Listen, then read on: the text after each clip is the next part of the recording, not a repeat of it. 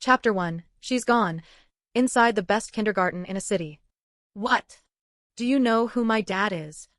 Ming Jiao Jiao suddenly lifted her head from the desk, her eyes instantly lighting up as she stared intently at the frail little girl in front of her. Gu Yusheng flinched, startled by her loud, resonant voice. Feeling slightly annoyed, she hurriedly turned her head to check if anyone was around. She had gone to great lengths to wait until Ming Jiao Jiao was alone. If anyone discovered she was saying these things, it would be over. Say something. The child opposite her had a pair of round, exquisitely beautiful eyes, and her small, crimson lips were incredibly delicate. She carried an air of naive, pampered innocence. He is waiting for you across from the school.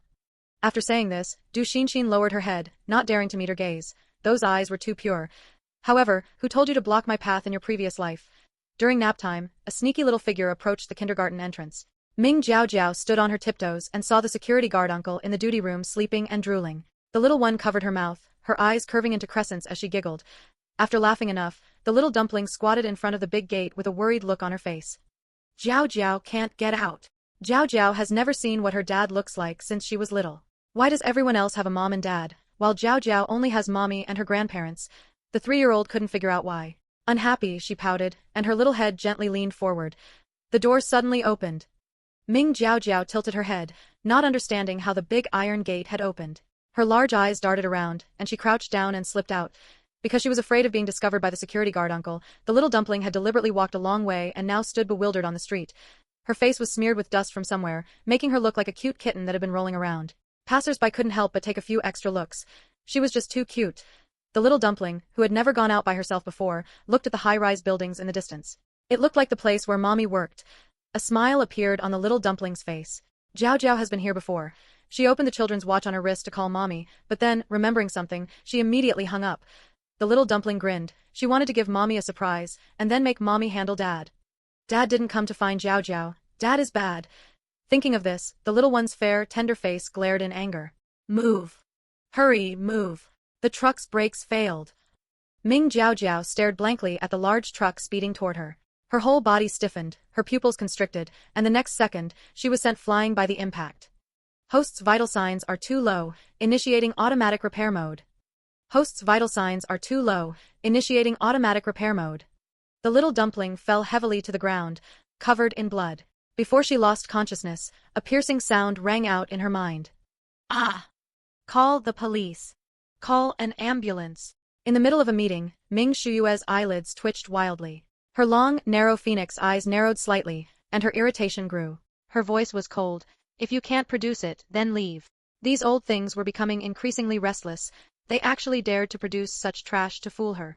Today is your last chance. Everyone in the conference room watched the woman's retreating back, and it wasn't until a minute had passed that people gradually began to speak. President Ming is too strict. Shut up. They still wanted to keep their jobs. This was Ming Corporation, the largest company in a city. Countless people would break their heads just to get in. Not to mention that Ming Corporation had long since been handed over to Ming Shuyue. The company had been visibly improving over the past few years, and it was all her credit. Ming Shuyue felt restless. Upon returning to her office, she called Secretary Wang. Did anyone call earlier? Secretary Wang was responsible for answering calls, and upon hearing this, he was stunned. The young lady called just now, but she hung up before I could answer. As the chief secretary, Secretary Wang immediately realized that the boss definitely wasn't asking about work calls, so it must have been her private number, which only a very few people knew. Sure enough, he heard the boss say the words, "Give me the phone." Hearing that it was a call from her precious daughter, Ming Shuyue's entire demeanor softened.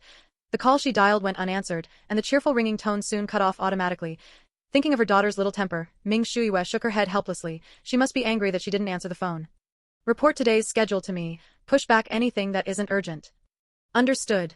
President Ming. Ming Shuyue put down her phone and turned back into that cold, arrogant President Ming. She had to go home early today to coax the little princess. Principal, it's bad. Ming Jiao Jiao is gone. Principal Huang's hand holding the teacup trembled. Who did you say is gone? Ming Jiao Jiao. It's that Ming Jiao Jiao, the apple of everyone's eye, Ming Jiao Jiao. With a clatter, the cup in his hand smashed onto the table. He was splashed all over but didn't have time to wipe it off. He hurriedly stood up. What's going on? Where is the teacher on duty? Go check the surveillance footage quickly. Forget it. I'll go myself. The apple of everyone's eye was a nickname the kindergarten teachers used privately for fun, and everyone knew it referred to Ming Jiao Jiao. Now, Principal Huang wished there were other Ming Jiao Jiaos in the kindergarten. This Ming Jiao Jiao was truly a pearl held in the palm of their hands. If she went missing, wouldn't that be the end of him? Principal Huang hurried to the surveillance room, staring at the staff as they checked the footage. His overly obese body broke into a sweat from the running. Found her. A familiar figure appeared at the entrance of Class 1. She carefully poked her head out to look left and then right. The sneaky actions, when performed by her, only seemed cute. After a short while, she disappeared around the corner. Fortunately, the kindergarten was equipped with surveillance cameras all around, and the small figure appeared for the last time in front of the main gate. Principal Huang's usually kind and chubby face couldn't help but turn black. The teacher on duty and the security guard on duty had actually both fallen asleep, and the kindergarten gate happened to be left open. All of this pointed to his own mismanagement. He took out his phone, flipped to Ming Shuyue's number, let out a deep breath, and resolutely dialed it. This time, the woman sitting in the high-rise building quickly answered the phone, not even noticing who was calling. President Ming, Miss Ming. Principal Huang spoke at a rapid pace to explain the situation clearly. The other side was dead silent, making him suspect the call had been cut off. Suddenly, rapid breathing came through the receiver, followed by a beep sound as the call was disconnected. Sigh, please don't let anything happen. Principal Huang was panicking. President Ming, there is a document here that needs signing. The office door was slammed shut with a huge noise. Secretary Wang tightened his grip on the file. What happened? He had been with the company for so many years and had never seen President Ming this angry before. Secretary Wang put down the file in his hand and followed. This was one of his duties as chief secretary. Inside the principal's office, Principal Huang put on a fawning smile. President Ming, this is all our fault. Ming Shuyue interrupted him with a calm expression. Bring me the surveillance footage. After confirming with her own eyes that the little dumpling had run out by herself, she made a phone call. It's me, Ming Shuyue. Help me find someone. As time slowly slipped away without a shred of news, Ming Shuyue's expression grew increasingly grim. The teachers responsible for Class 1 didn't even dare to lift their heads, let alone speak. Yueying Kindergarten was known as a kindergarten for the elite. Those without any real influence couldn't get in. Everyone knew that after this incident, it was unlikely any other kindergarten would dare to hire them. Finally, the oppressive atmosphere was broken by the ringing of a mobile phone. Ming Shuyue's voice was hoarse. Found her.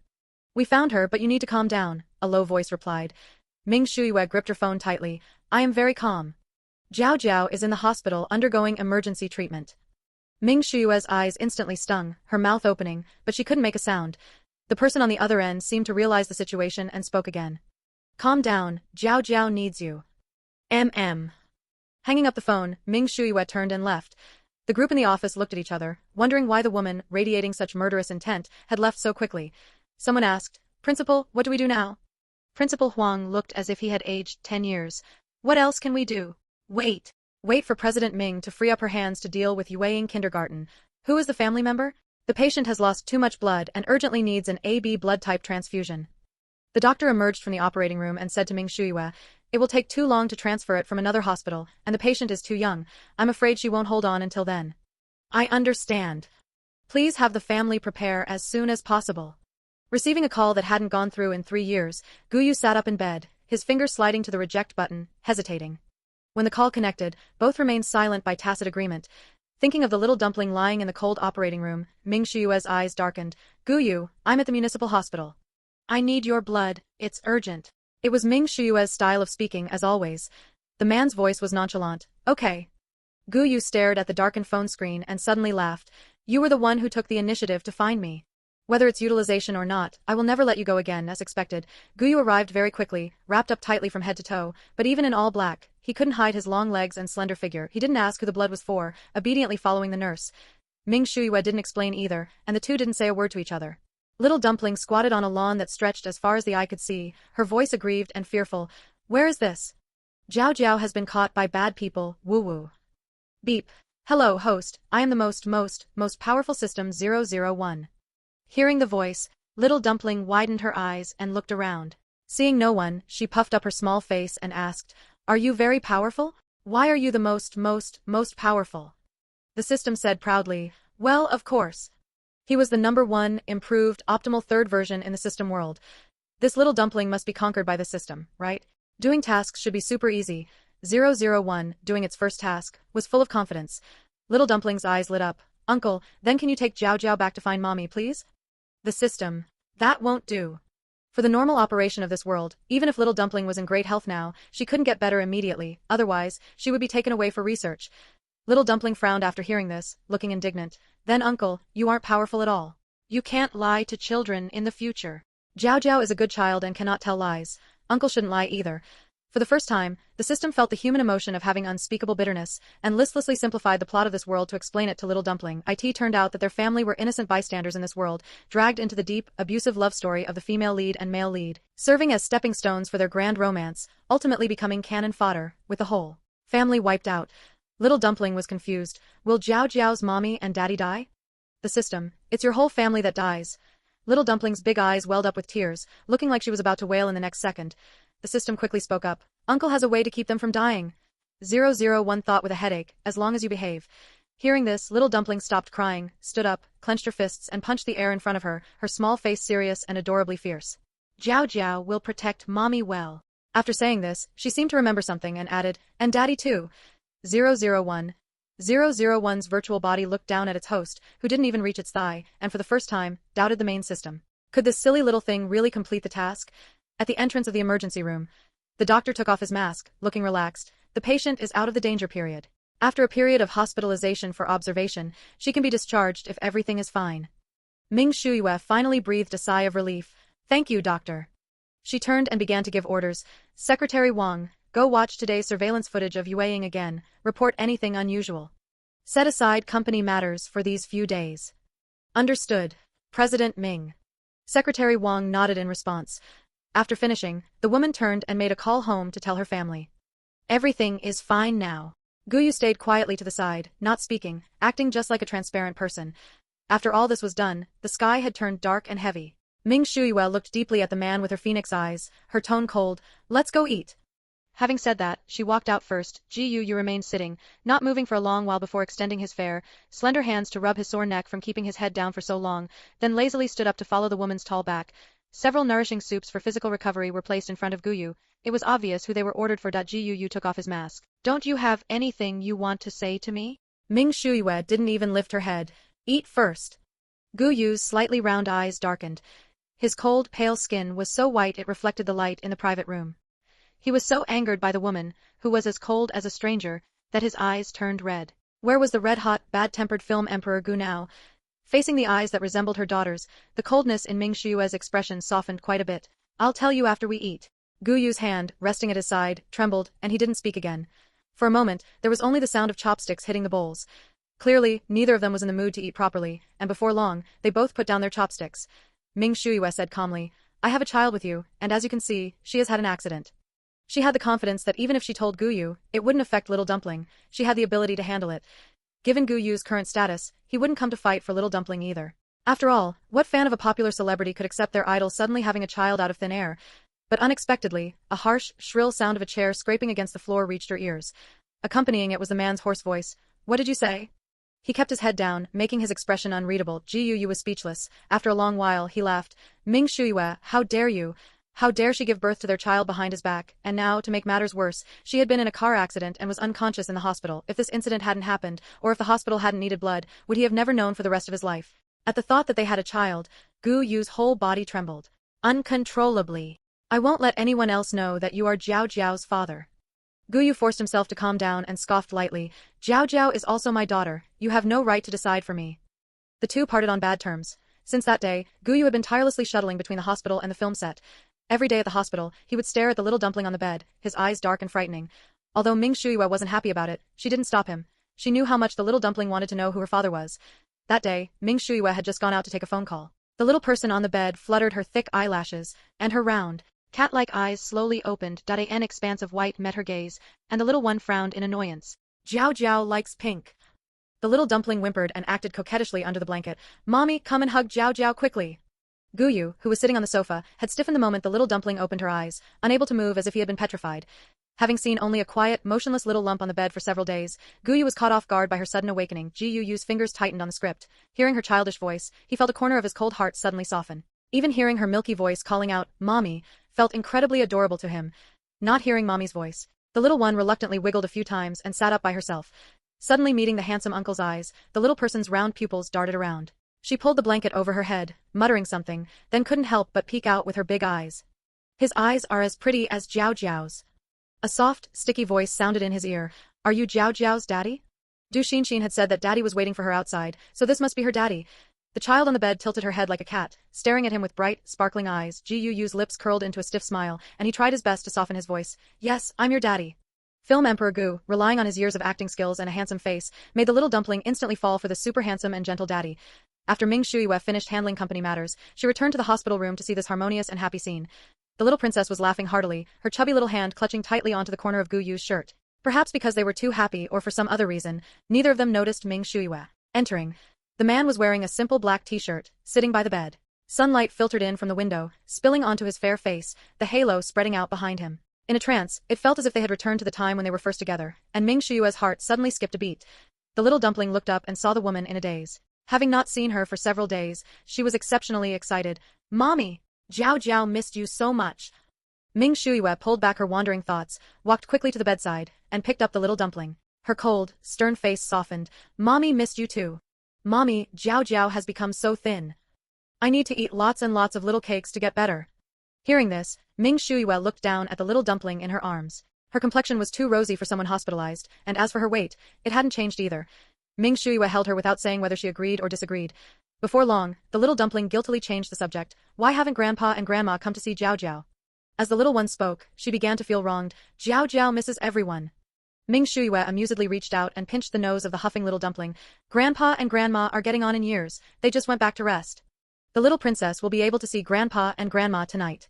Sure enough, upon hearing this, the little bun with the scrunched-up face broke into a smile, her eyes clear and innocent. She chuckled happily like a little fool and patted her tummy. Jiao Jiao's tummy is rumbling. The smile on Gu Yu's face hadn't faded since the little dumpling woke up. So, the daughter he had with Ming Shuiwe was this cute. Thinking of the 3 years he missed of the cute little dumpling growing up, Gu Yu got angry. Gritting his teeth, he thought bitterly that he must make this detestable woman give him all the photos of their daughter from when she was little. Otherwise, he and the Gu family would not let Ming Shuiwe off the hook. Jiao Jiao, when your daddy is filming tonight, a prop will fall on his leg, and he will become a cripple. So you must help him avoid this danger. This was also one of the reasons Gu Yu later retired from the entertainment industry. The little dumpling's eating slowed down, her little face serious. Jiao Jiao understands. Jiao Jiao can't let daddy's leg hurt. The little dumpling was absent-minded and even left behind a lot of her favorite food. Ming Shuiwe and Gu Yu exchanged glances. Why isn't she eating anymore? I don't know. Gu Yu was infuriated. If he had been the one to raise the little dumpling, he would surely know why by now. Gu Yu decided to ask himself, Jiao Jiao, why aren't you eating? Do you not like it? Jiao Jiao. Jiao Jiao is full. The little one's eyes darted around. It was obvious at a glance that she wasn't telling the truth. Suddenly, the little dumpling's beautiful pupils rolled around, and she curled up, looking pained. Jiao Jiao's tummy hurts. It will only get better if daddy stays with Jiao Jiao. Anyone could see through this poor performance, let alone two sharp individuals like President Ming and Film Emperor Gu. Ming Shuiwe crossed her arms and didn't speak, looking at them with a helpless expression. Usually, when she didn't want her to go to work and wanted her to stay home and keep her company, she would only use this excuse. She didn't expect that it wouldn't take long before she used it on Gu. You looked at his precious daughter.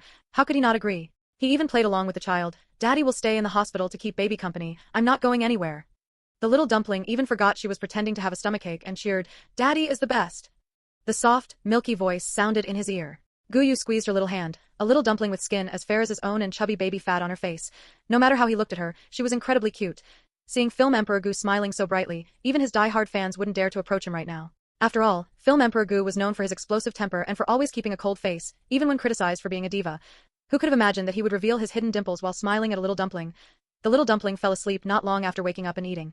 Ming Shuiwe sat on the sofa handling company affairs. It was so quiet that only the rustling sound of her pen on the documents could be heard. Don't you have scenes to film tonight? You should go.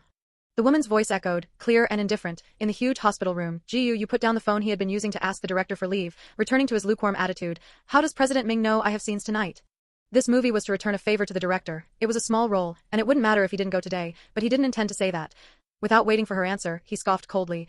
I'm not like you, President Ming, a busy person who can never remember what they've said. Just like how she promised him 3 years ago that they wouldn't separate. Ming Shuiwe. It was her mistake to ask that. Soon it was dinner time. Elder Ming and old Madam Ming received the news that their granddaughter had woken up and hurriedly had the auntie prepare a meal, wishing they could fly straight to the little dumpling's side.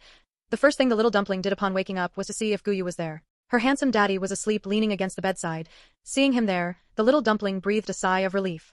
Daddy is obedient. Great job. Why aren't Grandpa and Grandma here yet?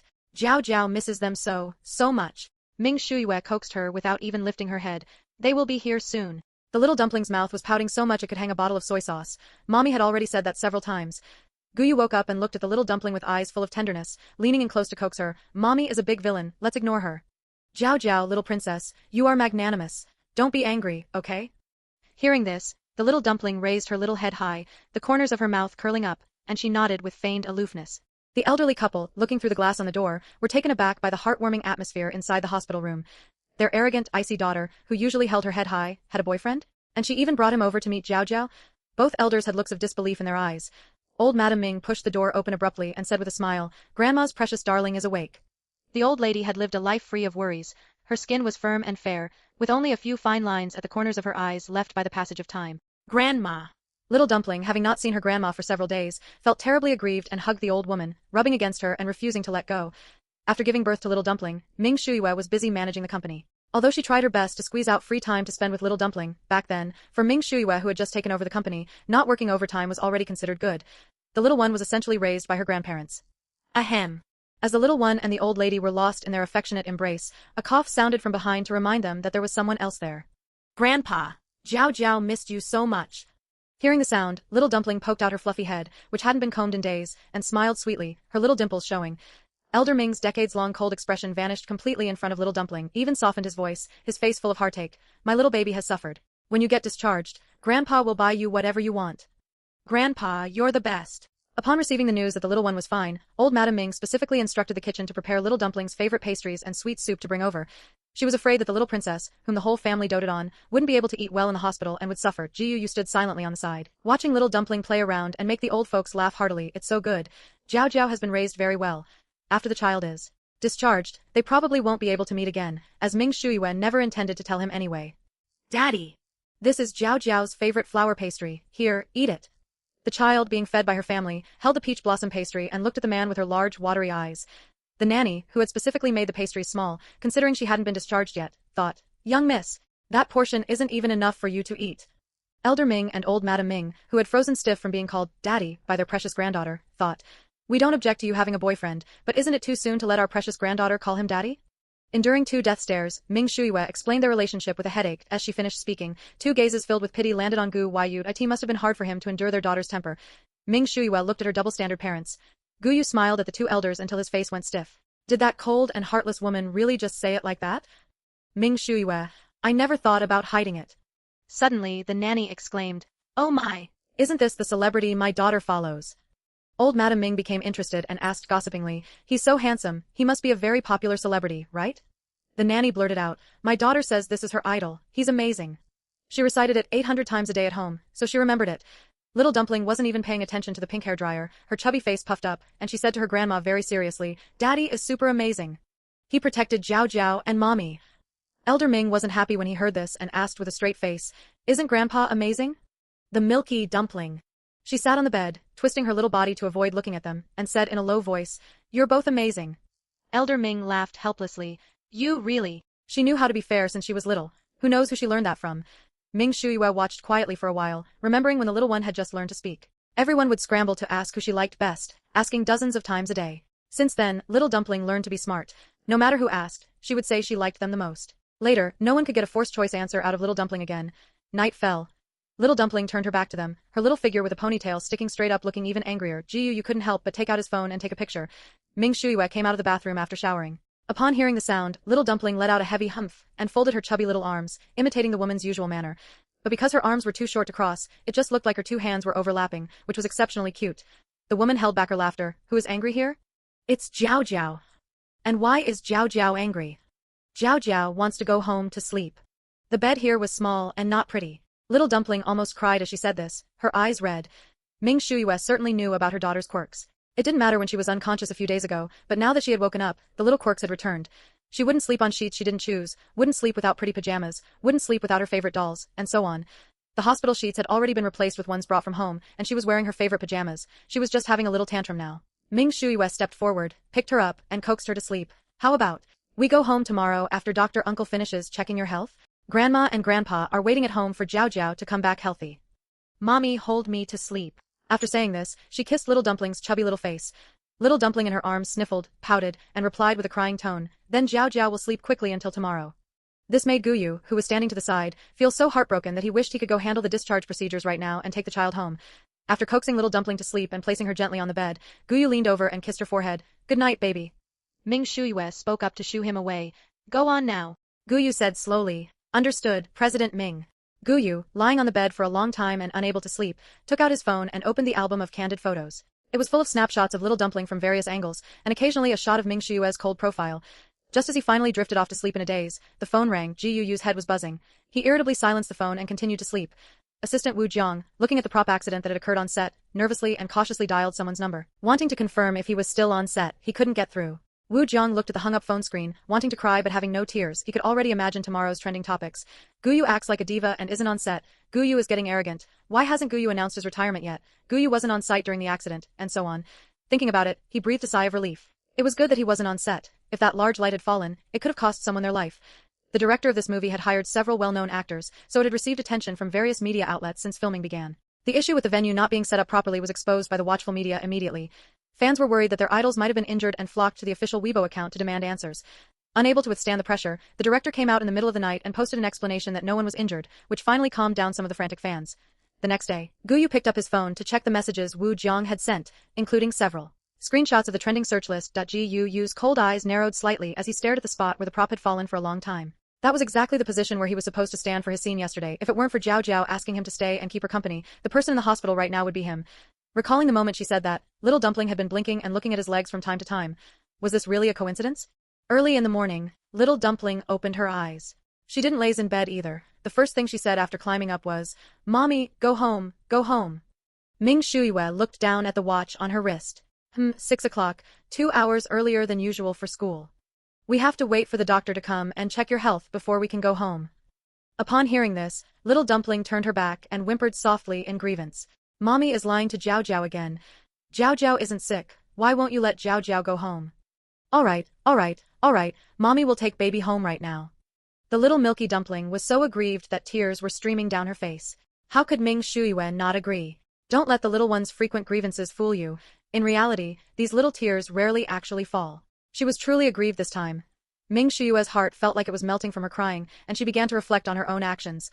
Consequently, when Gu Yu rushed to the hospital, the room was empty and deserted, as if the past few days had just been a dream for him. Gu Yu blinked, immediately realized what had happened, and was so angry he laughed. Fine. After spending these past few days together, he had thought that woman, Ming Shuyue, had changed for the better. He didn't expect her to leave without a word again. Very good. Little dumpling sat in the car, smiling with her eyes curved like crescent moons, her little feet swinging happily.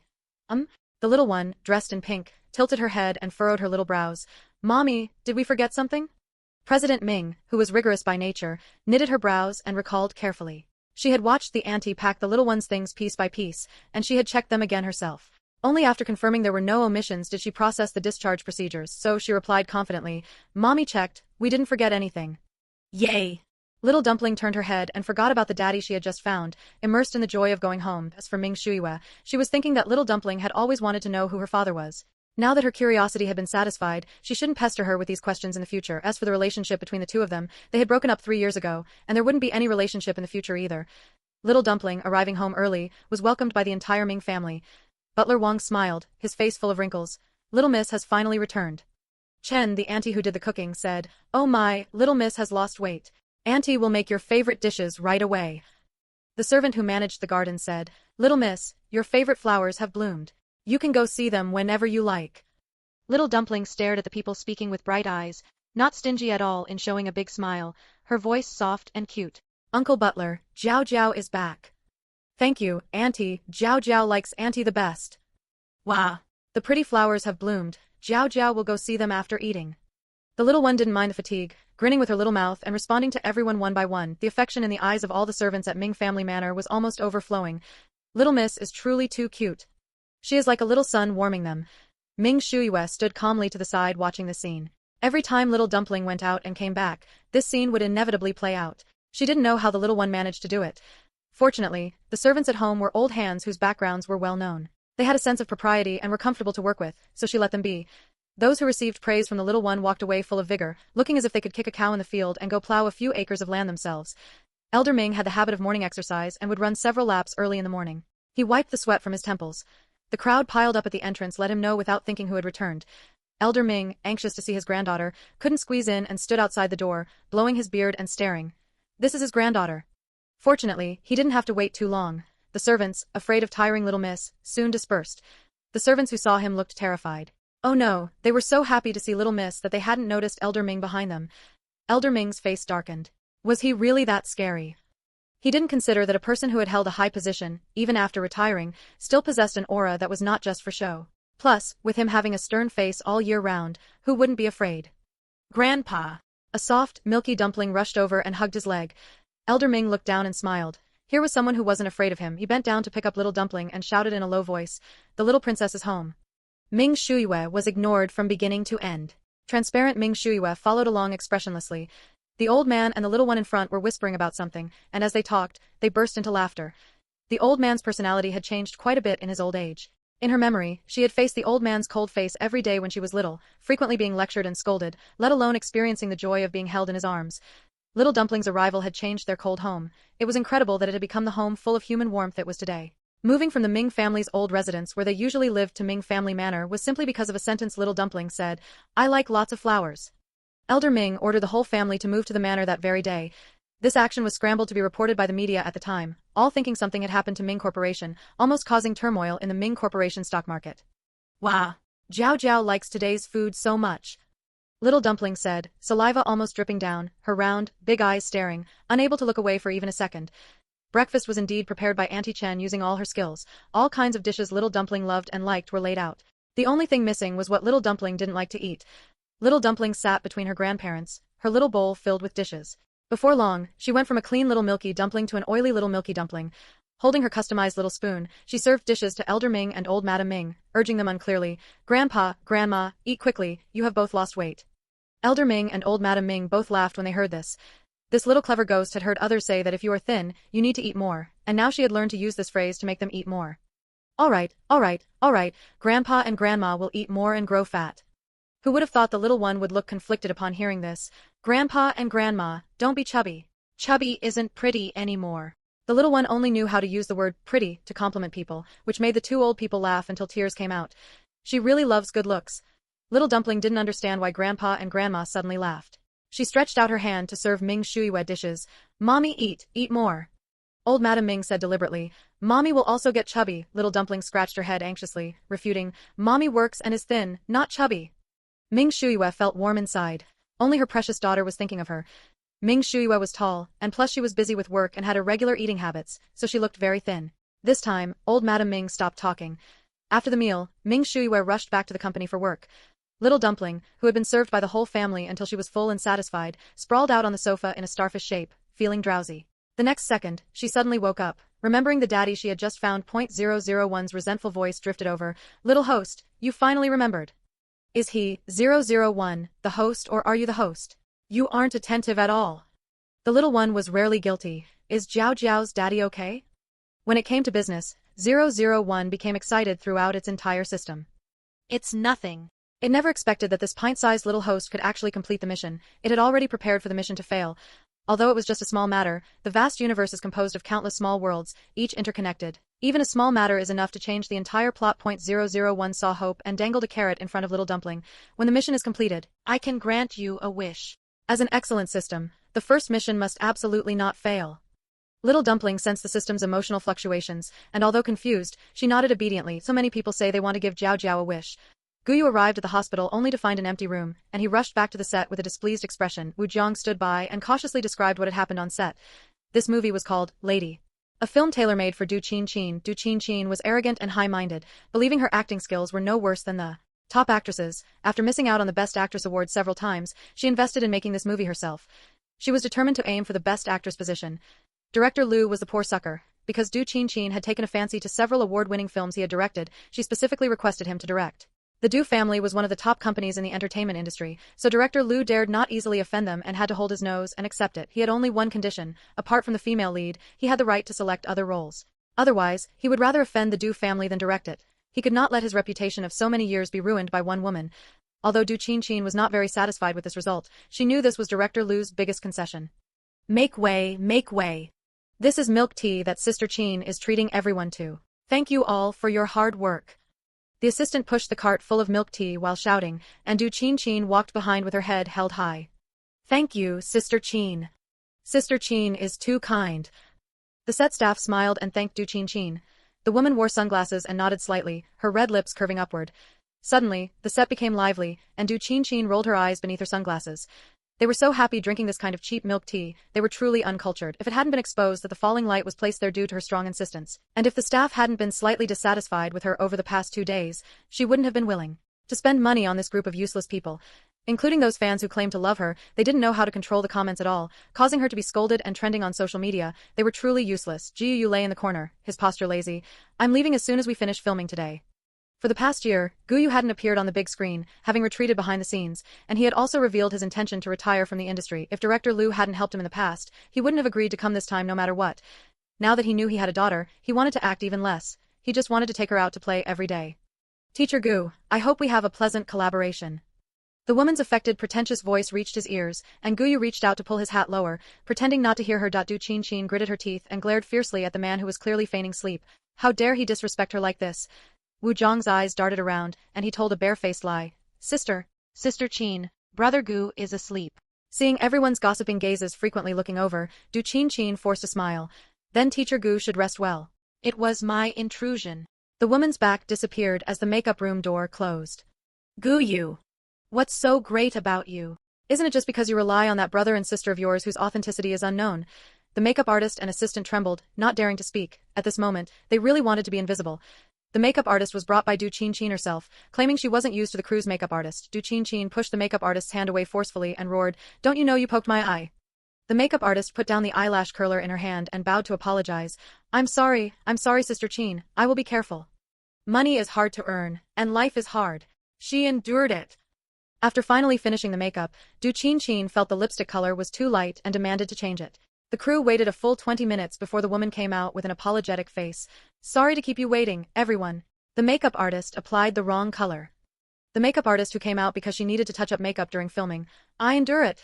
Director Liu had cigarette butts all over the floor under his feet. With an ugly expression, he picked up the megaphone. Start working, start working.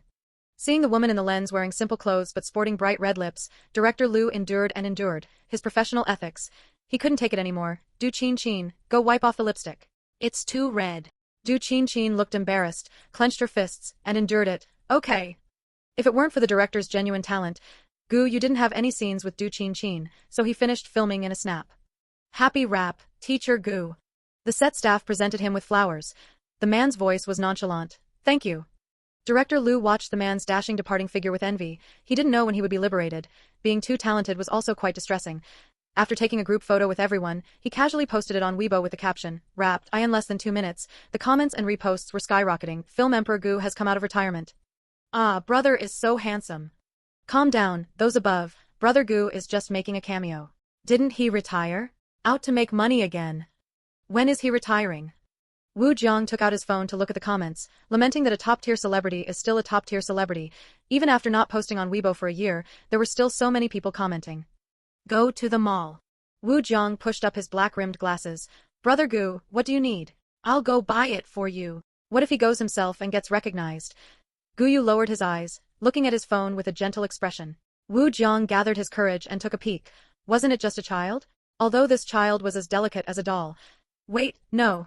Since when did Brother Gu like looking at children? He remembered that when filming previously required a 2- or 3-year-old child actor who kept crying, Brother Gu had looked completely impatient. Jiao, I'll go buy it myself. The assistant was clearly stunned by the little girl on the man's phone. She looked a bit familiar, as if he had seen her somewhere before. Jiao, in a rare good mood, turned the phone screen toward him. Cute, right? My daughter. Wu Jiang nodded blankly. Cute. Huh? Who is this? Did he hear that right? But looking at the man's face full of joy, it didn't seem faked. He swallowed hard. Brother Gu, when did you have a daughter? In these 3 years, even if he hadn't been by Brother Gu's side every second, he hadn't been away for long. Okay. So when on earth did he secretly give birth to her? Gu Yu raised his eyebrows. Born 3 years ago. 3 years ago. That would make sense. He happened to become Brother Gu's assistant 3 years ago, so, for these 3 years, the self-proclaimed ubiquitous #1 paparazzi hadn't taken a single photo? How deeply hidden must she be? Gu Yu put on his mask and hat and walked quickly toward the second-floor mall. The second floor had all kinds of toys. He picked up a pink doll, buy. Pink clothes, buy. Nice shoes, buy. After sweeping the second floor, he continued to the third floor, which sold jewelry, a pink bracelet, buy. A pink necklace, buy. Wu Jiang followed behind the man carrying the things, his face twisted in misery. Who said men are easy to shop with? This is complete nonsense. The sales clerk followed behind with a full smile. She loved such straightforward customers. The commission for this month is secured. Gu Yu looked at the pile of spoils with satisfaction, sprawled on the sofa, and made a call leisurely. Ming Shuyue, I want to see my daughter. I want to fulfill my duties as a father. The man spoke in such a high-sounding manner that Ming Shuyue couldn't help but twitch the corner of her mouth. Given film Emperor Gu's current status and position, I'm afraid it's not appropriate to have frequent contact with Jiao Jiao. She couldn't bear the thought of her daughter being exposed by unscrupulous media and having to hide from the paparazzi everywhere she went. Gu Yu perked up at these words, sat up, and accused, Ming Shuyue, you tell me yourself, did you intentionally keep Jiao Jiao from seeing me the day I was discharged? Don't think I don't know. In order to see his precious daughter, he had actively joined the production crew to finish the remaining scenes, and now she was telling him he couldn't see her? No way, Ming Shuyue. This man is as difficult as ever. How could she have thought that after 3 years of settling down, Gu Yu would become more steady? Besides, Jiao Jiao must miss me too. Ming Shuyue's hand, which was signing documents, paused. Jiao Jiao had indeed been very interested in Daddy recently. Even though the Ming family gave little dumpling 100% of their love, they were still worried that she would feel even a tiny bit uncomfortable due to the absence of the daddy role in her growth. Now, well, there had been a slight change, but it was not a big problem. Ming Shuyue pondered slightly. I will go back and ask for Jiao Jiao's opinion.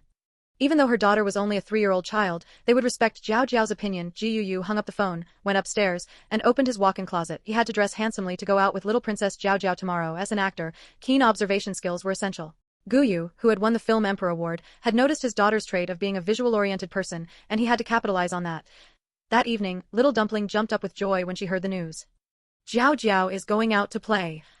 These past few days, not only was the family watching her strictly, but even for gatherings with friends, Elder Ming and Old Madam Ming no longer took her out, fearing that another accident might happen, but the little one was someone who couldn't stay idle. But Jiao Jiao has to go to school. There are so many people in kindergarten to play with Jiao Jiao, and Du Xinxin, Jiao Jiao wants to go thank her. She's the one who helped Jiao Jiao find Daddy. Children are forgetful, and coupled with the pain and shock of being hit by the large truck, it had faded significantly thanks to the system's protection. School? Ming Shuyue put down her chopsticks, her eyes darkening. She had been so busy these past few days that she almost forgot about the Yueying kindergarten matter. Ming Shuyue looked at the smile on little Dumpling's face, her brows twitching slightly. Does Jiao Jiao really like kindergarten? If her daughter really liked it, it wouldn't be impossible to let him off the hook. I like it. Everyone plays with Jiao Jiao together. In the manner, even though everyone liked her very much, it was impossible for them to put down their work just to play with her. The child had played at home for a few days and was bored, which is why she was anxious to go out and play. The child looked at her with big, watery eyes, and Ming Shuyue pulled the corners of her lips slightly. All right, in 2 days, Mommy will take you to Yueying kindergarten. Mommy is the best. Little Dumpling ran over quickly to hug the beautiful Mommy and nuzzle against her. Secretary Wang, contact the principal and have him come to talk to me in person. Yueying kindergarten was, after all, invested in by Ming Group. Since little Dumpling liked it, what harm was there in giving him another chance? The woman sat in her chair and sneered. If he didn't grasp it, Ming Group could raise up the first Yueying kindergarten, and they could just as easily raise up a second one. Principal Huang, upon receiving Secretary Wang's call, stood up excitedly. There's hope. There's hope. The previously dim-eyed, bearded Principal Huang rushed to the restroom to quickly tidy up his image. He was in such a rush that he even buttoned his shirt wrong. His family just had a little money and opened a kindergarten. He never expected Ming Group to take an interest and invest heavily to transform it into a famous aristocratic kindergarten in City A. Although the conditions in all aspects had improved, the staff were still the same old employees. They hadn't left even when he couldn't afford high wages in the past. Now that things were better, he tried every possible way to keep them, but he didn't expect to have caused such a huge mess for himself. Principal Huang stood under the Ming Group building and looked up. The towering skyscrapers before him that reached straight into the sky all belonged to Ming Group. He wiped the non-existent sweat from his forehead and called Secretary Wang. You couldn't go up in the Ming Group building without an appointment. Secretary Wang came down to receive him, a standard smile on her face. Principal Huang, please wait a moment. President Ming is in a meeting. How could Principal Huang dare to disagree? He nodded and smiled in agreement repeatedly. It wasn't until an hour later that Secretary Wang came to invite him up. The spacious and bright office contained a large desk, and the woman was leaning back in her chair with her eyes closed, resting. Principal Huang didn't dare to look too much. He lowered his head, staring at the gray floor tiles. Not daring to speak, he didn't know how long it had been before he heard a faint voice ring out. I don't need to say much more, right? Principal Huang. Principal Huang felt the pressure double. I know, President Ming. Thank you, President Ming, for giving Yueying kindergarten a chance. Ming Shuyue's expression was indifferent. Write a report after the rectification and give it to Secretary Wang. It wasn't until he stepped out of the Ming Group gate that Principal Huang realized his back was drenched in sweat. Jiao Jiao wants to wear this outfit. Wear this necklace and bracelet. Early in the morning, the chirping voice of little Dumpling could be heard inside Ming family manor and the huge walk-in closet. A servant was holding 2 outfits for little Dumpling to choose from. Ming Shuyue walked in right on time. She was not surprised that little Dumpling could dawdle in the walk-in closet for so long, but she frowned slightly when she saw the short skirt on little Dumpling. She disapproved and said, "It's too cold to wear this in the morning." Little Dumpling didn't even turn her head, nodding with satisfaction in front of the huge mirror. "It looks good." Ming Shuyue crouched down and coaxed, "Does Jiao Jiao want to get sick? If you do, Grandpa and Grandma and Mommy will all be very worried about Jiao Jiao, and we won't even be able to eat." Little Dumpling was stunned by what she heard, and then she took off the little skirt with a heartbroken expression. The next second, she looked determined. "Everyone must eat well. Only by eating well will you not get sick and grow tall." After changing her clothes, little Dumpling clearly didn't have her mind on breakfast. She would take a bite and then look at the door. But she just held back from calling or asking, looking on with eager eyes. The phone by Ming Shuyue's side was quiet. Just as she couldn't help but reach for it, the sound of a car parking rang out outside the manor. Behind Gu Yu, servants were carrying a large pile of things in bags. The man hadn't seen little Dumpling for several days, so he walked over with slightly quickened steps. "Did Jiao Jiao miss Daddy?" "Yes." Seeing him, the little one could no longer remember to eat obediently. Ming Shuyue's phoenix eyes swept over the porridge that was more than half left in front of her. Gu Yu also saw the breakfast in little Dumpling's bowl and said in a low voice, "Jiao Jiao hasn't finished breakfast yet? Daddy will wait for Jiao Jiao to finish before we leave, okay?" Little Dumpling nodded. Her attention returned to the food on the table, and she picked up her small spoon and started eating vigorously. Jiao Jiao must eat her food seriously, otherwise the auntie will cry. "Mommy, I'm leaving." "I'm really leaving." Ming Shuyue looked at the newspaper in her hands nonchalantly, as if she hadn't heard the 2 sentences little Dumpling had said in succession. Little Dumpling immediately pouted in anger, feeling both aggrieved and disappointed. Gu Yu, who had been standing to the side, couldn't bear to watch any longer. He stepped forward and picked up the pitiful-looking little Dumpling. "How about Daddy takes you shopping?" Little Dumpling neither nodded nor shook her head. She just quietly buried her head in Gu Yu's arms. Gu Yu looked at the woman disapprovingly. "The baby is crying. It's all your fault." Ming Shuyue put down the newspaper in her hands, her tone cold and clear. "What did the doctor say when you had a stomachache?" When the little one was younger, she wouldn't eat properly and would have stomach trouble every other day. She was also extremely picky. To break little Dumpling of this habit, the whole family didn't know how much effort they had spent. As she said this, the woman cast an angry, blaming look at the man.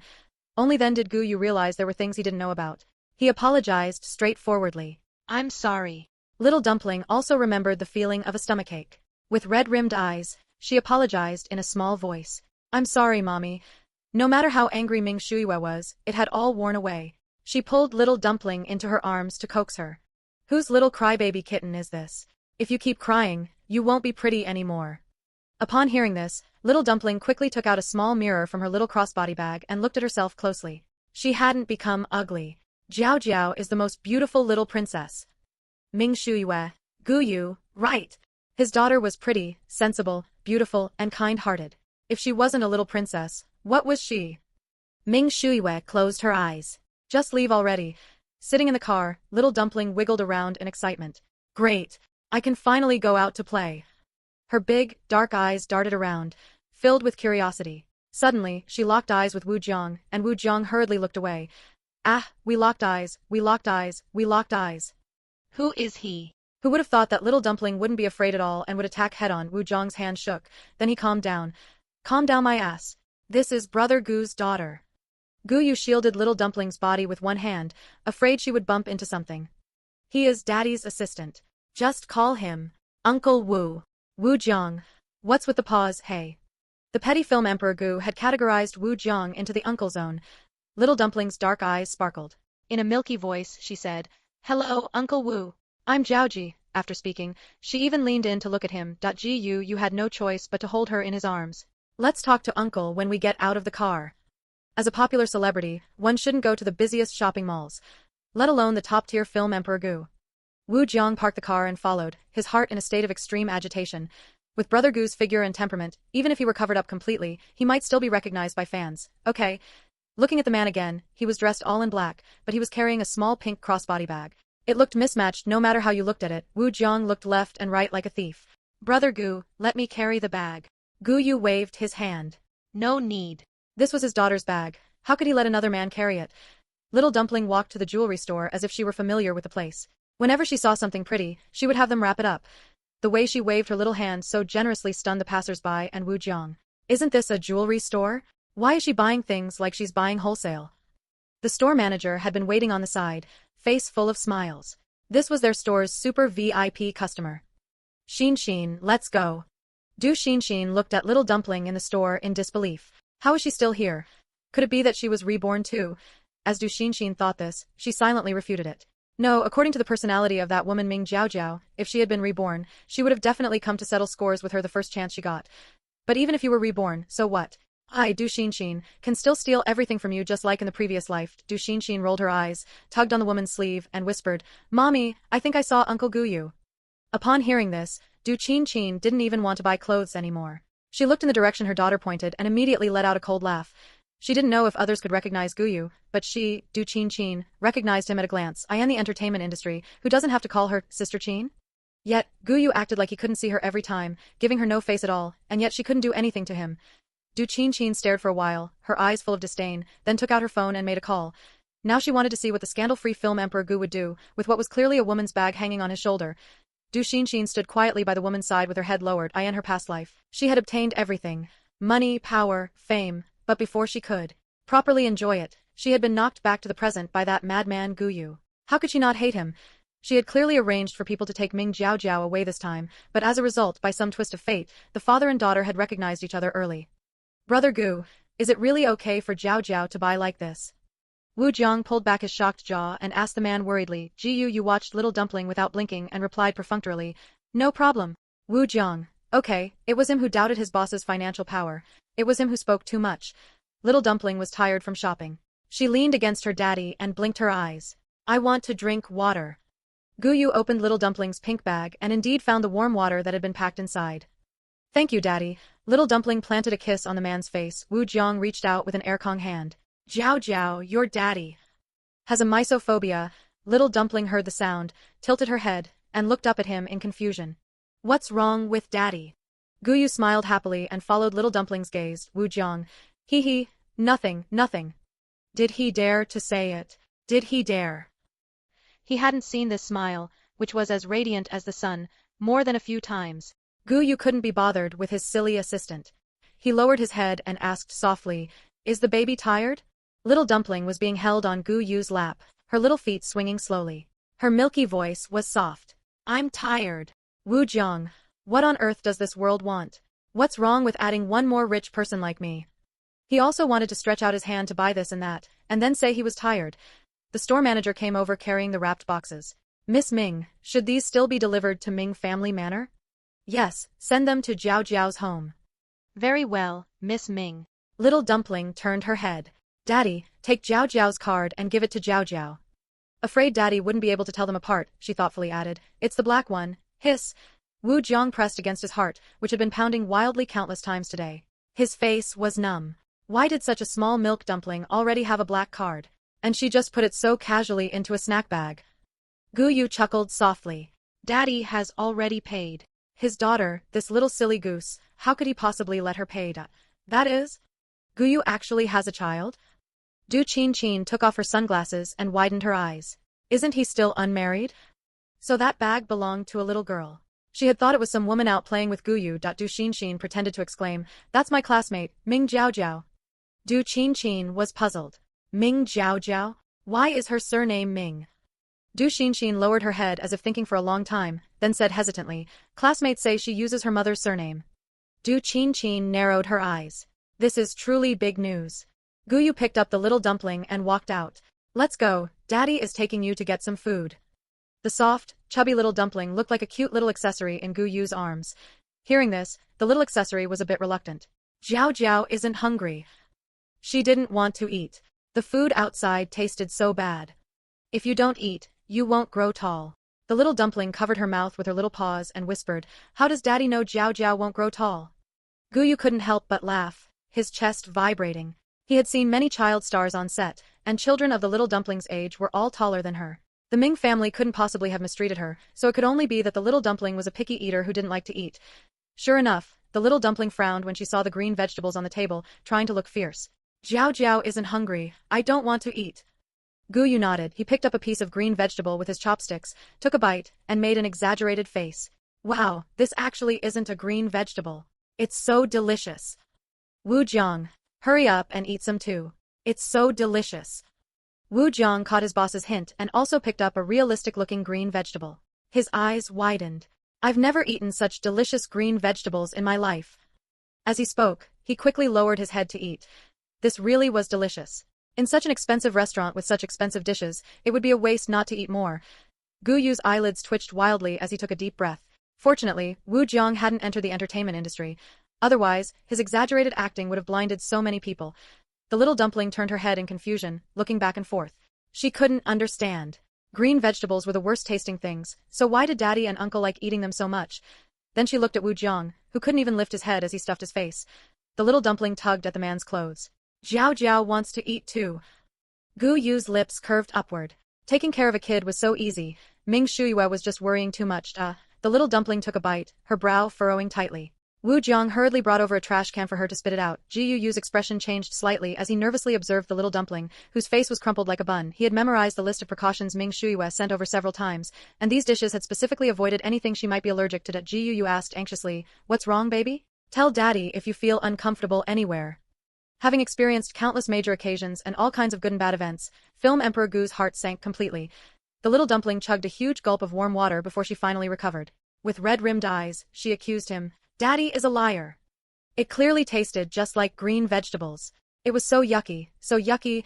Gu Yu knew the little dumpling had a sensitive sense of taste, but he hadn't expected it to be to this extent. He apologized with a face full of regret. I'm sorry, baby. Daddy was wrong. The little dumpling was still huffing angrily, unwilling to forgive him. Spoiled since childhood, when had the little princess ever encountered such a situation? At home, any dish she disliked would never have a second chance to appear on the dining table. The tiny figure turned her back and ignored him. Gu Yu felt guilty, yet he also thought her adorable sulky back view was simply too cute. Gu Yu coaxed her for a long time before the little dumpling finally turned around, puffing out her cheeks. You can't do this anymore. This act of pretending to be a little adult completely melted both of their hearts, and they nodded in agreement repeatedly. Fearing she would go hungry, Gu Yu used all his sweet talk to coax the little one into eating some of her favorite foods, not daring to mention anything else. Wu Jiang shifted his stiff body. Was this really Brother Gu? He wasn't some daughter-obsessed slave possessed by another soul, was he? Where was the Film Emperor Gu, who was usually so arrogant that he looked down on everyone, walked away whenever he was in a bad mood, and wore a sour face all day long? After eating, Gu Yu took the little dumpling to play the claw machine, and the little girl was clearly overjoyed.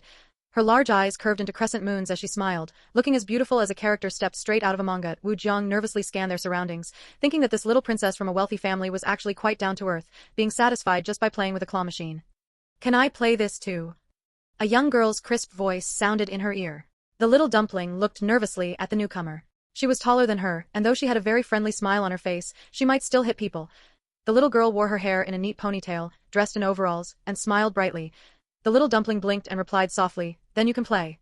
As she spoke, she shuffled over to make room. With a few deft movements, the doll that the little dumpling had been trying to catch for so long was easily grabbed by the girl. Wu Jiang immediately looked anxious. The little princess wasn't about to cry, was she? Brother Gu, come back quickly, I can't handle this on my own.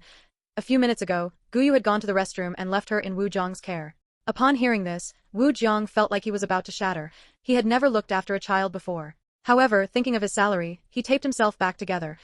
The little dumpling didn't cry. She just blinked blankly, stunned. The little girl handed her the doll she had caught. This is for you. Why? The little dumpling snapped out of it, asking with a stern little face. Mommy said that bad people would give children free things, then trick them and sell them away, so they would never see their mommy and daddy again. The little girl, who was Yiqing Sui, burst into laughter. Because you're too cute. Hearing this, the little dumpling smugly lifted her chin. Mommy said she was the prettiest child. Seeing her like this, Yiqing Sui liked her even more. She had been quietly watching the little dumpling play the claw machine for a long time. Even when she couldn't catch anything, she didn't get angry, and her serious little face was just as beautiful as a doll. She couldn't help but draw closer. Once praised, all of the little dumpling's nervousness and fear vanished. She generously accepted the pink, soft doll. Thank you. Finally, she added smugly, you really have good taste. Gu Yu arrived just in time to hear this. Did she inherit this smug little attitude from Ming Shuyue? Did she actually have this side to her?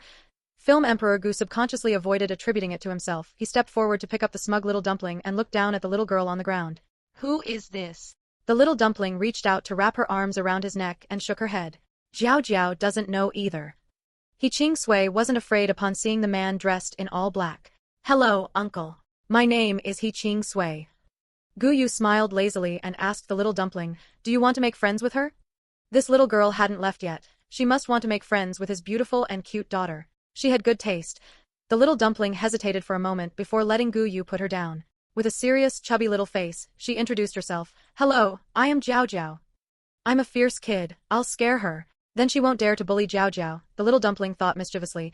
The little dumpling would never have guessed that the expression she thought was fierce looked as soft as a kitten to others. Qing Sui happily took the little dumpling's hand, which felt so soft.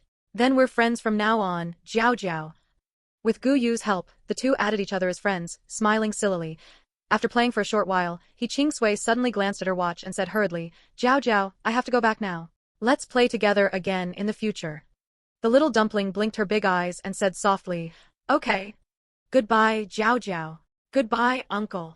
Gu Yu brought the little dumpling, who had fallen asleep from playing too much, back to the Ming family. In the dead of night, a famous paparazzi agency in the entertainment industry quietly posted a Weibo, which quickly trended. Shocking. Top male star film Emperor Gu has a child out of wedlock. The simple headline was reposted by major marketing accounts in no time. After all, it was news broken by paparazzi known for their authenticity, so it was reliable. Agent Li Feng hurriedly made the call, not even caring about Gu Yu's usual explosive temper. Fortunately, the man picked up after a short moment. For once, Gu Yu didn't lose his temper today. Having just woken up, his voice was low and hoarse. What is it? Agent Li Feng had prepared himself to be blocked, but he didn't expect that. Besides a hint of annoyance at being woken up, the man's voice was actually reasonable. Hearing the voice of this ancestor, Agent Li Feng quickly explained the situation clearly. He had originally planned to have the company issue a statement directly. How could he not know whether Gu Yu had a daughter? He thought to himself that these paparazzi were truly crazy. Unable to dig up any other dirt, they had started spreading rumors. However, he suddenly received a call from Wu Jiang, who was vague and wouldn't explain clearly, insisting that he ask Gu Yu himself. Wu Jiang had also been woken up by phone calls. Thinking of the company's usual practices, he hurriedly called Agent Li Feng. Their film emperor Gu really did have a daughter. It was just that he didn't dare to tell him, and he wasn't sure if brother Gu intended to expose the little princess to the camera, which led to this call. After listening, Gu Yu was fully awake now. His calm voice sounded, I do have a daughter. Don't worry about them. After saying this, he decisively hung up the phone, leaving Agent Li Feng alone in the wind, feeling completely bewildered. Agent Li Feng forced himself to calm down. He had been managing Gu Yu since his debut. The only relationship he ever had was a few years ago. He remembered that the girl was... he couldn't think about it anymore. With lingering fear, Agent Li Feng called the PR department. This matter was no longer something they could handle. The next day, this matter had become a hot topic across the entire internet. Looking at the various comments under his Weibo post, Gu Yu leaned against the headboard nonchalantly and posted a new Weibo update. It was a photo of Little Dumpling's back. Little Dumpling had long hair reaching her waist, wearing a little pink dress. She looked like a little person from a painting. He captioned it, My daughter. These three simple words caused Weibo to crash for several hours, leaving netizens staring at that post in a daze, and then staring at the crashed page in a daze. What is it? Ming Shuiwei was a bit puzzled. This man treated her like a bad woman. Unless it was something related to their daughter, he would never take the initiative to contact her. The man's voice was a bit dejected and also a bit aggrieved. I was photographed while out playing yesterday. Hearing his voice, Ming Shuiwei's heart trembled. Thinking of how her own daughter would apologize in the same way, she couldn't help but laugh out loud, and the indescribable atmosphere was instantly broken. Hearing the laughter, Gu Yu's ears turned red, and he snapped in embarrassment and anger, Ming Shuiwei. How could she laugh at him? Ming Shuiwei gave a light cough and said softly, I knew this day would come sooner or later. She had thought about it back at the hospital that day. Gu Yu was a film emperor after all, and Little Dumpling seemed to like him very much. As they continued to interact, it was inevitable that they would be photographed one day, but she hadn't expected it to come so soon. Gu Yu was stunned. He had thought that given Ming Shuiwei's personality, she would forcefully take their daughter to a place he couldn't find, letting Little Dumpling grow up happily. She seemed to have changed. She had changed into someone who made his heart beat even faster. Ming Shuiwei put down her phone. She had indeed thought about sending her daughter to another place to grow up safely, but she couldn't bear to have Little Dumpling grow up away from her side. None of them could bear it. Little lazy pig, time to wake up. Little Dumpling, who had been clamoring to go to kindergarten just 2 days ago, was now lazing in bed, humming and hawing and refusing to get up. The maid had no choice but to call Ming Shuiwei over. Little Dumpling was sleeping with her little face all pink and tender. Even Ming Shuiwei, a calm and self-controlled great beauty, couldn't help but kiss Little Dumpling on the cheek. Disturbed, Little Dumpling was unhappy. Her soft, milky voice said with dissatisfaction, Mommy, I'm sleepy. Then let's not go to kindergarten. Let's just sleep at home. As Ming Shuiwei said this, she deliberately took 2 steps forward, pretending to walk out of the room. How could Little Dumpling outplay President Ming?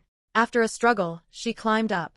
Even before her eyes were fully open, she reached out to her mommy for a hug. I want to go to school.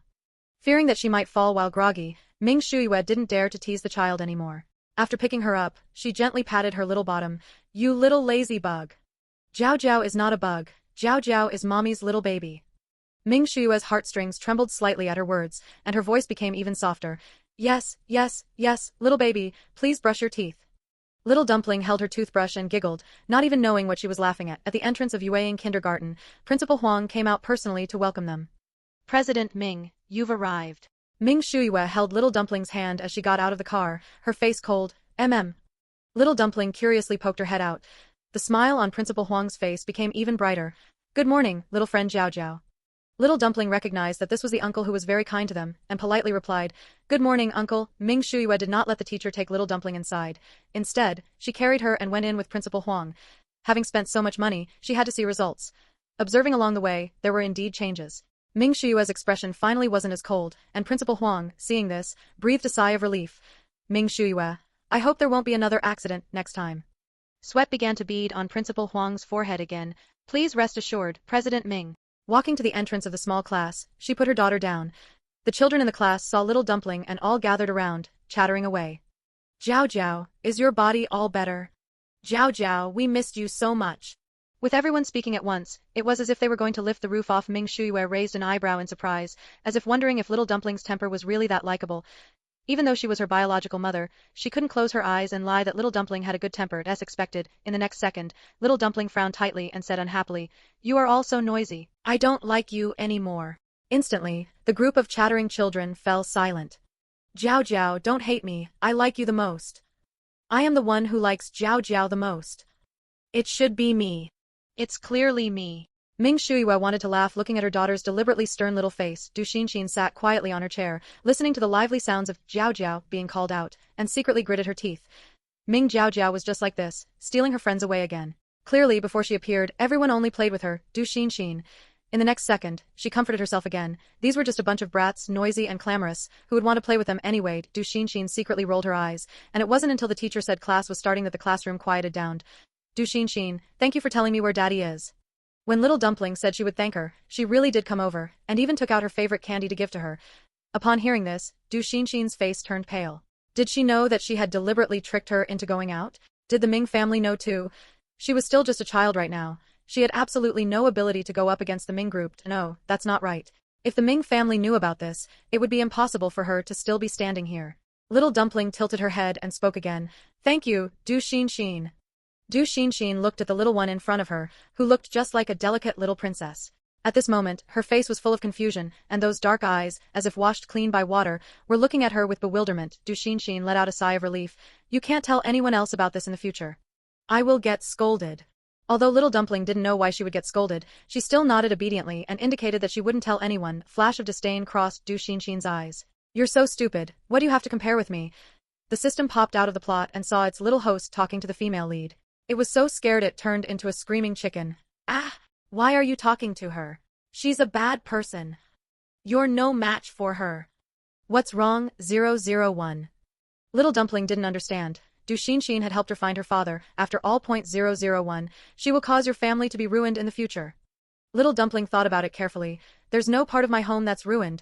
001, just let it be destroyed. In any case, just remember that she is a bad person. Just don't play with her, and you'll be fine. Jiao Jiao. You've finally come to school. Little Dumpling looked up and saw a chubby little boy running over, panting for breath. He Ruishuan, you're late to school again. Hee, I woke up late. The chubby little boy, He Ruishuan, rubbed his head sheepishly. If little teacher Wang hadn't told him that Jiao Jiao was coming, he wouldn't have come to school at all. How boring. In the afternoon, the children were playing with building blocks. Little Dumpling carefully placed the final block on top. Wow!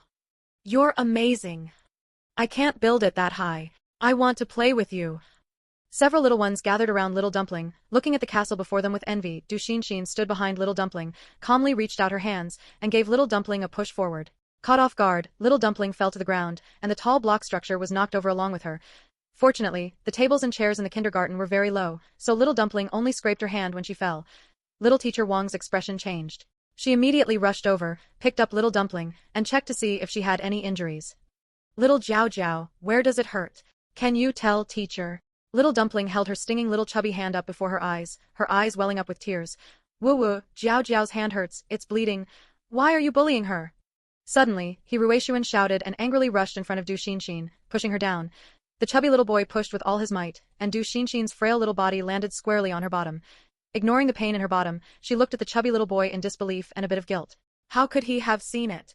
He was clearly talking to Ming Jiao Jiao at that time. Du Xinxin lowered her head, then suddenly looked at little teacher Wang with a grievance-filled face. I didn't push anyone. Sure enough, when little teacher Wang saw her red-rimmed eyes, the sliver of doubt in her heart vanished. She scolded in a cold voice. Gu Yusheng. Du Xinxin was usually obedient and well-behaved, actively participating in every activity. All the teachers in the class liked her. She wouldn't do such a thing. Little teacher Wang helped Du Xinxin up, then turned around and spoke sternly to the chubby little boy.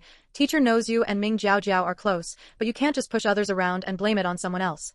The chubby little boy got anxious upon hearing this, his little face turning red. Little teacher Wang, I really saw it. Enough! I am truly so disappointed in you. At such a young age, you're already not learning to be good. I wonder what will become of you all in the future. Every day, Gu Yusheng did nothing but eat and sleep, didn't like coming to kindergarten, and would occasionally bully other children. Little teacher Wang had long been unable to stand the lazy behavior of these children from wealthy families. Clearly, studying was the best path forward. Little dumpling endured the pain and blocked the chubby little boy behind her. You are not allowed to talk about him. The chubby little boy was her best friend. She had to protect him. Little teacher Wang was so angry at the two of them that she didn't even take little dumpling to the infirmary to treat her wound. She told the two of them to go stand at the classroom door and not to come back in. Du Xinxin looked at the two chubby little ones with a smug expression, smiling maliciously at them. I'm going to hit. How could the chubby little boy hold back? He immediately rushed over. Little teacher Wang's face darkened. Gu Yusheng, what do you want to do again? The chubby little boy was still a bit afraid of the teacher, so he reluctantly pulled little dumpling along. Little dumpling was unhappy. She stood in the middle of the classroom with a serious little face. Little teacher Wang, I don't like you anymore. Little teacher Wang didn't yet know what this sentence from little dumpling meant for her. She sneered, can I not handle you two? She strode forward, grabbed them one by one, and pulled them out of the classroom. You two just stand here for me. You can only come in when I say you can. After finishing, she turned and went into the classroom, closing the door behind her. Little dumpling stared at her injured hand and her wrist, which was red from being pulled hard by little teacher Wang, and didn't say a word. Gu Yusheng looked at her scraped chubby hand with concern. Threads of blood were seeping out, and it looked painful just to see. Let's go to the infirmary and find the teacher. He was always bumping into things here and there at kindergarten, so he was already extremely familiar with the infirmary. Little dumpling held back her tears and shook her head. I want to call mommy. The chubby little boy was so anxious watching her that he hopped around, trying to coax little dumpling. Ever since the time she missed the call before the incident with little dumpling, Ming Shuyue had kept her phone on her person at all times, even during meetings. This moment, the phone was answered the moment it rang once. Baby, what's wrong? Hearing mommy's voice, the tears little dumpling had been holding back fell. She sobbed as she complained, Mommy, woo-woo, Jiao Jiao's hand hurts, woo-woo. Ming Shuyue stood up in alarm, patiently listening to little dumpling's intermittent words. The more she heard, the darker her face became, though her voice remained very soft. Mommy will be there right away, don't cry, baby. Secretary Wang looked at the murderous expression on President Ming's face, not daring to speak, and shivering in fear. When Principal Huang received Secretary Wang's call, Ming Shuyue had already arrived at the gate. The security guard, having learned from the previous incident, dared not let anyone in. Facing the cold aura radiating from the woman, the security guard held his ground. I'm sorry, madam, we cannot easily let people in. Principal Huang came running over all the way, and only after communicating with the security guard did they let her in. Principal Huang offered an apologetic smile. This security guard just retired. He doesn't know how to be flexible. Ming Shuyue walked quickly in her high heels, not even glancing at Principal Huang. Principal Huang followed behind, bewildered. What had happened? He was anxious but couldn't ask. Mommy. Little dumpling was standing downstairs, looking expectantly. As soon as she saw her, the little ball of a person ran over and hugged her tight. Ming Shuyue examined her daughter's body for any other injuries. Only after seeing none did she carefully pick up little dumpling, her face full of heartache. Mommy is here. Seeing her, little dumpling didn't hold back anymore. Large teardrops fell onto Ming Shuyue's clothes, quickly soaking a large patch. When Principal Huang saw the wound on little dumpling's fair, tender palm, his heart nearly stopped. Was he destined to be unable to keep this kindergarten open? Ming Shuyue took her to treat the wound. Little dumpling buried her face in the woman's neck, tears streaming down from the pain. After it was treated, they returned to the principal's office. Ming Shuyue's eyes were dark and heavy. Give me an explanation, Principal Huang. He had known about it as soon as it happened. Principal Huang's face was as pale as a vegetable, and he said dryly, President Ming, please listen to my explanation. Principal Huang thought to himself that he was truly wrongly accused. This younger teacher Wang had only recently arrived. Aside from being a bit old-fashioned in her teaching, her ability was quite good. otherwise she wouldn't have been able to get into Yue in kindergarten. However, she wasn't the teacher for this class. The teacher Wang for class 1 was her older sister. The two sisters usually helped each other teach when one of them was busy. Today, the older teacher Wang just happened to want to be lazy and let her younger sister cover the class. Who would have thought that this kind of thing would happen? Ming Shuyue held little dumpling in her arms, her phoenix eyes looking sharply at Principal Huang. Ha, is this what you call management? I don't think there's any need for you to continue being this principal. Principal Huang panicked. President Ming, he couldn't lose this position. Having been treated politely by rich and powerful people for years, Principal Huang had long been accustomed to this kind of life. Teacher Wang and the younger teacher Wang walked in one after the other. Seeing the woman sitting on the sofa, the older teacher Wang immediately lowered her head, not daring to take another look. The younger teacher Wang was confused. Principal Huang, why did you call us here? She still had to rush back to teach. What a waste of time. Suddenly, she saw little dumpling and Hirueshuan, and her face immediately turned cold. Didn't I tell you to stand at the door? Who allowed you to come over? The older teacher Wang was pale with fright and fiercely pulled the younger teacher Wang's hand. This was President Ming. The voice startled little dumpling, and her little hands gripped Ming Shuyue's clothes tightly. Ming Shuyue gently patted little dumpling's back, comforting her. Don't be afraid. Little dumpling still didn't dare to speak. Ming Shuyue slowly raised her head, her aura powerful, looking at her coldly. What are you? The younger teacher Wang was scared by the woman and swallowed, but she still replied with a straight face. This lady, you are too impolite. I am the younger teacher Wang from class 2. Oh. Then why are you in class 1? The older teacher Wang's complexion looked even worse. Because Yueying kindergarten was an aristocratic kindergarten, the curriculum was very fast. She didn't want to be fined for falling behind, so she let her old-fashioned younger sister cover a few classes, but she didn't expect her younger sister to maintain her original personality in an aristocratic kindergarten. The younger teacher Wang clearly didn't want to answer this question. This is our kindergarten's business, the lady has no right to ask. Principal Huang's face turned pale again, and he slumped into his chair. It was over. This time it was truly over. He shouldn't have hired these two people just to be lazy. He was wrong. He was truly wrong. Unfortunately, no one would give him another chance this time. The younger teacher Wang still didn't admit she was wrong, firmly believing in her own judgment. Ming Shuyue couldn't be bothered to waste words with her and directly had someone pull up the surveillance footage. When the video played to the scene where Du Xinxin pushed little dumpling, the younger teacher Wang still couldn't believe it. Du Xinxin is not that kind of person. That little girl was diligent and polite. It was impossible for her to lie, no matter how many times she watched the video of her daughter being pushed. Every time Ming Shuyue watched it, she was so angry that she wanted to deal with everyone. Upon hearing the younger teacher Wang's words about what to do in the future, Ming Shuyue smiled, looking at her as if she were looking at an ant. Let me tell you what they will do in the future. You are fired now, and I guarantee that no one in the entire A city will hire you. The younger teacher Wang stubbornly clenched her fists. I don't believe it. She had strong abilities. Which kindergarten wouldn't be fighting to hire her? Ming Shuyue didn't even look at her this time. Talking to stupid people was just a waste of time. She waved her hand, and security guards came in to drag the younger teacher Wang out.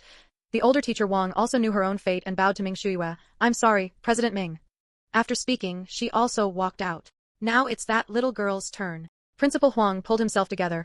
I have already contacted Du Xinxin's parents.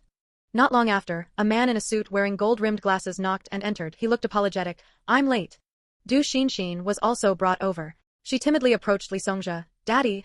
Li Songzhe smiled at her. Upon hearing Principal Huang say that his daughter had pushed someone, he calmly sized up the woman opposite him. She was beautiful and aggressive, with a powerful aura, and didn't look like someone to be trifled with.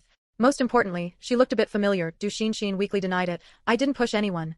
She knew the classroom surveillance was broken, and the other camera angle was exactly a blind spot, which was why she had dared to push Ming Jiao Jiao openly. Li Songzhe tried hard to remember where he had seen this woman but couldn't recall. He followed his daughter's lead. I believe Xinxin wouldn't do such a thing. This daughter's mind was as deep as his own. She would never do anything detrimental to herself. Ming Shuyue let out a cold laugh. Truly, like parent, like child. Principal Huang was about to open his mouth to remind Li Songzhe, as the Du family was not someone he could afford to offend. He didn't want to be too embarrassed and have it come back to bite him. Unfortunately, Ming Shuyue didn't give him that chance. With a flick of her finger, the video started playing. Du Xinxin's expression changed drastically when she saw the scene of herself pushing someone. She couldn't control herself and said, How is that possible? She had observed that surveillance camera every day. It had been broken for a while, and she had never seen anyone come to fix it. What she didn't know was that after the incident with little dumpling, Principal Huang had replaced all the cameras in the kindergarten. In order not to disturb the students' classes, he had chosen to quietly replace all the broken cameras with good ones over the weekend. Li Songzhe's expression changed slightly, but he smiled again. This matter is Xinxin's fault. Let her apologize to the child. Du Xinxin also realized what was happening and pretended to be scared. I'm sorry, I didn't mean to. Look, let's just let this matter pass. It's just a squabble between children. The Du family will come to apologize to you later. Li Songzhe laughed it off, taking the opportunity to imply that the Du family shouldn't be trifled with. Ming Shuyue was almost laughed to anger. When had she ever suffered such grievances? What was the Du family anyway? She sneered. Pass. How will it pass? Facing the woman's relentless attitude, Li Songjia also put away the smile on his face. So what if my daughter pushed her?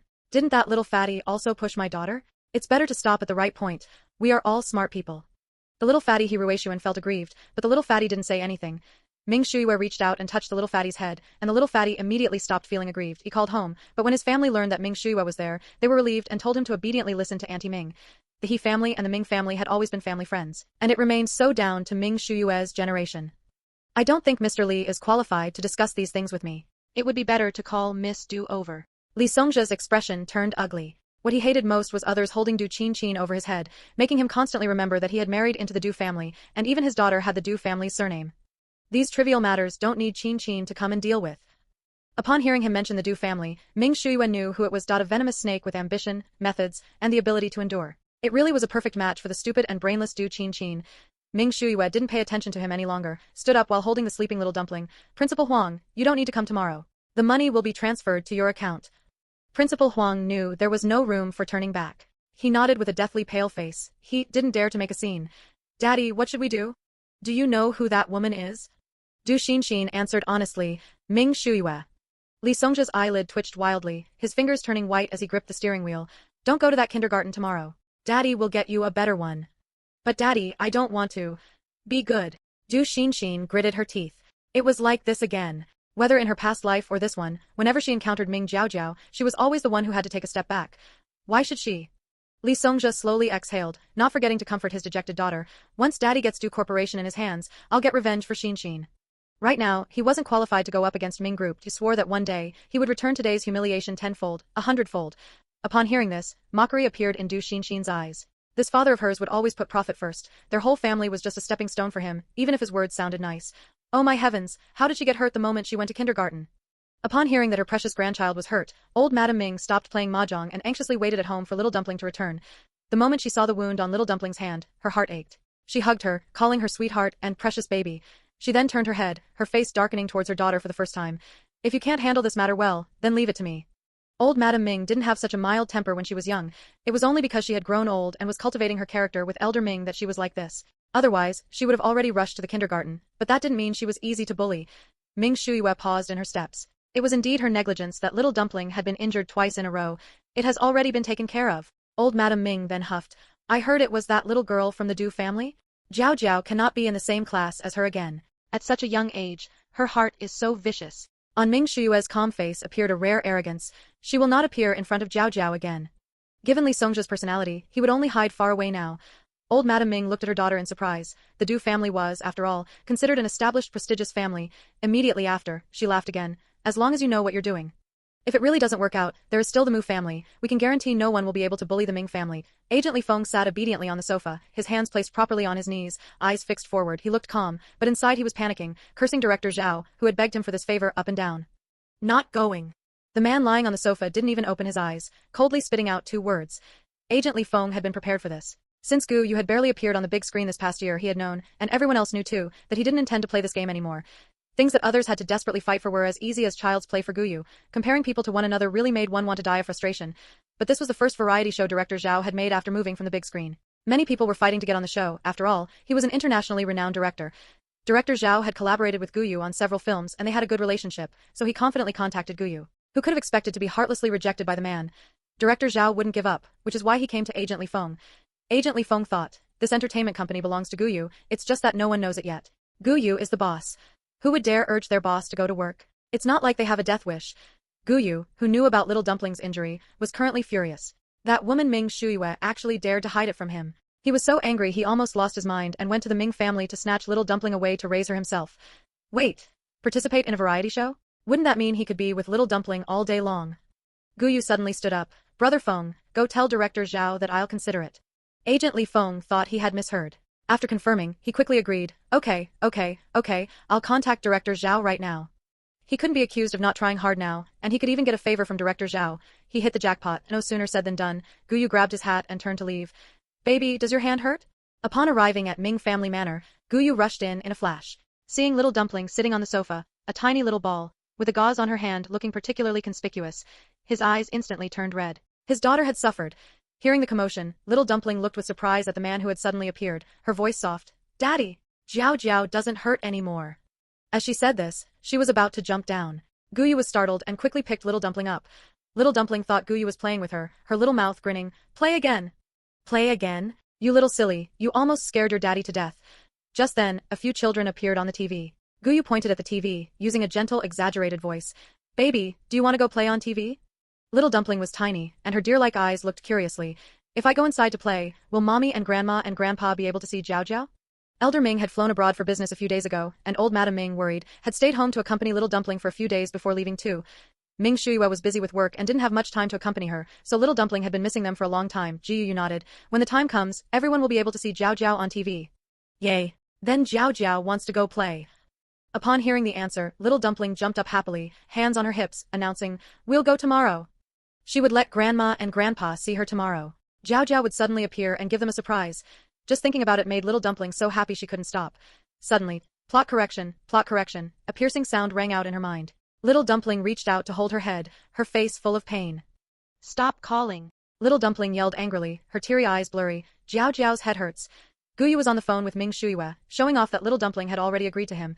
Behind him came the sound of Little Dumpling's aggrieved voice. Gu Yu sensed something was wrong and immediately hung up the phone. What's wrong, baby? Little Dumpling's voice was truly heartbreaking. Gu Yu crouched down, not daring to touch her, afraid of hitting somewhere and causing her pain. Little Dumpling's palm-sized face was deathly pale, and large, bean-sized tears dripped onto the back of Gu Yu's hand. Gu Yu had seen all kinds of expressions from Little Dumpling, but the one he didn't want to see was Little Dumpling with her face covered in tear tracks. His heart ached as if someone were pricking it with needles, a dense, throbbing pain.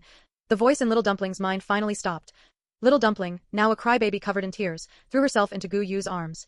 Gu Yu patted Little Dumpling's back, one stroke after another. Don't be afraid, Daddy is here.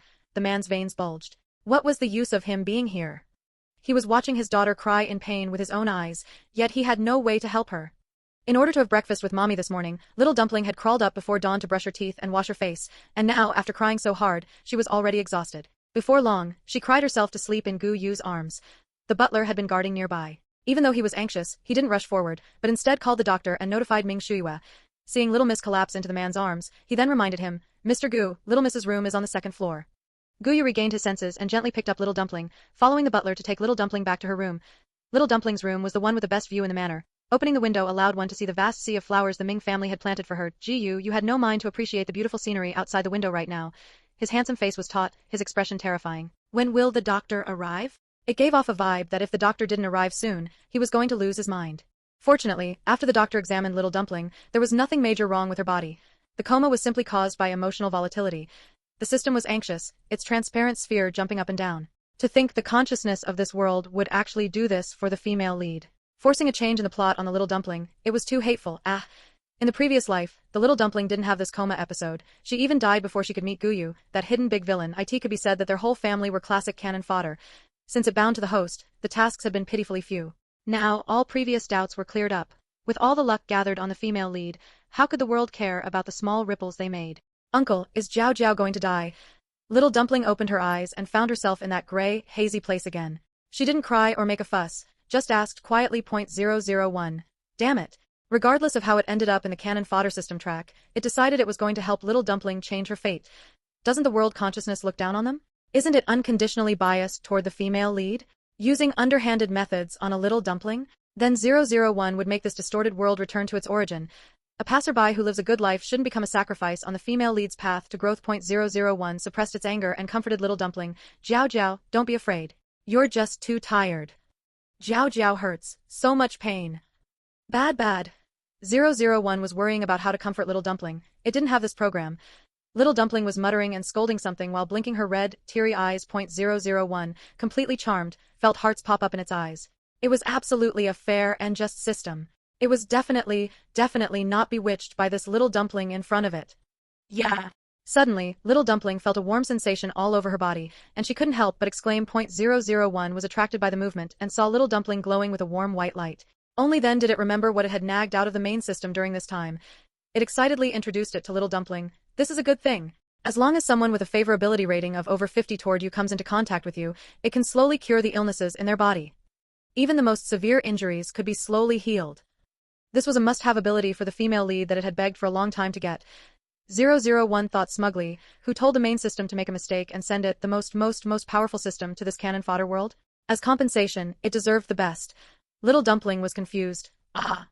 In her mind, she only remembered one sentence. This is a good thing. Seeing the little one hadn't realized it, 001 felt frustrated. It would have to keep a close eye on such a silly little dumpling, lest she get bullied. It just didn't know when it would fall asleep or wake up. It could feel that this world was targeting it. Ming Shuyue walked in with a heavy expression. In just half a month, little dumpling had had 3 incidents, and she felt an indescribable irritability in her heart. The woman asked coldly, "How is she?" Gu Yu knitted his brows and repeated what the doctor said. Little dumpling lay on the bed with a pale face. Gu Yu looked at her and thought of the first time they met. Little dumpling was also lying on the bed like this, motionless. At first, he thought he was only being good to her because she was born to Ming Shuyue, until the little one opened her clear, bright eyes and called him Daddy. From then on, everything changed. Ming Shuyue leaned on the balcony and took out a cigarette she hadn't smoked in a long time. The lighter made a click sound, and the spark flickered in the dark night. Gu Yu heard the sound and smiled. "I won't take Jiao Jiao to participate in the variety show." The faint fragrance on the woman drifted with the wind. She remained silent, as if thinking or perhaps acquiescing. After a long time, she said, "Participate." Her voice was soft and light, like a whisper. It was impossible for Elder Ming and the other to be at home all the time, not to mention her. She didn't even have time to eat when she got busy.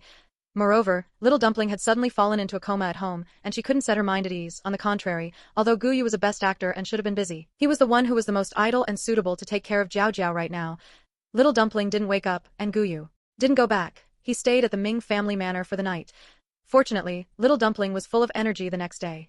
As soon as she woke up, she shouted that she was hungry and wanted to eat. Ming Shuyue was woken up by little dumpling early in the morning.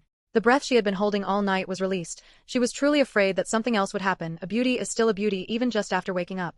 Little dumpling looked at her mother blankly and smiled. "Mommy, beautiful mommy." Ming Shuyue wasn't angry at being woken up by her lively daughter. She loved seeing her willful and affectionate little appearance. The mother and daughter played on the bed for a long time, kissing each other, until a sound came from little dumpling's stomach. Little dumpling covered her stomach, feeling embarrassed, her little face flushed. Jiao Jiao's tummy is grumbling. Ming Shuyue couldn't help but laugh out loud and kissed little dumpling's face hard. "Let's go eat." Sitting on the sofa, Gu Yu heard the woman's hearty laughter. He looked over in surprise and was immediately captivated by the bright smile on the woman's face. He couldn't remember how many years it had been since he last saw it. Ming Shuyue also saw the man. The smile on her face disappeared as if by magic. Gu Yu blinked. Had he seen it wrong? Little dumpling was unhappy because her mother laughed at her, and she was pouting in a huff. Gu Yu curiously walked over and poked little dumpling's puffed-out cheeks. Little dumpling deflated like a balloon. She accused him with her eyes. "What are you doing?" Gu Yu guiltily withdrew his mischievous hand. "Eat, let's eat." Hearing about food, little dumpling wasn't angry anymore. She ate big mouthfuls. "Awoo, awoo." Ming Shuyue was puzzled. Why was a child who usually didn't like to eat so enthusiastic today?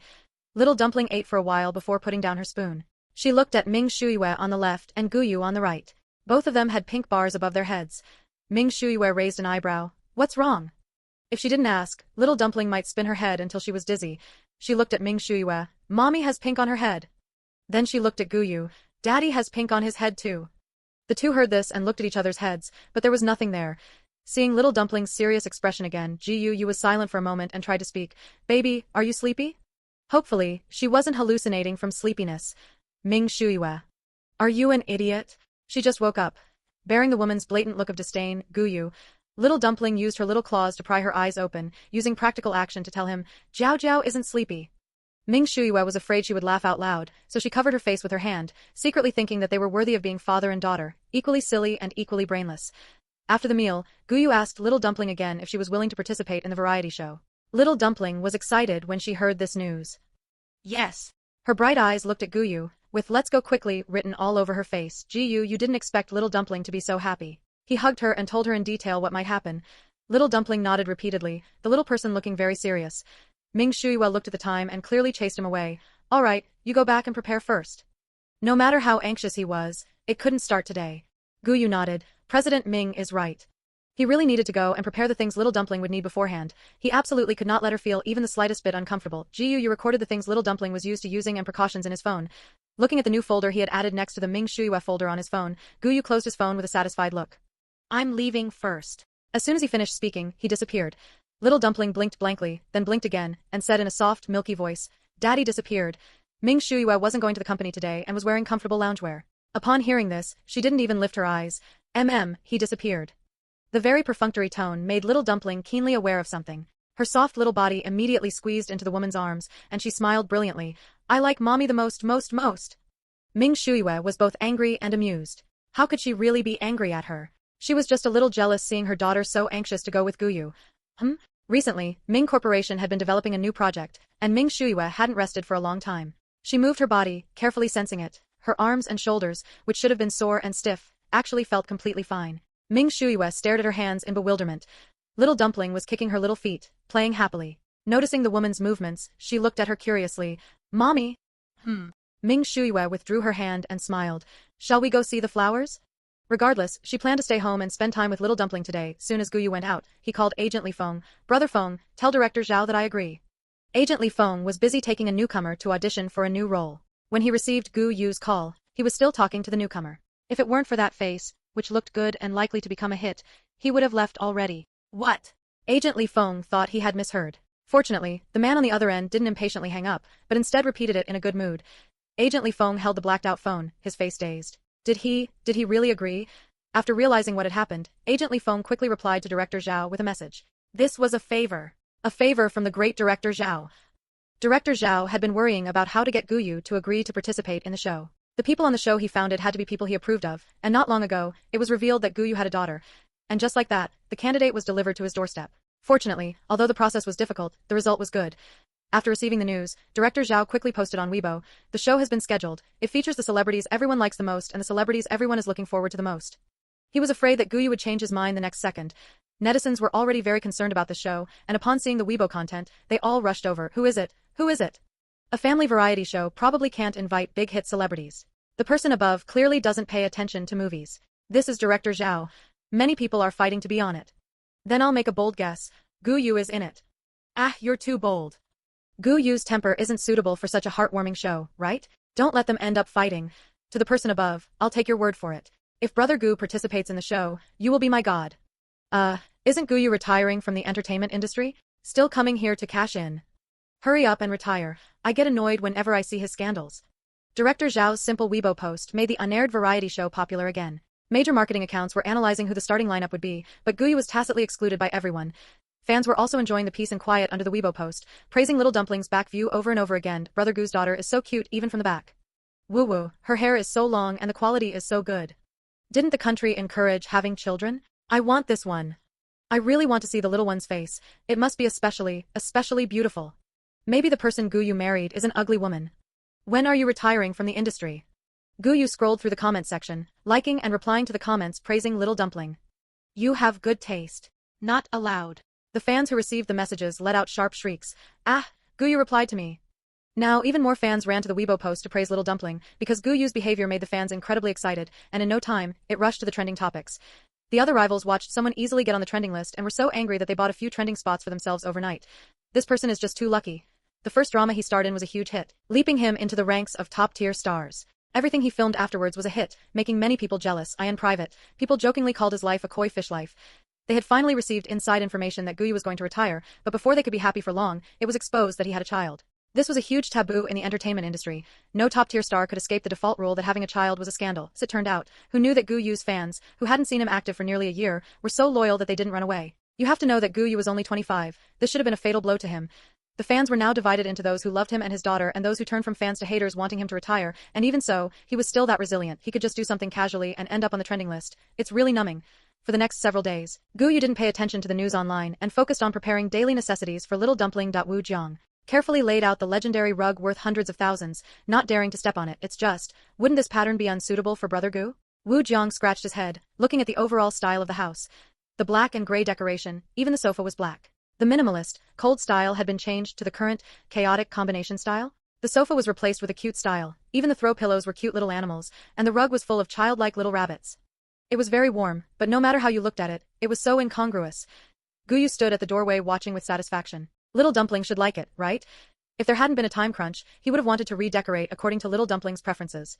The man frowned and looked at it with dissatisfaction. There was still too little time. Gu Yu lowered his head. Just looking at the little rabbit slippers at the door made him smile happily. Wu Jiang didn't even dare to look around. This was really too unlike his aloof brother Gu. Director Zhao let the netizens guess for several days, building up enough suspense before releasing the list. Walk with me, official Weibo. The guest lineup everyone has been looking forward to is here.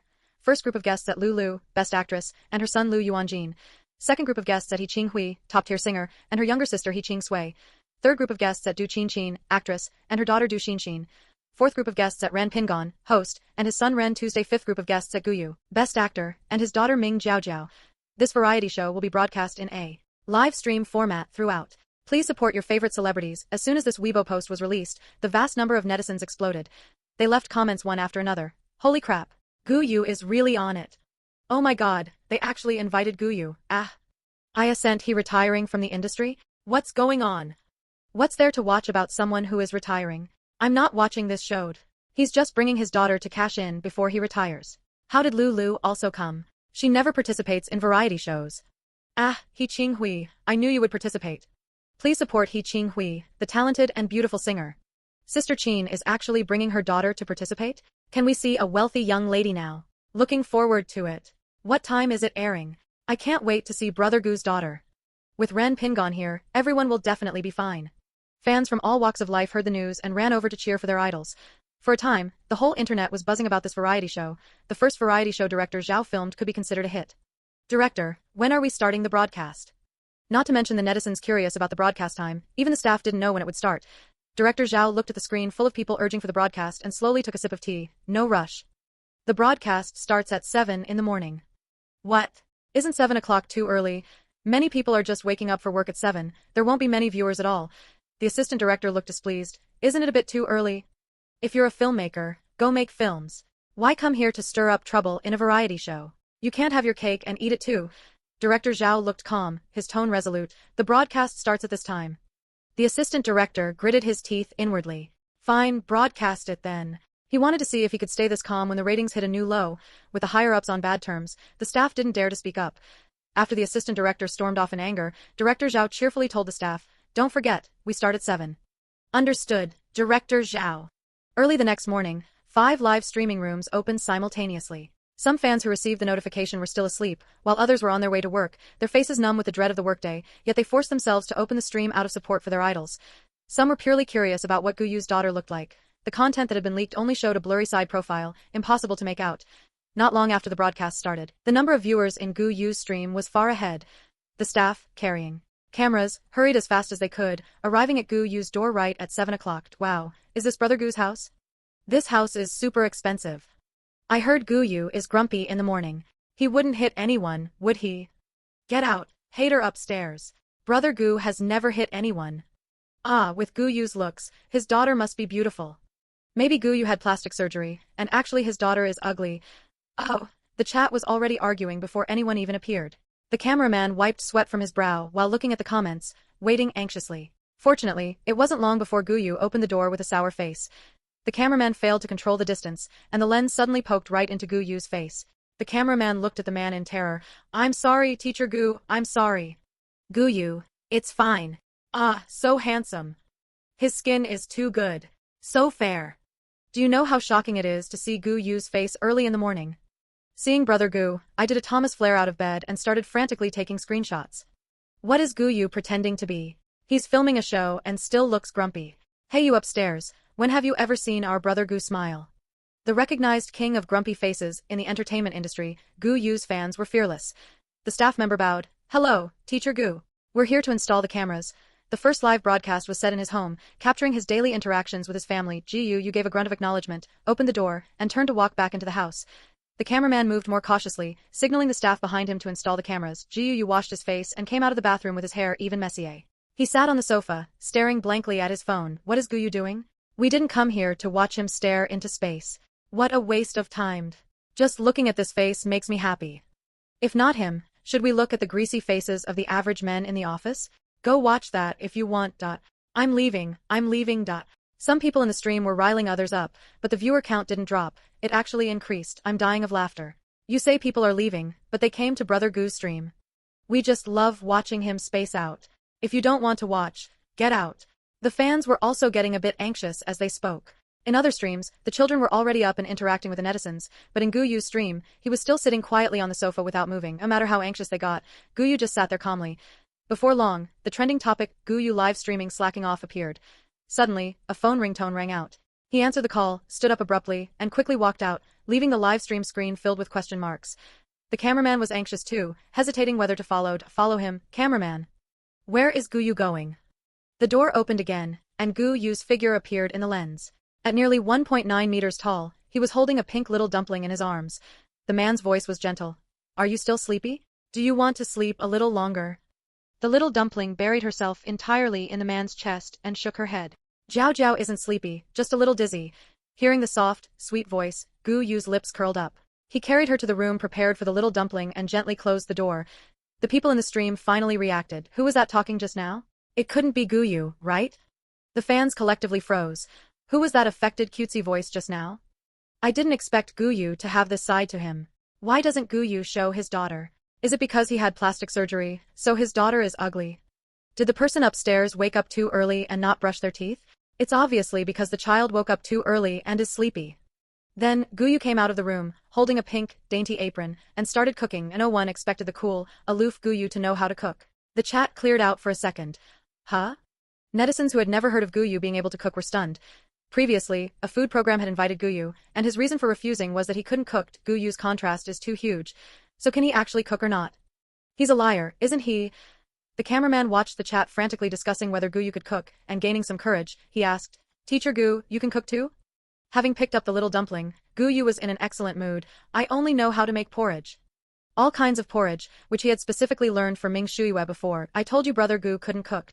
Who said making porridge isn't cooking? As a porridge lover, I can eat porridge for 3 meals a day. Stop arguing, everyone. Let Gu Yu bring the porridge for me to taste, and then we'll know if he can cook. I could hear the abacus of the person upstairs all the way from the moon. The man even started humming a tune. Anyone could see he was in a good mood. After the porridge was cooked, he dug out the little dumpling, who had fallen asleep in a ball. The little dumpling was helped by her dad to brush her teeth and wash her face, becoming a fair, tender, and adorable little dumpling once again. Her long jet-black hair hung down smoothly, and she obediently held the man's hand as she sat in the living room. The little dumpling was wearing a pink sleeveless dress, her exposed skin so fair it reflected light.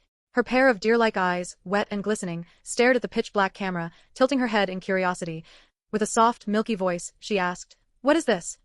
Gu Yu went to the kitchen to get breakfast. The cameraman was dazzled for a moment by the little dumpling, who was so beautiful she didn't look real. Hearing her voice, he snapped back to reality. As if afraid of scaring her, the cameraman also softened his voice. This is a camera.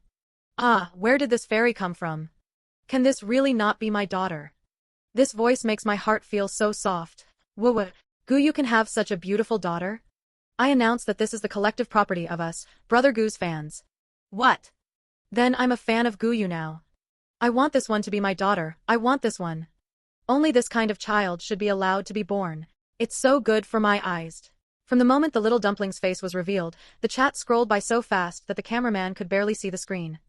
Can Mommy and Grandma and Grandpa see Jiao Jiao? The little dumpling was excited, her eyes shining as she leaned in to greet them. Mommy, Grandma, Grandpa, Jiao Jiao is awake. The chat was filled with a string of yes, good baby, mommy kisses. Her skin is so fair and tender, like you could pinch water out of it. Whoa, Mommy. So who did Gu Yu marry? Gu Yu hid this so well. Wow. I wonder if there's a chance to see the little baby's mommy. She must be a great beauty. Gu Yu placed the bowl he had bought specifically for little dumpling on the table. Seeing little dumpling curiously examining the camera, he walked over and picked her up. Time to eat, little princess. Okay, little princess. Gu Yu's voice is so swoon-worthy. That's only natural, Brother Gu has released songs before. What? How did I not know about such a big thing? Going to listen immediately.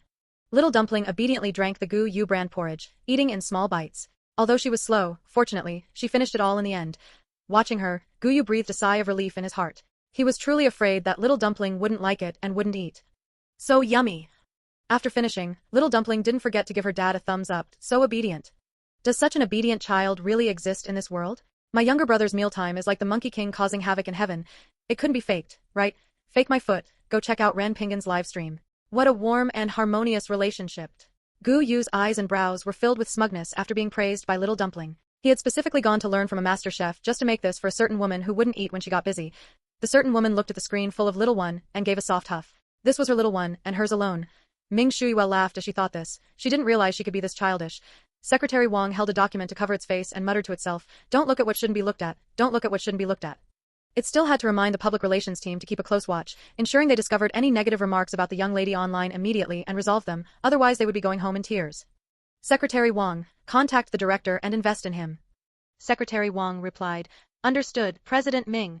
See, it's only been a few minutes since it started airing. For the rest of the time, the woman worked while watching Little Dumpling's show, occasionally stopping to watch carefully. After eating, Little Dumpling patrolled her territory like a mountain king, her little chubby hands clasped behind her back in a proper manner, nodding from time to time with great airs. Gu Yu leaned to the side with his arms crossed, his tall figure looking lazily at Little Dumpling. Do you like it? Little Dumpling's large, distinct black and white eyes were full of affection, but she still had to pretend. She picked up the rabbit pillow on the sofa with her small body, lifted her chin slightly, and said reservedly, somewhat satisfied. Her small hands held the pillow tightly without letting go, even though it was a bit too big for her to hold properly. Gu Yu smiled, stepped forward, and picked up Little Dumpling along with the pillow. Daddy will take you to see the flowers. The camera followed the two of them as they moved. It's like I'm recording the daily life of my husband and child. How can the person above say that? You've spoken to my heart. Ha ha ha ha ha. Throughout the morning of the broadcast, several videos of Gu Yu and Little Dumpling were clipped out. Some passers-by clicked in with the intention of just watching the fun, and came out smiling. Apart from his resting bitch face, Gu Yu doesn't seem to have any flaws. So what if he has a resting bitch face? He's handsome, he's handsome, he's handsome. As Gu Yu opened the balcony door, flowers of various varieties covered the large balcony, dreamy like a small field of flowers. Gu Yu looked at Little Dumpling with guilt. I'm sorry, in the future, Daddy will definitely plant more and bigger flowers for Jiao Jiao. Like a flower field as big as the Ming family manor. The netizens, not knowing that Little Dumpling owned an even larger flower field, were all shocked. Oh my mom, are these real flowers? They look as real as can be. So pretty, so beautiful. Has no one noticed that this big house actually has such a huge balcony? It must be very expensive. Woo, I'm shedding tears of envy. Jiao Jiao likes it. Seeing the flowers, Little Dumpling was eager to get down. Standing in front of the large sea of flowers, her fair, tender little face smiled so much her eyes disappeared, showing she truly liked it. Take a picture to show Mommy, Grandpa, and Grandma. Okay. Gu Yu listened to Little Dumpling's words with a face full of tenderness, taking his phone to take pictures of Little Dumpling standing among the flowers. In the photos, Little Dumpling smiled even more brilliantly than the flowers. After taking several photos in a row, Little Dumpling happily touched the flowers beside her and trotted over with her short legs to see the photos that had just been taken. Little Dumpling put on a stern little face to select the photos. Fortunately, Gu Yu's aesthetic and photography skills were quite good, and Little Dumpling kissed the man on the face with satisfaction. Daddy is amazing. The screen was filled with ha ha ha ha ha in the comments. Ha ha ha ha ha. No matter how young a girl is, she wants her photos to look good. She has standards. That serious little bun face is so cute. Let me take the pictures. I studied photography. Let go of the little one. Let me do it. Looking like that, she looks good no matter how you take the picture. Gu Yu smiled even more foolishly. He had been kissed by his daughter. Isn't it too extravagant over at Gu Yu's side? Next door, Du Qinchin's luxury villa isn't even this exaggerated. That is true wealth, okay? That's right, and Du Qinchin's daughter is really so sensible.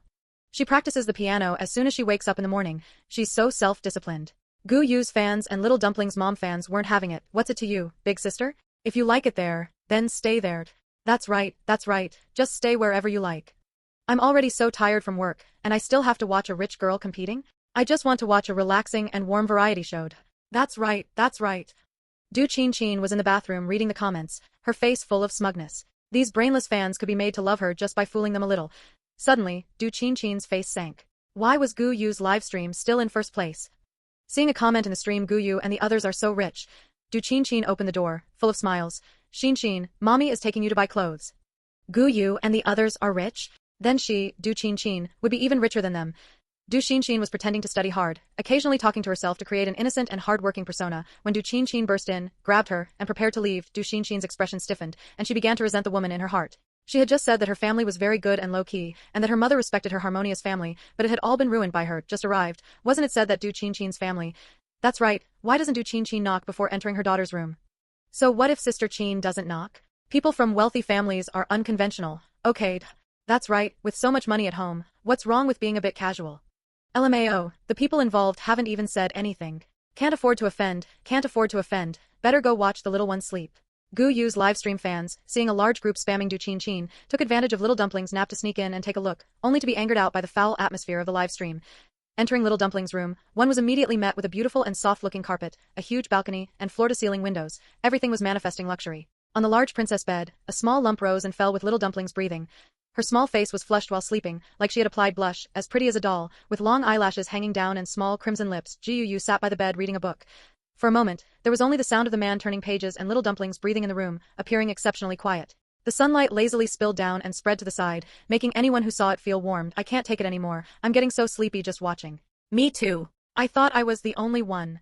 I don't usually take naps, but even I'm sleepy. I'm going to take a nap with the little one. Ha ha ha ha. Wait for me, person above, let's go together. Such a big, expensive house. So beautiful, I really like this child. The atmosphere is so warm. A perfectly good livestream had been turned into a sleep-inducing livestream, and the director couldn't help but laugh while watching. No matter what, his show could be considered a success. Thinking of the large sum of money suddenly invested by Ming Corporation, Director Zhao's already small eyes crinkled into slits with laughter. If you find good guests, are you still afraid of not attracting investment? Little Dumpling was very clingy right after waking up. The unfamiliar environment made her anxious, and tears welled up instantly, swirling in her eyes, threatening to fall. She slid off the bed cautiously and dashed out without looking back. Daye. The baby is awake. Calling Gu Yu, calling Gu Yu. No matter how many times I see it, I am still amazed by the baby's beauty. Although it's kinda, but she's really so pretty. Gu Yu held his phone with a dark expression, not knowing who he was talking to. Little Dumpling ran to the living room and saw a familiar figure. She puffed up her little cheeks and softly accused him. Daddy disappeared, bad person. Little Dumpling's brain was still groggy from sleep, and she scolded whoever she saw in her daze. That's right. Bad person. Ha ha ha ha, the baby is too cute. Gu Yu's expression doesn't look too good. He won't lose his temper at the baby, will he? Remembering the man's usual dark face, the fans all broke into a cold sweat for Little Dumpling. Hearing the commotion behind him, Gu Yu immediately hung up the phone. He crouched down in front of Little Dumpling and skillfully lowered his head to apologize. It's Daddy's fault. Humph. Little Dumpling threw herself into the man's arms, rubbing her little face against him, refusing to lift her head or speak. Gu wasn't annoyed. He picked up Little Dumpling and coaxed her in a low voice. Did I see that right? Shouldn't he be looking at the baby with a dark face? Gu Yu is probably faking it. Disappointing some people, Brother Gu is just a super good daddy to his daughter. Am I the only one curious about who he was talking to just now? A +1 on an unknown island, a woman in a lab coat stared blankly at her phone. Did she just hear daddy, coming from the side of her brother, who looked down on everyone and had his eyes fixed on the sky? Where did her brother get a child? He didn't snatch someone else's little girl, did he? Gu Li had been on the island for several months without contacting her family. She finally got phone signal and called, only to be hung up on. Having not checked her phone for so long, she didn't know that her own brother had gained a daughter in the past month. Jiao Jiao stroked her chin, thinking about the child's soft, sweet words. She decided to finish this experiment quickly and go home to see what was going on. Little Dumpling had just woken up and couldn't quite distinguish reality, thinking she was still in a dream. Grandpa and Grandma haven't come back yet. Jiao Jiao misses them so much. Elder Ming and Old Madam Ming, who were watching the live stream, felt their hearts melt when they heard this. The two elders excitedly made a video call. Hearing the sound, Little Dumpling looked up in a flash. She didn't need Gu Yu to hold her anymore and ran, to the balcony to show Grandpa and Grandma the pretty flowers. The two elders had been watching since the stream started, so how could they not know? But they still cooperated and let out exclamations of surprise. Little Dumpling was satisfied and showed off. Daddy gave this to Jiao Jiao. When are Grandpa and Grandma coming back? The little one asked one question after another. Old Madam Ming glared at the old man. It's all your fault. You're already old, yet you're still developing your career abroad, causing her to be unable to meet her little granddaughter. Elder Ming answered his little granddaughter's questions while enduring his wife's eye attacks, laughing on the outside but crying on the inside. Fortunately, Little Dumpling was used to the two elders staying abroad for periods of time. Hearing that Grandpa and Grandma would bring gifts when they returned, Little Dumpling happily hung up the phone. In the afternoon, Little Dumpling continued to explore the big house, happily rolling on the cute carpet, counting flowers on the balcony, and exploring the toy room, etc. Little Dumpling played until her face was covered in sweat.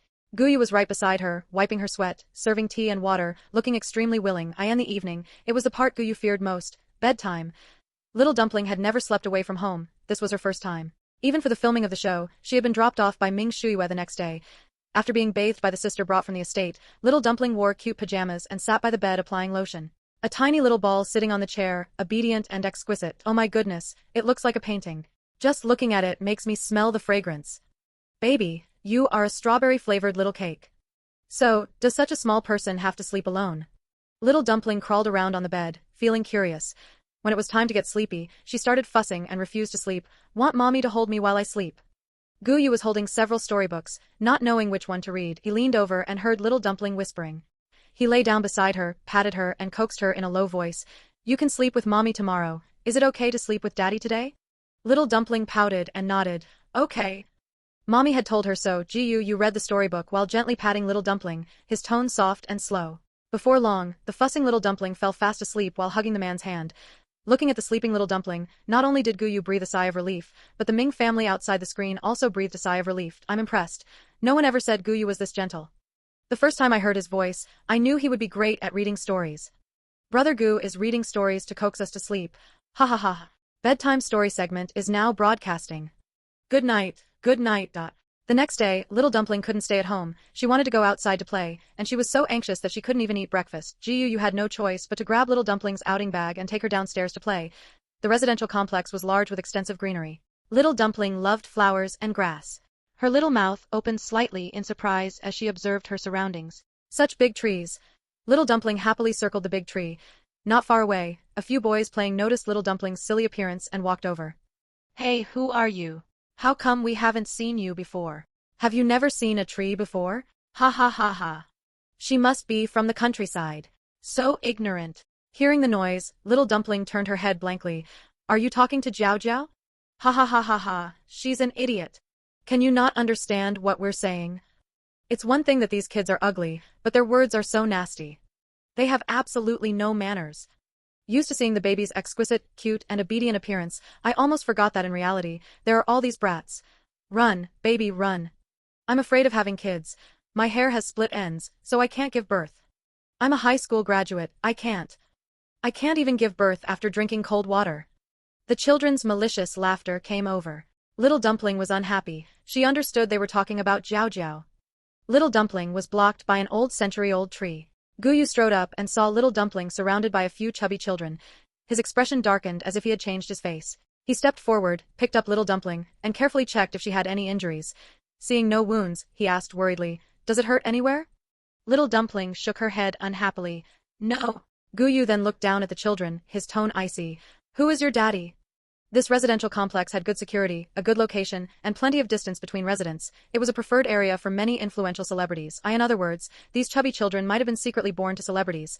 Seeing the man's tall figure, the brats were too scared to speak. Meeting the man's dark, sinking eyes, they turned pale with fright. Gu Yu sneered, took out his phone, took a picture, and sent it to the residents' group chat. Whose kids are these? Come and get them. The various celebrities who received the message hurriedly zoomed in to look carefully. Those who found their own children were not among them breathed a sigh of relief, while those whose children were inside almost couldn't catch their breath. What did these brats do to provoke that big devil? In the residents' group chat, the name Gu Yu was like a death-dealing demon, sending out one death warrant after another. If you don't come out, I'm sending it all out. I'll give you 3 seconds to consider. Dozens of messages flooded the group chat in an instant, everyone terrified that if they were a step too slow, their acting careers would be over. Brother Gu, what happened? Gu Yu looked at the messages in the group coldly and typed out a message slowly. They bullied my child. Those who had been lurking in the group chat all popped up, fearing the man would vent his anger on them. Nowadays, what star didn't have a bit of a dark past before becoming famous? Gu Yu was a best actor after all. Just a single word from him could make them miss out on good roles.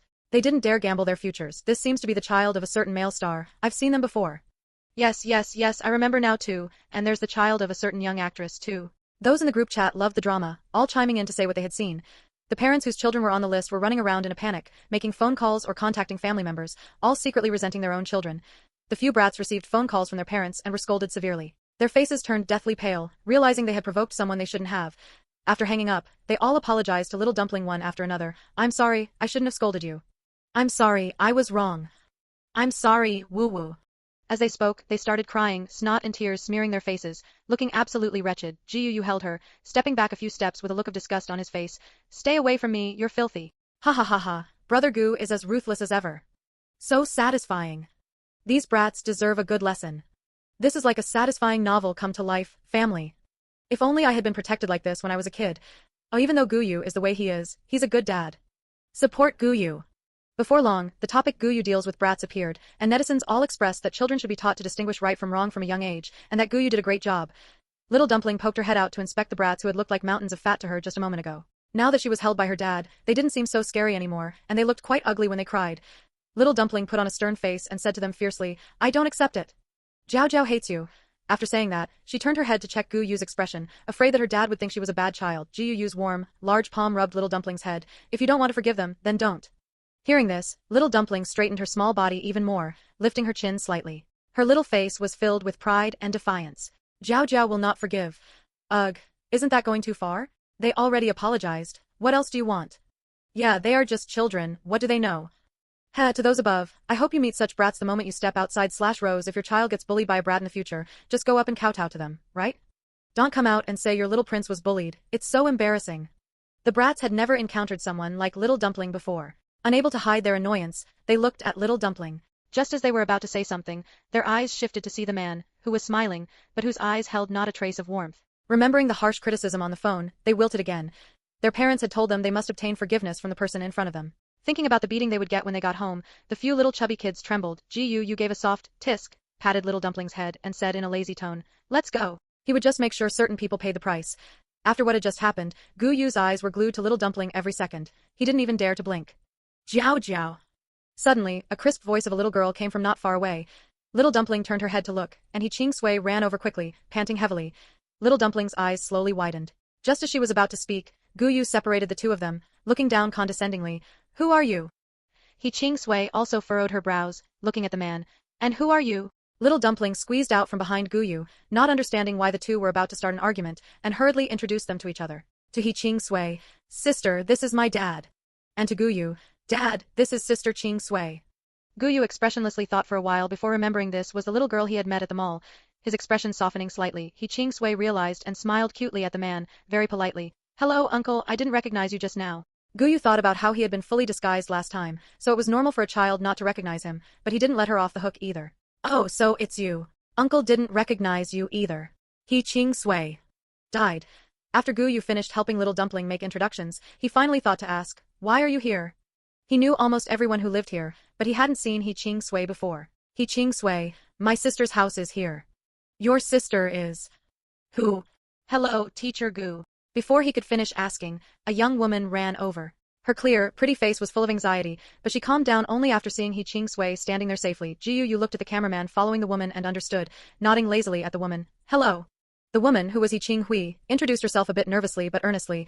"I am a guest from the other group, He Ching Hui, and this is my sister, He Ching Sui." Gu Yu nodded non-committally. Quite a coincidence. Watching little Dumpling playing happily with the other girl, he paused. "I'm Gu Yu." Wow. So little Dumpling and Sui Sui know each other. As expected of people in the same circle, they can even know each other like this. Why is Gu Yu so rude? He Ching Hui greeted him first. Both of them are so good-looking. Obviously brother Gu is better looking.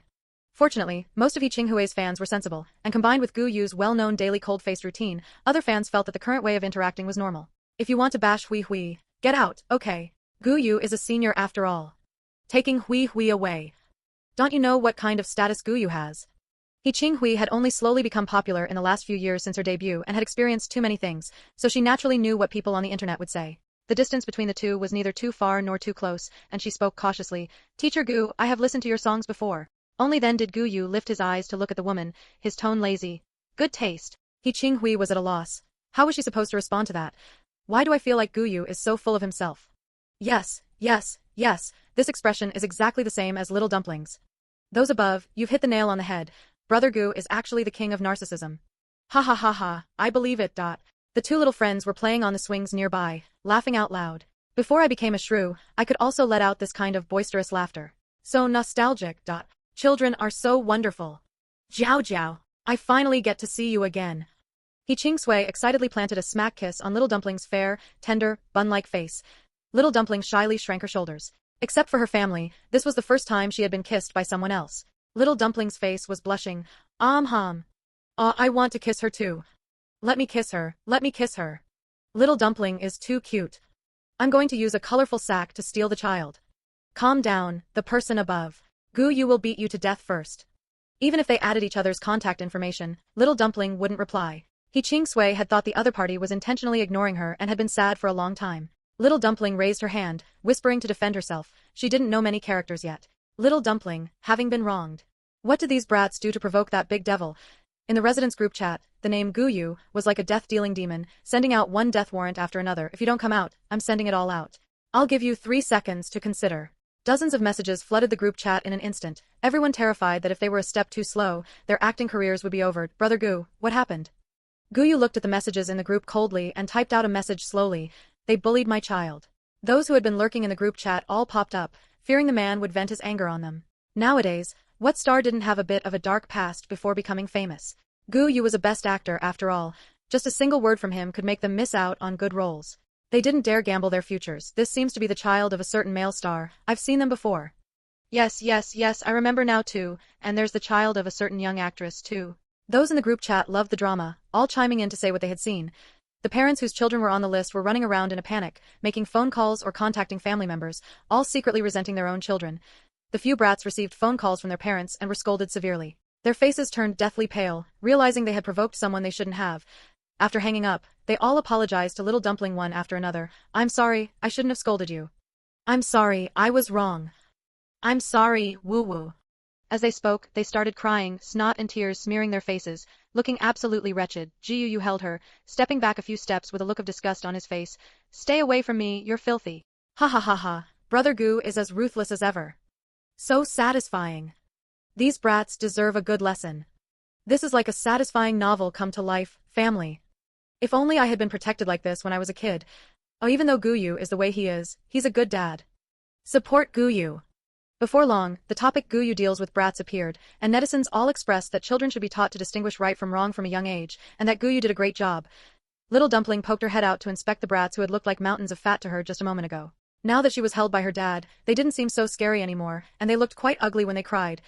Little dumpling put on a stern face and said to them fiercely, I don't accept it. Jiao Jiao hates you. After saying that, she turned her head to check Gu Yu's expression, afraid that her dad would think she was a bad child. Jiao Yu's warm, large palm rubbed little dumpling's head. If you don't want to forgive them, then don't. Hearing this, little dumpling straightened her small body even more, lifting her chin slightly. Her little face was filled with pride and defiance. Jiao Jiao will not forgive. Ugh, isn't that going too far? They already apologized. What else do you want? Yeah, they are just children, what do they know? Heh, to those above, I hope you meet such brats the moment you step outside/rows. If your child gets bullied by a brat in the future, just go up and kowtow to them, right? Don't come out and say your little prince was bullied, it's so embarrassing. The brats had never encountered someone like little dumpling before. Unable to hide their annoyance, they looked at little dumpling. Just as they were about to say something, their eyes shifted to see the man, who was smiling, but whose eyes held not a trace of warmth. Remembering the harsh criticism on the phone, they wilted again. Their parents had told them they must obtain forgiveness from the person in front of them. Thinking about the beating they would get when they got home, the few little chubby kids trembled. Jiao Jiao gave a soft tisk, patted little dumpling's head, and said in a lazy tone, let's go. He would just make sure certain people paid the price. After what had just happened, Gu Yu's eyes were glued to little dumpling every second. He didn't even dare to blink. Jiao Jiao. Suddenly, a crisp voice of a little girl came from not far away. Little dumpling turned her head to look, and He Ching Sui ran over quickly, panting heavily. Little dumpling's eyes slowly widened. Just as she was about to speak, Gu Yu separated the two of them, looking down condescendingly. Who are you? He Ching Sui also furrowed her brows, looking at the man. And who are you? Little dumpling squeezed out from behind Gu Yu, not understanding why the two were about to start an argument, and hurriedly introduced them to each other. To He Ching Sui, Sister, this is my dad. And to Gu Yu, Dad, this is Sister Ching Sui.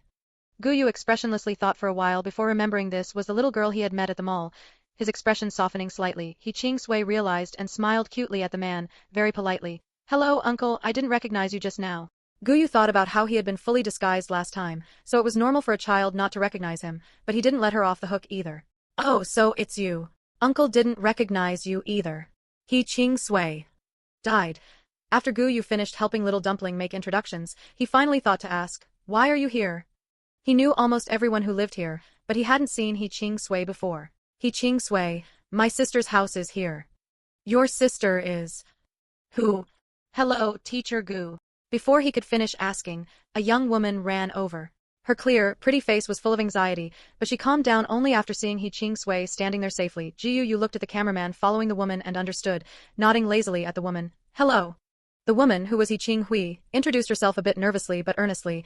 I am a guest from the other group, He Ching Hui, and this is my sister, He Ching Sui. Gu Yu nodded non-committally. Quite a coincidence.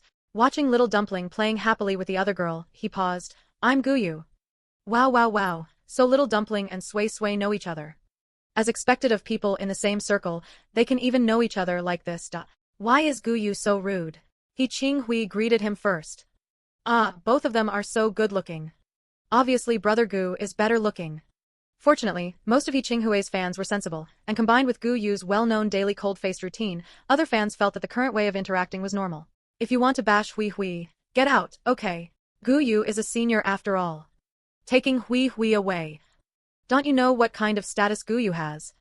He Ching Hui had only slowly become popular in the last few years since her debut and had experienced too many things, so she naturally knew what people on the internet would say. The distance between the two was neither too far nor too close, and she spoke cautiously. Teacher Gu, I have listened to your songs before. Only then did Gu Yu lift his eyes to look at the woman, his tone lazy. Good taste. He Qinghui was at a loss. How was she supposed to respond to that? Why do I feel like Gu Yu is so full of himself? Yes, yes, yes, this expression is exactly the same as little dumplings. Those above, you've hit the nail on the head. Brother Gu is actually the king of narcissism. Ha ha ha ha, I believe it. The two little friends were playing on the swings nearby, laughing out loud.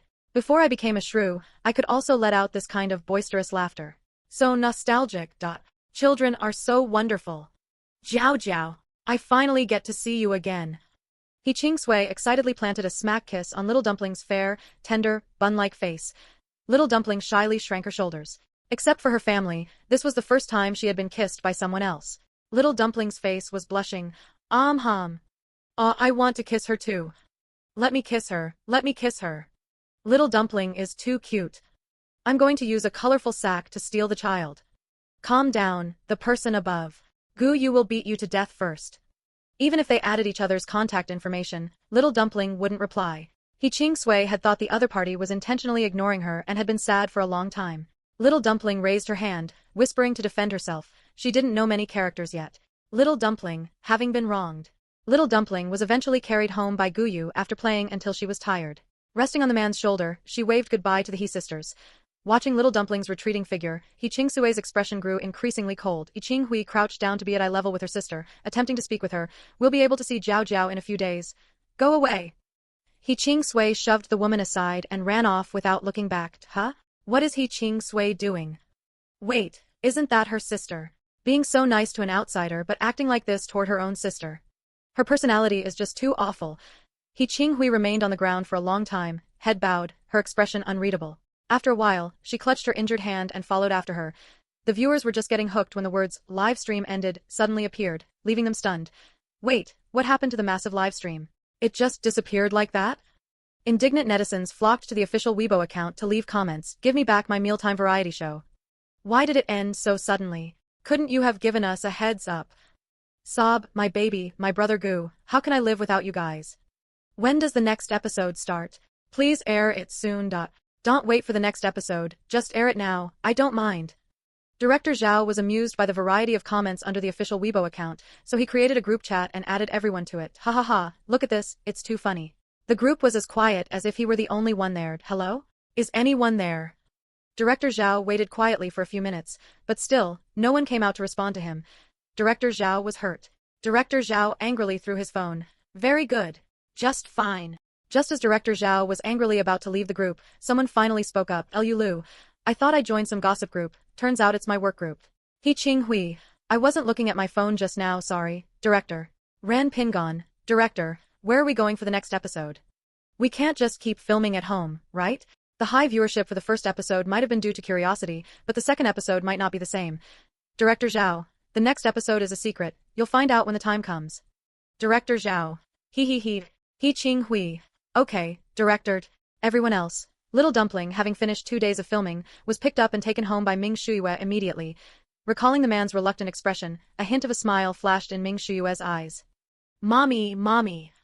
Jiao Jiao missed you so much. Little Dumpling was squirming back and forth on her lap. Ming Shuyue held her tight, afraid the little one would wobble and bump her head. Mommy missed you too. Little Dumpling was happy. She pursed her little lips and planted a mwah on the woman's face, making a loud sound. The driver drove with a calm, expressionless face, but was screaming like a groundhog inside. No matter how many times he saw it, he was still shocked. President Ming was completely different in private. The Du family villa. Looking at the data sent by her agent, Du Qinchin was so angry she smashed several cups at home. Why is Gu Yu ranked first? That would be fine, but why is that newcomer He Qinghui ranked ahead of me too? Since when had Du Qinchin ever suffered such grievances? The woman's screams echoed throughout the large villa. The agent kept her head down, not daring to speak, feeling quite disdainful inside. Don't you know why they are ranked ahead of you? That is a best actor who won the Grand Slam at a young age. Who in the entertainment industry can compare to his popularity? Of course, she didn't dare to say this out loud, so the agent kept her head down and played dead. Du Qinchin didn't even blink at the commotion downstairs, as if she were used to it. She quietly watched the replay of the live stream, in her past life. Ming Jiao Jiao never even met Gu Yu until she died, let alone appearing on a variety show together. What on earth is going on in this life? Just seeing so many people like Ming Jiao Jiao made Du Qinchin want to go crazy. Her eyes were red. All of this should have been hers. In her past life, Ming Jiao Jiao didn't participate in the variety show, and everyone liked her the most. Her. Why? What exactly is going on? She had clearly forgotten what she had done, which indirectly caused Little Dumpling and Gu Yu to meet. Du Xinxin's eyes, which had been relatively clear, became clouded as she glared viciously at Little Dumpling on the screen. She would take everything back. Huh. Little Dumpling touched her little head in confusion. Why did she feel a chill on her back? What's wrong, baby? Little Dumpling scratched her head. It's nothing. I'm coming. Elder Ming and the others hadn't returned yet. Ming Shuyue couldn't bear to leave her with that someone any longer, so she dragged her to the company to keep her company while she worked. The woman wore a custom-made suit, her beautiful face expressionless, holding Little Dumpling in her arms. It looked completely out of place. The front desk staff were stunned. Their president Ming had a child? They hadn't heard of this? At that moment, a young girl quietly shattered inside. The shattered front desk lady pieced herself back together and dropped a bomb in the Slack-off group chat. President Ming brought a child to the company. Slacker Xiao Zhang, what? No way. Slacker Xiao Li. Who is it? I haven't heard any news about President Ming getting married. Slacker Xiao Wang. It must be someone's child, right?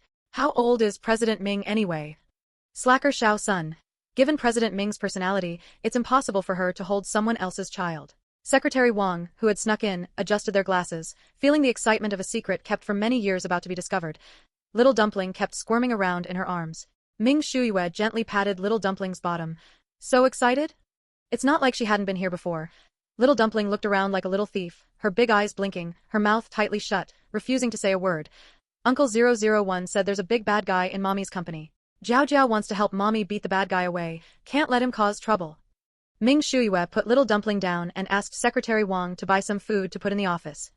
Baby, watch TV by yourself for a bit, okay? Mommy needs to work. Little Dumpling nodded her head in a silly, cute way. Okay. Watching her daughter's cute little appearance, Ming Shuyue couldn't resist sneaking a photo and sending it to the group chat. Without saying a word, she blew up the people in the group. Old Madam Ming. My granddaughter is always so cute. Elder Ming. Jiao Jiao went to the company? I had her uncle buy the pudding I like best and send it over. Gu Yu. Baby is so cute. Crazy emoji. Ming Shuyue. Who is in here? The woman frowned. Why are you here? Before Gu Yu could speak, old Madam Ming came out to protect him. I added little Gu. Gu Yu. Obedient emoji. Old Madam Ming thought to herself, little Gu is such a good person, obedient and sensible. He doesn't even forget to send them photos of Jiao Jiao while filming the show. Unlike her own ice block daughter, she doesn't see a single photo all year round. The more she thought about it, the more righteous she felt. Look at how sensible little Gu is, sending us so many photos every day. And look at yourself. Ming Shuyue looked at her, do not disturb, setting and fell silent. She scrolled up through the chat history, and sure enough, it was a long string of photos of Little Dumpling, endless even when scrolling. The more old Madam Ming talked, the angrier she got. Ming Shuyue pretended not to see it and calmly turned off her phone. Can't afford to provoke her, but I can hide. President Ming, do you think these are enough? Secretary Wang had bought almost every snack popular with children on the market, fearing that the little princess might be dissatisfied. Even as calm as Ming Shuyue was, she couldn't help but twitch the corner of her mouth at the sight of the snacks covering the floor. Having not heard from her boss for a long while, Secretary Wang looked over cautiously, only to meet the woman's indescribable gaze. Secretary Wang, ah? Did he buy too little? Little Dumpling was overjoyed. So many snacks that she wasn't allowed to eat at home had been bought by Secretary Wang. She was about to drool just looking at them. Like, Jiao Jiao likes them. Little Dumpling's eyes sparkled, and she wished she could run over immediately and stuff them all into her stomach. Thank you, Uncle. Secretary Wang was a bit flattered by Little Dumpling's thanks. Aren't young ladies from wealthy families supposed to be aloof and look down on others? What was with this approachability and politeness? Ming Shuyue coughed lightly. That will be all. Seeing the sweat on Secretary Wang's forehead, she added, your salary for this month will be doubled. Secretary Wang was struck by the sudden, huge surprise. Thank you, President Ming. The company paid a high salary, so it was rare for anyone to get a sudden raise. What had he done to satisfy President Ming? Once the news spread, everyone in the company envied Secretary Wang. If given another chance, they would also be willing to go buy things for the little miss. Little Dumpling crunched away like a little hamster, her cheeks puffed out. When she ate something she liked, her eyes would widen, and when she ate something she didn't like, her brows would furrow. Ming Shuyue didn't even realize how long she had been staring at Little Dumpling, until the little girl on the sofa let out a burp. Little Dumpling reached out to cover her mouth, her big eyes darting around, though no one knew what mischief she was plotting. 001. Now that you're full, let's go quickly. The little host has a task to do today. She didn't come to the company just to eat. Little Dumpling felt uncharacteristically guilty. I know, 001. Jiao Jiao will definitely complete the mission. Little Dumpling cheered herself on with full confidence. Then, with a straight face, she walked up to Ming Shuyue. Mommy! Jiao Jiao is full and wants to go for a walk. According to the method 001 told her, she had to find the bad guy, tell mommy she didn't like him, and have mommy kick him out. That's right, this was the brilliant plan 001 had meticulously devised for the little host. Little Dumpling was too young to complete the mission alone, so she had to seek help from her daughter-doting mother. The more 001 thought about it, the more feasible the plan seemed. It had even started imagining the grand prize it would receive after successfully completing the mission. Ming Shuiyue raised an eyebrow. Her daughter hadn't liked exercise since she learned to walk. Well, the kind of exercise that included post-meal walks. For her to proactively suggest going for a walk today, it seemed suspicious no matter how she looked at it. However, seeing how guilty Little Dumpling looked, unable to even meet her eyes, Ming Shuiyue still told Secretary Wang to take her for a walk around the office. This was Secretary Wang's first time spending time with Little Dumpling. His palms were sweaty with nervousness, fearing that this little ancestor would suddenly throw a tantrum that he couldn't handle. Little Dumpling followed 001's prompt and turned left. 001 watched silently as the Little Dumpling walked to the right. The silence was deafening. Observing the little host's face, there was no extra expression, only the determination to complete the mission. It confirmed that the little host still couldn't tell left from right. 001 took a deep breath and smiled. You went the wrong way, dear smiley face. When Little Dumpling heard she went the wrong way, she stopped in confusion and looked carefully. She couldn't tell. Because she was short, as soon as she turned, she bumped into Secretary Wang's leg. She clutched her forehead, her bright red little mouth pouted, and tears welled up in her eyes. Secretary Wang. Secretary Wang was so scared he couldn't even speak. All right, are you okay? I'm sorry. Secretary Wang knelt down and saw a red patch on Little Dumpling's forehead. He felt regretful. He shouldn't have been distracted. Little Dumpling found Secretary Wang's panicked appearance amusing and forgot about her forehead pain for a moment. Having gotten used to Secretary Wang's expressionless face, seeing him with a different expression now, she curiously circled him, staring incessantly. You aren't a robot. Secretary Wang's mind went blank with a buzz. Little Dumpling's milky voice kept playing in his head. You aren't a robot. So the little miss had thought he was a robot all along? Secretary Wang was shocked. Dazed, he still remembered to answer, I am not a robot. 001 also asked curiously, Host, why did you think he was a robot? He didn't look like one, even with his goofy appearance. Little Dumpling lowered her head and thought seriously, he wears the same clothes every time. And he doesn't know how to smile. 001, Secretary Wang, who had bought the same style and color scheme, wept in the restroom. Little Dumpling could stop her tears as quickly as she shed them. Before Secretary Wang could even think about whether to resign, her tears were gone. Little Dumpling's face became serious as she changed expressions. She patted Secretary Wang's shoulder hand, in a mature manner. It's good that you aren't a robot. Secretary Wang, thank you?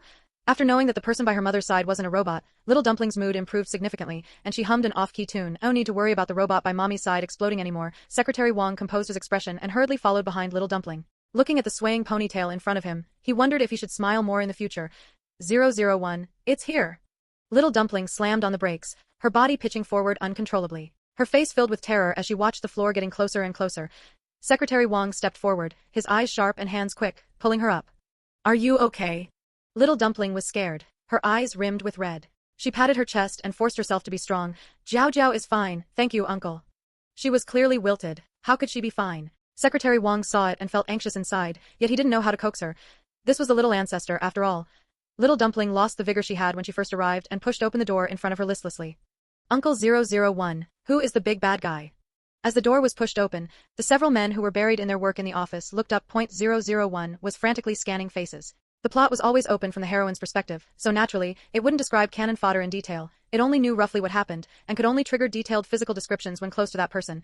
The core personnel of the research project stared blankly at Secretary Wang. They all looked quite socially anxious. Strangely, not one of them spoke first. After a long while, a man whose hair was long enough to cover his eyes stood out, his voice dead and lifeless. Secretary Wang, is there something you need? Secretary Wang looked at the man and then at Little Dumpling. I don't need anything. The little ancestor might. The man was anxious to tamper with the project and hadn't noticed Little Dumpling at all. He was only one step away. He had to finish it. If you don't need anything, leave quickly. These are all confidential documents. Secretary Wang didn't know why Little Dumpling had come here either. At this moment, he had a headache dealing with the man. He hated communicating with this group of men who spent all day with their heads down doing research. They were impossible to reason with. 001 locked onto the man who had spoken, its voice trembling. Found him. The man was Su Chong, one of the project leads who had caused Ming Corporation to suffer heavy losses in a research project. He had no grudge against Ming Corporation, he simply wanted to use his own abilities to bring crises or even bankruptcy to these big companies. He enjoyed this feeling. Later, even though Ming Corporation struggled through this crisis, other companies managed to plant people inside, among whom were Li Songjia's people. He was one of the masterminds behind the eventual bankruptcy of Ming Corporation. Little Dumpling couldn't understand that much. She only knew there was a bad person in the company trying to harm them. Hearing the noise, Su Chong noticed the small Little Dumpling on the floor. Meeting her clear, bright eyes, Su Chong immediately looked away with his dark, gloomy gaze. She was too pure. It felt as if everything he was planning to do had been seen through. Su Chong clenched and unclenched his hands, feigning composure. What could a child possibly know? Nothing, we need to work. This was a way of telling them to leave. Secretary Wang. This isn't something I can decide. After entering, little dumpling didn't say anything. Her big, round eyes looked around, her little face serious. Emboldening herself, she leaned in front of Su Chong. What is your name? Su Chong. A face full of question marks. What business is it of yours? Even though he was a bad person, he still had some sense to be hired by a big company. Secretary Wang spent all day by Ming Shuyue's side, but today she brought a child, implying that everything revolved around the child. Any creature with eyes could see the importance of this little dumpling. Su Chong felt stifled, unable to breathe properly. He spoke sullenly. My name is Su Chong. Oh. Little dumpling circled him 3 times to the left and 3 times to the right, her little head full of confusion. Uncle 001, he doesn't look like a bad person. Although Su Chong kept his head down year-round, his face was actually delicate and refined. He appeared timid and submissive. Judging by his appearance alone, he really didn't look like a bad person. 001 knew well that little dumpling was a sucker for good looks, so it wasn't surprised. Bad people don't write the words, I am a bad person, on their faces. After saying that, it earnestly exhorted, Host, you can't just look at their faces. Some people are bad at heart. As it spoke, it realized little dumpling's thoughts had drifted off somewhere, her eyes unfocused. 001, angry tantrum. It brought out its trump card. Only someone like your father can be called good-looking. Little dumpling's wandering gaze fixed. That's right, Daddy is the best looking. Looking at Su Chong again, he was somewhat underwhelming. From the moment little dumpling started circling him, Su Chong had been frozen in place. He didn't even have time to react when little dumpling ran over to the materials he had tampered with. Fortunately, little dumpling was just looking around out of curiosity. Su Chong's face grew increasingly pale as little dumpling reached out her hand. A trace of ruthlessness flashed in his eyes. He was about to step forward and push little dumpling away. This could not be discovered. But a second before that, little dumpling hopped over to Secretary Wang and said in a milky voice, Let's go back, Secretary Wang. 001 frantically sounded the alarm in her mind. Just now, black mist had radiated from Su Chong's entire body. He was almost completely blackened. This meant there was a certain probability he was about to lash out and hit someone. After the human and the system walked out of the office, they both let out a sigh of relief. Little dumpling. So scary. 001. Too dangerous. Secretary Wang followed behind little dumpling, confused, assuming it was a child's curiosity, which comes and goes quickly. Little dumpling walked quickly with her short little legs. Even the hat on her head tilted back slightly, revealing a fair, delicate face. Secretary Wang secretly thought, oh no, and stepped forward to gently pull the child's hat back down. It wouldn't be good if people in the company saw her. After all, the little princess had been on variety show trending topics several times. There was no guarantee she wouldn't be recognized by the people in the company. Little dumpling didn't complain even though her eyes were blocked by the big hat, and she huffed and puffed as she charged forward. 001 shouted anxiously, Stop! Stop! With a bang, little dumpling bumped her head into the solid wooden door. The people in the secretary's office all kept their heads down, not daring to look. The tiny little thing was wearing cute overalls. Her face was hidden, but her delicate chin was vaguely visible, along with her chubby little legs. She looked like a little duck. Little dumpling tremblingly reached out her chubby little hand to gently touch the red, swollen bump on her forehead. Secretary Wang, am I done for? When Ming Shuyue heard the noise, she thought someone was knocking. After waiting for a long time without anyone entering or making a sound, she opened the door to check. She was startled by little dumpling's red, teary eyes. Little dumpling looked up. Before Ming Shuyue could even ask what happened, big tears rolled down the child's cheeks. Her little mouth opened slightly, as if she were about to wail out loud the next second. Ming Shuyue's expression darkened slightly. She picked up the child, who had turned into a little crybaby. What's wrong? Tell mommy. The entire floor was unnaturally quiet. There wasn't even the sound of typing. Little dumpling cried until her nose and cheeks were red, burying herself in the woman's arms as she shed tears. Ming Shuyue turned and closed the door, blocking the view from outside, and let little dumpling cry quietly for a while. After little dumpling had cried her fill, she lifted her wet little face, her voice choked with sobs. Jiao Jiao doesn't like Su Chong. Mommy, can you fire him? Ming Shuyue frowned and wiped little dumpling's face clean, asking gently, Why don't you like him? With Secretary Wang there, it was impossible for anyone blind enough to bully her. Little dumpling sobbed, crying pitifully. He is a bad person. Even though her head hurt from the bump, little dumpling hadn't forgotten her task. 001 saw it in its eyes and felt it in its heart. It was all its fault for not telling the little host in time that there was a door there, causing her to get hurt. After Ming Shuyue coaxed her to sleep, she didn't carry her into the lounge. Instead, she sat on the sofa holding her personally and called for Secretary Wang. Secretary Wang had been standing outside the door since little dumpling went in. The secretary walked in amidst the varied gazes of a group of colleagues. Tell me everything that happened after you went out. The woman's voice was very soft, as if she were afraid of waking the little dumpling in her arms. Secretary Wang straightened its expression and lowered its voice to recount everything in detail. After listening, Ming Shuyue pondered for a moment. You may leave. Ming Shuyue sat on the large sofa. No matter how she thought about it, she couldn't figure out why her daughter hated a stranger so much. She could even guarantee that the two had never met. The woman leaned against the sofa, her brows furrowed, eyes closed in thought. After a while, she opened her eyes and gazed steadily at little dumpling's tear-reddened eyes, then leaned down and gently kissed little dumpling's forehead. Secretary Wang, fire him. Give him all the severance compensation. Secretary Wang looked at the message in astonishment, unable to help rubbing its eyes, afraid it had misread it. Although Su Chong kept to himself on a daily basis, his ability was unquestionable. It could even be said that he was a key figure in the new R&D project. IT was about to be completed, and firing the person in charge at such a critical juncture, one careless move could cause this major project to lose everything, and the risks involved were even greater. Even the newcomers to the company knew the importance of this project. Thinking of little dumpling's tour of the company, Secretary Wang's heart tightened. President Ming doted on her daughter so much. Had the secretary offended the little princess anywhere? Su Chong was stunned when he suddenly received the resignation notice. He rarely looked up, but he asked blankly, "Why are you firing me?" It was the first time Secretary Wang had seen Su Chong's face directly. Overall, he looked delicate and refined, but his eyes were exceptionally vicious. Secretary Wang stepped back uncomfortably and said in a businesslike manner, "Once the relevant resignation procedures are completed, your salary will be immediately transferred to your card." The chilling sensation, as if being stared at by a venomous snake, made Secretary Wang leave in a hurry after finishing the sentence. How come the secretary hadn't noticed how terrifying this person was before? Su Chong gritted his teeth, his expression ferocious. He slammed his pen onto the ground, shattering it into pieces. He was just a little bit of time away from succeeding. A company this big was almost brought down by a low-level person like him. It sounded like such a delightful thing. He absolutely could not give up. Is it done? It's done. Secretary Wang hesitated whether to speak up. What if the secretary had guessed wrong? Anything else? Ming Shuyue raised her eyes slightly, looking at Secretary Wang indifferently. Thinking of what the secretary had accidentally seen just now, Secretary Wang gritted its teeth and said it out loud. "I think Su Chong may have tampered with the project." Ming Shuyue raised an eyebrow upon hearing this. This Secretary Wang was someone she had hired herself. Workability was good, and the secretary was tight-lipped, but the secretary's personality was overly cautious. The secretary generally wouldn't speak up easily about things without evidence. What could have happened? It was rare for someone naturally cautious to say something like, "I feel." I have seen other people's manuscripts before. After saying it out loud, Secretary Wang actually felt a sense of relief. Then, thinking of President Ming's notice to fire Su Chong, Secretary Wang wondered, did President Ming discover something was wrong with Su Chong a long time ago? Secretary Wang's heart was filled with admiration for the woman, and even more shame for their earlier speculation that President Ming had fired someone for no reason just for her daughter's sake. How could President Ming be so rash? Ming Shuyue's lips curled up, her eyes indifferent. "I don't know." Secretary Wang was stunned. Huh? So you really just fired the person because Little Miss didn't like them? Ming Shuyue's expression was open and frank, her face clearly saying, "Yes, that's right." Secretary Wang's legs went weak, and their brain raced. Had they ever said anything to offend Little Dumpling? They didn't want to lose their job yet. 6 o'clock in the afternoon. Ming Shuyue woke up Little Dumpling, who had been sleeping soundly. The little one had played by herself all day, sleeping whenever she was tired. She had taken several naps throughout the afternoon. She didn't fuss about wanting to go out to play. Every time Ming Shuyue looked up, she could see Little Dumpling obediently looking here and there, never being a bother. Even though she sped up her work, it was already 6 o'clock. Thinking about how Little Dumpling hadn't eaten yet because she was keeping her company, Ming Shuyue felt a pang of guilt. "Let's go, baby. Mommy will take you to eat." Little Dumpling rubbed her eyes groggily. She had slept too long and couldn't quite wake up, so she acted spoiled in a soft, sweet voice. "Mommy, carry me." Ming Shuyue felt her heart soften. She gently picked the child up, letting her rest against her to wake up slowly. Little Dumpling leaned on her mother's shoulder, the baby fat on her face squished together, looking fair and tender. 001 only spoke when it saw Little Dumpling wake up. Even with the flat, robotic tone of the system, one could hear its excitement. Task completed, host. Little Dumpling hadn't fully woken up yet and was dazed. Oh. 001 was unhappy. This was the first task they had completed together. How could she be so indifferent?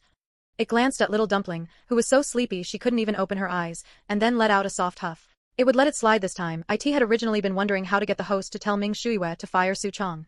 As the great villain in the book who would avenge her daughter, Ming Shuyue was a madwoman who wouldn't care even if she had to sacrifice her life's work, Ming Group, to do so.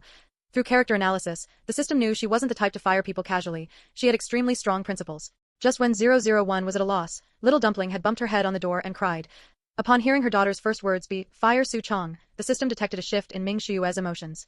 001 guessed that Ming Shuyue had misunderstood and thought Little Dumpling was being bullied, which caused her emotional fluctuation. One had to know that this great villain Ming Shuyue was usually as calm as a lake, a person who wouldn't ripple even if a stone were thrown into it. Sure enough, even after later hearing what Secretary Wang said, that Su Chong hadn't done anything wrong and hadn't said anything to Little Dumpling, Ming Shuyue still fired Su Chong. It was just because the little host didn't like him, and even more so because the little host hadn't forgotten to cry out to fire him. Ming Shuyue decisively concluded that her daughter had been wronged. 001 looked at the gentle expression on the woman's face and thought silently, this woman is sometimes so stubborn she doesn't seem human. Regardless, the task was finally completed. Even if it was just a small change, 001 was incredibly happy. The powerful Ming Corporation was an entity that could keep the heroine's family in second place all year round. 001 happily ran off to ask the main system for a reward. By the time they walked to the parking lot, Little Dumpling had woken up. She looked longingly at the woman's cold face. "Mommy, what are we going to eat?" Ming Shuyue deliberately mentioned food that Little Dumpling didn't like, observing her from the corner of her eye. As soon as Little Dumpling heard it, her little mouth pouted, looking aggrieved. However, if baby kisses... Little Dumpling suddenly looked behind her with terrified eyes, her voice trembling. "Mommy!" Ming Shuyue's eyes narrowed slightly. With agile movements, she held Little Dumpling and dodged the stick swung from behind. She turned and kicked the person down, then immediately picked up the stick the man had dropped. She pressed Little Dumpling's head into her embrace and ruthlessly smashed it toward the man lying on the ground. Su Chong watched helplessly as the expressionless woman smashed stick after stick onto his head. A hot liquid flowed from his head into his eyes. He crawled backward in terror, reaching up to touch his split-open skull. Everything before his eyes turned blood red, and in his fright, he rolled his eyes back and fainted. Throughout the entire process, Ming Shuyue's expression didn't change, only the hand tightly holding little dumpling trembled slightly. Lingering fear gripped her as she touched little dumpling's head, her voice hoarse. Don't be afraid, baby. No one knew how terrified she had been when she saw the stick coming toward little dumpling's head from behind. She was still so small, so obediently lying in her arms. A little bit more and she would have. A little bit more and the one lying in a pool of blood today would have been her. Ming Shuyue's eyes were pitch black, so dark it seemed like ink could drip out. Woo woo, mommy. Jiao Jiao is scared. Little dumpling's small body trembled. She clung tightly to Ming Shuyue's neck in fear, her tears falling all over Ming Shuyue as she sobbed uncontrollably. Ming Shuyue hugged her even tighter. Don't be afraid, it's all right now. The driver had received the message and was waiting in the car, but after half an hour had passed without picking anyone up, they felt something was wrong and rushed over, only to see a man lying on the ground, covered in blood, with President Ming standing coldly to the side. Call the police. The driver kept their head down, not daring to meet Ming Shuyue's eyes. Yes, President Ming. After receiving the call from Ming Group, the police arrived quickly. Seeing the man on the ground covered in blood and unconscious, they didn't dare to speak. It was unclear what method they used, but Su Chong woke up shortly after fainting. Upon waking, his eyes were full of fear. He had caused trouble at so many companies, but this was the first time he had been beaten. Thinking of the ruthless way Ming Shuyue had smashed his head as if her life depended on it, Su Chong broke down, covering his head and shouting, I was wrong. I'm sorry, President Ming. Not receiving any more brutal beating, the surroundings were quiet. Only then did Su Chong dare to look around carefully. Not seeing Ming Shuyue, he finally breathed a sigh of relief. He had no doubt that if she hadn't been holding a child, he really would have been beaten to death. Realizing belatedly that he was at the police station, he shouted, Police! Save me! I'm going to be beaten to death. The people in the police station all wore indifferent expressions. Ming Group had already sent over the surveillance footage, which clearly recorded the man hiding secretly in the parking lot. After seeing President Ming come out, he had actually launched a sneak attack from behind, and it was aimed at a child. How hateful! Many people in the police station had children of their own, and seeing that scene, they all broke into a cold sweat for the woman. What are you shouting about? Do you think this is your home? Quiet! The police officer scolded impatiently toward the room. They didn't know how he still had the nerve to shout. Little dumpling clung tightly to the woman, refusing to come down no matter how she was coaxed. Ming Shuyue still needed to see Su Chong, but little dumpling was very scared now and only wanted Ming Shuyue, so she had to call Gu Yu. The wait was long. Ming Shuyue sat on a chair holding little dumpling without speaking, only patting little dumpling's back comfortingly, one stroke at a time. Ji Yu, you didn't even have time to change his clothes after receiving the call. He rushed over in his pajamas. Ji Yu rushed in, his expression grim. Are you two okay? He looked them over with concern. Seeing that there were no wounds on their bodies, his rapidly beating heart finally returned to a normal rhythm. Seeing the man, Ming Shuyue's calm eyes flickered slightly. We're fine. Knowing what she was going to do, Gu Yu reached out toward little dumpling. How about daddy holds you? Little dumpling pursed her lips, and with her eyes red from crying, she was carried over by Gu Yu. Mommy still has work to do. Jiao Jiao cannot be willful. Ming Shuyue stroked little dumpling's head and smiled at her. Mommy will be back soon. When Su Chong saw that the person who entered was Ming Shuyue, the image of the woman expressionlessly smashing into him with force flashed through his mind again, and his legs trembled as he backed away in fear. President Ming, I was wrong. I still have an 80-year-old mother at home. Please don't hold it against me, okay? President Ming, I beg you. Ming Shuyue frowned in annoyance and interrupted him. Who sent you here? Hearing this, Su Chong looked at the woman with shifty eyes, then said with a puzzled expression, President Ming, I don't know what you are talking about. Before you entered the company, you spoke with Li Songjia in the cafe downstairs. Hearing this, Su Chong finally began to panic, his heart sinking. How did she know? But he still stubbornly insisted, President Ming, I don't know who this Li Songjia you're talking about is. Ming Shuyue curled her lips into a smile, but her voice grew colder. If the companies you caused to go bankrupt found out that it was all you're doing, do you want to guess what they would do? Su Chong was truly terrified now. He really did have an 80-year-old mother and couldn't afford such trouble. The people in charge of the companies that went bankrupt were either insane or dead. If they found out he was the one behind it, they might very well drag him down with them, as their minds were already twisted and perverted. I'll talk. At that time, Li Songjia contacted me and said that Ming Group was the most powerful company in a city. He said he would pay me and find a way to get me into the company. The more Su Chong thought about it, the more afraid he became, and he spilled everything like beans pouring out of a jar. President Ming, I've told you everything. Can you let me go? Ming Shuyue listened quietly, and upon hearing this, a look of sarcasm appeared in her eyes. How do I know if what you're saying is true? Su Chong panicked as he looked at the woman's back. President Ming, everything I said is true. Are you done asking? Gu Yu heard the voice and asked in a low whisper while holding the sleeping little dumpling. Her overflowing anger unexpectedly calmed down when she saw the man outside. I'm done, let's go home. Gu Yu looked outside. After all this trouble, it was already dark. President Ming, Mr. Gu is following behind us. The driver was on edge tonight and had keenly noticed that someone was following their car. Ming Shuyue combed little dumpling's hair back without raising her head. Don't worry about him. Yes. By the time the car entered Ming family manor, the security guard thought the car following them closely was a guest of President Ming, so he let the person in without even asking. After parking, Ming Shuyue sat in the car without getting out. Gu Yu nimbly got out of the car, stepped forward, and knocked on the car window.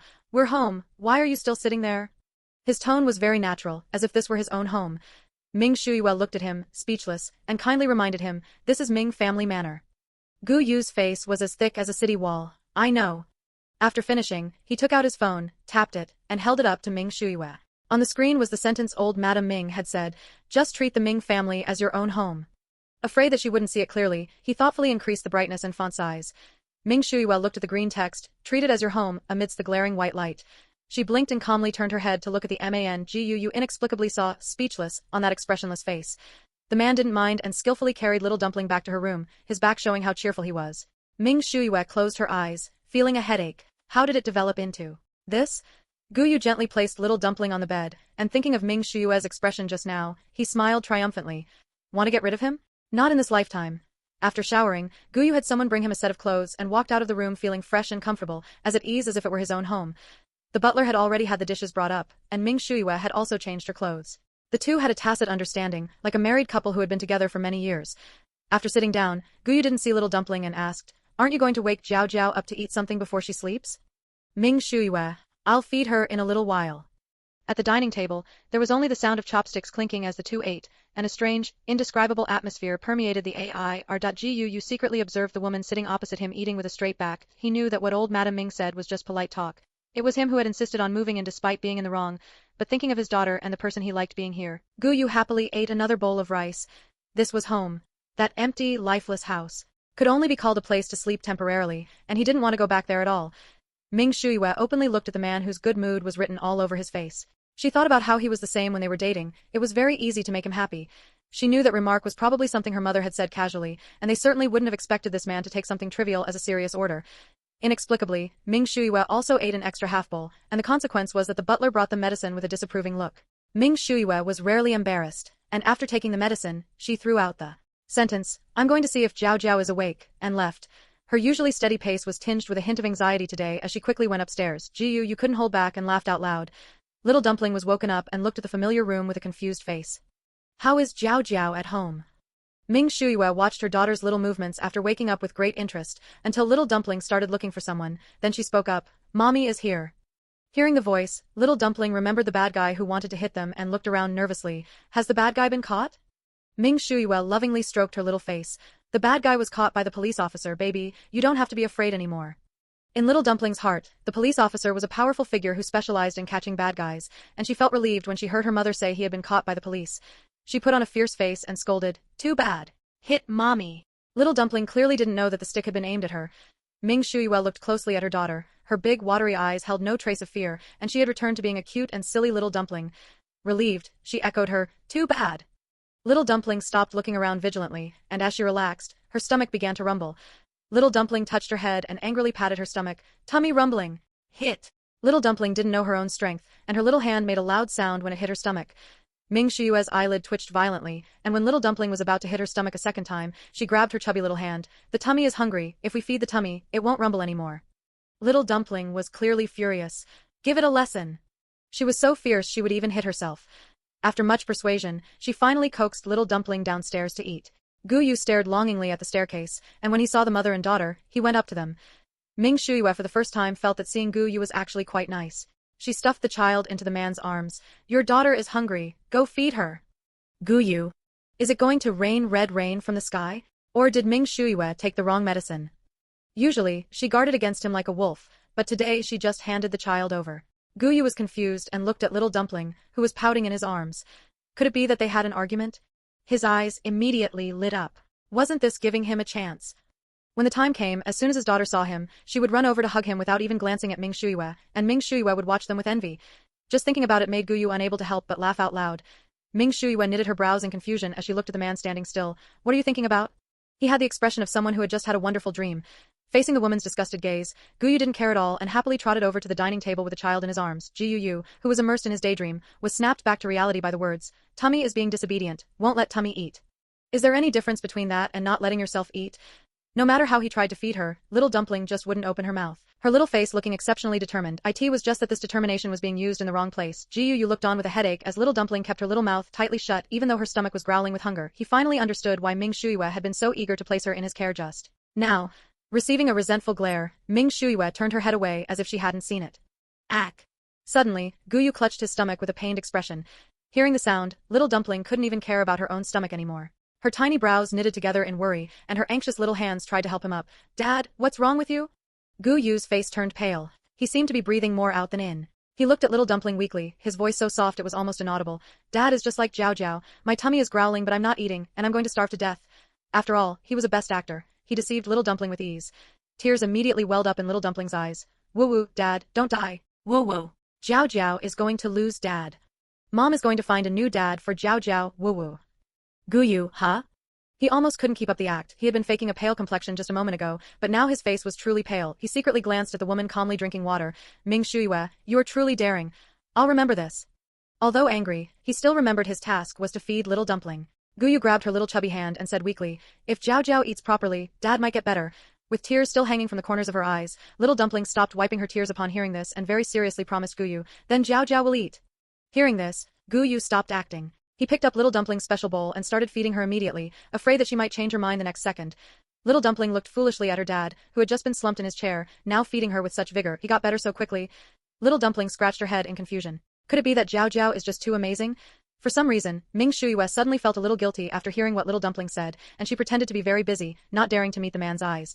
Gu Yu stayed at Ming family manor for 2 days. Ming Shuyue didn't say anything, which only made him more arrogant, and he spent 2 days playing wildly at home with little dumpling. Consequently, the spacious manor was filled with much more laughter. With someone watching little dumpling at home, Ming Shuyue was relieved to return to the company and start dealing with the mess left behind by Su Chong. She sent people to carefully examine Su Chong's manuscripts and, sure enough, discovered some discrepancies. Yet, even such a small difference was enough to cause a huge crisis for Ming Corporation. Ming Shuyue listened to the report from the person in charge. With a slap, the documents on the table were thrown at the person in charge, and her eyes were icy. You didn't notice anything at all? The person in charge was too scared to move. He had been with the company for so many years and had never seen President Ming lose her temper like this before. The problem was that he dared not answer even more, because ever since he became the person in charge, he had never checked the materials below and had left everything to Su Chong. Ming Shuyue sneered, you dare not say? Then let Secretary Wang tell you. Secretary Wang stood up dutifully and calmly recounted the information found. Half a month ago, Su Chong helped you verify the data once. A few days later, you treated Su Chong to a meal, and after that, you no longer personally. Everything that followed was handled by Su Chong. As Secretary Wang said more and more, the person in charge's face became increasingly pale, cold sweat streaming down his forehead. In the end, his tense body suddenly went limp. President Ming, you will bear the losses of the project. The person in charge knelt down, tears streaming down his face. President Ming, I was truly wrong. He bear it. How could he possibly afford the losses of an important Ming Corporation project? This was forcing him to his death. Ming Shuyue had her back to the person in charge, clearly not wanting to see him again. Secretary Wang was prepared and immediately called security to drag the person out. President Ming, this project. Continue with it. It was not just because Ming Corporation had invested too much capital and energy, but also because Li Songjia had actually dared to interfere with President Ming's corporation. She was determined to have this project appear perfectly in front of Li Songjia. Tell the public that Ming Corporation has abandoned this project. Secretary Wang. Yes. Li Songjia listened to the unanswered call on his phone. Had Su Chong really succeeded in ruining the project? If so, Ming Corporation should be having cash flow problems right now. Why was there no movement at all? He couldn't even grasp an opportunity delivered right to his doorstep. A dog is just a dog, an inferior thing that can't be brought out into the open. Manager, Madam wants you to come home early tonight. Li Songjia frowned, his tone impatient. I know. Thinking about what Du Qin had said last night about participating in some program, Li Songjia became even more impatient. A perfectly good young lady of a wealthy family wanting to be a celebrity, was she not ashamed? She even took his daughter with her. It was truly embarrassing. Although depressed, he had no choice but to agree. Li Songjia pulled at his tie with a gloomy expression. Sooner or later, Du Corporation would be his. The person in power at Du Corporation was Du Qin's father. The old man refused to relinquish power to him. Was he still counting on the vegetable who had been lying in bed for several years to get up and take over the company? The gentle smile on Li Songjia's face was gone. He stared coldly at the skyscrapers outside the window. Du Corporation is his. Mom, we're leaving. Little Dumpling reluctantly slobbered all over Ming Shuyue's face, and the woman didn't mind at all. In front of Little Dumpling, this woman was never stingy with her smiles. Mom will miss you. Jiao Jiao will miss you too. The location for this episode was in a remote small mountain village, so they had to set off early. I've had people pack Jiao Jiao's things. Gu Yu's brow twitched as he followed the woman's gaze to look at 8 oversized suitcases. Ming Shuyue's gaze paused. This was already as streamlined as possible, otherwise, there would have been even more. After all, it was a small mountain village, and the family was worried, so as they packed, it ended up being this much. Perhaps due to a pang of conscience, she said softly, "Thank you for your hard work." Gu Yu's lips curled up. Despite having a face that looked quite intimidating, he looked silly when he smiled. At least Ming Shuyue still had some conscience. "Leave it to me." Little Dumpling was sitting in the car, still upset about being separated from Mom, and she lay listlessly by the window. Gu Yu wanted to cheer her up, so he tentatively said, "We'll be able to see He Ching Sui in a little while." Sure enough, Little Dumpling's eyes lit up immediately. Having been home for a long time with no one to play with, she smiled so wide her little baby teeth showed upon hearing that a friend she knew would also be there. "I like big sister Ching Sui." Seeing Little Dumpling's sweet smile, Gu Yu couldn't help but smile too. The driver glanced at the father and daughter through the rearview mirror. They were grinning at each other, which made the driver's expression even more serious. Little Miss and Mr. Gu are actually quite alike. Unable to expose the location of Ming Family Manor, Gu Yu took Little Dumpling back to the home where he specifically slept. Waiting for the cameraman to come over for the follow-up filming, Gu Yu only took a small suitcase to pack a few changes of clothes and daily necessities. Little Dumpling circled around curiously, eyeing the closed small suitcase. While Gu Yu went inside to wash his hands, Little Dumpling reached out her little hand and gave it a gentle push. The suitcase glided forward effortlessly.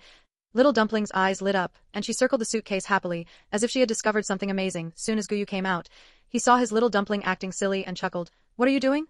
Upon seeing him, Little Dumpling rushed forward, threw her arms around the man's leg, and looked up at him with a serious expression on her fair, tender little face.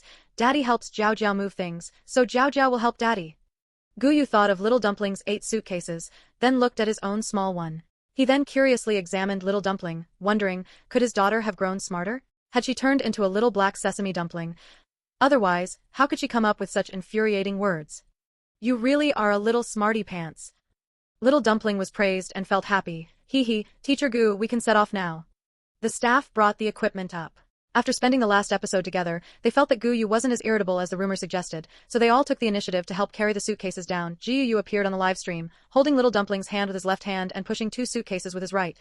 The quiet comment section suddenly sprang to life because of the man's appearance. "No way, no way. Are Gu Yu's legs really this long? Hey, our brother Gu is 1.89 meters tall." That's right, Gu Yu walked the runway before. His legs are longer than the models. Did you guys not have access to the internet back then? How can he look so good just wearing a random t-shirt? Wake up, the person above. That t-shirt costs 5 figures. You'd look good in it too. Heh, is it that hard to admit someone is better? Forget a 5-figure t-shirt, even if you wore a 10-figure one, you wouldn't compare to Gu Yu. Ah, the little one. Little one, Mommy misses you so much. I've gained 3 pounds since the days I couldn't see you. Ah, I want to give birth to one like this in my lifetime. Enough, the person above, don't try to achieve immortality with such methods. Little Dumpling was still angry because her dad wouldn't let her help. While she obediently held his hand, she walked sideways like a little crab, her face turned away from him. How could Gu Yu actually let her move things? Not to mention Ming Shuyue's feelings, he couldn't even forgive himself. "I told you Gu Yu doesn't know how to raise a child. Baby, come to big sister here / kiss, the person above is such a pervert. Little one, come to mommy here. You two are both perverts, just let the little one come to me. I really want to know why the little one is angry. So cute. Gu Yu can even manage to make such a cute little one angry. I'm unfollowing." Even when sitting on Gu Yu's lap, Little Dumpling kept her back straight, refusing to touch him. Her usually soft body had become as stiff as an iron plate. Gu Yu held back his laughter and coaxed her. "It's not that I won't let you move things. Daddy just wants you to conserve your energy so you'll have more strength to help Daddy later." Hearing this, Little Dumpling's ear tips twitched, and her rigid body slowly softened, though she still kept a straight face. "Jiao Jiao will definitely help Daddy later." As she said this, she struck a pose to show off her muscles. Gu Yu's pupils shook. Huh? Where did she learn that move? So the little one wanted to help Brother Gu with the luggage. Gu Yu looks so chauvinistic, so overbearing. The little one is so sensible, she knows she needs to help her family move things at such a young age. Brother Gu turned to stone looking at the little one's final move. Ha ha ha ha ha ha. Does anyone get it? The little one in a princess dress doing such a greasy move, I'm dying of laughter. I bet 1 yuan that Brother Gu won't let the little one move it. Director Jiao was standing at the village entrance, waiting for the guests. By the time Gu Yu and the others arrived, the other guests had already arrived. It was clear they had already introduced themselves, and the atmosphere was quite lively with chatter and laughter. Director Jiao, with his sharp eyes, spotted the car immediately, though he didn't know who it was. However, whether it was Gu Yu's group or Du Qinchin's group, both were very popular, and Director Jiao smiled until his eyes squinted. Gu Yu carried her out of the car and looked around. The surrounding environment was quite nice, lush and green as far as the eye could see, but this also meant that transportation and development were not very convenient. Everyone else fell silent when they saw the man get out of the car. Everyone in the industry had heard of Gu Yu's exploits, and coupled with the fact that he frowned and looked gloomy the moment he stepped out, it made those who hadn't interacted with him feel even more intimidated. Director Jiao acted as if he hadn't noticed anything and greeted him with a smile. Gu Yu, over here, over here. Gu Yu genuinely felt that not participating in this show would be fine. After all, he had now successfully infiltrated the Ming family and didn't need to use the excuse of participating in the show to spend time with little dumpling. He couldn't let his daughter suffer. Gu Yu, he looks exactly the same on the live stream as in his photos. Oh my, what kind of expression is Gu Yu putting on, and who is he showing it to? I'm so worried the other guests will be bullied by him. Please, no matter what the task grouping is, don't let Gu Yu and the older sister be together. Putting everything else aside, Gu Yu's face is truly photogenic, even frowning, he's so handsome. And this body that rivals a supermodel's. What followed was a screen full of praise, so many fangirls, can't you look at his character instead? If not him, should we look at your unappealing, childish figures? When will some men ever learn to be humble? Gu Yu carried Little Dumpling to director Zhao's side. Just as he was about to say they wouldn't be filming, Little Dumpling anxiously slid down from Gu Yu's arms. It turned out that Qing Sui had been eagerly following behind Gu Yu ever since she saw Little Dumpling. Little Dumpling couldn't sit still once she saw her little friend. Her little face was full of surprise. Daddy really hadn't lied to her. Qing Sui held onto Little Dumpling's soft little hand tightly. You're finally here.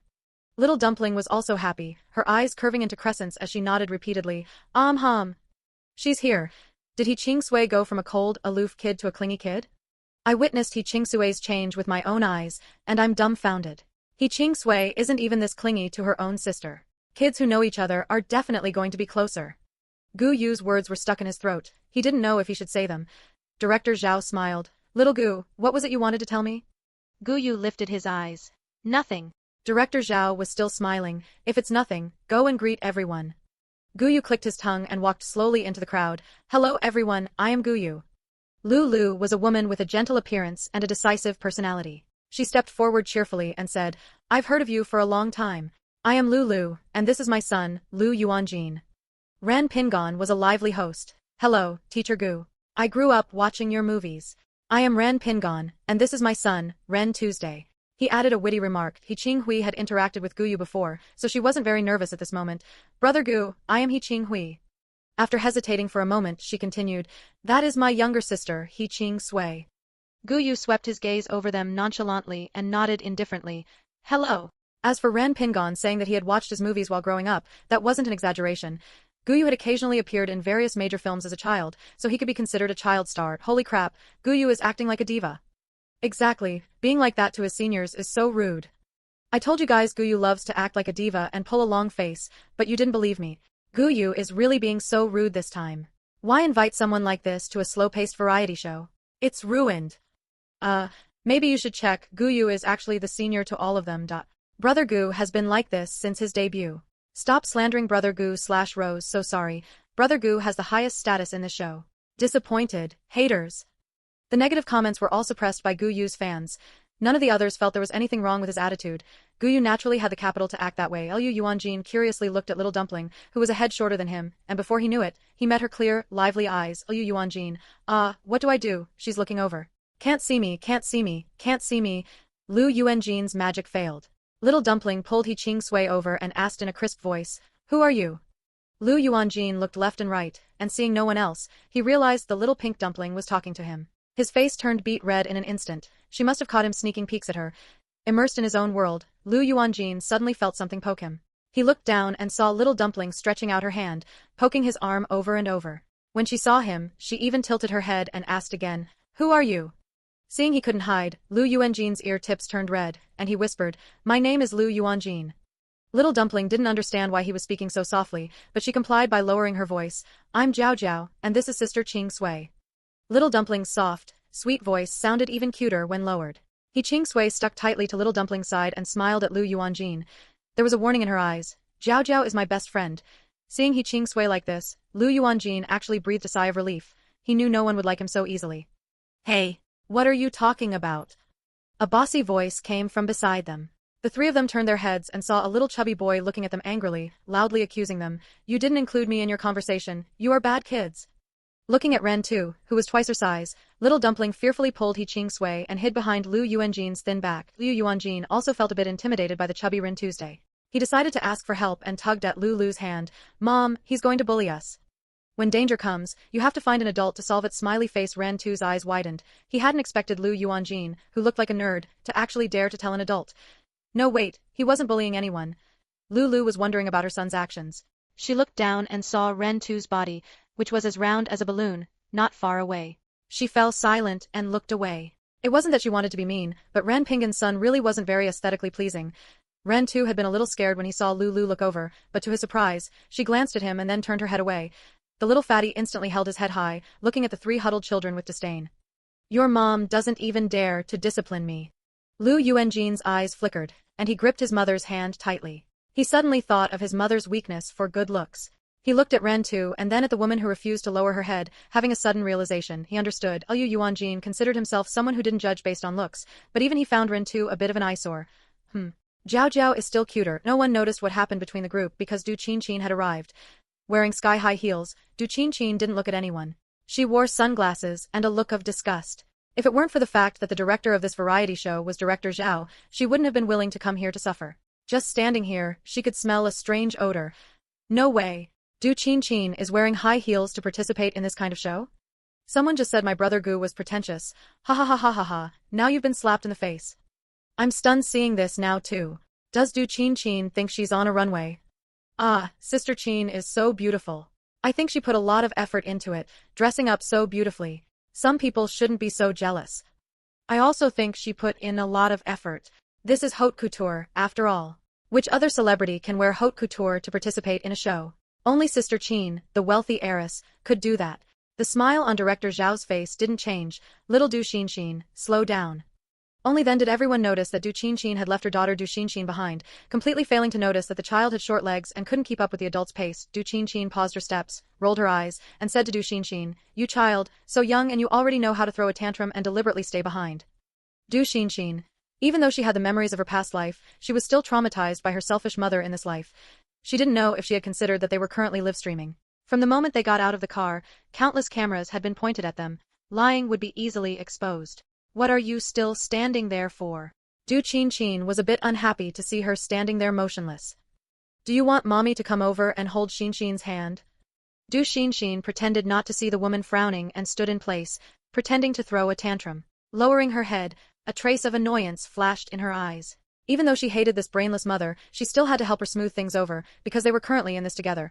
The surroundings were silent. Du Qingqin was, after all, someone who had been in the entertainment industry, and she realized what her daughter was doing. She smiled gently, stepped forward, and crouched down in front of Du Qingqin. It's mommy's fault. Forgive mommy, okay? Du Qingqin nodded hesitantly. Oh my god. Du Qingqin's family is so rich, yet she is so patient in coaxing her child. Sister Qin is just such a good person. It was clearly Du Qingqin who forgot her own daughter, okay? Her fans are really good at pretending. Don't be so jealous of Sister Qin, okay? If I had a mom like that, I wouldn't care if she drove me in a luxury car and lived in a big villa. The person above is really greedy. The two of them put on a show before walking over to Director Zhao. Hello everyone, I am Du Qingqin, and this is my daughter Du Qingqin. Du Qingqin introduced herself smoothly. They had deliberately arrived last to be the grand finale. Director Zhao nodded at her politely. All right, all the guests have arrived now. First of all, welcome everyone to Daqing Village. The people here make a living by fishing and planting fruit trees on the mountain. The environment is beautiful. Director Zhao didn't even hold a script. He spoke fluently to the camera and finally brought out 5 keys. These are for the houses you will be staying in for the next few days. There is no game to win the houses, so the kind of house you get depends entirely on luck. Director Zhao is so amazing. Just seeing the way he talks about Daqing Village, you can tell he put in the effort to research it. Yeah, you can really feel his sincerity. This village is so pretty. I really want to go visit. The environment in this village is super nice, it's just a bit far. Ha ha ha, choosing houses based on luck? Brother Gu has never won any prizes. I just remembered too, Gu Yu's luck is disastrously bad. What about the little one then? They aren't going to have to live in a dilapidated house, right? Ha ha ha. He Qinghui has super good luck. They will definitely be able to live in a good house.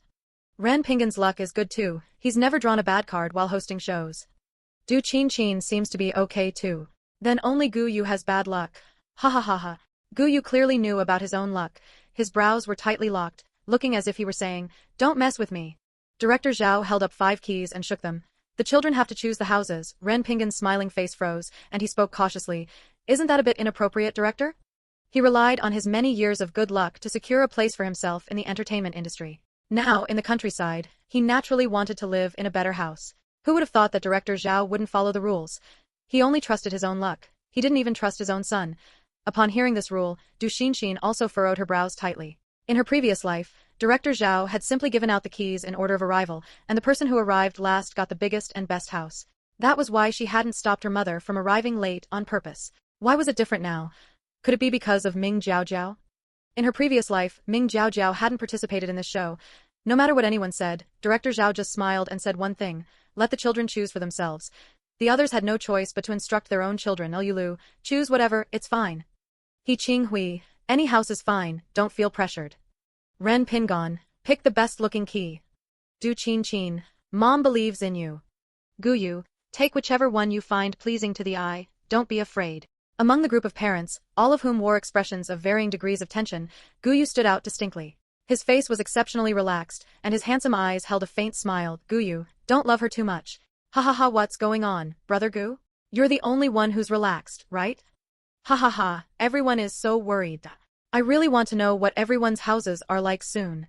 He Qing Sui took little dumpling by the hand and stepped forward. On the table were keys made into the shapes of different small animals. After little dumpling understood, she reached out and took the rabbit key. She liked little rabbits. He Qing Sui, seeing that little dumpling had finished choosing, immediately picked up the little bee key next to it. Lu Yuanjin took the little fish key. Du Xinxin glanced at little dumpling's rabbit key. She should have taken the rabbit key first. Unwillingly, she picked up the little tiger key. Ren too pushed his way over unhappily and grabbed the last key, the little pig key. Ren Pingan saw this and was anxious inside. Why didn't this brat pick first? The moment he saw his son pick up the last little pig key, his heart stopped beating. A pig? Wouldn't that be the dirtiest and most tiring house?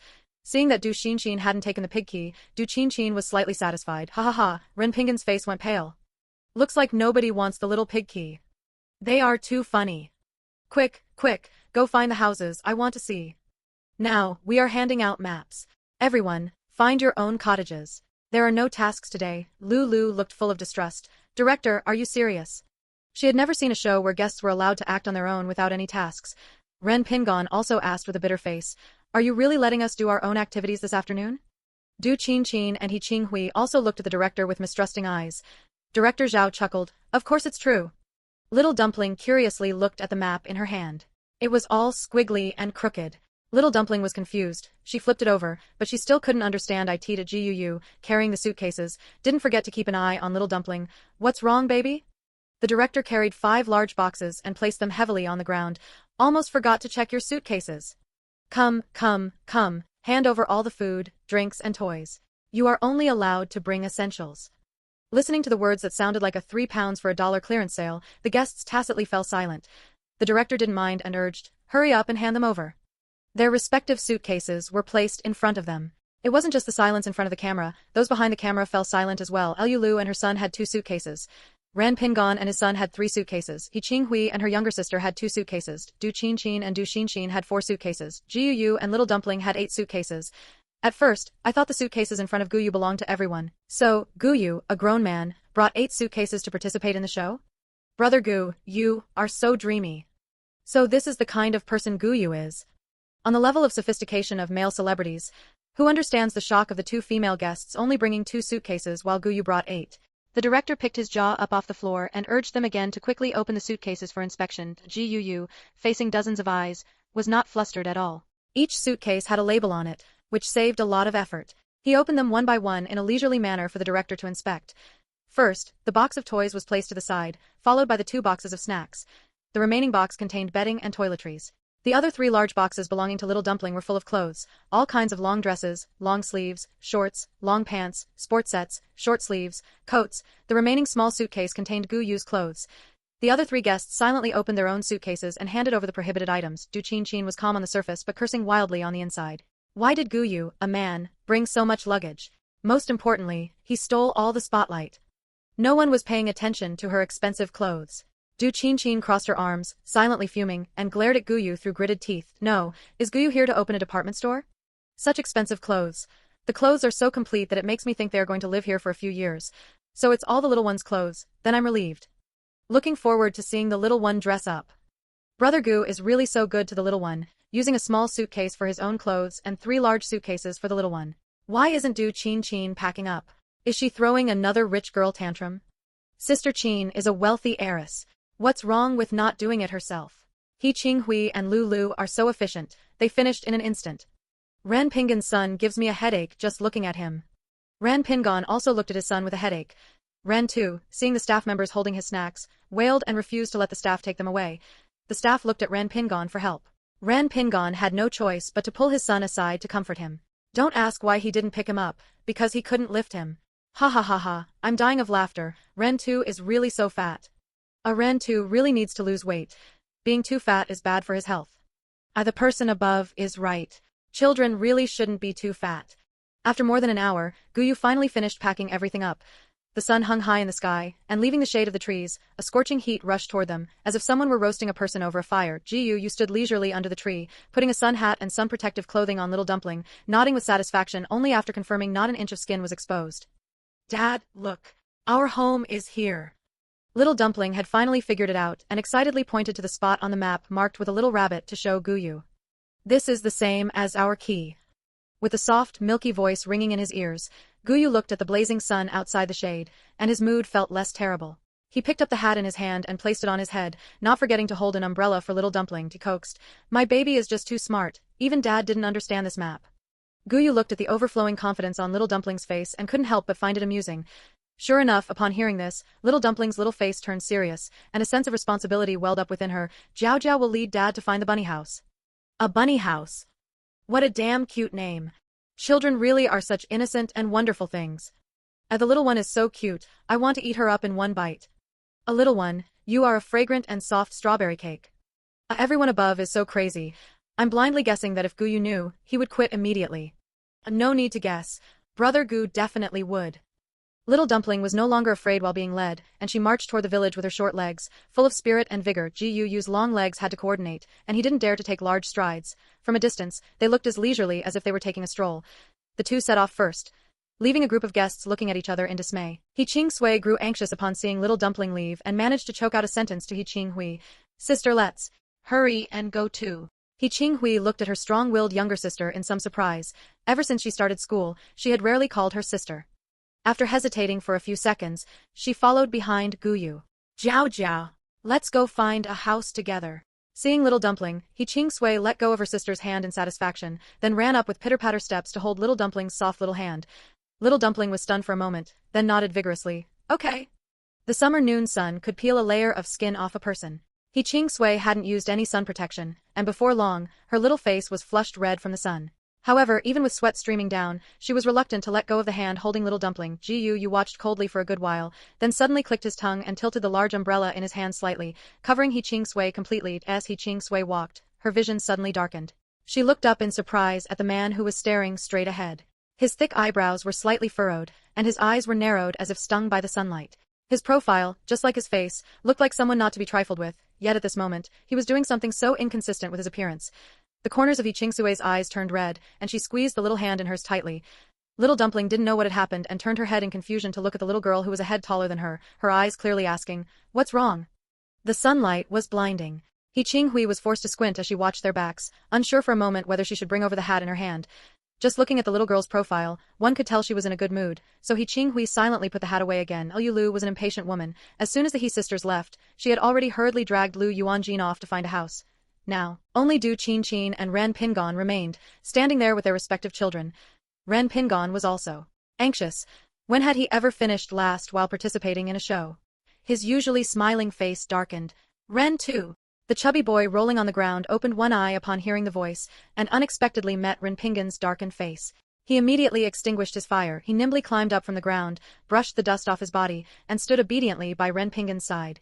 The whole process was as practiced as if he had done it hundreds of times, smooth and seamless. Du Qingqing was also stunned. She had never seen a child who would roll on the ground just because they were throwing a tantrum. Ren Pingan relaxed for a moment, and as if changing his face, he revealed a smile again. Teacher Du, we'll be heading off first. Du Qinqin withdrew her gaze and nodded haughtily. Du Qinqin pondered for a moment, then looked up and saw that everyone had left. She frowned imperceptibly and then relaxed. Fortunately, she remembered the location of the house. Mom, let's go too. Du Qinqin looked at the weather, which felt like a steamer, with disdain. She also understood that she had to go through the process, and besides, this was a live broadcast. Her high heels clicked loudly on the concrete ground, expressing their owner's dissatisfaction. Damn. Ren Pingin's mood swings are so scary. What's scary about that? A brat needs to be managed by such a strict parent. The friendship between the children is truly so beautiful. He Qingsui really likes the little one so much. The little one is so cute. I'd like to see who doesn't like her. How could an impatient person like Lu Lu give birth to someone as gentle as Lu Yuanjin?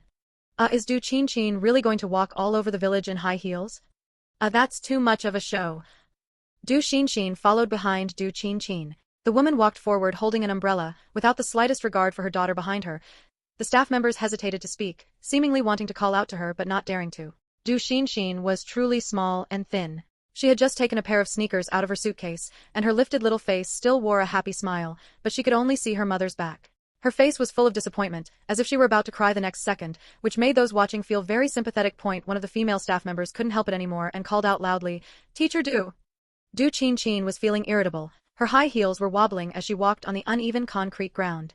Hearing the voice from behind made her even more impatient, but remembering that it was a live broadcast, she forced a smile, though her eyes remained exceptionally irritable. "What is it?" The staff member met the woman's murderous gaze and only then remembered that this was a woman known in the industry for being from a wealthy family, a pampered young lady. Her mouth moved several times, but she couldn't say a word. Just then, a voice rang out, "Mom, these are the shoes I prepared for you." The staff member felt the pressure on her vanish, breathed a sigh of relief, and looked gratefully at the thin, small figure. Du Qinqin picked up the sneakers in her hand and gave them to Du Qinqin, looking with concern at her feet, which had been rubbed red. Du Qinqin's expression softened as she heard this. "Thank you, my precious daughter." Having grown up in the Du family, Du Qinqin didn't know how many people surrounded her with flattery. Her family had given her enough pampering from a young age, and as she grew up, she developed a personality that responded to soft tactics but not hard ones, and was selfish and self-interested. Even after giving birth to her own daughter, she had thrown her to a nanny and had rarely cared for her over the years. If it hadn't been for the program's requirement that there must be a blood relationship, she wouldn't even have remembered that she had given birth to a daughter. Du Qinqin was tired and hot, and her ankles were throbbing with pain. Deep down, she was becoming increasingly dissatisfied, but when she met her daughter's eyes, which were filled with concern and focused entirely on her, her heart couldn't help but soften. After Du Qinqin changed into her sneakers, she stood up and walked around a bit. Her feet didn't hurt as much anymore, and upon discovering that it was the brand she often wore, she became even happier. Her tone was uncharacteristically gentle. "Come over, let's walk together." She reopened the parasol, this time sharing it with Du Qinqin. Du Qinqin is so well behaved, she even thoughtfully prepared a pair of shoes. If only my daughter were this sensible. I envy Du Qinqin for having such a daughter. Du Qinqin really has a bad temper. She even managed to forget her own daughter. Sister Qin clearly has a good attitude towards Qinqin, okay? Why does it feel like Du Qinqin is acting a bit fake? Is the person above crazy? Making such guesses about a little child. Although I don't like Du Qinqin, saying this about a little child is really going too far. Meanwhile, the group was still looking for houses in the village. Du Qinqin pretended to be troubled, looking left and right, and by a stroke of luck, she was the first to successfully find their house. She said in surprise, "We found it." Du Qinqin had been walking under the sun for so long that she was already fed up. She pushed open the door and walked in. "Then let's hurry inside." Du Qinqin breathed a sigh of relief as she looked at the house with the little tiger door plate in front of her. The weather was just too hot. She couldn't help but hurry to their destination, wanting to rest properly. Gu Yu leisurely accompanied Little Dumpling as they circled Daqing village. Only when Little Dumpling's interest waned did he pick her up, turn right, and walk into a small path. He Qingsui watched Gu Yu. She wasn't as scared as she was at the beginning. When Little Dumpling was picked up, she just followed behind Gu Yu, having no initiative to look for her own house. Gu Yu easily turned around with Little Dumpling in his arms. No matter how hot-tempered someone was, they would have no temper left after dealing with this. He looked up at the scorching sun, then at the stubborn donkey He Qingsui, who was full of exhaustion but still insisted on following him. He reached out to press his twitching brow and reminded her, "Your house is on the left, so stop following us." He Qinghui's eyes brightened. She knew that following a smart person would definitely yield results. She hadn't understood that crooked, hand-drawn map at all. "Thank you, Brother Gu." With a direction, He Qinghui pulled her sister and walked to the left. She had been walking for so long and wanted to take a break too. He Qingsui was pulled by her sister in the opposite direction and only had time to say one sentence, "Jiao Jiao, I'll come find you to play later." Little Dumpling, lying on Gu Yu's shoulder, replied softly, not caring if the other party could hear. "Okay." Gu Yu patted Little Dumpling, his tone sarcastic. "I know you and her are close now, humph." She wasn't even afraid of the heat. Once she held hands, she wouldn't let go. He hadn't even enjoyed that treatment. Little Dumpling struggled to turn her little head, patted Gu Yu's head, and whispered like she was doing something sneaky. I'm best friends with you in the whole world. Gu Yu knew well that this was just Little Dumpling trying to coax him and couldn't be taken seriously, but he still couldn't help but grin. He smiled triumphantly at the camera, his eyes full of showing off, as if he were deliberately letting someone see. Ming Group, President Ming, who was busy with 1,000 tasks, happened to look up and see this scene. She felt jealous. This little one told her yesterday that they were best friends in the whole world, and in just one day, it had become this man, Gu Yu. In the sweltering heat, Little Dumpling felt a chill down her back from President Ming's resentment and hugged the man's neck even tighter. The father and daughter didn't mind the heat while hugging and happily walked to the rabbit house. Looking at the rabbit house in front of her, Little Dumpling opened her little mouth in surprise and kicked her legs, wanting to get down. Gu Yu helplessly put the little one down. The rabbit house had a large courtyard, filled with various kinds of vegetables, a sea of green. Only a winding path to the house was left in the middle. The wind blew slowly, carrying the scent of freshly turned soil. This courtyard is just too good. How did Gu Yu know his house was here? Did he cheat? Is the person above crazy? It's obvious Brother Gu let the little one explore on her own first. Gu Yu probably knew it after reading the map. He has a very good memory. I want this courtyard too. So many tomatoes and cucumbers. This house is really good. Go look at Ren Pingan's house, ha ha ha, at the door. The 5 houses each had their own characteristics. Gu Yu's rabbit house had a front yard with huge vegetables, He Qinghui's bee house was full of fruits, Lulu's little fish house had a fish pond, and Du Qinchin's tiger house was a bamboo forest. Ran Pingon wiped the sweat from his face, and looking at the big pigs and little pigs in front of him, he almost wanted to wipe away his tears too. He sincerely asked the camera, are the other guests' houses like this too? Ren Pingon is about to break. Ha ha ha ha ha. Yes, yes, yes, they are all like this. They are all animal houses. Ha ha ha ha ha. Looking at these pigs, I'll faint for you father and son first. Ha ha ha ha ha ha. So much meat, so much meat. Gu Yu took Little Dumpling and pushed open the courtyard gate. A bamboo fence enclosed the yard. Looking up, one could see the lush green Daqing mountain in the distance, with mountains layered upon mountains like a painting. Gu Yu roughly scanned the vegetables in the yard. There were green and yellow pumpkins of various sizes, small red tomatoes, a large patch of green vegetables, chili peppers, eggplants, cucumbers. He walked while thinking about what dishes he could make for Little Dumpling with these. What surprised him even more was that there was a swing outside the house. Just as Gu Yu was about to pick up Little Dumpling to go see the swing, he furrowed his brows and looked seriously at Little Dumpling, who was muttering something to herself. He pricked up his ears and listened carefully. Red fruit, purple fruit. Jiao Jiao is not a witch. Make potion for mommy to drink to become smart. Grandpa and grandma become smart. Daddy become smart. Sister Ching Sui become smart. She listed a whole bunch of people to become smart. Gu Yu asked, why not make yourself smart? Little Dumpling looked at the courtyard in distress. Jiao Jiao is afraid there won't be enough. She wanted to give it to so many people. Gu Yu had a headache. Afraid there wouldn't be enough, so she gave it to others first? Putting herself last? How on earth did Ming Shuiyue teach her daughter to make her include even the He Qinghui sisters, whom she had only met 2 or 3 times? This silly, dim-witted Little Dumpling. Little Dumpling thought she was speaking quietly, but she didn't know that the microphone on her had recorded her monologue completely. Gu Yu crouched down, picked up Little Dumpling, and planted a big kiss on her little face. Why is the little one so cute? Can the little one really not be my daughter? What? She is such a kind little one. She didn't even include herself. Brother Gu kissed the little one until she was dazed. Let me do it. I wanted to. The little one is so heartbreaking. What? The swing was new. Gu Yu carefully placed Little Dumpling on it, and Little Dumpling immediately grabbed the ropes on both sides nervously. Her short legs couldn't touch the ground, which made Little Dumpling feel insecure, and her little body was tense. Sweetie, don't be afraid, Daddy is here. I won't let you get hurt. Little Dumpling was still scared, but she slowly relaxed as she trusted the man, eventually even bursting into laughter. Papa, fly high. All right. Little Dumpling's soft laughter filled the courtyard, and the camera flickered, recording this warm and beautiful scene. Blue skies, white clouds, a courtyard abundant with fruit, and a cute little girl sitting on a swing. Just looking at all of this made people feel relaxed and content. From hearing Little Dumpling's murmurs to her current laughter on the swing, Director Zhao's eyes lost their fake smile, and he genuinely laughed and cursed. That brat Gu Yu. It was worth all the effort to persuade him to come, and he brought such a huge surprise. Edit this video and upload it to the official website. Hearing this, the staff were secretly startled. Director Zhao, who came from filmmaking, had strict requirements for the visuals presented by the camera. This was his first time giving such an order, and it would be the first video clip related to the variety show posted on the official Weibo. Soon as the father and daughter, who had played enough, pushed open the door, they were dumbfounded. Was this house, covered in a thick layer of dust, the home they were supposed to live in? Then Gu Yu suddenly remembered what the production team had just said. They had one chance to ask for help. He had said he needed help moving luggage into the house. No wonder Director Zhao had a sly smile on his face. Gu Yu, with nowhere to step, stood at the doorway, surveying the furnishings inside. White cloths covered the furniture, with a light layer of dust on top. Aside from the excessive dust on the floor, a quick sweep would make it barely habitable, Gu Yu concluded expressionlessly. Little Dumpling curiously peeked out from behind the man, her small feet eager to move. Papa, can Jiao Jiao go in? No. Gu Yu vigorously rubbed his face. Wait until Papa cleans it, then you can come in and play. Is this still Gu Yu? Ha ha ha ha ha ha ha ha ha ha, brother Gu, you have this day too, ha ha ha ha ha ha ha ha. So happy. Yes, yes, yes, let the big and tall Gu Yu do the work, the little one just needs to rest well. It's so good to see Gu Yu on TV again. Boo-hoo-hoo. I really hope this show can film them until they're old.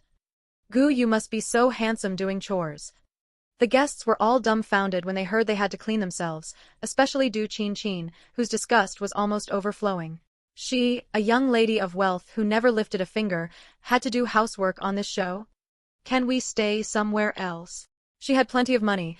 The cameraman following their group shook his head, very firmly. No! Director Zhao had specifically trained them before filming. They couldn't hold the production team back. Du Qin's face turned green. She wanted to lose her temper but forcibly held back, and for a moment, the air in the tiger house seemed to freeze. Holy crap. Why is Du Qin's live stream frozen? Yeah, as soon as I came in, Du Qin was like she was frozen. So weird. What happened? Don't panic upstairs, because we're also panicking. Du Qin's rich young lady temper acting up. What else could it be? If you ask me, celebrities who can't endure hardship shouldn't participate in shows. I'm really tired of seeing them like this. I just wanted to watch a show to relax after work, but I'm being given a sour face. Goodbye then. Sister Qin is a very good person. Don't stir up trouble. Yeah, Sister Qin has never done anything like this. She must be thinking about how to do it. Little Bee House. Both the front and back yards were full of fruit. The sisters tacitly checked them out, one in front and one in back. Once they had an idea, they started cleaning, working quickly and vigorously, without a single word spoken throughout the process. Qing Sui enthusiastically swept the dusty floor in the house, and He Qing Hui followed behind, mopping the floor. The two were like diligent little bees, just like the name of their house. Are they that efficient? So envious, I even have to coax myself for 2 hours just to take a shower. He Qing Sui was a bit clumsy at first when sweeping, but now she can speed up. Her learning ability is too strong. Hee, some people can't even compare to a child. Don't say that upstairs, someone just said, if you don't know, you can learn over there and got cursed out. My sister is really miserable, I didn't even dare to speak over there, the fans are too crazy. Alright, let's not talk about others in Qinghui's live streamed. Yeah, don't drag others into this. I bet He Qing Sui is working so hard because she wants to go find the little one quickly. I bet a bag of spicy strips, she will go. Lulu and her son pushed open the door and immediately saw the super large fish pond. Lulu dropped her son and ran towards the fish pond. Yuanjin slowly followed behind his mother. Yuanjin, look. So many fish. The fish pond was fenced off, so Lulu confidently called her son over to watch with her, not afraid he would fall in. Yuanjin glanced at the lively fish, then lost interest and retracted his gaze, softly suggesting, let's go see what the house looks like inside first. His voice was so quiet that the audience almost couldn't hear it, but Lulu accurately caught her son's voice and responded, okay, let's go. Happily walking towards the uniquely styled house, the moment they opened the door, they froze just like the previous groups of guests. Lulu slowly recovered, then slowly turned her head to look at the production team, gritting her teeth. You guys were waiting for us here, weren't you? They made them waste their chance for help on moving luggage. This house was neither big nor small, and it would definitely take a lot of time for 2 people to clean, especially since one of them contributed almost negligible labor. Son, you just wipe the tables. After complaining, Lulu started working, and assigned a task to Lu Yuanjin. Lu Yuanjin took the cloth. Oh. Lulu, an award-winning actress, has such a lively personality? I'm a bit dizzy. Her personality is completely different from her appearance. Sister Lulu is a very interesting person, investing in her is not a loss. Yeah. I've become her fan too. Her interactions with her son are also so loving, ha ha ha ha ha ha ha. Her son is like a young master from ancient times, ha ha ha ha ha ha ha. Came to see Du Qin but got drawn in by Lulu, can only say an award-winning actress is an award-winning actress. Sister Lulu can finally be known by more people. Boo-hoo-ho, we fans are so happy. Lulu works so efficiently, ha ha ha ha ha ha ha. Her son is so obedient. In front of the little pig house, Ren Pingon and his son were still slumped at a table in the courtyard, sighing lifelessly at the yard full of pigs. Ren too didn't dare to speak at this time, even his breathing was light, just afraid that his father would remember that he was the one who chose the house. After waiting for a long time, the production team finally decided to step forward and remind them, Teacher Ren, you still have to clean yourselves. So hurry up and get moving. You don't have much time. Ren Pingon, coming to participate in this program is simply the biggest mistake he has made in his 30-plus years of life. Maybe they will even have to clean the pigsty. He sighed deeply at the camera, dragging his exhausted body slowly toward the sinful house. No wonder they said there were no other tasks today, so this is where they were waiting for them. Director Jiao is too ruthless. Ha ha ha ha. This group is the most miserable and the funniest. Ren Pingon's walking back looks like an old man who has experienced all the hardships of life. Ha ha ha. Ren too, this brat, is even too scared to speak. Ha ha ha. So looking forward to their future life. The production team quickly uploaded videos of all the guests working, accompanied by unique background music. The usually glamorous stars were now disheveled while cleaning, which quickly attracted a large number of passerby fans to watch. If I'm not mistaken, that's Gu Yu, right? Gu Yu, such a lofty person, would actually participate in this kind of variety show? Is it because he's about to become irrelevant? Ha ha ha ha. I assent the point that Gu Yu brought his daughter to participate in the program? He actually has a daughter. Who is Lulu, the film queen? Why haven't I heard of her? Du Qingqin is indeed from a wealthy family. She hasn't even moved a muscle. Ah, He Qinghui, you've really made it. Participating in the same program as film queens and film emperors. I assent Ren Pingon always happy-go-lucky? Why is he crying in the video? Oh my, those little cubs are all so cute. I have to go watch. As expected of someone born to Gu Yu, they look so good. I'm not just saying this, but only this kind of gene is worth having such children. The cameraman following Gu Yu was dumbfounded by the number of people flooding into the live stream room. Originally, his live stream room already had a huge lead in viewership, and now it had completely surpassed the other live stream rooms. Gu Yu didn't promote his participation in the program. Except for the persistent fans who spent their days searching for clues in various forums, almost no busy fans or passerby fans knew about it. Now that they swiped onto the official video, they angrily ran to the live stream room. Ah, Brother Gu, you really didn't retire from the industry. I'm truly numb. My own idol secretly participated in a program without telling us. Who else could do this? Also, when did you have a child? Talk about the drama of finding out your favorite celebrity is in a variety show just by swiping through videos. Who knew? Ha ha ha ha, a little girl who has been following this variety show since it started is at the peak of happiness right now. Suddenly, a feeling of contentment filled my heart. Laughing to death, I, a passerby fan, also watched from beginning to end. The mocked fans were furious. They clattered away, writing essays about how Gu Yu wasn't acting like a human. The number of likes and comments reached tens of thousands in just a few minutes. Fans in the same boat spontaneously wrote essays to crusade against Gu Yu, and it wasn't long before it hit the trending searches. Agent Li Feng looked at the familiar trending search list and the fans' familiar operations. In a daze, he felt like he had returned to the time when he first debuted. Brother Feng, should we take down the trending search? Wu Jiang was also looking at the lively Weibo. The little red dots made his eyelids jump. Hearing Wu Jiang's voice, Agent Li Feng finally snapped out of it and said with a smile, "Don't worry about it. You just arrived, so you don't know that this is standard procedure." Wu Jiang was dumbfounded. Isn't it said that in the entertainment industry, you have to please the fans? Put the fans' interests and thoughts first? Why is it different for his boss?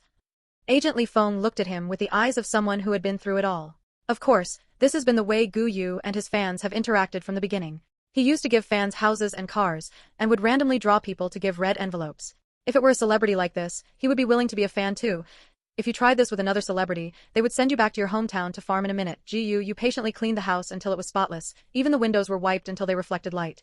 The man straightened his slightly sore waist and narrowed his eyes, carefully examining where else hadn't been cleaned. He looked around and didn't find any stains before patting his hands in satisfaction. "Baby, our home is clean." This was finally a place where his daughter could barely live. Gu Yu, waiting for his daughter's praise, didn't hear a sound for a long time. He turned his head in confusion to look for her. When he had searched the whole house and couldn't see anyone, the calmness on Gu Yu's face was like the calm before a storm. It was as if he had returned to his past image. Only his slightly trembling hands revealed that his mood was not calm. The cameraman didn't dare to meet the man's eyes. He had just been filming Gu Yu working and watching the numbers soar, and had forgotten to see where little dumpling had gone. "Baby." Gu Yu couldn't be bothered to look at these people. He strode out of the house to look for her everywhere. If he didn't know that the production team wouldn't make such a low-level mistake, he would have already left and stopped recording. Even while comforting himself in his heart like this, the man was still anxious and wanted to get angry. The fans outside the live stream room could all feel the suppressed emotion in the man. What is the production team doing? They said it was a parent-child variety show, but I haven't seen the cub since I came in. Forget Brother Gu, even I am getting anxious watching this. I hope the production team isn't digging their own grave/smile really speechless. What if the cub gets hurt? The production team is too irresponsible. I haven't seen the cub since I came in for so long. I thought the cub went to sleep. Now you're telling me the production team doesn't even know where she went. The cub is so cute, you have to be more careful in an unfamiliar village. The cameraman looked at the barrage of accusations filling the screen and panicked. The whole picture started to shake, and he almost bumped into the man's back. Gu Yu stood at the doorway, his tall back almost blocking out all the light, making the room seem even dimmer. The cameraman didn't dare to make a sound. The man's back appeared on the live stream camera for a full minute before he walked forward. The cameraman quickly followed. Little Dumpling probably felt bored while waiting for him to finish cleaning and wanted to play on the swing by herself. As a result, the little one's legs were too short to get on at all. Seeing her father was busy, she sensibly didn't call for help, but instead grabbed the swing and lay on it, swaying. When Gu Yu saw her, she was already asleep lying on the swing.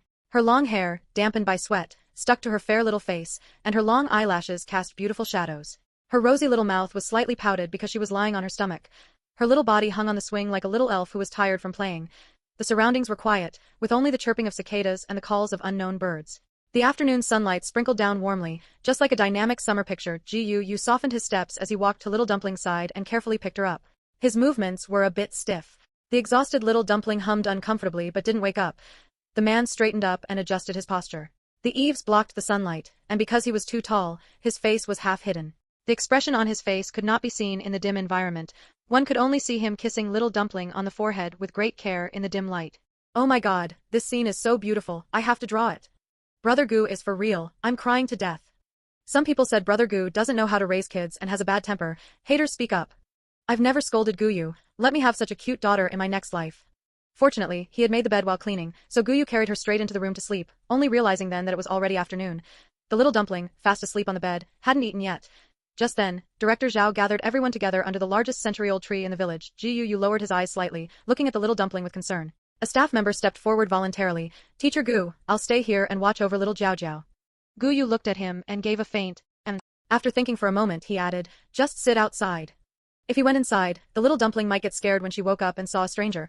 The staff member was pleasantly surprised. This was the first time Teacher Gu had spoken such a long sentence to them. He nodded repeatedly, as if making a promise. Okay, Teacher Gu. Is everyone here now? Lulu, Director, just say whatever you want to say. Calling everyone out in such hot weather, Sister Lulu has always had this personality, she's missed out on many good roles, sigh. Ha ha ha ha, she's really so straightforward. Lulu is a film empress. Her acting skills should be quite good. Ren Pingon also laughed. Director, what task are you going to assign us? The others didn't speak, they were either zoning out or had nothing to say. Director Zhao cleared his throat. Since you all want to know, I'll tell you. You'll have to find a way to solve your own meals for this afternoon and the next 2 days. Lulu asked, confused, can we use our own money to buy groceries? Director Zhao, of course not. However, you can eat the ripe fruits, vegetables, and meat in your courtyards, or you can sell them. The money you earn is yours. Considering you are currently penniless, the production team will subsidize you with 100 yuan. Ran Pingon hadn't even been happy for a minute before hesitating. Director, am I supposed to take the pig to sell? Director Zhao looked at Ran Pingon with a smile. If you aren't afraid of starving to death, you don't have to take it. Ran Pingon spits out a mouthful of old blood. Lulu thought for a moment and said, we don't have tools to catch the fish in our courtyard. Are we supposed to catch them by hand? Director Zhao said, also smiling, using your feet is fine too. Silence. Du Qin was also thinking about what she could sell from her courtyard, but couldn't think of anything. Director Zhao, there's nothing in our courtyard, just bamboo. This time it was Director Zhao's turn to be silent, then he recalled her status as a wealthy young lady. There are bamboo shoots in your courtyard. Oh my god, Director Zhao's tongue is so sharp. Ha ha ha. Why didn't Du Qin lose her temper? Ha ha ha ha. Director Zhao's tongue is still so sharp. I love it, I love it. This director is interesting. Ha ha ha ha ha, he doesn't coddle the stars. Shock. I actually became a fan of an old man while watching this show. On the art of speech. Gu Yu was worried about the sleeping Little Dumpling. Seeing they were done, he asked expressionlessly, is there anything else?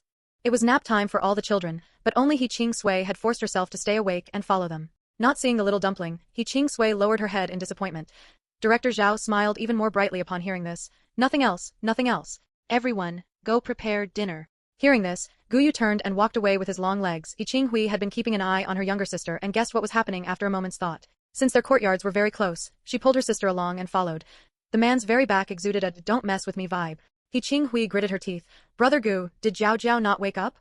He Ching Sui quietly looked up at her sister and then at the man in front of her. Without Jiao Jiao there, Uncle Gu might not even pay attention to them. Gu Yu paused his steps. Remembering his little dumpling's personality, he still answered, his tone faint, "She is asleep." The sisters couldn't help but look at each other, their eyes full of surprise. They didn't expect that the aloof man would actually be willing to answer their question. Having received the answer, the two walked slowly along the village path. The little girl suddenly said, "Sister, thank you." If it weren't for her, her sister wouldn't have forced herself to overcome her nervousness to talk to Jiao Jiao's father. Just now, her sister's hand holding hers had been wet with sweat. Qinghui's hand hanging naturally by her side tightened. No one knew how much she wanted to make it up to her sister. After all, everything was because of her. Since that day, her sister had rarely called her sister and rarely talked to her. If not for participating in the show, she wouldn't have known when she would hear that sister again. The young girl's eyes were red. She didn't say anything else, but held her sister's hand tightly. There was a very, very small convenience store in the village. Gu Yu didn't return directly to the courtyard but took the 100 yuan given by the production team to do some shopping. Eggs, noodles, rice. He hesitated for a few seconds at the candy section. The candy looked like a knockoff, leaving Film Emperor Gu unsure whether to buy it. If he bought it and the little dumpling got diarrhea, that would be bad. In the end, he bought one piece of candy and hid it, planning to take it out to coax her when she cried. He wouldn't take it out if she didn't cry. Is Brother Gu planning to spend all the money at once? Ha ha ha. Gu Yu, stop. You have 3 more days to live here. Gu Yu even bought candy for the little one. He's really a good dad. The production team didn't even provide rice or flour. That's too ruthless. Director Zhao, what we play is the truth. Didn't they say Gu Yu can't cook? Who said Brother Gu can't cook? He did it in the last episode, okay. Gu Yu carried the items and put them in the refrigerator, then hurried towards the room where the little dumpling was sleeping. He carefully opened the door a crack. The curtains were drawn, and the room was dim. He could vaguely see the little dumpling still sleeping soundly, even snoring a little. She looked exhausted. The corners of the man's mouth curled up slightly. He didn't go in to disturb her, closed the door quietly, and prepared the ingredients for the dishes in the courtyard. Looking at the sea of green vegetables, he frowned. The little one didn't really like eating vegetables. The cameraman wanted to follow but was refused by the man. Before long, Gu Yu came back carrying a fish. He looked at the pink apron with disdain, then put it on with even more disdain, and began to process the fish. Gu Yu's busy figure bustled about in the kitchen. He looked a bit inexperienced, but he was doing a decent job. No way? Didn't they say he only knows how to cook porridge? What's going on? In the last episode, Gu Yu said he only knew how to cook porridge. Looking at how he's both skilled and clumsy, he must have just learned to cook. From now on, that handsome face will just be an insignificant merit of Brother Gu. I wonder how it tastes. I really want to try it. I'm so envious of his wife. I'm so envious of his daughter. Whoa. Can it be me dating someone like him in my next life? Gu Yu, who had finished cooking and sat waiting in the living room for a while, decided to wake Little Dumpling up. If she slept too long, she wouldn't be able to sleep at night. It definitely wasn't because he wanted Little Dumpling to see the dishes he had made. After being woken up, Little Dumpling didn't cry. She was just clingy, wrapping her arms around Gu Yu's neck and refusing to let go. Daddy, seeing Little Dumpling's mood visibly improve, Gu Yu coaxed her in a low voice. Daddy is here. He carried her in circles around the living room to help Little Dumpling wake up. The tall man carried Little Dumpling in circles, round and round. To an outsider, it looked silly, but only the man himself was enjoying it. Little Dumpling finally woke up. Smelling a fragrance, her little nose twitched, and her eyes lit up. Daddy, it smells so good. Gu Yu felt a secret thrill at finally being noticed, though he remained nonchalant on the surface. It's the food Daddy made. Carrying Little Dumpling to the dining table, her beautiful eyes widened. Wow, Daddy is amazing. Smelling the fragrance, Little Dumpling's stomach growled. Jiao Jiao's tummy is hungry. Afraid she would have to deal with a hungry tummy again, Gu Yu quickly placed her on the chair. Quick, taste it and see if it's good. The simple dishes were made with perfect color, aroma, and taste by him. Little Dumpling couldn't bother with lecturing her growling stomach anymore and picked up her little spoon to start eating. Having been hungry for most of the day, Little Dumpling devoured the food. So yummy! While eating, she didn't forget to praise her daddy, her eyes sparkling with admiration. Gu Yu could no longer control the corners of his mouth. He was so thrilled by Little Dumpling's praise. From now on, Daddy will cook for you every day. He was just about to thump his chest to guarantee it. Okay. Little Dumpling ate heartily. There was no sign of her being a picky eater from before. Gu Yu reached out to remove a grain of rice stuck to Little Dumpling's face, looking satisfied. It was worth all the time he had spent learning. Back when he was dating, he learned to make porridge for Ming Shuiwe. After having a daughter, he learned to cook for her. This feeling was actually quite good. After finishing her meal, Little Dumpling grabbed her milk and wanted to go out to play. I'm going to find Sister He Ching Sui. Little Dumpling remembered He Ching Sui telling her before she slept that she would come to play with her. Now that she didn't see her, she wanted to go find her. She was a little angry. Sister He Ching Sui didn't keep her word and didn't come to play with Jiao Jiao. Gu Yu also wanted to take Little Dumpling for a walk. Now the sun only had its afterglow left. It was warm, so there was no fear of Little Dumpling getting sunburned. Little Dumpling walked in front with her short little legs, while Gu Yu followed leisurely behind. In the distance, there was the sound of chickens, and smoke from cooking fires drifted into the sky. The little mountain village was peaceful and serene. Little Dumpling was wearing a little dress, her long hair braided into pigtails, with little flowers tied on them swaying in the wind. Daddy, what's wrong? Jiao Jiao doesn't know where sister's house is. Gu Yu, then why were you walking so fast? He didn't dare say that out loud. He stepped forward and took little Dumpling's soft little hand in his. It's this way. Little Dumpling had a good memory. She had actually found the spot where she had parted ways with the two sisters, He Qing Hui and He Qing Sui. Looking at the exact same stone slabs under his feet, Gu Yu raised his eyebrows in surprise. The first thing that came to his mind, however, was whether Ming Shuyuan knew about this. They turned from the fork into another path. At the end of the long road was He Qing Hui and her sister's courtyard. Little Dumpling stood in front of the gate, curiously examining the courtyard, and gripped her daddy's hand tightly. So many fruits. Gu Yu nodded. There were indeed quite a lot. Just standing at the gate, one could see many different kinds of fruit, heavy with harvest. Aren't you going to find your sister He Qing Sui? After standing for a while, Gu Yu curiously shook Little Dumpling's hand. Wasn't she always talking about finding that little girl? Why did she stop at the gate instead? Hearing this, Little Dumpling pouted, and in a soft voice, she accused. Sister said she would come to play with Jiao Jiao, but she didn't come. Just this. Gu Yu smiled helplessly. She wasn't big, but her temper was quite something. Remembering how the little girl had looked at him eagerly when they returned, Gu Yu explained slowly to Little Dumpling, who had puffed up like a little pufferfish. She did come to find you. Ah. Little Dumpling tilted her head in confusion, but Jiao Jiao didn't see her. You were asleep at that time. Little Dumpling didn't even lift her head this time. She just stared at her little feet and didn't speak. Jiu Yu accompanied her, standing at the door as if they were being punished, until He Qing Hui walked out. Brother Gu, Jiao Jiao, why are you here? He Qing Hui thought she was seeing things because she hadn't eaten and was dizzy from hunger. Before she could rub her eyes to look carefully, her sister, who had heard her voice, ran out. Jiao Jiao, why are you here? The joy in her tone was overflowing. He Qing Sui ran up to Little Dumpling and didn't forget to greet Gu Yu. Hello, Uncle Gu. Gu Yu nodded and acted as a mouthpiece for Little Dumpling. She said she wanted to come find you to play. He Qing Sui was even happier, pulling Little Dumpling's hand and walking into the courtyard. I'll show you the fruits in our courtyard. There are so many, I'll give them all to you to eat. Little Dumpling stood still, feeling even more guilty upon hearing this. Sister He Qing Sui is so nice to me, yet I was still angry. Jiao Jiao is a bad kid. Wu Wu. He Qing Hui also walked over. Little Dumpling steeled her heart, closed her eyes, and said, Sister He Qing Sui, hit me. As she said this, she even reached out her chubby little hand. Everyone present was full of question marks. Gu Yu was even afraid his daughter had gone silly. Who comes to find a friend to play with only to ask to be hit? Little Dumpling didn't feel any pain after a long time and carefully opened her eyes. Sister He Qing Sui, are you not going to hit Jiao Jiao anymore? Little Dumpling looked at Gu Yu with red-rimmed eyes. Sister isn't going to play with me anymore. Jiu Yu squatted down to catch Little Dumpling and gently wiped her tears. What's the matter? His daughter was perfect in every way, except that she was too kind and loved to cry. The man's gentle words rang in her ears, and Little Dumpling cried even harder, sobbing and refusing to speak. Jiu Yu patted Little Dumpling. Look, Sister He Qing Sui is about to cry too. Only then did Little Dumpling look up at He Qing Sui. The little girl was so anxious she didn't know what to do and was almost crying too. Little Dumpling wiped her tears. I'm sorry, Sister He Qing Sui. He Qing Sui replied quickly. It's okay. Gu Yu, do you even know what happened before saying it's okay? Little Dumpling continued. Jiao Jiao shouldn't have been angry with you in her heart. Although He Qing Sui didn't know what had made her angry, she still said, It's okay, Jiao Jiao. Little Dumpling insisted on finishing. Jiu Yu was silent after hearing this. His daughter was too silly. If she went out, she was the type of silly that would get tricked within a single step, the kind of silly that would be moved to tears if someone said they would help find her parents, so she didn't dare to look up earlier because she was feeling guilty. After figuring it out, Gu Yu let out a deep sigh, looking off into the distance at the great green mountain, not knowing what he was thinking. Little Dumpling had already gone into the courtyard with He Qing Sui to pick fruit, leaving her old father sitting in the yard. He Qing Hui's stomach let out a gurgle, and Gu Yu asked in confusion, You haven't eaten yet? He Qing Hui's face had flushed bright red the moment her stomach made the sound, and it turned even redder upon hearing this. We haven't gone to the street yet. Gu Yu understood. You can exchange ingredients with us, or go to the village's small shop to buy things. He Qing Hui, there's a small shop in the village? The director didn't say anything about that? He Qing Hui rarely lifted her head to look at anyone, asking with concern, Is it okay for us to swap? Won't the director forbid it? Upon hearing this, Gu Yu knew that the young girl hadn't participated in similar shows before and hadn't been in the industry for long, which was the only reason she could be so naive.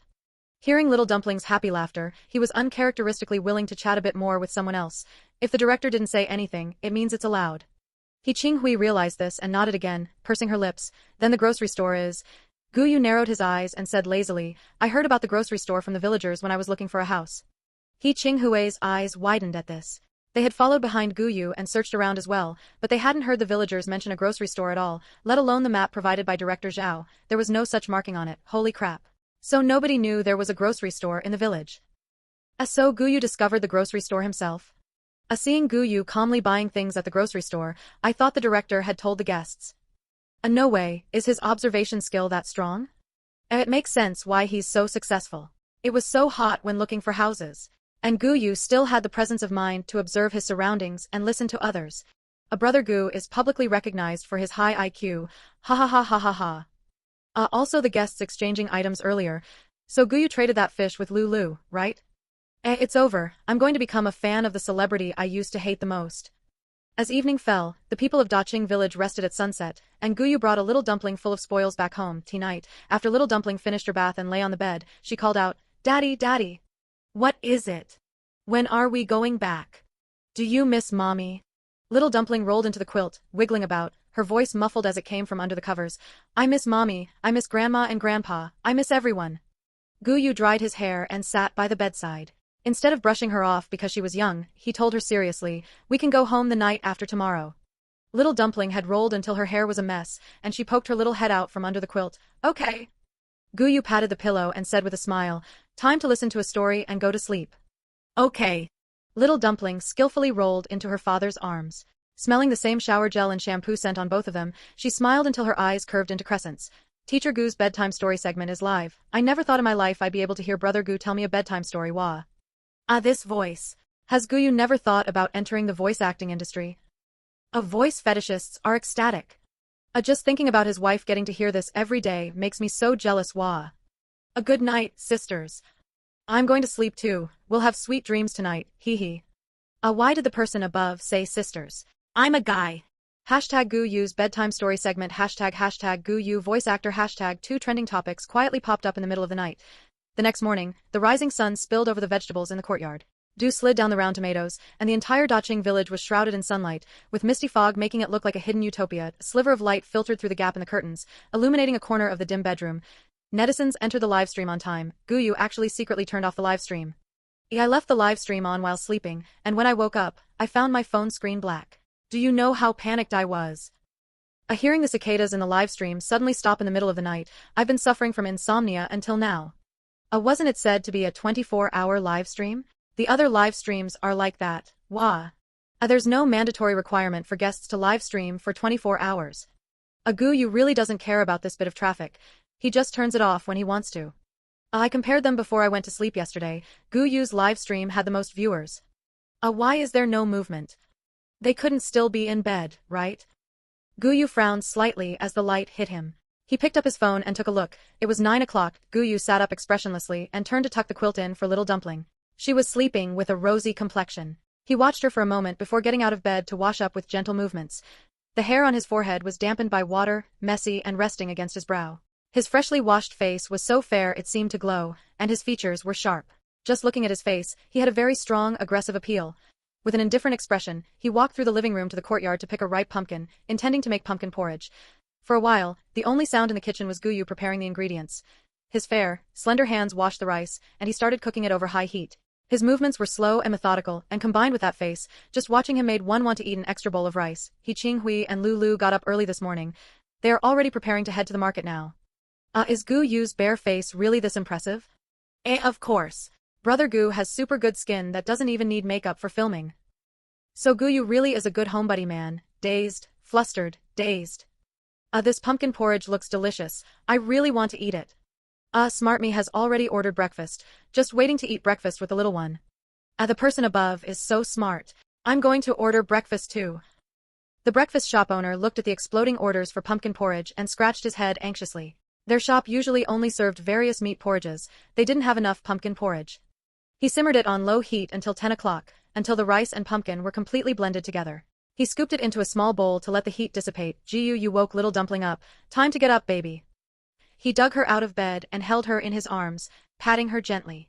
Gu Yu, who was often filmed losing his temper on set, was now extremely patient, waiting bit by bit for little dumpling to wake up.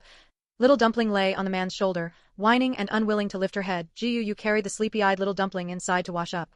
Little dumpling didn't look fully awake yet, staring blankly at herself in the mirror. Her hair was a mess from sleeping, so Gu Yu picked up the prepared comb from the side to smooth out little dumpling's hair. He lowered his head and pondered, "Baby, do you want to tie your hair up today?" After washing her face, little dumpling's eyes were sparkling, as if paved with crushed diamonds, looking incredibly pretty. "Tie it up." Sister Qing Sui tied hers up yesterday too. It looked good. Gu Yu nodded and skillfully tied her long hair into a ponytail, then followed little dumpling's wishes and found a sparkly hair clip to clip onto her head. Once little dumpling woke up, she couldn't stay still. She pulled Gu Yu's hand and ran to the side of the suitcase, looking up at him. Jiao Jiao wants to pick clothes. Gu Yu opened all 3 large suitcases and let her choose for herself. Little Dumpling chose a sportswear set and a small dress, struggling with which one to wear. Daddy, which one looks good on Jiao Jiao? Gu Yu pretended to look carefully and seriously. The sportswear set looks good. They were going out in the afternoon, and wearing a dress would make her prone to sunburn. Little Dumpling didn't doubt it at all and happily put on the pink sportswear set. Jiao Jiao looks good. Since Little Dumpling woke up, the corners of Gu Yu's mouth had been raised and hadn't come down. Jiao Jiao is the best looking. Little Dumpling ran to the mirror and spun around, laughing out loud as she looked at herself in the mirror. The first thing Little Dumpling did every day when she woke up was pick out clothes. She was incredibly vain. Gu Yu saw that it was about time, so he held the vain Little Dumpling by the hand and walked out of the room. Beautiful Princess Jiao Jiao, it's time for us to go eat breakfast. Oh my god, 3 things shocked me early in the morning. I'm truly shocked. Gu Yu cooked, Gu Yu combed her hair, and Gu Yu smiled. Brother Gu is so gentle. Compared to him, I'm a failed mom. I've never combed such a beautiful ponytail for my daughter. Whoa, don't cry yet, upstairs. Based on my observation, the kid's ponytail looks good because her head shape is full and round, and her hair is black, thick, and silky. Most importantly, she is beautiful. Ha ha ha ha, I totally support this. I tie all kinds of pretty hairstyles for my daughter every day, but the result isn't as good as the kid's casually tied hair. So it's true that you really need to find a handsome man to marry, so the kids born can be this pretty. Little Dumpling sat beautifully on the chair. Gu Yu lifted the lid, and a rich pumpkin aroma mixed with the scent of rice wafted over. The little one was extra supportive, so fragrant. Gu Yu looked at Little Dumpling's eager gaze, but didn't fall for it. You have to finish it.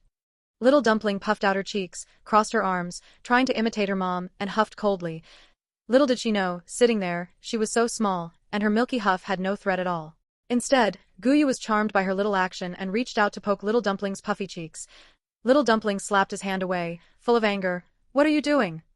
Gu Yu cleared his throat, turned his head, and coaxed. After we finish eating, shall we go find others to play with? Little Dumpling then looked at the man happily, softly saying, okay. Looking down at the porridge in front of her, her eyes rolled. Jiao Jiao is small, I can't finish it. Gu Yu had served the porridge according to Little Dumpling's appetite.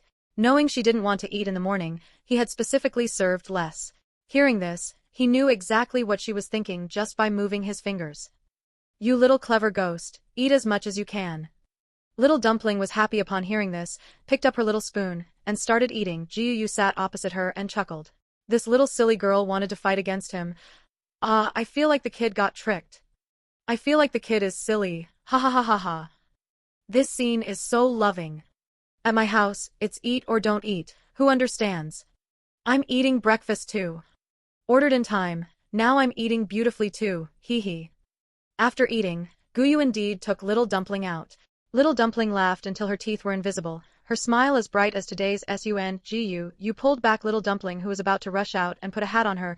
It's hot outside. Little Dumpling stood obediently and put on the sun hat, blinking her big eyes. We're going to see sister. Gu Yu had no choice, resigned to his fate, and walked towards Yiqing Sui's house. Little Dumpling walked in front as usual, skipping and jumping, while the man followed behind with his long legs. Sister Qing Sui.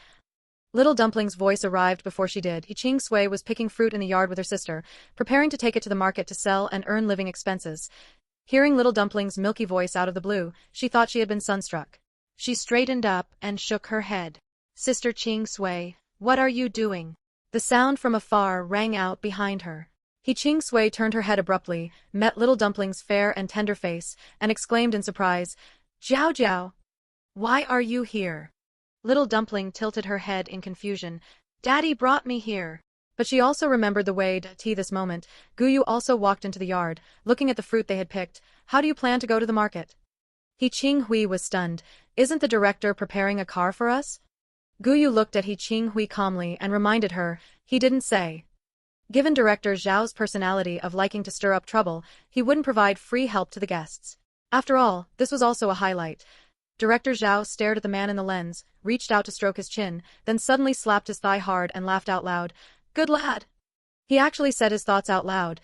Thinking of the conditions later, Director Zhao rubbed his hands in anticipation. Yiqing Sui heard what the two said and walked over worriedly. Without a car, they couldn't sell these fruits. Then they would starve to death and never see Jiao Jiao again. Woo-wood. He Qinghui panicked when she saw her sister crying, at a loss. Sui Sui, don't cry. Little Dumpling also anxiously gathered around He Qing Sui. Sister, don't cry, don't cry. Gu Yu's mouth moved, but he didn't say it. Daddy, what should we do, woo-woo? Little Dumpling was infected and started crying too. Jiu Yu listened to the two crying with a headache. The director will come out in a while. He Qing Sui and her sister both looked up at the man, full of confusion. Brother Gu, how do you know? Gu Yu took out a tissue to wipe away the few tears Little Dumpling had shed, nonchalantly. I guessed. Ah? Really? The director's mouth is so poisonous, he shouldn't be so kind, right? Ha ha ha ha, I thought Gu Yu had some inside information, turns out it was just a guess. Gu Yu clearly didn't know but guessed randomly. What if he guesses wrong later? Some people are still so arrogant on the show, hee hee da. Brother Gu seems to have a good relationship with the director. He Qing Sui had an inexplicable trust in Gu Yu. Then we'll pick fruit first. Picking fruit takes a long time. Gu Yu nodded. Okay, then we'll leave first. Little Dumpling's big eyes were still filled with tears, reluctantly holding on to He Qing Sui. I don't know when we can meet again. He Qing Sui's eyes were also red. Jiao Jiao. But she still had to help her sister. She couldn't go with her. Ah. Gu Yu stepped forward and picked up Little Dumpling. You will be able to see each other in a while. Little Dumpling put down her struggling hands, happy now, and waved at He Qing Sui. Sister, see you later. Every time Gu Yu saw this speed of changing faces, he sighed in his heart. With so much pampering at home, where did she develop such a quirky yet obedient and soft personality? He couldn't help but reach out and gently pinch Little Dumpling's soft cheeks. You, oh you. Little Dumpling pouted, looking at him innocently. What's wrong, Daddy? Gu Yu smiled as he watched, let go, and asked, going home or going somewhere else? This stumped Little Dumpling. In this show, she only knew Sister Qing Sui and Du Xinxin, but Du Xinxin pushed her and it hurt. She didn't want to talk to Du Xinxin anymore. Suddenly she remembered Lu Yuanjin. Her eyes lit up. Let's go find brother Yuanjin. Gu Yu. What brother? He frowned at the little person on the ground. She was just such a small bundle, but why was he so unhappy hearing her call someone else brother? Daddy, let's go. Gu Yu. Fine, fine, fine. They slowly sauntered over to the gate of Lulu's courtyard. Little Dumpling looked at the tightly closed gate and shrank back, taking a step back to tug on the man's clothes. She looked up at the man obediently. Daddy, you knock. Gu Yu put on his standard smile. Wasn't it you who wanted to come here? Little Dumpling rolled her big, dark, shiny eyes and pulled on him. Daddy, bend down a little bit. Although he didn't know what Little Dumpling was planning, Gu Yu still cooperated by bending down to look at her. What is it? Little Dumpling planted a kiss on his face and patted his hand with an air of maturity. With her little hands behind her back, she said earnestly, Daddy, don't be angry. Jiao Jiao is giving you a kiss. Gu Yu stared blankly at Little Dumpling, who barely reached his thigh, seemingly surprised that she was so sensitive to emotions. The man snapped out of it, the corners of his lips curling up wildly. Daddy isn't angry. In a good mood, he raised his hand to knock on the door. Before long, Lulu's bright, hearty voice came from inside the courtyard. Who is it? Coming, coming. Lulu opened the door and saw the man standing at the entrance dressed all in black. She was a bit puzzled. Teacher Gu? Is something the matter? She didn't even know Film Emperor Gu, who was always trending on social media. Gu Yu pulled out Little Dumpling, who was hiding behind him. She wanted to come see your fish. In the end, he didn't say that they had come looking for Lu Yuanjin. Hearing this, Lulu looked down at the shy Little Dumpling. She couldn't help but soften her voice in response to the adorable child, welcoming her. Jiao Jiao, you can come whenever you want. Feeling the woman's kindness, Little Dumpling looked up and smiled at her. Thank you, Auntie. Looking at Little Dumpling, Lulu's eyes sparkled. She had always wanted to have such a cute little girl, but she hadn't expected that she would end up giving birth to a son with a personality just like a little girl. What a loss. Gu Yu didn't know what she was thinking, so he followed behind Lulu with Little Dumpling, looking around the small courtyard. Unlike the other courtyards that were filled with all kinds of vegetables and fruits, this one only had a medium-sized fish pond on the side, leaving the rest of the yard empty. Lulu was a carefree woman. As soon as she reached the fish pond, she started complaining. The production team won't even provide us with a net. We can't catch these fish at all, let alone sell them. She could only watch the fish swimming around freely, and after a while, she felt like the bubbles they were blowing were mocking her. How annoying. Gu Yu frowned and then relaxed. Did you not try asking the neighbors to borrow one? He could understand it if it were He Qing Hui, a newcomer, but Lulu was a film queen after all. How could she be so honest while participating in the show? Lulu, huh? Her eyes suddenly lit up, and she looked at Gu Yu with a sudden realization. Why didn't I think of that? Now it was Gu Yu's turn to be silent. I'm going to go ask the villagers to borrow one right now. With that, she dashed off in a flurry, leaving Gu Yu and little dumpling staring at each other. Ha ha ha ha ha ha ha ha ha ha. Lulu is so carefree. Is this for real? Or is it just her persona? As a true fan who has followed her since her debut, I guarantee you that Sister Lulu really has this kind of personality. Can someone with this kind of personality really become a film queen? She's not even as good as Du Qin. What is wrong with the person above? Is personality the same thing as acting skills? A long while later, Gu Yu looked at the fish pond and said gloomily, "Didn't you say you wanted to see the fish?" Go ahead and look. Little dumpling wasn't having it. She hadn't said she wanted to see the fish. Lu Yuanjin was reading in the house, looking toward the door from time to time. Why hadn't his mom come back after going out to open the door? Had something happened? He put down his book and hurried out. Outside their courtyard gate, there was nothing but a large tree, so the view was unobstructed. Seeing the two familiar figures, Lu Yuanjin stood at the door, surprised, unsure whether he should go over to say hello. Brother Yuanjin. Little dumpling was currently annoyed with her old father, staring at each other with big eyes, when she caught sight of the little boy out of the corner of her eye. She excitedly greeted him and would have run over if she hadn't been held back. Little sister Jiao Jiao. Lu Yuanjin hadn't expected little dumpling to remember him, and he replied excitedly, "Ji Yu, you had a face full of black lines. What brother and sister? When did you guys get so close?" Daddy, I want to go over there. Little dumpling, whose clothes were being held, looked back at Gu Yu anxiously. Ji Yu, you refused stiffly. It's hot over there. Seeing them talking, Lu Yuanjin trotted over. Uncle Gu, did you see my mom? Lu Yuanjin was wearing a pure white t-shirt and shorts, looking at Gu Yu with a worried expression on his little face. Ji Yu was expressionless. Your mom went next door to borrow fishing tools. Lu Yuanjin nodded in understanding and politely thanked the man. Thank you for telling me, Uncle Gu.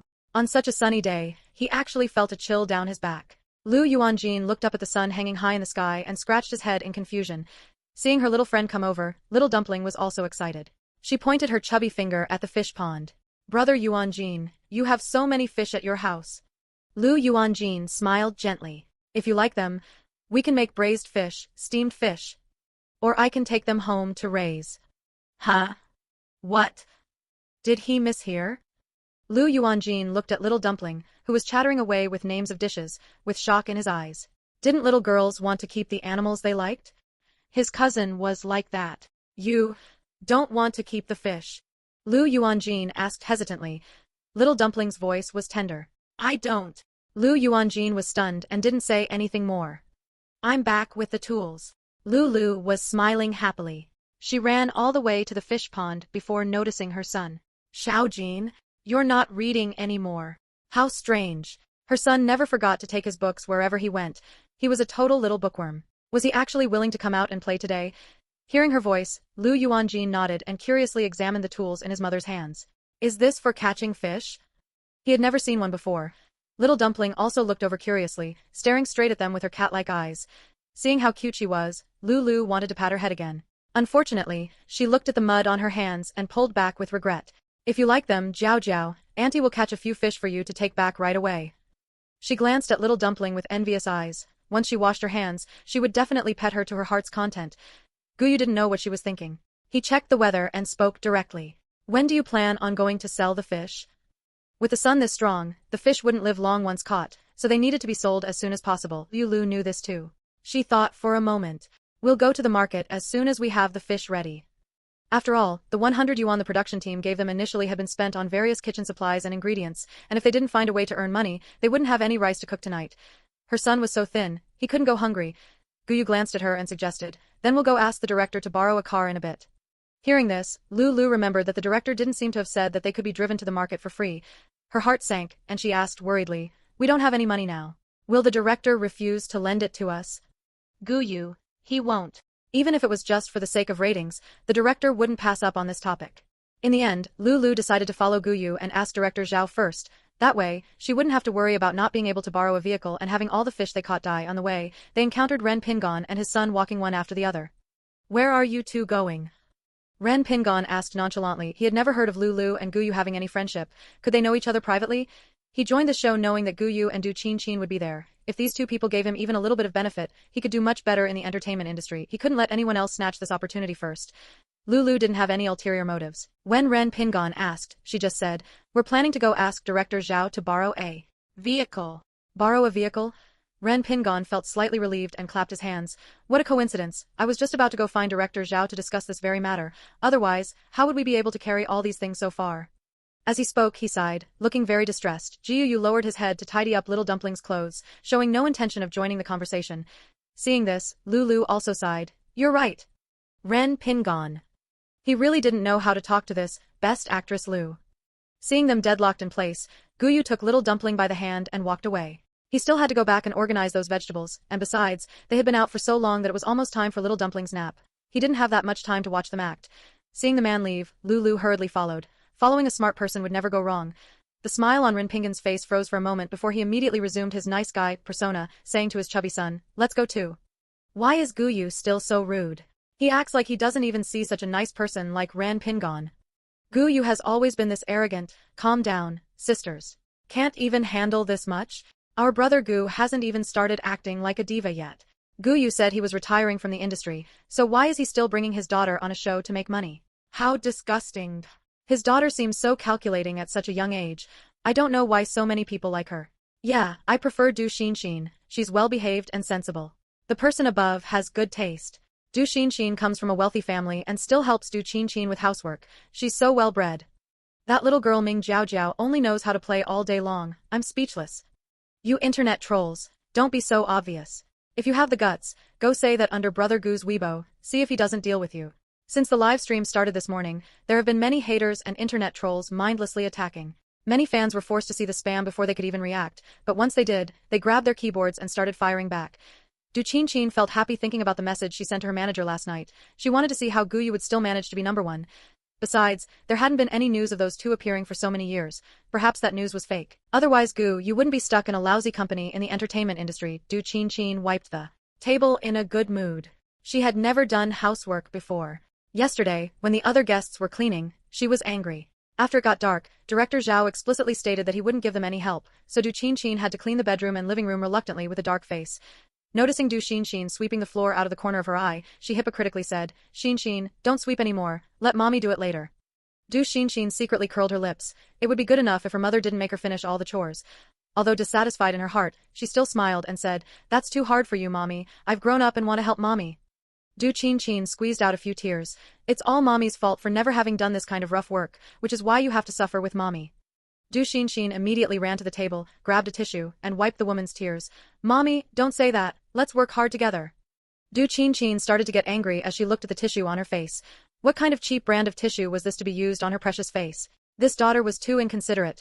Fortunately, she still remembered that they were live streaming, so she forced herself to wipe her face with that tissue before taking her hand away. Their relationship is so good. So envious. Du Xinxin is really so sensible. If I remember correctly, Gu Yu's daughter is also 3 years old, right? The difference is just too big. Although I really don't like Du Qinqin, she really has a way of raising children. Could Du Qinqin open a class on how to raise children? I'm almost going crazy raising my own. Du Qinqin is right. She's a young lady from a wealthy family. How could she possibly do this kind of housework? I don't understand why so many people are scolding her. It's all just internet trolls bought by others, jealous of our sister Qin. There's gossip, person above, tell us more.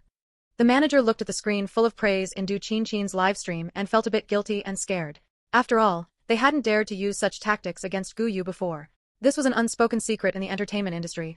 Although it was vague, it had spread that Gu Yu had a huge backer, and no one dared to provoke him. Not many people knew about this now, and they didn't know if it was true or false, so they could only take a gamble. Is there something you need? Director Jiao looked at the people in front of him in surprise, as if he really didn't know what they had come for. The staff members who had just watched the director stand up from in front of the camera a few minutes ago. What a great actor. When Lulu saw the director, she asked directly, "Director Jiao, how do we get to the market?" Ha ha ha ha ha, such a familiar line. The director is going to speak with a smile again. Why doesn't Lulu ever learn? Ha ha ha ha. Ha ha ha ha ha, so silly. Director Jiao looked relaxed. Of course, you walk there. Lulu looked confused and shocked. Ha! Director Jiao smiled gently. You can run there if you want. Lulu withdrew the expression on her face. She knew the director was trying to fool her again. This time, Ren Pingon was smart enough not to speak first. Only after Lulu stopped talking did he say, "Director Jiao, can we borrow a vehicle from the production team to take us to the market?" Having hosted numerous shows, Ren Pingon knew that the director would definitely agree, because this was part of the show's flow and a highlight. There was no reason not to agree. Director Jiao still smiled. Then what can you give us as compensation? Ren Pingon. What's going on? Could it be that this was Director Zhao's first time recording a show and he didn't know the routine? Ren Pingon desperately tried to signal Director Zhao with his eyes. Unfortunately, he was winking at a blind man. Director Zhao acted as if he didn't see anything and even asked with concern, Teacher Ren, why is your eye twitching? Ren Pingon. Thanks for your concern, I'm fine. Ha ha ha ha ha, what is Director Zhao doing? I'm laughing so hard. Too funny. You woke my child up from laughing. Director, come here and coax my child. Lulu and Ren Pingon are so miserable, ha ha ha ha. I finally understood, the director is attacking indiscriminately. Rubbing my hands, I want to see what Gu Yu says. Me too. Little Dumpling and Lu Yuanjin ran to the foot of the ancient tree, squatting down and whispering about something. Ren too followed far behind them without coming forward. The ancient trees of Daqing village spread throughout the entire village. Looking from afar, one could only see vast swathes of lush green tree crowns. Gu Yu withdrew his gaze and said indifferently to the director, we can pay the travel fare. Director Zhao looked at the expressions of Lu and Ren Pingon, and pretended to think deeply. Our production team is actually quite reasonable. It's not impossible for you to pay the fare. Then let's make it 10 yuan per person. Of course that includes the children too, Ren Pingon, but we've used up almost all of our money. Plus, his son ate a lot, so there was simply no money left for the 40 yuan round-trip fare. Director Zhao returned to his squinty-eyed expression, completely unmoved. Then there's nothing we can do.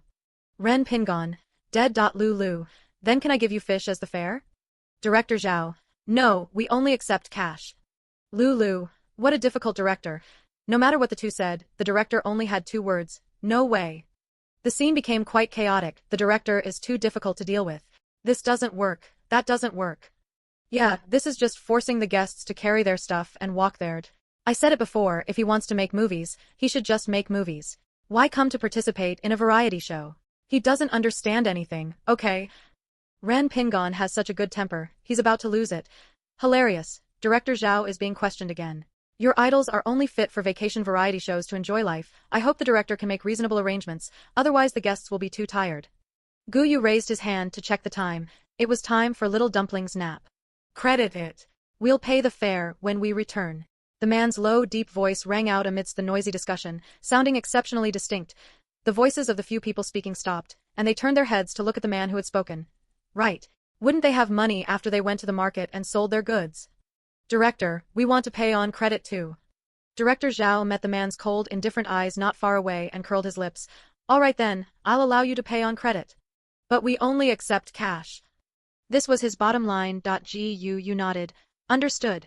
After speaking, he turned around and walked towards Little Dumpling. If Gu Yu had this method, why didn't he say it earlier? So pretentious, I really can't stand it. He was deliberately watching Lulu and Ren Pingon make fools of themselves. Just to show off. Why did they invite him to participate? Wait, are the paid trolls already this obvious now? Gu Yu is truly miserable. Ha ha ha ha. Watching these brainless comments made me laugh. If Brother Gu cared about the nonsense you guys are saying, none of you hidden IDs would be able to escape. President Ming, the people who were insulting the young lady in the livestream have all been tracked down. They are all from the same account. Follow the procedure directly. The woman's voice was cold and cut him off. Understood, President Ming. Ming Shuyue looked up at the man. Anything else? The PR department staff member cautiously probed. President Ming, about Teacher Gu being slandered, should we also? No need. Just keep an eye on Jiao Jiao. Ming Shuyue put down the pen in her hand. You may leave. Yes. As expected, the relationship between President Ming and Film Emperor Gu is not good at all. Thinking about the news he had occasionally heard about Gu Yu over the years, he had never paid attention to these anti-fans and trolls, and now, he probably wouldn't pay attention to them either. After all, he had always been the kind of person who disdained to explain or clarify anything. Ming Shuyue picked up the photo on the table and looked at it. In the photo, Little Dumpling was looking at the camera with smiling, crescent-shaped eyes. She was already very happy having Jiao Jiao now. Jiao Jiao. Time to go home. Gu Yu walked slowly behind Little Dumpling and called out lazily. Little Dumpling wasn't scared when she suddenly heard the voice. She turned her head and smiled brightly. Okay, Daddy. After finishing, she turned her head back and said goodbye to Lu Yuanjin earnestly. Brother Yuanjin, I'm going home now. Lu Yuanjin was currently taking Little Dumpling to observe the ancient tree. He pursed his lips. Okay. It was hard to find a friend who could seriously listen to his boring topics. Lu Yuanjin felt a bit lost when he heard Little Dumpling say she was going home. His cousin said no one would like to play with a boring kid like him. he would tell his cousin when he got home that he had a friend. Snap out of it. After Lulu finished communicating with the director about borrowing a car for the afternoon, she saw her son staring blankly ahead, not even hearing the noise she deliberately made. Hiss, Lu Yuanjin was startled by his mother's loud voice. He slowly reached out to rub his ears and replied loudly with a bit of annoyance. I heard you. He wasn't deaf. She could be a little quieter. Going home, going home. What were you looking at so intently just now? Lulu didn't notice that her son's voice was a little louder than usual, and asked curiously while wrapping her arm around Lu Yuanjin's neck. Lu Yuanjin hung his head, his voice very small. Jiao Jiao went back. What?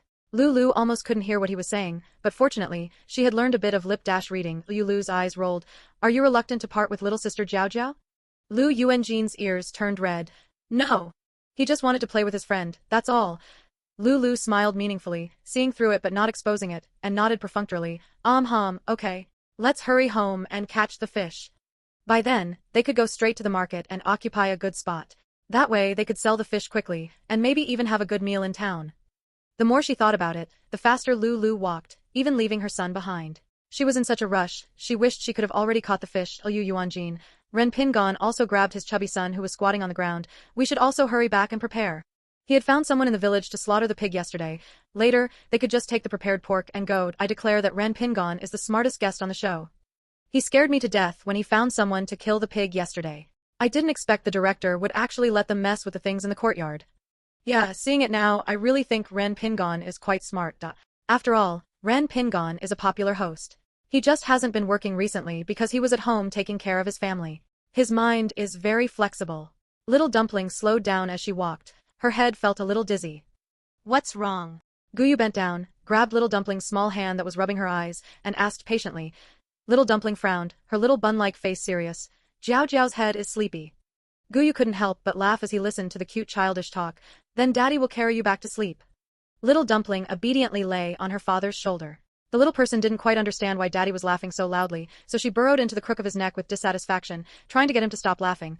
Feeling the itchiness at his neck, Gu Yu looked down and saw the messy bird's nest hair that Little Dumpling had rubbed into shape. He couldn't hold back and laughed out loud. His daughter was really too cute. Little Dumpling, a visual chaser, was stunned the first time she saw Gu Yu smiling so brightly. She looked at the man with sparkling eyes. Daddy is so good-looking. After Gu Yu finished laughing, he realized the Little Dumpling in his arms had gone quiet and thought she had fallen asleep. Seeing this nearly made him laugh again, but fortunately, he knew that if he kept laughing, Little Dumpling would get angry, so he forcibly held it back. Why are you looking at Daddy? Little Dumpling snapped out of it, her big, dark eyes darting everywhere. Jiao Jiao wasn't looking. The little one was still holding a grudge about what just happened. Gu Yu raised an eyebrow and patted her back. He didn't know who she took after with this little temper of hers. It must be like Ming Shuiwa. Slurping drool, putting everything else aside, with Gu Yu's face and this smile, if he doesn't become popular in the entertainment industry, who will? If the sky falls, Gu Yu's face can hold it up, alright? I'm wiping my drool too. The comment section was empty for a few seconds just now. It was definitely because you hooligans were stunned. Gu Yu doesn't just have the looks, he has the height too. If the sky falls, I'm hiding on his legs, hee hee. I admit I was crazily taking screenshots just now. It's too good looking. This face is simply Nua's masterpiece of showing off. Can we let him have more children? This gene is too powerful. Gu Yu entering the entertainment industry is a benefit to us. Otherwise, how would we ordinary people have the chance to see this face? This face looks like it's been worked on. Ah, the little one is so cute. I really want to go in and record the show with them. What? Every time the little one is picked up by Brother Gu, she looks so tiny. Who understands? Perhaps because Gu Yu usually has a sour face, this sudden uninhibited smile left netizens completely stunned for several minutes. The comment section was filled with fans and casual viewers captivated by his beauty, and the occasional comment from trolls was quickly buried. True fans watched the big turnaround with satisfaction. Brother Gu only needed to use a little trick to chase away the trolls. They weren't even needed. Walking to the courtyard gate, Little Dumpling was so sleepy her eyes were teary, but she forced herself to keep them open. To prevent herself from falling asleep, she stared firmly ahead with wide eyes. Gu Yu also breathed a sigh of relief upon seeing the courtyard. No matter what he said, the Little Dumpling in his arms just wouldn't sleep. She wouldn't sleep even though her eyes were sore and tearing up from staring. Surely she can sleep now, right? Gu Yu carried her to the room door, but as soon as Little Dumpling saw the door, she wanted to get down. She was so anxious she nearly fell, and Gu Yu was so scared he hurriedly put her down. Before he could say anything, Little Dumpling ran to the kitchen and brought back a basket. The basket was almost as big as half her body. She stood there obediently. Daddy, Jiao Jiao wants to help with the veggies. Little Dumpling had heard the adults talking. Smart as she was, she knew they needed to take the vegetables from the garden to sell to earn money for food, which was why she hadn't fallen asleep no matter how tired she was. She remembered she had to come back to pick vegetables. Gu Yu looked at the small lump standing not far away with a serious expression. Is his daughter really not an angel? To be raised pampered and yet not have princess syndrome, and to be so sensible, if this isn't an angel, what is? Gu Yu was going crazy inside, but his face remained calm. Jiao Jiao, go take a nap, okay? He frowned, his expression looking a bit grim. You can't just jump down next time. He had nearly been scared to death just now. Little Dumpling's expectant gaze met the man's cold face and furrowed brows, and she froze. Does Daddy not like Jiao Jiao anymore? He used to smile at Jiao Jiao, but now, okay. Although their relationship seemed good now, they had only spent a short time together, and they hadn't completely understood each other yet. Little Dumpling lowered her head, staring at her little feet, not knowing what to say. The room, not too big or too small, instantly fell silent. Little Dumpling became even more frightened. Does Daddy not want Jiao Jiao anymore? Woo-woo, Little Dumpling was terrified by her own imagination. Thinking of what Uncle 001 had said, bean-sized tears dripped directly onto the wooden floor. She bit her lip, not daring to cry out loud. Gu Yu stood at the door, looking puzzled at Little Dumpling's suddenly lowered head. She looked pitiful, like a deflated balloon. His heart suddenly felt a painful pang, and he strode forward to pick her up. Upon looking at her, it was a disaster. Gu Yu was frozen in place, shocked. As soon as Little Dumpling was picked up, she couldn't hold back her crying anymore. Whoa. Gu Yu was startled by Little Dumpling's crying. Coming to his senses, he carried her to the sofa and gently used a tissue to wipe clean the little dumpling who was covered in tears. He was incredibly anxious. What's wrong? Does it hurt somewhere? Or did Daddy do something wrong? Gu Yu even began to reflect, wondering if he had done anything wrong before they set off. Little Dumpling opened her mouth to speak, but only sobbing sounds came out. It was clear she was terrified. Her long, dark eyelashes were clumped together by tears, and the corners of her eyes and the tip of her nose were red from crying. Not knowing what she was thinking of, there was fear in Little Dumpling's eyes. Gu Yu listened to the sobbing in his ears, feeling extremely restless, but his voice was very gentle. Tell Daddy what's wrong, okay? No matter how he coaxed her, Little Dumpling wouldn't speak, and eventually, she even started hiccuping, her face extremely pale. Teacher Gu, your phone is ringing. Just when the staff members were also getting anxious, the phone rang. The staff didn't dare to answer it, nor did they dare to hang up, because it said, President Ming on it. They didn't dare to gamble on which President Ming it was. Gu Yu looked at the caller's name expressionlessly, picked up the crying Little Dumpling with one hand, and walked toward the room. Don't follow me. The staff member watched the closed door, extremely anxious. He also wanted to know what had happened. Oh my God, this is the first time I've seen the little one cry so sadly. What on earth happened? The little one crying makes my heart ache so much. Ah. Damn you, Gu Yu, for not taking good care of my little one. I want to go in and see my little one. Hurry up and go in. Who called? We can't even listen. Gu Yu's expression was so bad just now that I thought he was going to hit someone. Little one, woo-woo, such a beautiful little one, don't cry. The staff member looked at the comments on the screen, such as, woo-woo little one, and demands for the production team to go in and live stream, and guiltily looked away. Can't see. Even if they could see, they wouldn't dare. After watching the person in the live stream enter the room, Ming Shuyue hung up the phone and switched to a video call. Soon as Gu Yu answered, he was met with Ming Shuyue's cold face, which was faintly tinged with anger. What happened to Jiao Jiao? Gu Yu didn't know how to explain, and said somewhat powerlessly, I don't know.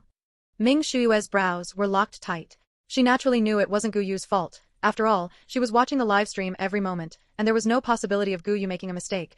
But she still couldn't control herself from questioning him. Jiao Jiao had never cried this hard in her life, and after being with Gu Yu for 2 days, she was like this. It was hard not to be suspicious. Baby, don't cry, Mommy is here. Hearing the familiar voice, Little Dumpling looked up, her eyes swollen from crying. Mommy! Ming Shuyue skillfully coaxed her daughter.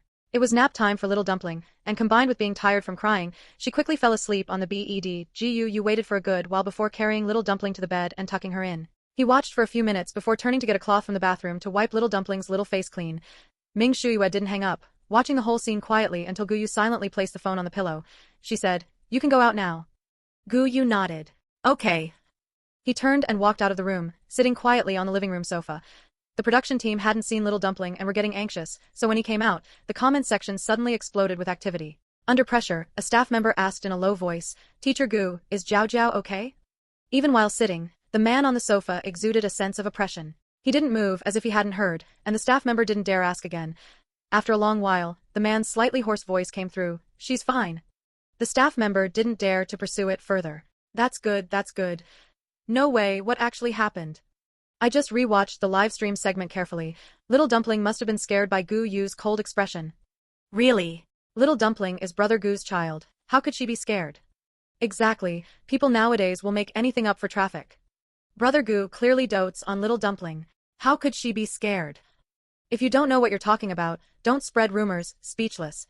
Just when the production team and the audience thought Gu Yu wouldn't participate in the activity today, the man stood up from the sofa and coldly picked up the basket that Little Dumpling had only half filled. In the vegetable garden, he was like a ruthless vegetable picking machine, his movements so fierce it looked like he was trying to fight the garden. In less than an hour, he had picked vegetables all over the ground. Tomatoes, eggplants, and radishes were piled up on the floor. Then, he washed the muddy vegetables and packed them up. Throughout the process, aside from the sounds of him working, the footage was unnervingly quiet. Not just the netizens, but even the staff couldn't stand it, and they looked at each other with bitter faces, wanting to ask the director what to do. So quiet. So scary. Little Dumpling, come quickly. Now I finally believe the rumors about Gu Yu. I have to say, he works very efficiently. Is Film Emperor Gu doing immersive vegetable washing? Little Dumpling, come save us. Listening to the soft breathing beside her, Ming Shuyue signed documents even faster. Papa. Hearing the voice, Ming Shuyue immediately put down her pen. Little Dumpling's eyelashes fluttered gently, and those clear, beautiful eyes opened. Just as she was feeling dazed, she heard a reassuring voice. Baby. Little Dumpling turned her head and saw her mother on the phone screen, excitedly leaning toward the phone. Mommy! The woman on the screen looked soft and gazed gently at the just woken up Little Dumpling. Do your eyes hurt? Little Dumpling's fair and tender eyes were red and swollen, and Ming Shuyue felt so heartbroken she wanted to beat Gu Yu up. Little Dumpling only then felt the stinging in her eyes. Just as she reached out to touch them, Ming Shuyue stopped her. Baby, don't touch. Later, let Gu Papa help you apply a compress, and it won't hurt anymore. Be a good girl. Little Dumpling obediently put her hand down, but when Gu Yu was mentioned, her little mouth puckered, and she was about to cry. Baby, why were you crying just now? Your eyes aren't pretty anymore. The tears were instantly blocked in Little Dumpling's eye sockets. Hearing that she would become ugly, she immediately held the tears back. She didn't want to become ugly. Ming Shuyue didn't dare ask again and circled the topic. Baby, do you not like Papa? Then we won't go out with him next time, okay? If she really didn't like going out with Gu Yu, that would be fine too. She hadn't seen her daughter for several days, and besides, she had to take Little Dumpling to see her grandparents in a while, so she definitely wouldn't be able to make the next recording session. Little Dumpling tilted her head and fidgeted as she complained to Ming Shuyue. Papa doesn't like Jiao Jiao anymore. Papa will. She couldn't bring herself to say the words, die. Ming Shuyue only heard the phrase, Papa doesn't like, frowned, then relaxed. She could guarantee that Gu Yu couldn't possibly like Jiao Jiao more than he already did. Finally, hearing her daughter stumble through the reason why, Ming Shuyue was stunned. Would her daughter think the same about her? She often heard people say she kept a cold face all day. Wasn't that just like Gu Yu? Ming Shuyue sat in her spacious and bright office, beginning to doubt herself and then denying it. Gu Yu's face without expression was indeed scary. It must be that Gu Yu was too fierce.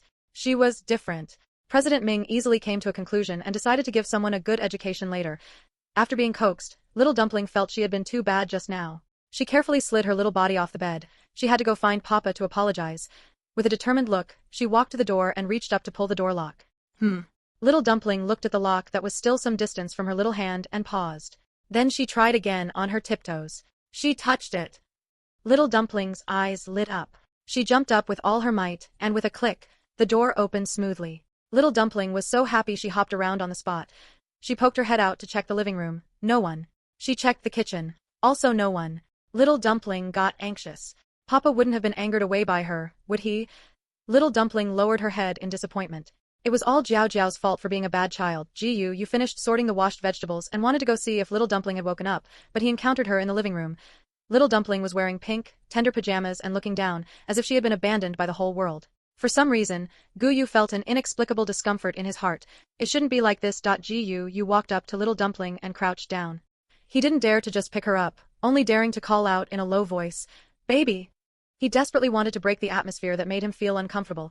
Upon hearing the voice, Little Dumpling rushed up and hugged the man's neck, apologizing in a low voice. "Papa, I'm sorry. Jiao Jiao shouldn't have misunderstood you." Being hugged by the soft little ball, Gu Yu's sinking heart lightened. Hearing Little Dumpling's apology made his heart ache terribly, and he looked at her earnestly. Jiao Jiao doesn't need to say sorry to Papa. No matter what you do, you never need to say sorry. He would never be angry with her. He would only blame himself for not doing well enough to make her unhappy. Film Emperor Gu secretly made up his mind to be even better to Little Dumpling in the future. Little Dumpling recovered very quickly. Sharp-eyed, she saw the green vegetables on the ground. "Papa, are we going to take these to sell?" Little Dumpling remembered what the adults had said. Gu Yu seeing his daughter clinging to him. His mood improved. We'll go in a little while. Maybe today he could also buy his precious daughter something she liked to eat. If they couldn't sell them, it didn't matter. He would cook lots of delicious dishes for her. He would ensure she finished this episode happily. The staff exchanged glances in secret. Teacher Gu was finally smiling. They wouldn't have to film while walking on eggshells anymore. The staff in charge of this group wept with joy. Little Dumpling still remembered what Mommy had said. She tugged on Gu Yu's hand, shaking it, and whispered, "Mommy said just now that she wanted to speak with you." After saying this, Little Dumpling got down from Gu Yu's arms. She trotted over on her short little legs and stood next to the vegetables, smiling radiantly. Jiao Jiao will wait here for Papa to come back. She would protect their veggies from being stolen. Gu Yu nodded, forcefully suppressing the urge to pick Little Dumpling back up. Papa will be right back. Gu Yu finally isn't keeping a straight face anymore. Woo, you scared me to death. Too scary, even through the screen, I felt like I had to apologize to him. Good heavens, it seems only Little Dumpling can keep Gu Yu, this madman, in check from now on. Little Dumpling can make Gu Yu smile with just one sentence. Ha ha ha ha ha. But, is it really okay for Gu Yu to teach the child like that? What does he mean by, you never need to say sorry? Rich families are all like this. The child is very impolite. It seems she's just spoiled by her parents. Du Xin is very good. Her family is rich, and she's still sensible. Are you crazy? Brother Gu said there was no need to tell him. Can some people please use their brains when they watch? She walked into the room, picked up her phone, and dialed directly. The person on the other end picked up immediately. Jiao Jiao misunderstood you. Ming Shuiyue relayed everything her daughter had said to the man, her tone faintly tinged with schadenfreude. Gu Yu was silent for a few seconds, then hesitantly reached out to touch his own face. Was his face really that scary? The person on the other end continued, you need to smile more in the future. Gu Yu was amused by this and countered, has President Ming forgotten about herself? It's all right, I can help you with that. The woman's voice turned cold. No need. Ming Shuyue's face instantly fell. She decided not to argue with him and stiffly changed the subject. Look at what you just said. No need to apologize? Then what will she do in the future? Thinking about what the man had just said gave Ming Shuyue a splitting headache. The two elders and several uncles at home were practically letting Little Dumpling run wild on their heads, and now there was Gu Yu too. She was genuinely afraid Little Dumpling would be spoiled beyond repair. She had gone to such lengths to raise Little Dumpling into such a cute little kid while no one else was home. She couldn't let them ruin her. No, she had to keep a closer eye on Little Dumpling from now on. She couldn't trust anyone else to look after her. Hearing what she said, Gu Yu's face also darkened. I'm willing to let her. She can live however she wants. She doesn't need to apologize to anyone. He wasn't even angry at Ming Shuyue. He was angry that she had taught their daughter to be too sensible. The image of Little Dumpling cautiously apologizing to him was still imprinted in Gu Yu's heart, and just thinking about it made his heart ache. His daughter was meant to grow up freely. As long as she grew up healthy and happy, that was enough. He would handle everything else for her one by one. She wouldn't need to worry about a thing. Ming Shuyue. A madman. Due to their differing educational philosophies, the two ended the conversation on a sour note. Through the slightly ajar door, Gu Yu saw Little Dumpling poke a tomato with her little hand. Not knowing what she found amusing, she smiled with her eyes curved into crescents. Suddenly, she covered her little mouth and turned her little head, looking around cautiously. Watching this scene, Gu Yu's conviction grew stronger. Obedient and sensible children would receive praise and rewards from adults, but no one knew if they were happy, and no one would ask, because they simply liked children who didn't cause trouble for them. But his daughter shouldn't be like that. Regardless of whether she was sensible or not, he would praise her and buy her gifts. This stemmed purely from a father's love for his daughter. Daddy.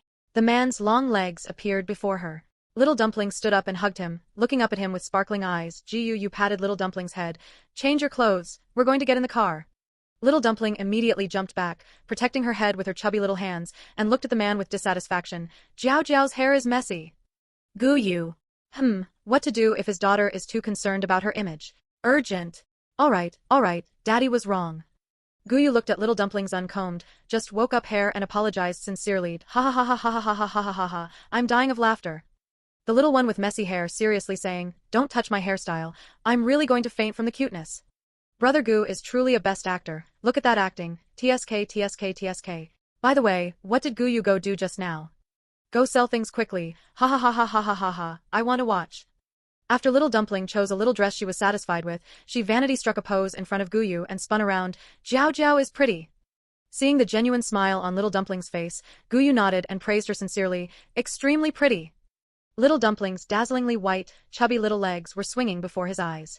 Gu Yu silently took out a sun-protective jacket and set it aside. You contacted the production team and told them to bring the car over. The director still wanted to refuse. You guys just...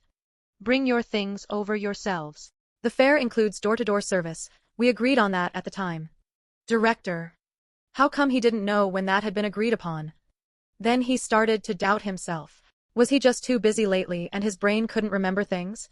Director, President Ming has invested in our show again. Hearing this news, the director immediately said, yes, we did agree on that. You guys just stand at the door. No, you guys just wait at home. In a moment, I'll have the staff come help you move your things to the car. Gu Yu hung up the phone after hearing the first part. So noisy. After hanging up, he went to the kitchen to fill little Dumpling's water bottle, and also packed tissues, a hat, and other things that might be needed into his bag. While waiting for the car to arrive, he coaxed little Dumpling into changing her clothes. Wearing a dress would mean getting bitten by mosquitoes, and the vain little Dumpling might cry. Gu Yu didn't dare to gamble on that.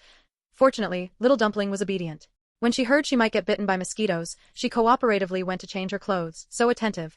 Is this the real Gu Yu? Ha ha ha ha ha ha ha ha da. I really can't believe it, fam.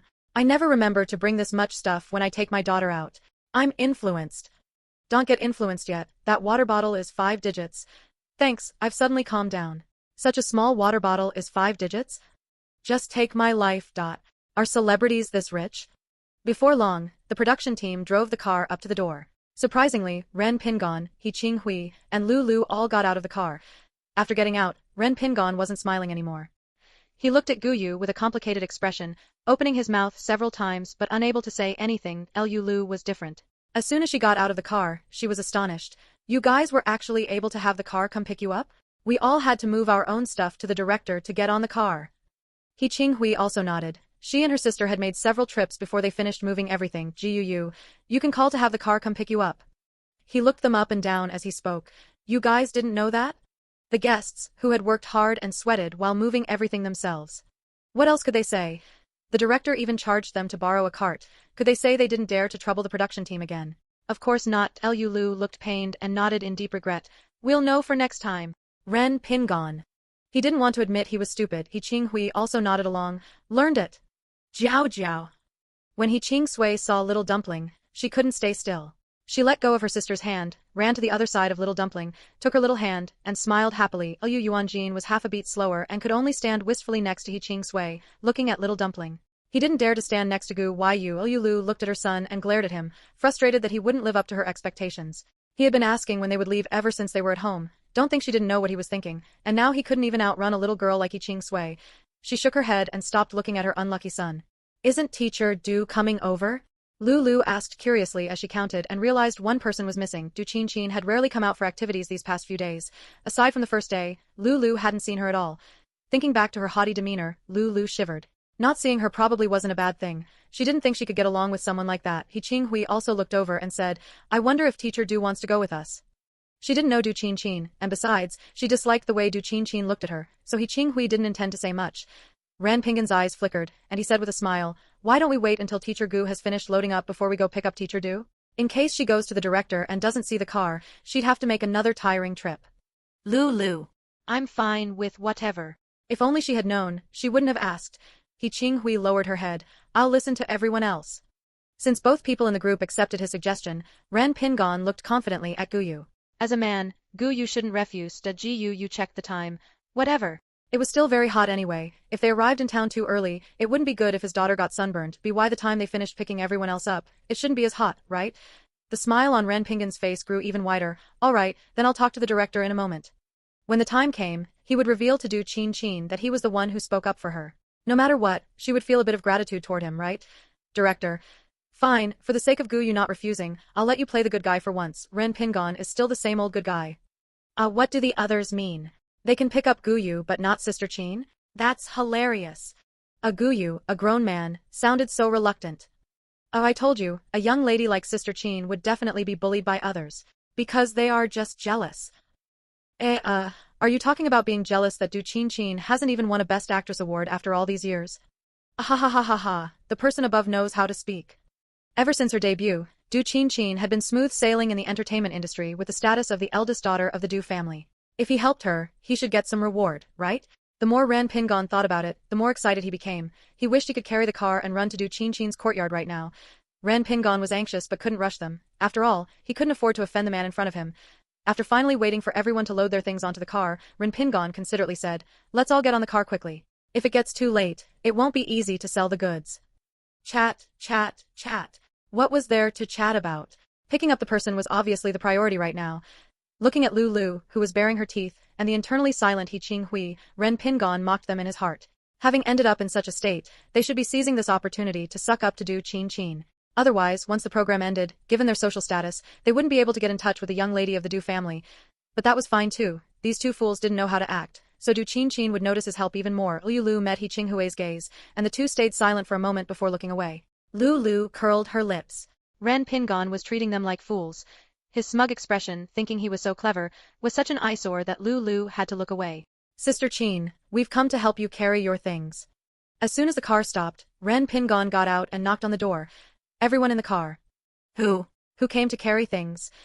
Lu was speechless. She was already exhausted just from carrying those fish herself, and now she had to rush to help someone else carry theirs? In her dreams, she leaned back in the car seat, took out her sunglasses, put them on in one smooth motion, and closed her eyes to sleep. She was asleep, so don't wake her. Whoever wants to can do it. She wasn't begging Du Qin for anything. Du Qin opened the door with an ugly expression. She hadn't expected the production team to really require the guests to dig for things themselves. Couldn't they just fake it? Why did they have to be so serious? The smile on Ren Pingon's face stiffened for a moment before he put it back on. Teacher Du, we've come to help you. Before he could finish speaking, he was pulled in by Du Qin. Free labor had arrived. Great, then hurry up and help me dig for bamboo shoots. Ren Pingon was pulled into a stumble.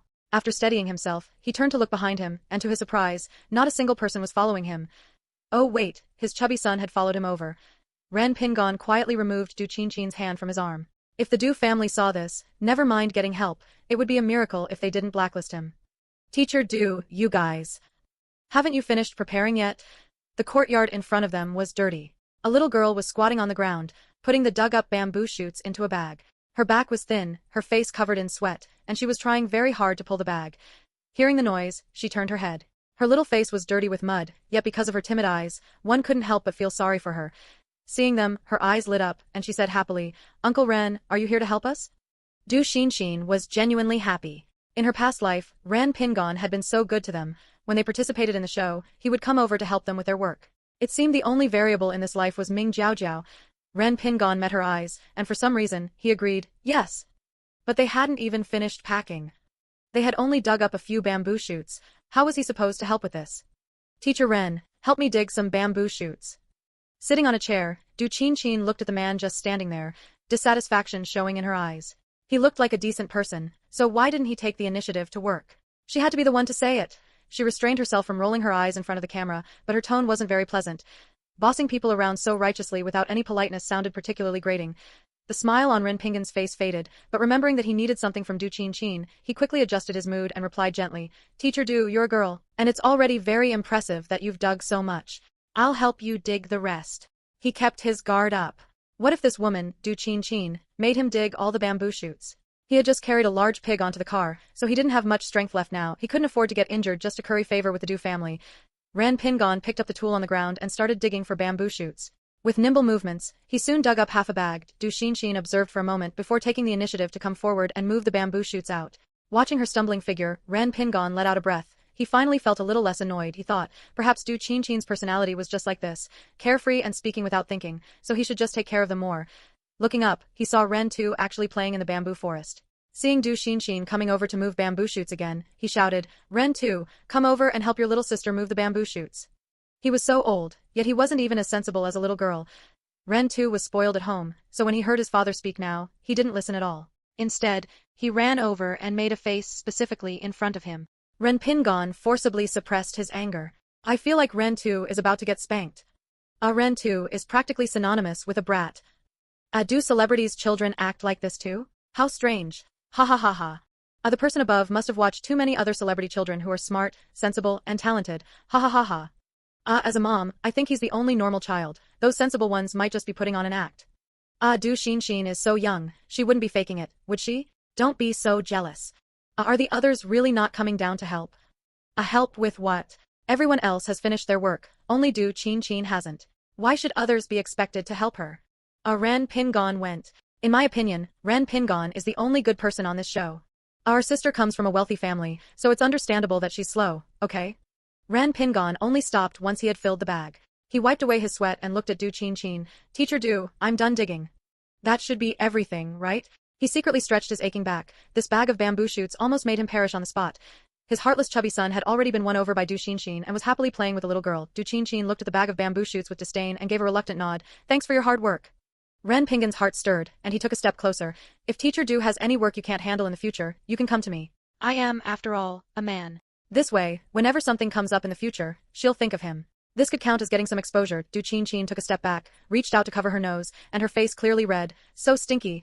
Ren Pingon. Even if he had been sweating while moving pork under the sun, and even if he smelled a bit strong from digging bamboo shoots, there was no need to look at him like that.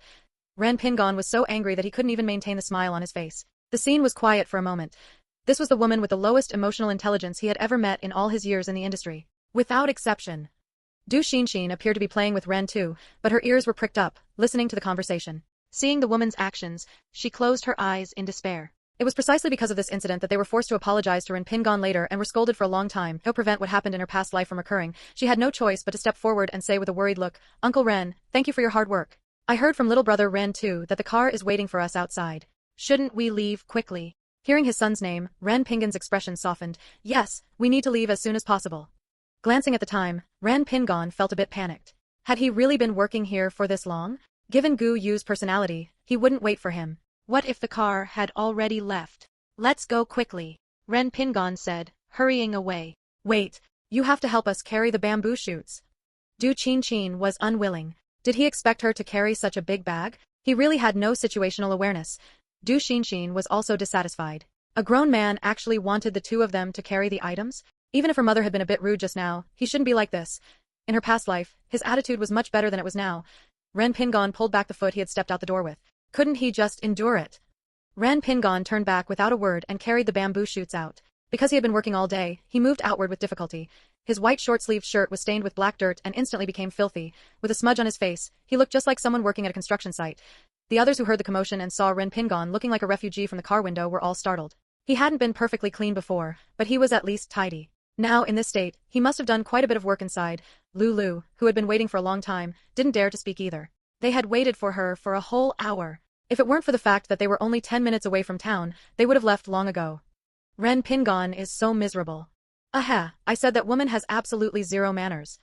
Even if Ren Pingon is a good person, Du Qingqin shouldn't treat him like that, right? And he even helped with the work while Du Qingqin just sat there watching. I'm speechless. Teacher Ren isn't a worker hired by her family, and she didn't even say thank you. Everyone on the bus is so nice. Not a single person suggested leaving first. Does Du Qingqin have any representative works? Why is she so arrogant? Du Qingqin is so something, but she actually raised her daughter quite well. Du Qingqin is actually all right. She's completely different from her mother. Du Qingqin's agent was pacing around anxiously while looking at the comments online, complaining about why Du Qingqin couldn't be more restrained while participating in the show. Moreover, this was a live broadcast. He couldn't manipulate anything even if he wanted to. A water cup was smashed against the wall. He really didn't want to do this anymore. After venting, he still had to resign himself to finding PR to handle it. After all, she had backing. Their company relied on a big tree for shade, so they had to clean up her messes. After putting the things away, Ren Pingon boarded the vehicle in silence, his face expressionless, and silently closed the door. Soon as he got on the bus, he felt the coolness and secretly breathed a sigh of relief. In this weather, it was comfortable to just sit on the bus and enjoy the air conditioning. They waited a while longer, but the mother and daughter, Du Qingqin and her daughter, still hadn't arrived. Everyone on the bus was in a bad mood. How could they sell things if it was too late? If they couldn't sell them, they would have to carry them back themselves. Not to mention that everyone had already waited for so long. Aside from the sound of children talking, there was silence on the bus. Gu Yu lazily raised his eyelids and looked outside. It wasn't as sunny anymore. They could set off. He leaned against the window, with little dumpling sitting next to him, playing happily. He took off his hat and said indifferently, "It's about time, let's go." Hearing this, Lulu perked up and sat up straight. Okay. He Qinghui was a bit carsick, and upon hearing this, she also opened her eyes and nodded. Ren Pingon opened his mouth.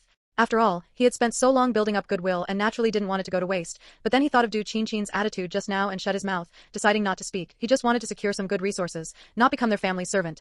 Having been in the industry for so many years, Ren Pingon looked down on those who would do anything for resources. He considered himself a man with dignity and principles. Having found a good excuse for himself, Ren Pingon closed his eyes to rest.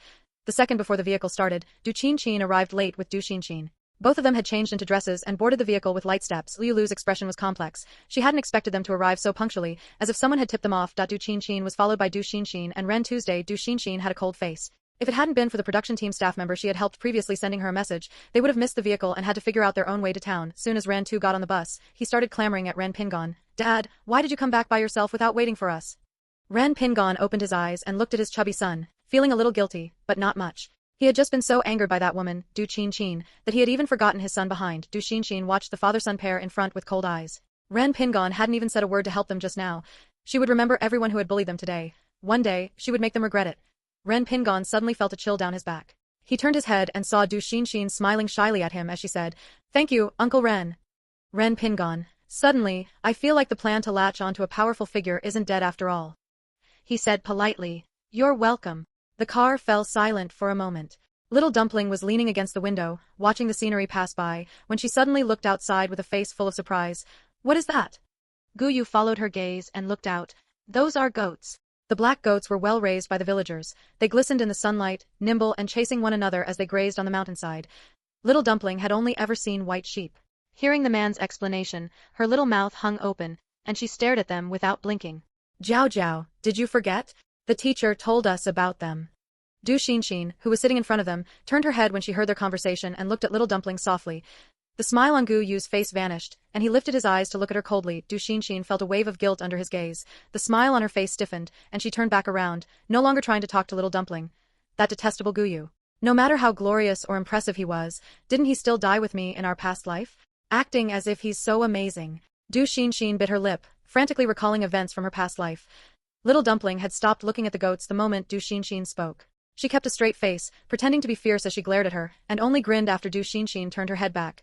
She wriggled triumphantly in Gu Yu's arms. "Jiao Jiao is amazing." Ren too had noticed their conversation, but he was a little afraid of Gu Yu and didn't dare look back. Once Du Xinxin turned her head back, he whispered, "Do you know Jiao Jiao?" He had been here for so long and hadn't dared to speak to the fair and tender Little Dumpling, all because her dad was always by her side, and her dad looked very fierce and formidable.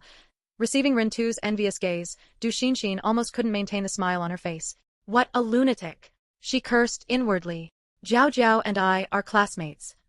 Ren Tu was stunned. Doesn't that mean she gets to play with Ming Jiao Jiao every day? He was so envious. Sob sob sob. Du Xinxin was waiting for Ren Tu to ask her why she didn't play with Ming Jiao Jiao, but who knew that several minutes would pass without her hearing anything. She anxiously glanced at Ren Tu from the corner of her eye, and one look nearly made her die of anger. That fatty Ren Tu actually had tears in his eyes, as if they would fall at any second. She held it in, took a deep breath, and prompted, "But Jiao Jiao doesn't really like me." She sounded pitiful, speaking in broken sentences without clarifying anything. Ren Tu was indeed curious. He leaned over to Du Xinxin and whispered, "Why doesn't she like you?" "Jiao Jiao looks very easy to get along with and doesn't have a temper." If only he could be friends with Jiao Jiao. The corners of Du Xinxin's mouth lifted and then pressed down. Her dejected voice came through, "She misunderstood me, so she doesn't like me." Ren Tu. "Impossible. Jiao Jiao wouldn't misunderstand you." Du Xinxin. "How is it impossible? It wasn't like this in my past life." Perhaps feeling that his tone was too sharp, Ren Tu said cautiously, "Just explain things clearly to Jiao Jiao, she's a very good person." She was even willing to let him play with her last time. "No way, no way, Du Xinxin is actually a classmate of Ming Jiao Jiao?" To be able to go to the same school, it seems Gu Yu isn't simple either. So Gu Yu is actually rich and not just pretending to be wealthy. Sob sob sob, I feel like I missed out on millions. If I had known, I would have participated in his giveaway back then. Are there any more events like this? I want to participate too. Who is familiar with Gu Yu? Ask him when the next event is. Sob sob sobbed. The person above must be crazy about money. The issue now is that Ming Jiao Jiao actually won't talk to her classmate, Du Xinxin. Right, so what's the misunderstanding? There's no misunderstanding. I think Ming Jiao Jiao just has a big temper and doesn't want to play with the sensible Du Xinxin. Ming Jiao Jiao has a big temper? Ming Jiao Jiao doesn't even recognize a goat. That's so ridiculous. Du Xinxin is better. I quite like her. Ah, so what is the misunderstanding? Gu Yu and the girl are too much. Du Xinxin took the initiative to talk to them, and they still ignored her. Du Xinxin forced a smile. She couldn't break character. I will definitely explain things to her when I have a chance next time. After a 10-minute ride, they arrived in town. At a glance, it was packed with people. The guests could barely find a place to stand. The director stood out with a smile. We'll drop you off here. If you need a car to go home tonight, you can contact us. After speaking, he turned and told the driver to drive away. Lu looked at the fish in the bucket and said anxiously, "Then we'll get going first." Lu Yuanjin took Lu's hand and looked at Little Dumpling. "We're going to the farmer's market." "Jiao Jiao, are you guys going?" Having decided with his mom at home to go to the farmer's market to sell fish, Lu Yuanjin had long planned to ask Little Dumpling to join them. After all, they were both selling food. It would be perfect to go to the market together. He glanced secretly at Yiqing Sui. She had fruit, which was different from them, so she didn't need to go to the farmer's market. That meant it would just be him and Jiao Jiao. The more Lu Yuanjin thought about it, the happier he became, not even noticing that Lu was anxious and wanted to carry him away. "We aren't going to the farmer's market." Gu Yu's calm sentence shattered Lu Yuanjin's hopes. Before he could recover, Lu pulled him away. "All right, Teacher Gu, we'll be going first. See you later." The whole afternoon was almost over. They were still dilly-dallying here. When would they ever finish selling everything? Lu was in a rush to get to the farmer's market and didn't even say goodbye to the others. Ren Pingon looked at his pork. After thinking about it, he realized he also needed to go to the farmer's market. "I'm heading to the farmer's market too. See you all tonight." Ren Pingon grabbed his chubby son's hand and chased after Lu. Since he didn't know where the farmer's market was, he had no choice but to follow Lu. Du Qin frowned as she watched Ren Pingon's retreating back. Didn't he say he would help them? Why did he leave by himself? Qing Hui, who was left behind, looked at the fruit in her basket, unsure if she should also go to the farmer's market. You shielded Little Dumpling and stood at the edge of the crowd, lazily picking up the basket containing the vegetables. "We're leaving." After saying that, he turned to leave. Qing Hui mustered up her courage. "Brother Gu, can we follow you?" She didn't know where to go to sell her fruit, and she panicked when Gu Yu said he was leaving. Only after the words were out did she realize it might have been inappropriate. She didn't dare look at anyone and whispered, "It's okay if we can't." Gu Yu didn't speak. Qing Hui's palms were sweating from nervousness, and she held her sister's hand, preparing to find just any place. "Suit yourselves," the man said calmly and started walking forward, not caring whether they followed or not. Qing Hui lifted her head in surprise and lifted the fruit with effort, following behind them. Little Dumpling looked at them with a beaming smile. "Big sister, hurry up and follow."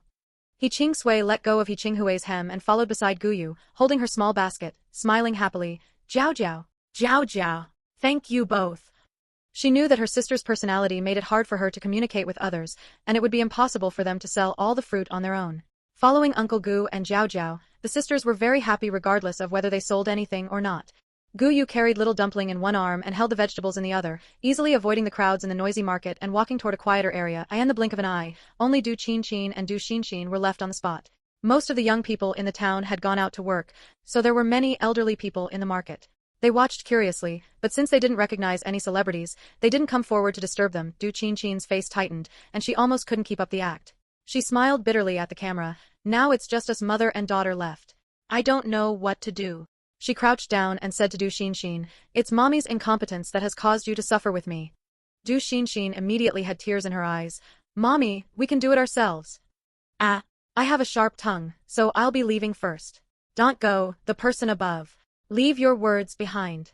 I'm getting dizzy from the smell of green tea." "Het, don't be too harsh.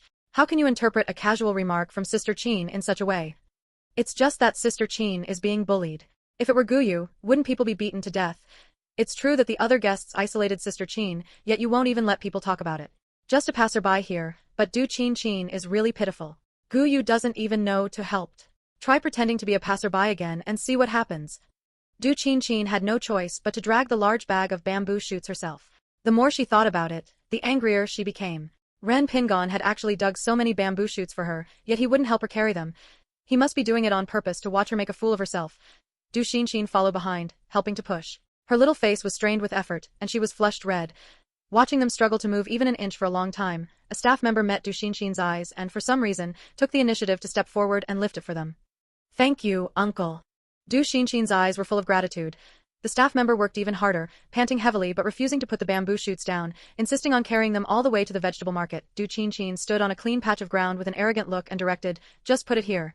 She knew the production team had a good eye. After moving it, the staff member looked at the mud on his hands and suddenly came to his senses. Huh? What had he done? The director had said they weren't allowed to help the guests with their work. Because Du Qin was afraid of getting dirty and didn't want to go inside the vegetable market, they set up at the foot of a building some distance away. The two, who were full of confidence at the start, began to panic as time ticked by. They hadn't expected that they wouldn't be able to sell anything. Smelling the stench drifting in the air from time to time, Du Qinchin's expression was ugly, yet she was unwilling to move from the spot. Du Qinchin wanted to make a suggestion but was too embarrassed to do so. Their expressions were getting sourer by the minute. Why could the staff member help? Director, come out and explain clearly. Exactly. Lulu carried so many fish all by herself and no one helped her. Why is it that when it's Du Qinchin's turn, no one says anything? And he Qing Hui. She's very thin and not tall. She looks like she has no strength, yet she carries her things herself. What kind of script is this? A reality show with a script. Hilarious. Is she getting special treatment just because Du Qinchin is rich? Looking at the chaotic barrage, the director's usually smiling face darkened. He personally called that staff member, but the only response he got was that he didn't know why he had done that at the time. The director fell silent. He smoked a cigarette deeply, still unable to figure out why it happened, and could only tell the staff member to come back and have less contact with them. A few elderly people passing by the foot of the building kindly bought some bamboo shoots, but were so angered by the two that they almost threw the items down and left. Young ladies, are you saying these bamboo shoots are 10 yuan a jean? The old man widened his eyes in shock. Du Qinchin nodded and then lowered her head. People around here had never bought bamboo shoots at such a high price. The old man wanted to leave, but seeing Du Qinchin, his heart softened. He had a granddaughter the same age at home, so he gritted his teeth and bought a few jean. The afternoon was almost over. When Ren Pingon and Lulu were packing up, they saw Du Qinchin at the intersection. Lulu had intended to sneakily take her son and walk by pretending not to see her, but unexpectedly, Du Qinchin saw them too. Now they couldn't leave even if they wanted to. Lulu followed behind Ren Pingon with Lu Yuanjin, feeling extremely resistant. Teacher Du, you're here too. Lulu forced a smile on her face, telling herself she couldn't afford to offend this woman. Teacher Du, Ren Pingon walked up with a smile. Du Qinchin glanced lightly at Lulu. The appraisal and disdain in her eyes made the smile on Lulu's face vanish instantly. She didn't even acknowledge Lulu, only nodding at Ren Pingon. Looking at the empty bag in his hand, she asked, "Are you finished selling?" Speaking of this, the smile on Ren Pingon's face became a bit more genuine. Yes, just finished.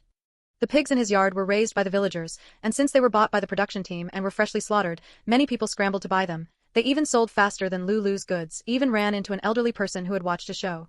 Ren Pingon was in a very good mood now, and even found his chubby son much more pleasing to the eye.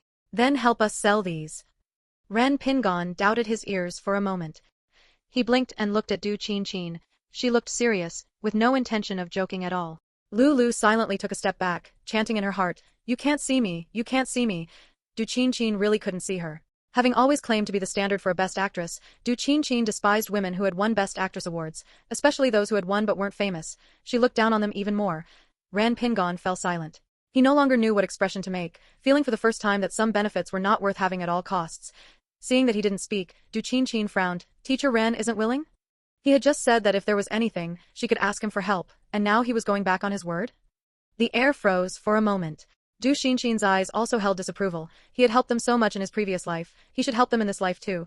Ren Pingon's straight back slumped slightly, and he said through gritted teeth, "Of course I am willing to help Teacher Du." It had come to this point. Even if he wasn't willing, he had to be. Seeing the situation was wrong, Lulu started walking away while saying, "We have an appointment with Yi Qinghui and the others, so we'll be leaving first." Before she finished speaking, she had already run several meters away. Ren Pingon watched her fleeing figure and sighed deeply. Teacher Lu was indeed far-sighted. Bamboo shoots, 5 yuan a jean for bamboo shoots. Ren Pingon called out listlessly. Du Qinchin, "We are selling our bamboo shoots for 10 yuan a jean." Cough, cough, cough, how much? Ren Pingon was stunned. Selling bamboo shoots for 10 yuan a jean in a town with hardly any people. Didn't you check the prices before you started selling things? Du Qinchin lifted her chin. 10 yuan a jean is already very cheap. Du Qinchin nodded along. She felt wronged even selling them for 10 yuan after they had worked so hard to dig them. It was practically doing these townspeople a favor. Ren Pingon's face went numb. You won't be able to sell them for 10 yuan a jean. Hearing this, Du Qinchin got angry. If you don't want to help us, then forget it. Why are you saying they won't sell? Ren Pingon shut his mouth and stopped shouting to sell the goods, just standing there like a tree stump. After all, it wasn't his own stuff. When he stopped shouting, Du Qinchin and Du Qinchin became dissatisfied. Wasn't it agreed that he would come to help them sell? Du Qinchin's face turned cold. Did he really think she absolutely needed Ren Pingon's help? She was only giving him a chance because he had something to ask of her. He didn't even have basic social awareness. No wonder he was lukewarm in the industry. It served him right. Dad, when are we going to find Jiao Jiao and the others? Ren Tu asked, scratching his ear, unable to stand it anymore. He didn't want to stay here and watch Auntie Du roll her eyes at him anymore. Du Qinchin would only acknowledge him when others were around. When no one was watching, she would look at him with disdain. He didn't like them anymore. Seeing his chubby son covered in sweat, Ren Pingan's heart softened. His son had been accompanying him to sell pork all afternoon, behaving well and not being as rowdy as before. He thought about saying goodbye to Du Qingqin and taking his son for a walk. Du Qingqin heard Ren Tu's words, and she looked disapproving. Ren Tu, you're a boy, how can you not endure even a little hardship? Look at Xinxin, she's younger than you and yet so sensible. I think you've learned bad habits from other children. Finally, she added, as if bestowing a favor, spend more time playing with Xinxin in the future. Du Xinxin also said, Brother Ren Tu, come find me to play later. Although he had overestimated his abilities and pursued her in his past life, she would be magnanimous and not hold it against him.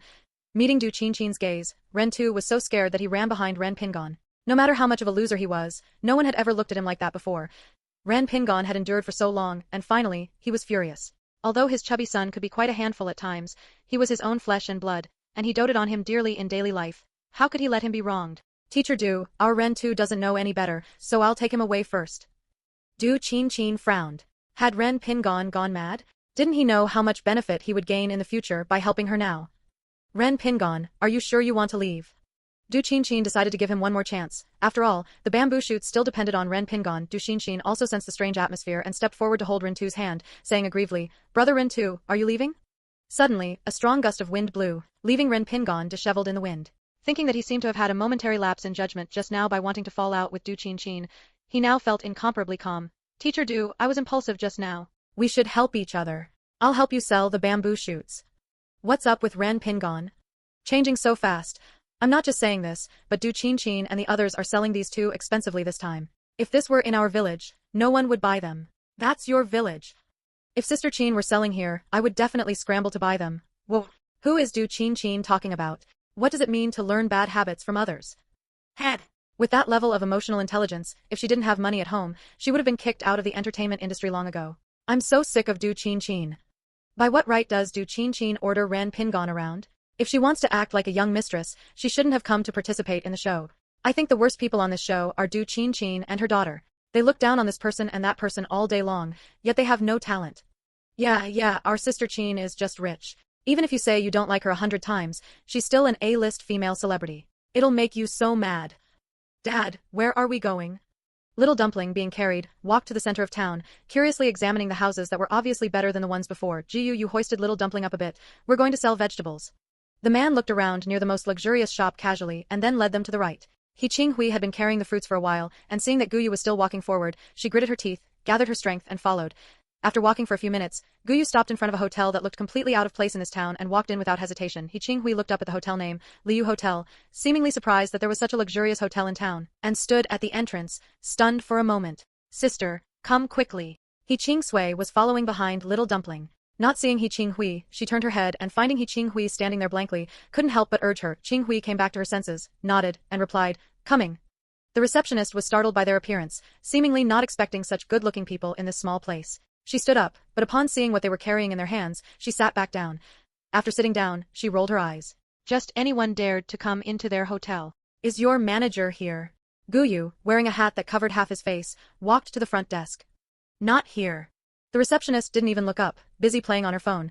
Did they think they were some big internet celebrity just because they were carrying a camera? Their Liu Hotel was a high-end hotel, and so what if they were big internet celebrities? They wouldn't dare offend them anyway. Hearing the receptionist's impatient voice, He Qinghui dared not make a sound, pulling her sister to stand beside Gu Yu, trying hard to make them look a bit more imposing. Gu Yu raised an eyebrow, couldn't be bothered to pay attention to the receptionist anymore, and directly picked up his phone to make a call. I've arrived. The receptionist couldn't help but laugh mockingly. What was this person pretending for? Their Liu Hotel was the only high-end hotel in the country to open in a town. Did he think he could scare her just by making a random phone call? Sometimes people need to know their place. Don't just let any Tom, Dick, or Harry come to places that don't suit their status. After saying this, she looked at the vegetables and fruits on the ground with disdain. This isn't a place for collecting junk. Little Dumpling poked her head out to look at the receptionist. Although she couldn't understand what the other person was saying, she sensed the woman's malice and tried hard to put on a stern little face. We are not cats or dogs, and we don't have any junk to give you. Gu Yu listened to Little Dumpling's words, the corners of his mouth curling up. Well said. Having received her father's support, Little Dumpling couldn't hide the smile on her face. She puffed out her little chest towards the receptionist. She had to protect her dad and sister Qingsui. Oh right, and sister Qinghui too. The receptionist's mouth twitched. A little brat who couldn't even speak clearly dared to talk to her like that, and the man holding her was also praising the little brat like a fool. Could they be mentally unstable? The more she thought about it, the more it made sense. If you don't leave now, I'm calling security. The woman's pair of long, narrow eyes looked very snobbish. She looked okay when smiling, but now, with a straight face, she looked exceptionally fierce. Even He Qing was scared and leaned tightly against He Qing.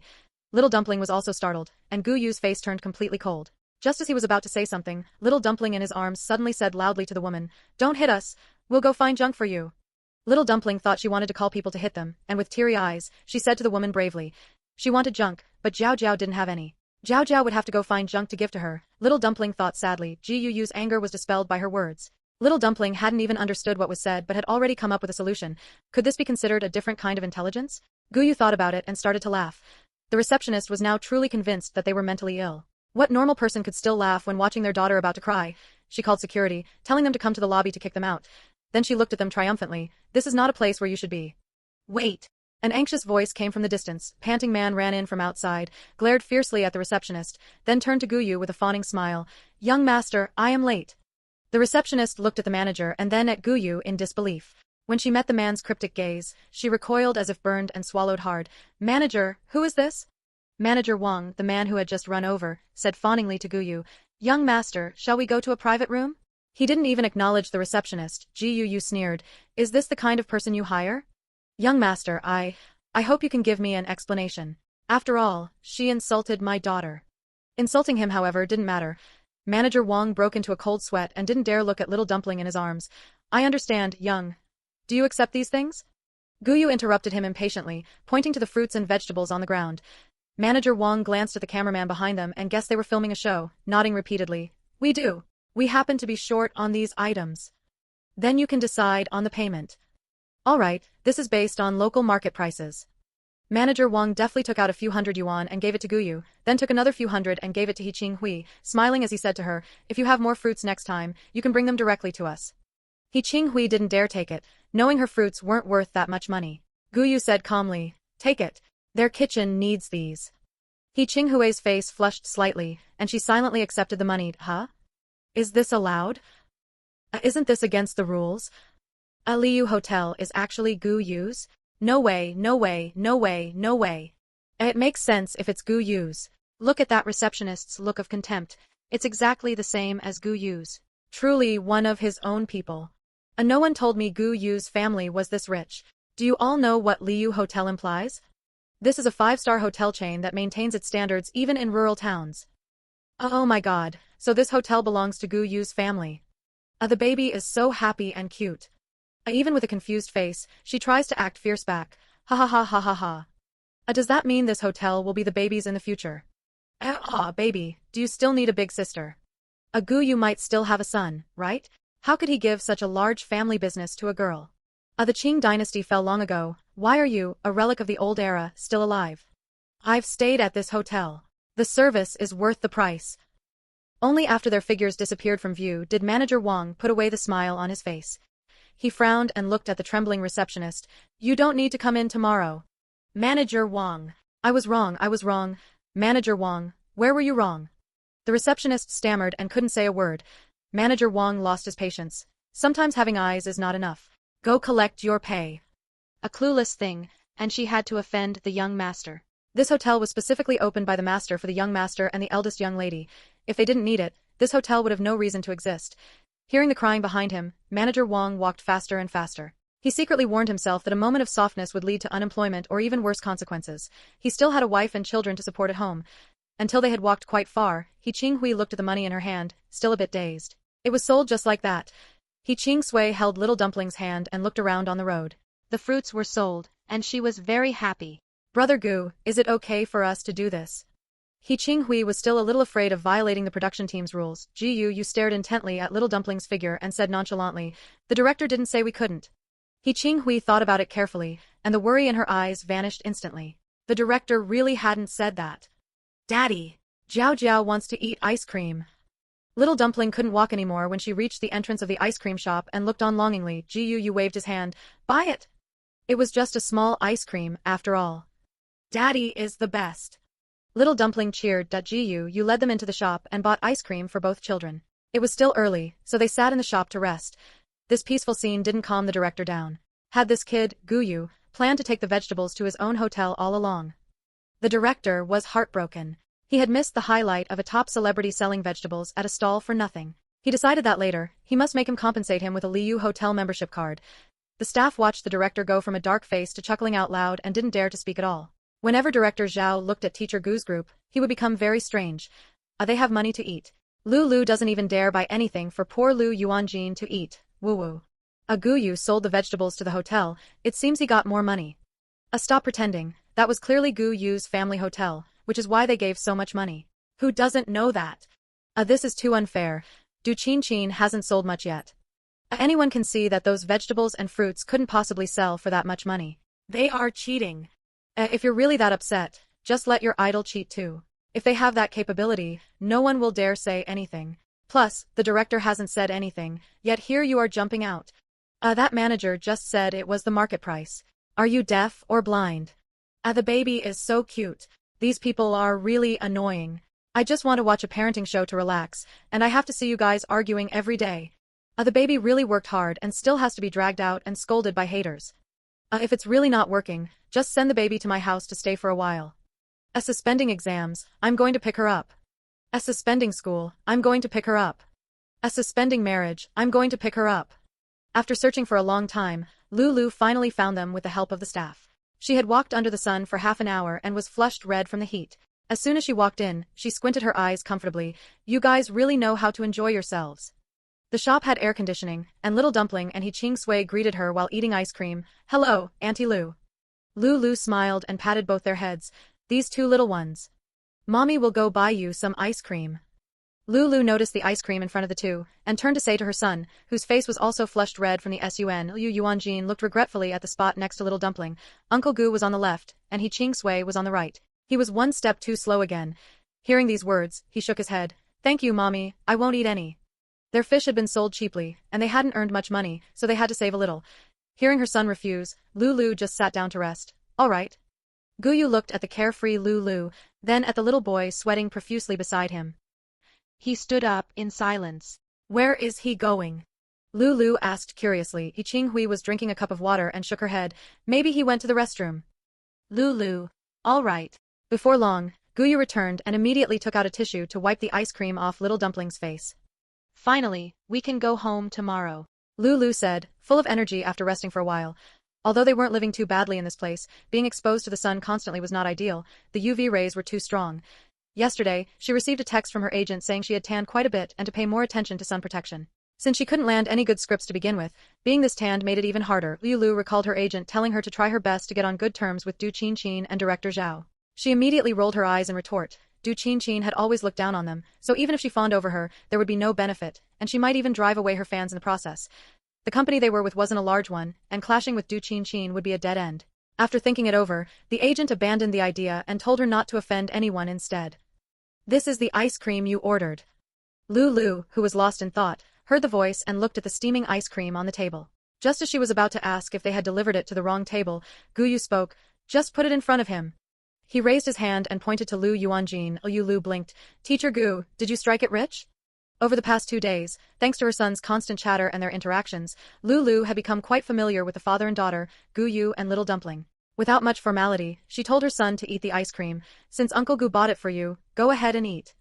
Liu Yuanjin's eyes brightened, and he no longer refused. Thank you, Uncle Gu. Gu Yu nodded slowly. Didn't strike it rich, eat up. He answered both of them in one sentence, very briefly. Seeing that the man didn't want to say more, Lu's eyes darted, and she locked onto the quiet He Ching Hui. Ching Hui, you're with Teacher Gu and the others, right? Although it was a question, her expression was very certain. Given the bond between He Ching Hui's younger sister and little Dumpling, Gu Yu might have allowed the sisters to tag along. Lu looked at He Ching Hui with an I know everything, tell the truth gaze. Ah. He Ching Hui retreated a bit after being stared at. Seeing that Gu Yu didn't stop her, she whispered to her. After listening, Lu stared blankly at Gu Yu and then at little Dumpling. Were all the guests on this show this rich? Was she really the only small-time celebrity here? As evening approached, everyone stood up to prepare to go home. We need to go buy some groceries to take back. Gu Yu held little Dumpling's hand, walking slowly behind. The sunset shone on little Dumpling, making her look lazy. Both of them squinted their eyes. The two pairs of eyes were surprisingly similar. Lu is as big-hearted as ever. Ha ha ha ha. Liu Yuanjin, it's been hard on you growing up. I really love Lu's group. Gu Yu is so thoughtful. Ha ha ha ha ha. The kid's eyes look so much like Gu Yu's. It wasn't very obvious on normal days, but now they look exactly the same. I finally understand the feeling in CEO romance novels where they can recognize their own child at a glance. The kid is so beautiful, her long hair is like silk. So envious, woo woot. Daily question, can the kid really not be my daughter? The person above, don't fantasize about using this method to achieve immortality. They look like they're out on a vacation, ha ha ha ha ha, so leisurely. This is the first time I've seen guests complete tasks so easily on a show. The person above, did you forget about Du Qinchin's group? Ha ha ha ha. I've been in Gu Yu's live stream the whole time. Don't tell me Du Qinchin still hasn't finished selling everything? On the other side, Ren Pingon said with a hoarse voice, let's pack up and get ready to go back. He had actually been shouting here for 2 hours.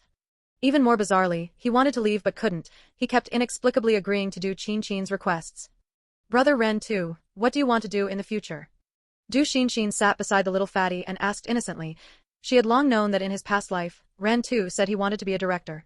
In this life, she had to encourage him. After all, he had actually won quite a few awards for his films in his past life. Unfortunately, she had rejected him too harshly, and he hadn't sought her out again. This time, she had to seize the opportunity. Ren too, feeling hot, shifted to the left. Du Qinchin had broken into a sweat, and having walked under the sun for a long time, she had a slight sweaty odor on her.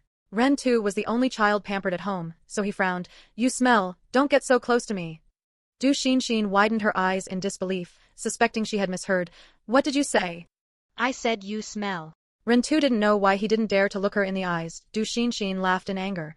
In his past life, Ren too had shamelessly followed behind her, not even saying a word when he broke a leg in a car accident while trying to save her, for fear of making her feel guilty. In this life, he actually dared to say she smelled. She stood up, her face cold, and threw out a sentence. Don't you regret this? Ren too, that damn fatty, sooner or later, she would trample him underfoot. Ren too watched her retreating back, feeling his head clear up quite a bit. He scratched his head in confusion. She was the one who asked him to repeat it. Why was she angry? And why would he regret it? The little fatty looked up at the blue sky melancholically. Women were too hard to understand. Du Qinchin looked at her daughter's cold little face, somewhat surprised. The expressions that appeared most on her daughter's face were smiles and grievance. Seeing her with a cold face all of a sudden was quite novel. What's wrong? As soon as Du Qinchin saw it was Du Qinchin, the triumph in her eyes immediately vanished. It's nothing. Du Qinchin? Du Qinchin frowned and walked away. No one had ever dared to give her attitude like that. The affection she had felt for Du Qinchin over the past 2 days had also been pulled back. As the dignified eldest daughter of the Du family, could she really put up with a child's temper? Even if this child was her own daughter, Du Qinchin couldn't accept it. Is Du Qinchin not going to coax her? Ha! What exactly is their family situation? This move just left me confused. Du Qinchin, Someone leaked that she has never personally raised Du Qinchin. What kind of upbringing does Ran Pingan's family have? Opening his mouth to say someone smells. This time, I really think Ren too is being rude, saying such things to a little girl. Why don't you look at how old Ren too is? He's so young, he definitely just says whatever is on his mind. You guys are just making a fuss over everything. I sent Ran Pingon the nice guy of the industry? Why hasn't he come out to defend Du Qinchin? It's so suffocating over here, I don't know what to say. If you don't know, then get lost. Sister Qin doesn't need you passerby fans. Ren too looks like that and still has the nerve to talk about others. Watching Du Qinchin's back, Du Qinchin finally realized that she had returned to her childhood. Du Qinchin was no longer someone she could treat however she pleased. Mom! Du Qinchin panicked and hurriedly followed the woman's pace. Mom, just now brother Ren too said I. Du Qinchin explained as she walked, looking at Du Qinchin with a pitiful expression. She knew that Du Qinchin fell for this act. Sure enough, upon hearing what Du Qinchin said, she stopped and turned her head. Are you serious? Her tone carried obvious dissatisfaction. No matter what, Du Qinchin was her daughter, a child of the Du family. It was not for others to bully her. The woman glared fiercely at Ren too, but upon catching sight of the camera, she regained some composure. We'll talk after the show finishes recording. Du Qinchin glanced at her and said aggrievedly, Okay, I'll listen to Mom. The girl's obedient tone made Du Qinchin's expression soften. It wasn't until the director said they were preparing to return to Daqing village that Du Qinchin packed up the bamboo shoots laid out on the ground. Thanks to Ran Pingan's efforts, they had sold more than half of their bamboo shoots. Du Qinchin wore a mysterious smile. After this half day, Ran Pingan didn't dare to say another word. Thinking about how he had spent the whole time arguing about prices with her made his head ache, and he even had thoughts of quitting the show. Numbly carrying his things, he followed behind them, this time not forgetting his chubby son. Let's go, Ren Tuesday. Ren too patted the dust off his bottom and caught up. Dad, where are we going? Hearing his son's voice, Ren Pingon forced himself to perk up. Home. Great. Doesn't that mean I'll be able to see Jiao Jiao in a bit? The more Ren Tu thought about it, the faster he walked. Du Xinxin had already noticed Ren Tu out of the corner of her eye and was waiting with a reserved expression for him to come and apologize to her. She knew that her luck was excellent at all times. Sometimes, things she strongly desired to happen actually did, so she feared nothing. Ren Tu hurried past her without any intention of stopping. He didn't even notice Du Xinxin, who had slowed her pace. Ah! Du Xinxin waited for Ren Pingon to walk up. Uncle Ren, why isn't brother Ren Tu waiting for me? Ren Pingon felt a bit awkward toward her. After all, his own chubby son had just said the little girl smelled. He must be busy with something. Ren Pingon brushed it off. He truly didn't know why his son, who was usually too lazy to even walk around home, was walking so fast. When Ren Tu reached the familiar car door and looked inside, his hanging heart finally died. He Qing Sui and Lu Yuanjin had beaten him to it. Damn it! The little chubby boy didn't dare throw a tantrum and tried his best to shrink his chubby body to sit behind Little Dumpling, as the seats next to and in front of her were already occupied. Little Dumpling was bored waiting, and when she saw someone get on, her eyes followed.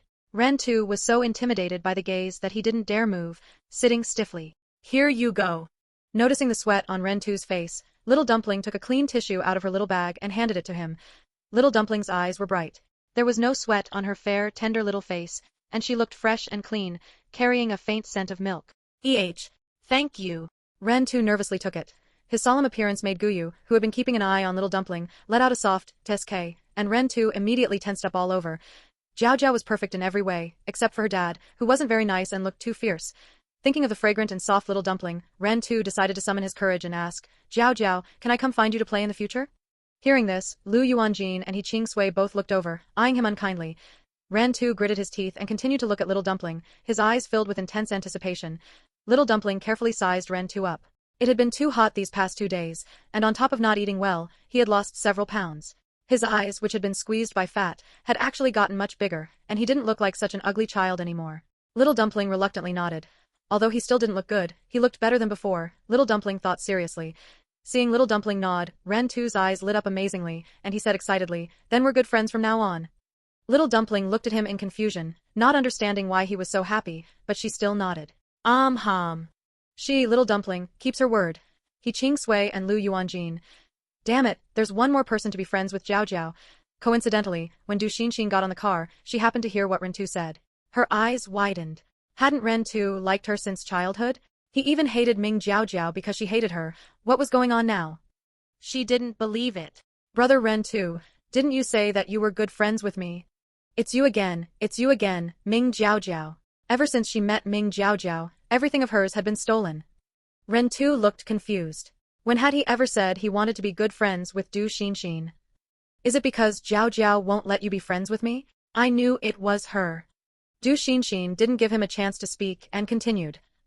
It's the same at school. Any friend who plays well with me, you have to steal them away. What exactly did I do wrong? With tears in the corners of her eyes, Du Xinxin launched into a tirade, looking accusingly at Little Dumpling. Little Dumpling opened her mouth, but before she could speak, a sharp female voice cut in. Well, you little girl. How dare you treat my daughter like this? Although the word wasn't fully spoken, everyone present was shrewd. Gu Yu directly took a water bottle and threw it hard. Du Xinxin hurriedly crouched down to dodge it.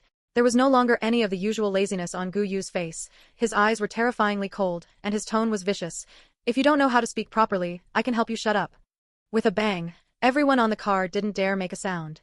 Clearly, outside the car was still a bustling market, but inside, it was frighteningly silent.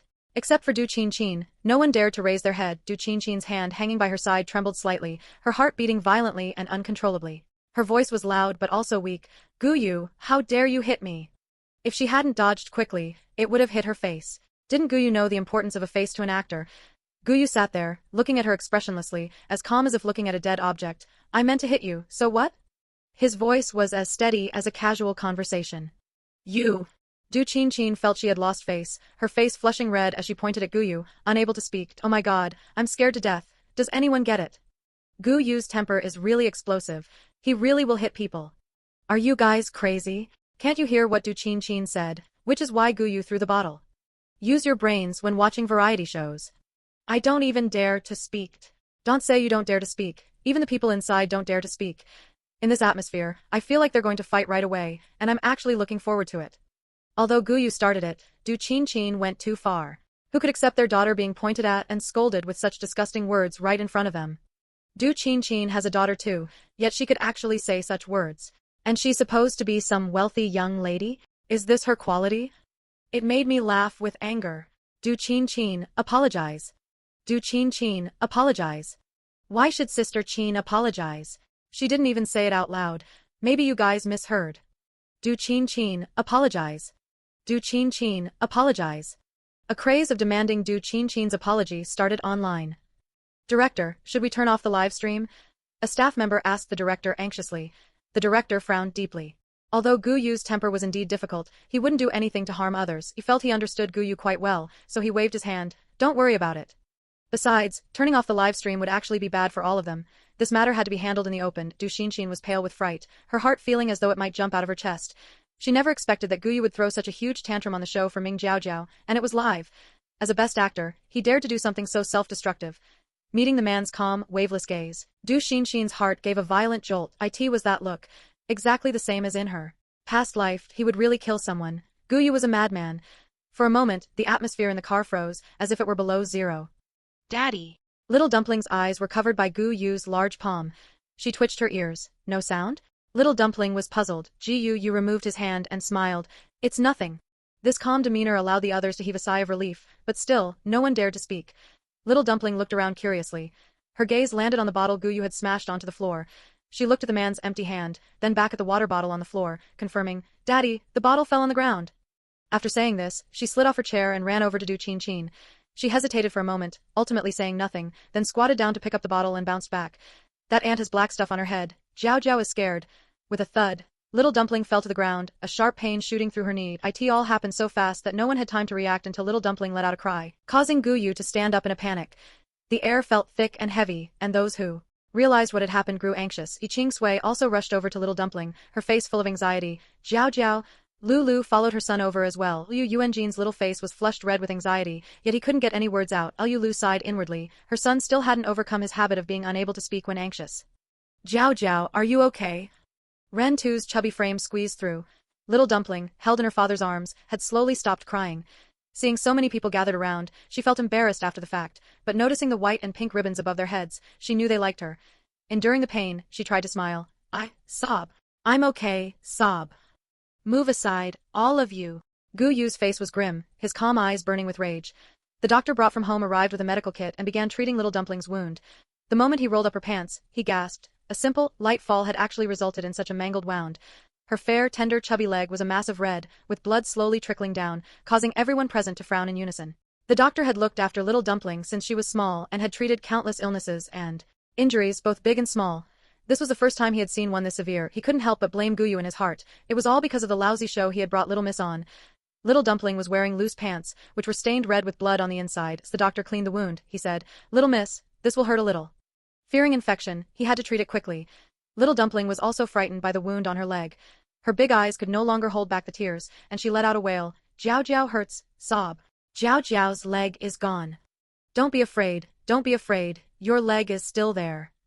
Gu Yu's hoarse voice rang out as he stiffly grasped Little Dumpling's flailing little hand. His mind was in a complete mess, and he didn't know how to react, his expression terrifying. Daddy, don't be afraid, Jiao Jiao doesn't hurt anymore. Seeing the man's trembling hands and hollow eyes, and remembering what 001 had said, tears streamed down her face again. Jiao Jiao doesn't want Daddy to become a bad person. Little Dumpling's scalding tears landed on his hand. The man seemed to suddenly snap out of it. Host, what happened to you? 001 had gone off to upgrade specifically to resist the world's consciousness. Just as it was about to share the news with its little host, it hadn't expected to return to find her looking so pitiful and injured. Little Dumpling could barely make out 001's voice amidst the clamor. You're back. How did you end up in such a state? The system exclaimed, exasperated. Little Dumpling felt aggrieved. Jiao Jiao doesn't know, it just fell by itself. 001 sighed as it pelted Little Dumpling with mysterious balls of light, muttering, I finally saved up that energy, and now I've given it all back to you. You really are my little ancestor. Little Dumpling didn't understand, but she could feel the pain slowly fading away. Jiao Jiao's leg doesn't hurt anymore. 001 snorted. Of course it didn't hurt. This energy could even save someone on the verge of death, let alone this minor wound. Uncle is amazing. Little Dumpling's eyes sparkled. 001 suppressed a smile, its mouth twitching downward. Of course it was the most amazing. It didn't even need to look at its ranking to know that. But having used up that energy, it would likely have to go into hibernation again. It earnestly instructed her, stay away from Du Xinxin. We don't have the ability to go up against her right now. When I come back next time, I'll bring you a koi pouch. It rambled on, completely forgetting the aloof persona it had originally intended to maintain. Okay. Jiao Jiao will wait for you. Little Dumpling's sparkling eyes dimmed for a moment before she perked up, reluctantly saying goodbye to 1.001 didn't intend to tell Little Dumpling about the hibernation, so it casually mentioned it was going away for a while and would bring her a gift when it returned. Does it hurt? Gu Yu watched the doctor's movements nervously. Little Dumpling blinked her large eyes. Her eyes, having been washed by tears, were startlingly bright. It doesn't hurt. Gu Yu thought Little Dumpling was just trying to comfort him, which made him feel even more distressed. She had been crying so heartbreakingly just a moment ago. How could it not hurt? The doctor finished treating the wound and breathed a sigh of relief. Fortunately, it only looked serious. He just didn't understand why there had been so much blood when it was only a scrape. Director Zhao, who had rushed over upon seeing that Little Dumpling was injured, also breathed a sigh of relief. He hadn't been sure if Gu Yu might start a fight on set, and he also felt heartbroken that the cute Little Dumpling had gotten hurt. As long as she's okay, as long as she's okay. His career had almost been forced to an end today. Is this wound really okay? I'm really starting to doubt the production team. It looks so serious. They shouldn't be making the doctor lie just to keep the show broadcasting. This is so scary. Her pant leg is stained with blood. The little one stopped crying. Oh my god. My heart aches watching this. Me too. This is the first time I've wanted to see the little one cry. Holding it in is too pitiful. Is the little one actually okay, or is she just pretending to be okay? Does Gu Yu even know how to take care of a child? If he doesn't, send her to my house. I'm a teacher. I can take care of kids. Brother Gu is practically falling apart. Stop trying to take his daughter away. Sob. Gu Yu is so anxious he doesn't know what to do. Everyone, please be kind with your words. The doctor said, although little Mrs. wound is not serious, she cannot be active for long periods, and it must not get wet. Gu Yu held Little Dumpling and listened carefully to the instructions, saying, I have noted them all down. The doctor hesitated, wanting to speak but holding back, internally going crazy. Is that what I meant? I wanted to tell you to take little Miss home and stop participating in the show. The doctor screamed internally, but upon meeting the man's expressionless, handsome face, he extinguished his fire. All right, take good care of little miss, the doctor said, leaving with an expression like he was constipated. We are not recording anymore, Gu Yu said calmly, turning to face Director Zhao. Before the look of relief on Director Zhao's face could fade, he saw Gu Yu hand his microphone to a staff member. Gu Yu, wait. Director Zhao panicked and chased after him to stop him. This was someone he had worked so hard to invite. Calm down first, let's talk about this later. Gu Yu replied, I am very calm. Recalling the image of Little Dumpling falling, he found it starting to blur in his mind. This was very strange. It had only just happened. Gu Yu furrowed his brows and decided to take Little Dumpling home right now. Daddy, Jiao Jiao wants to go home tomorrow, Little Dumpling said, looking at her little companions who were all gazing at her expectantly. Gu Yu, ? He slowly turned his head and happened to meet the gazes of the few children. He narrowed his eyes, and they all lowered their heads. Gu Yu was satisfied. Seeing an opportunity, the director immediately ran in front of Little Dumpling and acted pitiful. Little friend Jiao Jiao, do you really want to go home? Everyone will miss you so much. As he spoke, he pretended to wipe away tears. While it looked very fake to the others, Little Dumpling believed it and hurriedly waved her hands at the chubby director. Jiao Jiao won't go home. Don't cry, don't cry. Gu Yu only felt his eyes ache. That's enough. The director laughed when he got this response. We're having a feast tonight. Lu was watching from the side and only dared to speak now. It wouldn't be a feast where we have to cook it ourselves, would it? The production team is providing it. Long live the director. Gu Yu is so rash. Is he really quitting just like that? He has so many fans, and he's just leaving? I don't believe it. Your daughter is injured, and you're not leaving? Are you crazy? We fans can understand that the little one is injured and won't be recording. Why are the haters coming here to stir up trouble? I support the little one withdrawing to recover. It really looks very serious. Why aren't the others speaking up? Are they not concerned? Although Little Dumpling said it didn't hurt, Gu Yu still cautiously held her in his arms, feeling uneasy. The director signaled for everyone to get on the car, as the meal was already being prepared. He Ching Sui and the others didn't dare to crowd around Little Dumpling to sit, for fear of bumping into her wound. Are you okay? Lu was shocked when she saw the bloodstain on Little Dumpling's leg. She had only fallen once, yet she had bled so much. Gu Yu followed her gaze and saw it too, his voice low and hoarse. It's fine. After confirming repeatedly with the doctor that it only looked more serious than it was, and with Little Dumpling insisting it didn't hurt, Gu Yu reluctantly believed it, but still planned to take Little Dumpling to the hospital for another checkup. Du Xinxin kept her head down to hide the excitement in her eyes. Her ability had actually come back with her. In her past life, she had relied on this virtual ability to kill several people she hated. But why hadn't Ming Jiao Jiao died? She had just been silently wishing for Ming Jiao Jiao to die. Could it be that she didn't hate Ming Jiao Jiao enough? So it wasn't enough to make her die? Du Xinxin glared viciously at little dumpling sitting in the middle. Whatever the reason, next time she would definitely make her disappear. Little dumpling felt a chill down her back and shivered. What's wrong? Gu Yu frowned. Now, any movement from little dumpling made him vigilant. Jiao Jiao is cold. Little dumpling reached out her little hand and tried hard to pat her back, looking at him earnestly with her big eyes. Gu Yu turned to look outside. Although the sun had set, there was still some residual warmth. It shouldn't be cold enough to freeze. Daddy will put it on for you. After thinking about it, he put a jacket on little dumpling. Perhaps it was because the temperature difference between day and night in the mountains was too great. He found a reason for little dumpling. Little dumpling obediently put it on. Suddenly remembering what Du Xinxin had said, she turned her head and explained to Du Xinxin earnestly, Jiao Jiao didn't steal your friends. It's that they don't want to be friends with you, it's not what Jiao Jiao said. After finishing, little dumpling waited for Du Xinxin's response, staring at her earnestly. Du Xinxin. Why didn't she remember Ming Jiao Jiao having such a good memory? She actually still remembered what she had said. It was clearly you. It was your appearance that made them afraid to be friends with me. Suddenly, little dumpling tilted her head in confusion. Du Xinxin's head had turned black. Little dumpling remembered 001 saying that when someone's head turns black, it means they hate them very, very much and want to hurt them. Thinking of the time Du Xinxin pushed her, little dumpling shrank back in fear. She couldn't beat Du Xinxin, but then she gathered her courage. You can't say Jiao Jiao is a bad person in the future, she said, getting a bit angry towards the end, her little face set. You pushed Jiao Jiao before and Jiao Jiao's hand hurt. The system hadn't had time to treat little dumpling last time, so that was a real wound. Little dumpling was still a little afraid when she thought about it. She actually dared to push you. Although He Ching Sui wasn't sitting with little dumpling, her ears were perked up listening to her. Hearing this was a big deal. Du Xinxin actually dared to bully Jiao Jiao. Jiao Jiao is so little, why did you push her?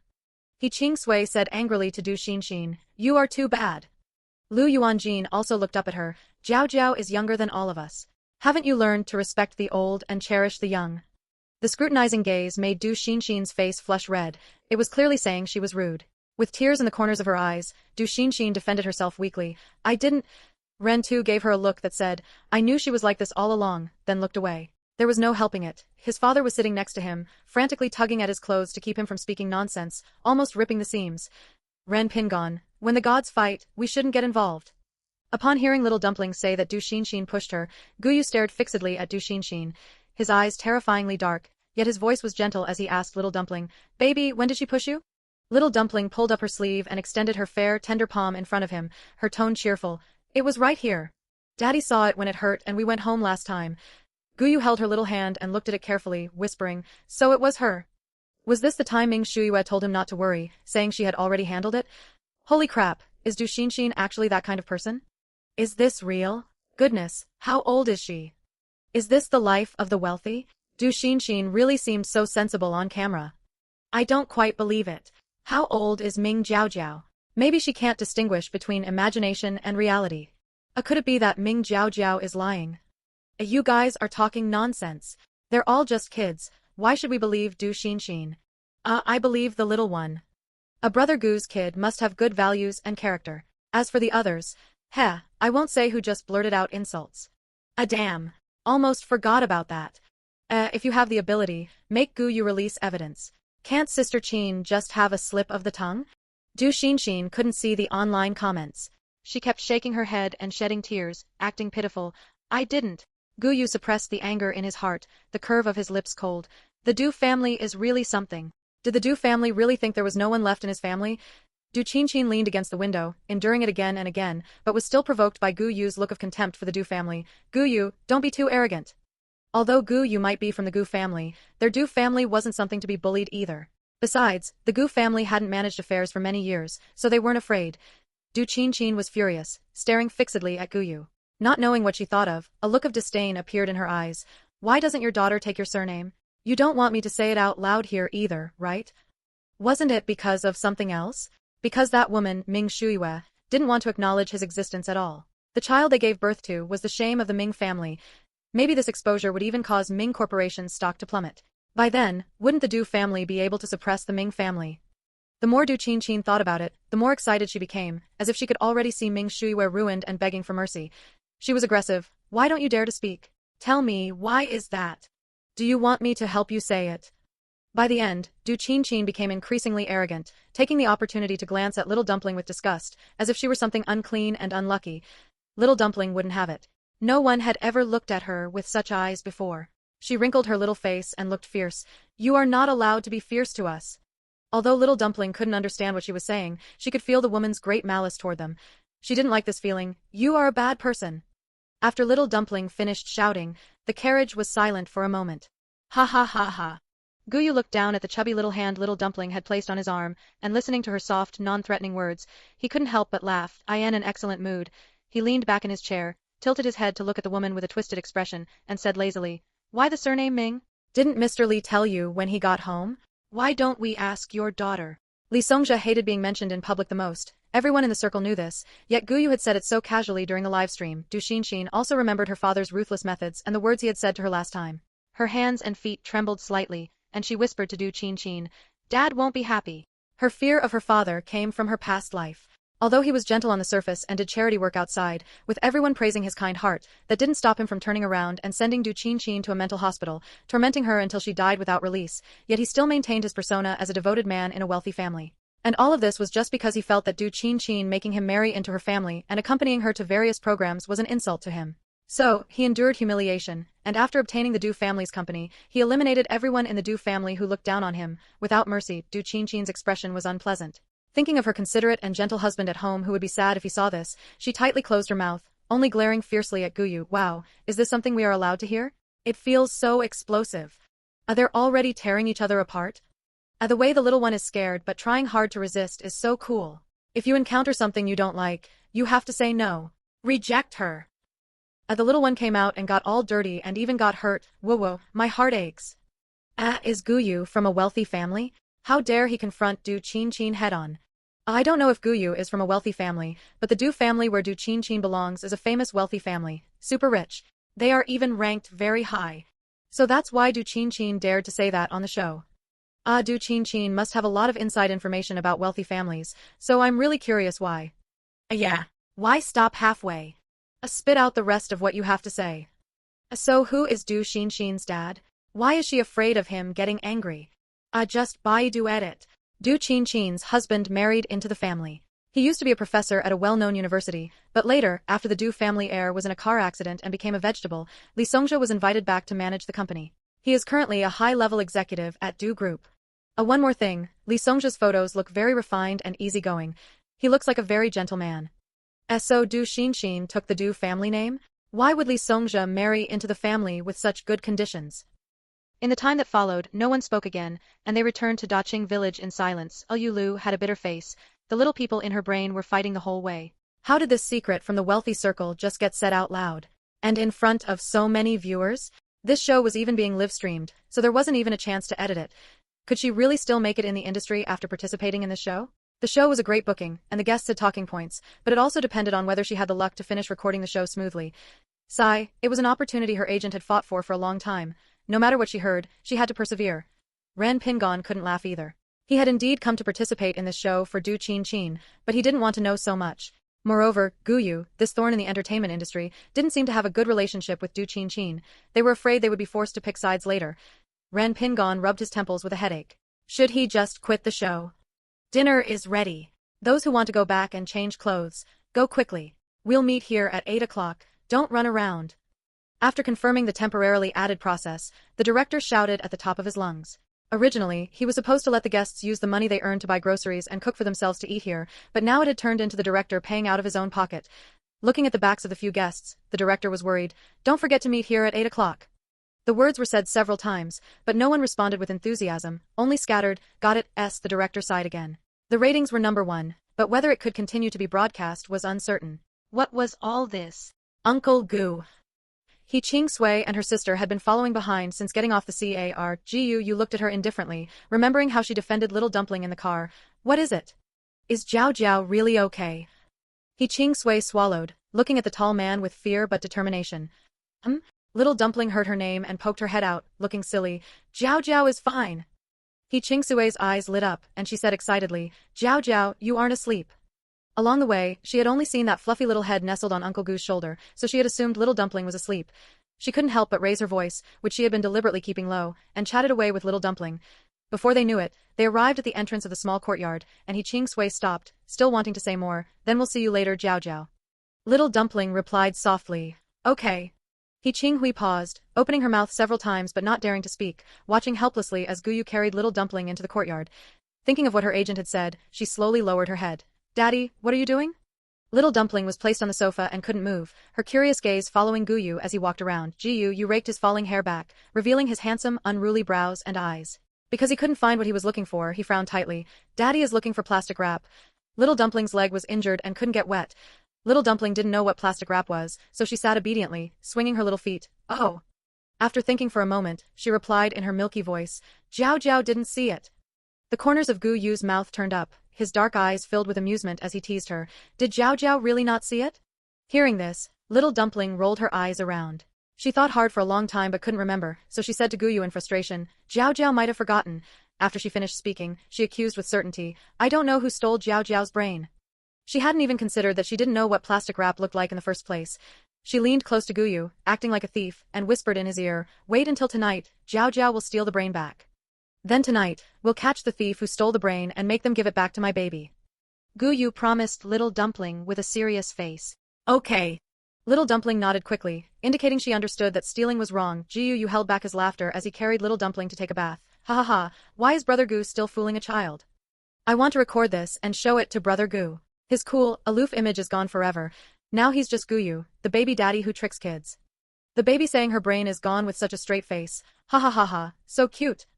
Gu Yu is actually going along with it with such a good temper. It's unbelievable, especially since they almost got into a fight in the car. Don't look for trouble, upstairs. Let's not bring up those things in such a heartwarming scene. If my daughter were this well-behaved, I'd be willing to carry her every day too. It's rare to see the baby looking so messy. Ha ha ha ha. She really is such a little princess on normal days, but she feels much more approachable now. This place is still the best. The other live streams are so depressing, like it's the last episode, and nobody is even talking. I also really like staying in the baby's live stream. Even when I'm busy, I keep it on just to listen to the sounds. Hee hee, Brother Gu's live stream viewer count is always #1 by a landslide. So satisfying. With a click, the freshly bathed little Dumpling appeared wearing the little dress she had chosen herself. The dress only reached a little above her knees, making the large, red wound on her leg clearly visible. Just looking at it made one gasp. After her bath, little Dumpling's fair, tender face was flushed. Her long hair had been blow-dried and combed smooth behind her back. Her large, wet eyes looked over, making her look like a pink, tender peach sprite. Gu Yu walked her out of the bathroom and carefully placed her on the sofa. Daddy will be right back. Sit here obediently, okay? Okay. Little Dumpling sat properly and obediently. Gu Yu was in a hurry to change out of his wet clothes, so before leaving, he casually turned on the TV for little Dumpling. The baby. My baby. Oh God, this humble believer is willing to eat a balanced diet for the rest of her life just to have a daughter like this. Don't be greedy, upstairs. I'm willing to give up a 3-course meal for this chance. My goodness, she's so cute, just like a little elf. Does anyone understand the pain of admiring the baby's beauty and then suddenly seeing the wound on her leg? I feel pain in my own leg just looking at it. I don't know how such a little baby manages to endure it. How could a fall like that be so serious? There wasn't anything sharp in the car. It's simply too strange. I hope the baby gets better soon. Whoa. Little Dumpling didn't know how to change the channel, so she could only watch the pink hairdryer on the TV. She blinked her large eyes, and when she saw them jumping in mud puddles on a rainy day, her little brow furrowed. Ever since the last time the staff member had taken their eyes off little Dumpling and lost track of her, they dared not make that mistake again. Seeing the unhappy expression on little Dumpling's face, they cautiously stepped forward. What's wrong? Don't you want to watch this?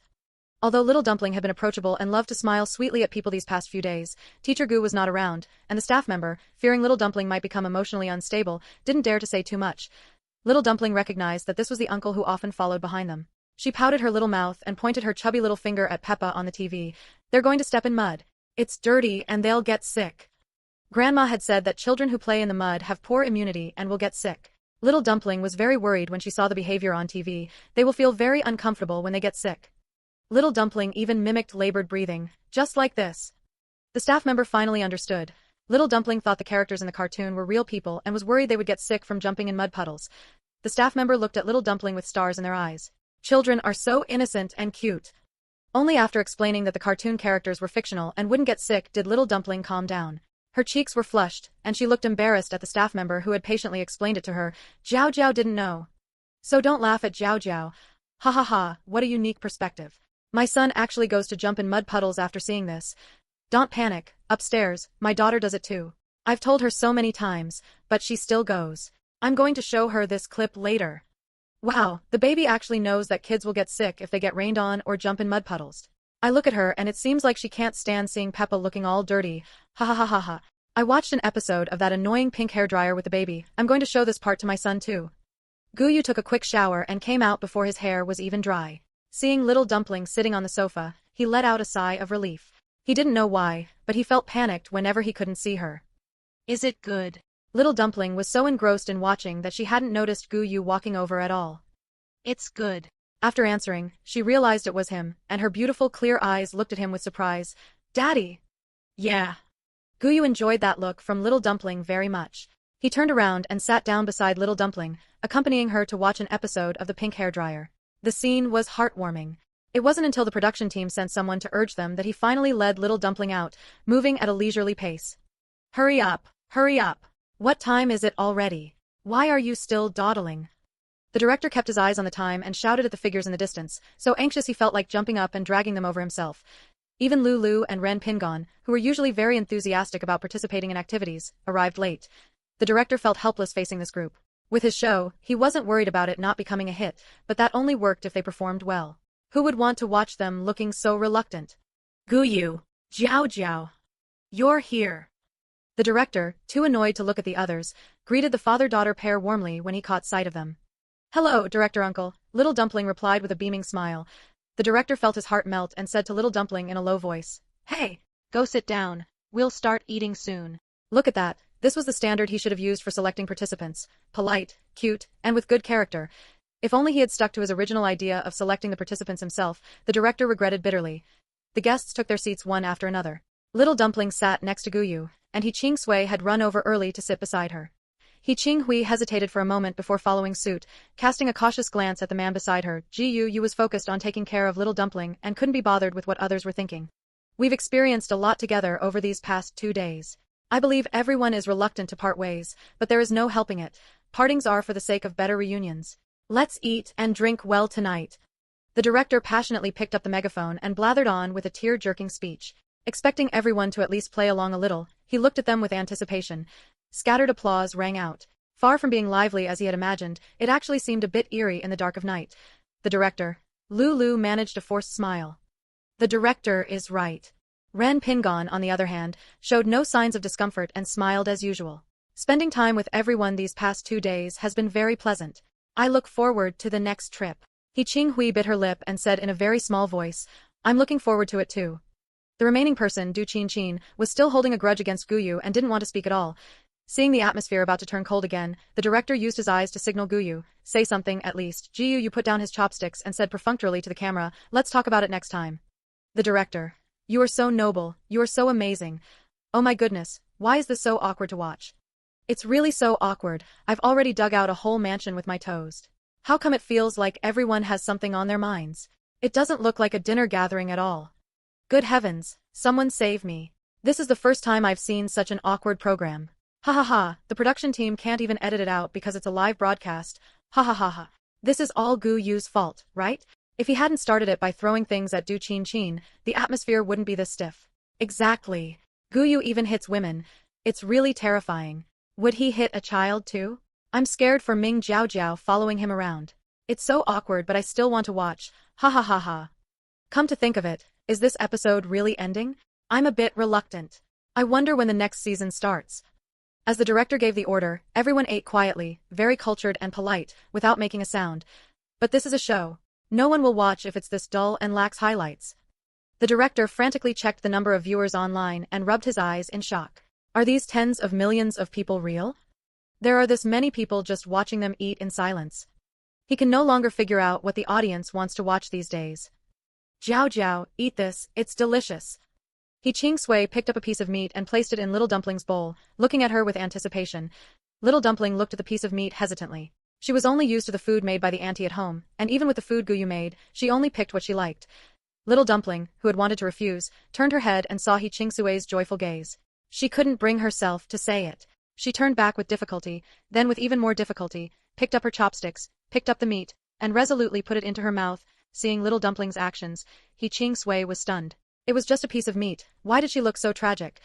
Gu Yu stood by with water, carefully observing her expression. If you don't like it, spit it out. As he said this, he reached out to Little Dumpling's mouth, signaling her to spit it into his hand. Little Dumpling chewed with her eyes closed. Her little face scrunched up into a ball, and she spat the thing out of her mouth. Gu Yu's lack of disgust shocked those who were observing from the shadows. Someone in the industry had said that Gu Yu was a germaphobe, yet here he was catching something someone spat out with his bare hands. It felt like a dream. Jiao Jiao, you don't like it. He Qingsui looked at her with concern, her face twisted in distress.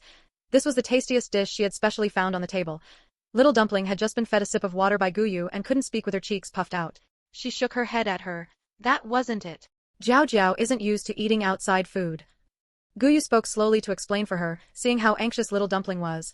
Otherwise, this little one would be anxious enough to cry. The nanny who took care of Little Dumpling when she was little was jealous that Little Dumpling was a girl and yet so favored. She instilled in her the idea that if she ate too much, bad people would catch her, she would never see her family again, she would be beaten, and she would have to wash clothes and do chores every day.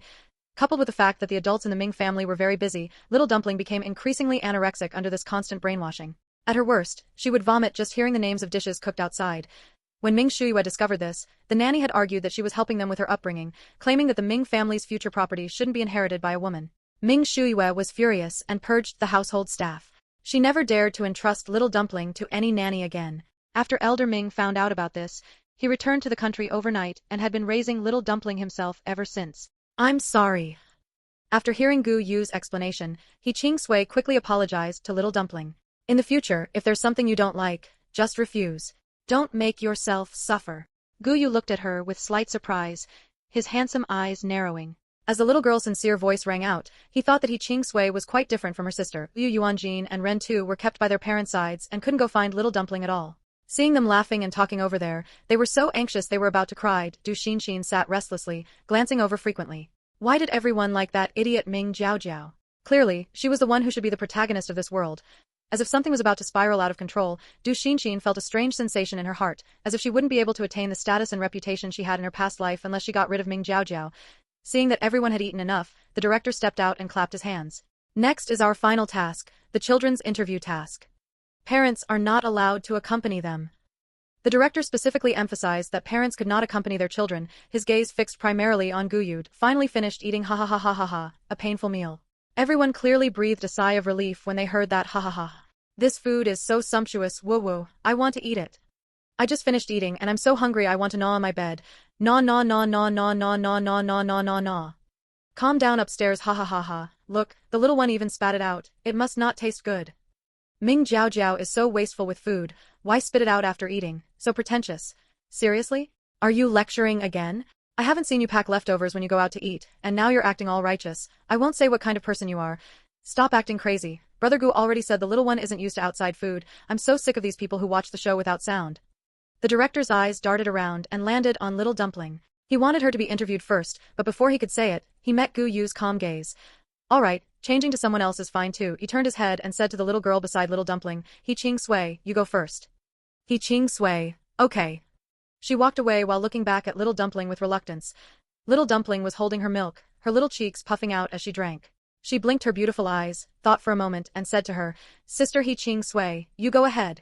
Jiao Jiao will wait for you here. Having received Little Dumpling's assurance, He Qingsui ran off happily, not even glancing at He Qinghui once. Everyone moved to the recording studio. The children lined up to go in for interviews one by one, while the parents were allowed to sit outside and watch.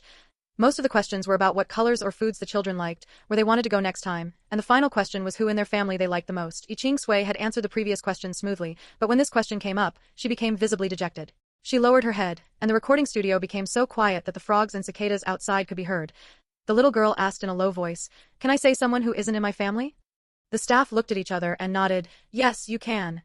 I like Jiao Jiao the most. Jiao Jiao was as beautiful as her favorite doll, and she wouldn't scold her but would smile sweetly at her instead. As she finished speaking, He Qinghui's eyes uncontrollably welled up with tears. Because of her career, the family had neglected her younger sister. To ensure she could practice in peace, whenever she practiced piano, she would drive her sister to the neighbor's house to do homework. Even when appearing on the show, she forced her sister to follow her. No one in the family cared about her sister's opinions. They pulled her over when needed and put her aside when not. The guests had different expressions upon hearing the answer, but the smart ones didn't ask anything. Only little Dumpling laughed happily, narcissistically cupping her small, chubby face with her hands. She liked sister He Ching Sui too. The second to go in was Ren Tu, followed by Lu Yuanjin. They answered normally about whether they liked their father or mother more. Taking advantage of the time Gu Yu went out to answer a phone call, Du Xinxin walked up to little Dumpling and said hypocritically, Jiao Jiao, you can't be a picky eater. That is food grown with hard work by the farmers. We must learn to cherish it. Little Dumpling looked at her in confusion and scratched her cheek, but Jiao Jiao didn't waste it. Jiao Jiao swallowed all the food. Du Xinxin was waiting for exactly those words. A flash of triumph crossed her eyes, then she furrowed her brows tightly and looked at her disapprovingly. I just saw you spit the food out. She spoke righteously, as if looking at a bad child. Jiao Jiao spits it out if I eat it, and Daddy worries about Jiao Jiao. Little Dumpling also got anxious and explained earnestly to her. She could sense Du Xinxin's malice toward her, and her not-so-clever little brain couldn't process it. Xinxin, it's your turn, the director shouted in his loud voice. Okay. Before leaving, Du Xinxin still looked at her with a disappointed gaze, as if she had said something she shouldn't have. Du Xinxin is so nice, she even specially came over to tell Ming Jiao Jiao these things. It seems the relationships between adults won't affect the friendship between children, ha ha ha ha ha. Ming Jiao Jiao doesn't think she's a wealthy heiress, does she? Hilarious. And saying she'll spit it out? I think she's just spoiled. The real wealthy heiress, Du Xinxin, didn't say anything and ate quietly without being picky. I think this is the upbringing a wealthy family should have. Du Xinxin really eats quietly. She truly lives up to being raised by a prestigious family, unlike some people who have a little money at home and pretend to be someone they're not. I just like obedient and well-behaved daughters like Du Xinxin. Sister Qin just has a bit of a temper, but after all, she comes from a wealthy family, so I can understand. But what right does Gu Yu have? He even dared to throw a bottle at Sister Qin. Don't worry upstairs, Sister Qin's family will take action against him. After all, the Du family opened an entertainment company specifically for Sister Qin. She is the pampered daughter of the family. Wow, is Du Qin's family that powerful? Won't Gu Yu be finished then? Can't you be a picky eater if you don't have money? Can't you choose the food you like to eat if you don't have money? Gu Yu is 100 times, 10,000 times richer than you jealous haters. The little one can eat whatever she wants. What does it have to do with you? Did she eat your rice? Du Xinxin had participated in this show in her past life, so she answered these questions generously. For the last question she said somewhat coyly, I like both mommy and daddy, but if I have to choose, I choose mommy. After finishing, she flashed a playful smile at the camera. Sorry daddy.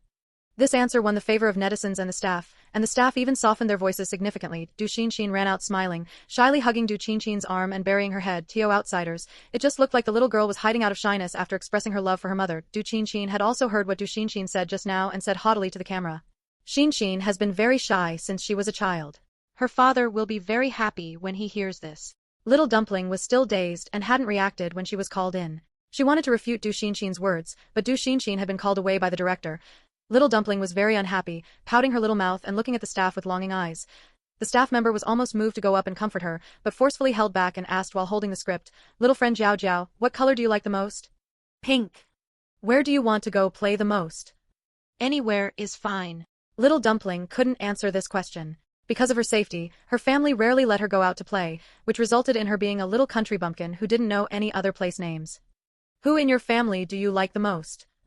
The staff member thought Little Dumpling would need a moment to think like the previous children, but to their surprise, Little Dumpling suddenly stood up, her beautiful big eyes fixed on the entrance, the joy in her eyes almost overflowing. As the camera turned to follow Little Dumpling's gaze, a tall, cool, and aloof woman appeared in the frame. I love mommy the most. Netizens clicked on the link one after another. They went in excitedly, only to come out looking bewildered and shocked, staring at the leaked video in a daze. This moment, someone asked, why are you still able to be fans even after Gu Yu suddenly has a child? Of course it's because we like him. Besides, him having a child is better than him retiring from the industry. Compared to him retiring, I can definitely accept that he has a child. Brother Gu is so outstanding that we never thought we could have any relationship with him. Just watching him every day fills me with motivation. Brother Gu truly inspires us. We aren't chasing stars with the intention of plucking them down. And he holds giveaways from time to time. The odds are much higher than winning the lottery. I've already had 4 relationships at 22, so what's the big deal about Brother Gu having a kid at 25? I really didn't expect Gu Yu to actually be with President Ming. Brother Gu, well done. President Ming looks like she's very hard to pursue. Who knows how Brother Gu scraped and scrambled, acting shamelessly to win her over. Ha ha ha ha, be careful or Gu Yu will block you. The top few trending searches were all about them, so Ming Shuiwe had someone take the trending topics down.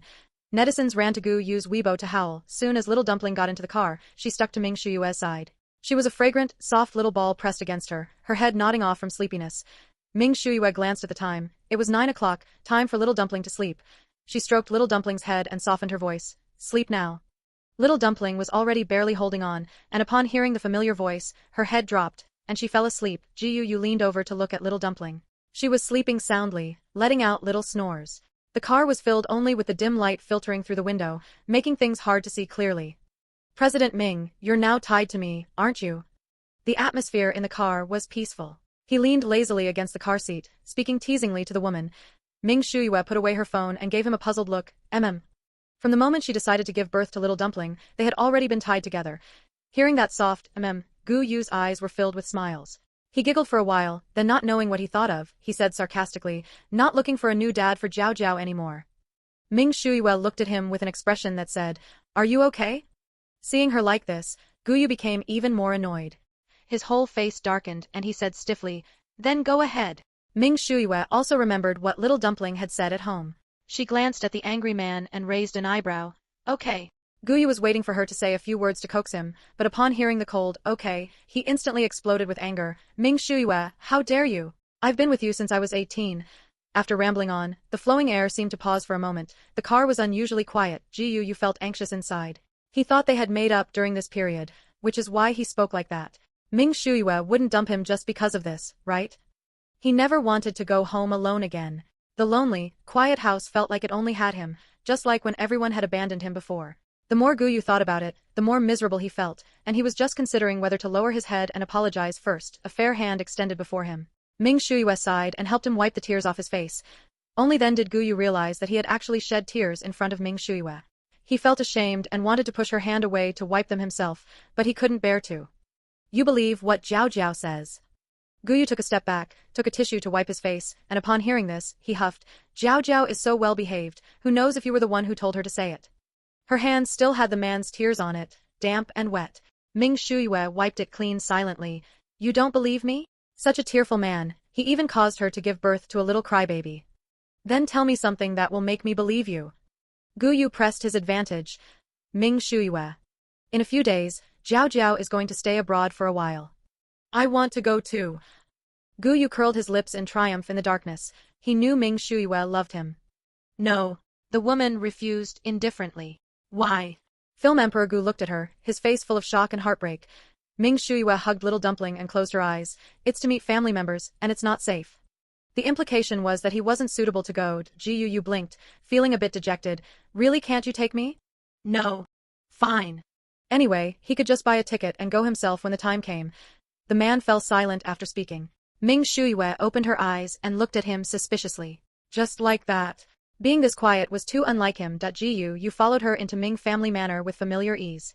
After taking a shower and lying in his exclusive room, he took out his phone in a good mood. Wu Jiang and Agent Li Feng knew he didn't like answering calls, so they had sent many messages instead. He glanced at them roughly, replied with a few words, and logged on to Weibo. There were so many messages that his phone lagged for quite a while. He didn't read the ones scolding him. Thinking of what happened tonight, he slowly posted a Weibo update. In a good mood, giving out a few red packets. The fans who were keeping a close eye on Weibo arrived on the battlefield first. Brother Gu, pick me. Brother Gu looks like he's in a great mood. Is it because you were happy to see President Ming? President Ming is so beautiful, no wonder she could give birth to such a beautiful child. Brother Gu, when will you post a selfie with the kid? We really don't dare to ask President Ming about that. I really love your family. President Ming is beautiful, young, and capable. She's such a perfect match for Brother Gu. It wasn't just true fans keeping a close eye on Weibo, but also haters. He must have been dumped by President Ming, and is only spending money because he's in a bad mood. President Ming is definitely just playing with him, it's not serious at all. Waiting for the breakup. President Ming really has poor taste. How could she like someone like Gu Yu? Gu Yu replied with great interest. Right. Tomorrow I'll ask President Ming if she's willing to dump me. Break up. You guys will be in the ground before we ever separate. President Ming just has poor taste, and she just happens to like someone like me. Aren't you happy? I'm very happy. All night, aside from giving out red packets, he was arguing with haters. With his passive-aggressive, sarcastic tone, the haters were so infuriated they argued with him until dawn. Finally, they broke down, put down their phones, and wept. Gu Yu was right. He could stay up late and didn't have to get up early the next day, while they still had to go to work. This stunt by Gu Yu unsurprisingly stayed on the trending searches all night. Whether they were fans or passers-by who clicked in, they were all rendered speechless. Was that smug look really the Gu Yu from before? Weren't you a cold, aloof, and arrogant guy before? Who is this worthless person now? But then, thinking that his wife was Ming Shuyue, they calmed down again. If President Ming were their wife, they would be even more arrogant than Gu Yu. The number of people having a breakdown continued to increase. Agent Li Feng looked at the trend online with a complicated expression. Although he knew that this matter being exposed would definitely be explosive, he hadn't expected his own artist to let go of himself this much. Brother Feng, should we take down the trending search? Wu Jiang was also staring at Weibo. Don't worry about it, as long as it doesn't get too out of hand. Agent Li Feng believed he understood Gu Yu well. Given his personality, he would be eager for this matter to blow up as much as possible, ideally to the point where everyone knew about it. Wu Jiang pulled a long face. Why did he feel like he was about to be unemployed? Brother Gu hadn't returned to the company for a while now, and since moving into the Ming family, he hadn't come out. What if it was discovered that things were the same with or without him during such leisurely days? Early in the morning, a clear and unambiguous surveillance video began circulating online. It was the exact video of Du Xinxin pushing someone from behind. Thanks to the strong support of the Ming Corporation, even the surveillance cameras at Yueying Kindergarten were high definition. Du Xinxin's entire face was exposed in the video, and anyone who had watched the show could recognize her at a glance. Although it wasn't released by the Ming Corporation, given the heat the video generated, it was impossible that there wasn't someone pulling strings behind the scenes. Smart people knew it just by thinking about it, and what's more, Walking With You had truly become a hit. It wasn't long before this video was spread everywhere. By the time the Du Corporation found out, it was already uncontrollable, and old Master Du was so angry he threw his cane. Tell me, how have you been raising this child day after day? Old Master Du glared and pointed at Li Song's. Li Song's neat suit had a wet patch, and he stood to the side in a disheveled state. This was from being splashed with tea by old Master Du just moments ago. The household servants didn't dare to watch openly, yet they were unwilling to leave the scene of the drama. Dad, it's my fault for not raising Xinxin well. Li Songjia looked ashamed, his eyes reflecting self-reflection. Old Master Du looked on coldly, showing disdain, and said contemptuously, "It's good that you know. I never agreed to Qin marrying you in the first place, and now you can't even manage a daughter." He then looked him up and down. "I don't know what she even sees in you. How is that boy from the Luo family inferior to you in any way?" Li Songjia was a man with too deep a mind. Being looked up and down with disgust, even the servants pretending to work looked down on him. Not a single person in this house respected him. Li Songjia lowered his head and looked at Du Qinqin with extreme sadness. His eyes seemingly filled with tears as he stubbornly turned his head away, like a white poplar that would rather break than bend. "Dad, I'm already married to Songjia. Why are you saying these things now?" Although Du Qinqin had a fiery temper outside, she knew when to act out and when not to. She rarely spoke when old Master Du was angry, but this time, meeting Li Songjia's gaze, she couldn't help but soften. Old Master Du was chauvinistic and simply would not allow anyone to refute or question him. "If you speak again, you can both get out." This applied even to his own daughter. Du Qinqin didn't expect her father to actually scold her in front of so many people, especially since those lowly servants dared to look over, which made her so angry she almost lost her mind. "Grandpa, I'm sorry. I was impulsive at the time." Du Qinqin walked down from upstairs and said to old Master Du, forcing herself to appear calm. She knew that this grandfather never cared about anyone. Even Du Qinqin, the spoiled eldest young lady in the eyes of outsiders, had never received his genuine affection. The only person he cared about was his son, who was a vegetable lying in the hospital. He disliked crying children even more. Hearing the voice, old Master Du looked over coldly. Du Xinxin's appearance, which resembled Li Songjia's by 70%, made him immediately withdraw his gaze. "Impulsive? Do you know how much the Du Corporation has lost because of your moment of impulse?" His tone was as cold as if he were talking to a stranger, and he couldn't even be bothered to look at them, closing his eyes to rest. "Sir, it's time for us to go." The butler walked in from outside to remind the old man that today was the day to visit the eldest young master. Old Master Du nodded, took one last look at them, and said coldly, "Do not let there be a next time." Everyone in the living room knew what the unfinished words meant. After the car started and left, Du Qinqin suddenly smashed the teacup in front of her. She knew where the old man was going, and she would never forget that look. Wasn't it just that her older brother became a vegetable to save her? Wasn't it just that she hadn't gone to the hospital to see him for a month or two? Was it necessary to treat her like this? She had her own life too. "Qinqin, don't be sad. Your brother would be heartbroken if he knew." After everyone left, Li Songjia signaled for Du Xinxin to go upstairs, then stepped forward to hug and comfort Du Qinqin. "Heartbroken? Who knows how happy he would be if he found out." Hearing her husband's words, Du Qinqin not only failed to calm down but became even more furious. "That's not true, you still have me by your side. Li Songjia looked worried on the surface, but in reality, he was secretly gloating in his heart. As long as he coaxed her a little, the brainless Du Qinqin would fall for it. She would certainly never know that her brother was hit by someone he had arranged. It was just a pity he hadn't died, though he was no different from dead now. Songjia, it's been hard on you all these years. After hearing this, Du Qinqin was visibly moved. Thinking of the scenes over the years where Li Songjia was targeted by her family, she felt rare guilt. You are truly too good to me, only you treat me this well. For her sake, he was willing to be discussed and even viciously speculated about by the outside world, and even when made things difficult by her family, he would be the first to come and comfort her. Such a man with such strong self-esteem had suffered too much for her. For you, I am willing. A trace of sarcasm flashed in Li Songjia's eyes, but his tone remained very gentle. This woman was as selfish as her father, only ever considering her own interests first. For so many years, the Du family relatives had tripped him up both openly and secretly and insulted him verbally, and she just pretended not to see any of it. Fortunately, she was stupid enough that he didn't need to spend too much energy or time dealing with her, except for that old geezer. If it weren't for the fact that he had been suspicious of him for the past 2 years, making it inconvenient to act, he would have long since gone to reunite with his useless son. Huh? So the one bullying people at school is definitely Du Qinqin, right? It's her. I knew at the moment I saw that face, she has such a vicious look. Then what was the meaning of the things she said on the show? Intentionally smearing the little one, right? How can she be so bad? Oh my god, thinking about how the little one looked so confused when pointed at, my heart aches. No, what exactly did the little one do wrong? To be both pushed down and framed by Du Qinqin. Although the little one was pixelated, anyone can tell who it is. Is this what a wealthy family is like? How scary. Wealthy family. The little one is from a super wealthy family, okay? No wonder it blew up early in the morning. I bet President Ming is venting anger for her own kid. So, was Elder Ming moving house because of one sentence previously because of the little one? Wow. So doting. So it was for the little princess. A family that is rich and doesn't favor boys over girls. I'm truly envious. Woo would. Gu Yu sat on the sofa scrolling through Weibo, looked up at the woman eating breakfast, and raised the corners of his lips in happiness. He truly hoped these days could last a little longer. Do you have anything to do this afternoon? Hearing the voice, Gu Yu put down his phone and walked over, pulled up a chair to sit next to the woman, and nudged her with his elbow. I have nothing to do. Ah. Ming Shuyue gave him a strange look. If you want to talk, just talk. Is it necessary to get so close? What's wrong? Seeing that she wasn't speaking, Gu Yu leaned in even closer. Ming Shuyue calmly set down the bowl in her hand and ruthlessly pushed his face away. If you have nothing to do, stay home and keep Jiao Jiao company. Li Songjia would probably come to the company to look for someone today, so she had to go to the company and wait. Gu Yu obediently pulled his head back. Just as he was about to nod and agree, he remembered those comments online. Then we'll come find you for dinner tonight. Although she didn't know what he was up to, it was just a meal, so Ming Shuyue wiped the corners of her mouth. Fine. Gu Yu was happy. The more he looked at Ming Shuyue's face, the more he liked it, and he couldn't help but kiss her on the cheek. Ming Shuyue paused as she was getting up and looked over in surprise. I'm going to see if Jiao Jiao is awake. Who would have thought that Gu Yu would be even more flustered than her? The moment he met her gaze, his face turned incredibly red, and he hurriedly ran back to the second floor, as if he were the one who had been kissed. Ah.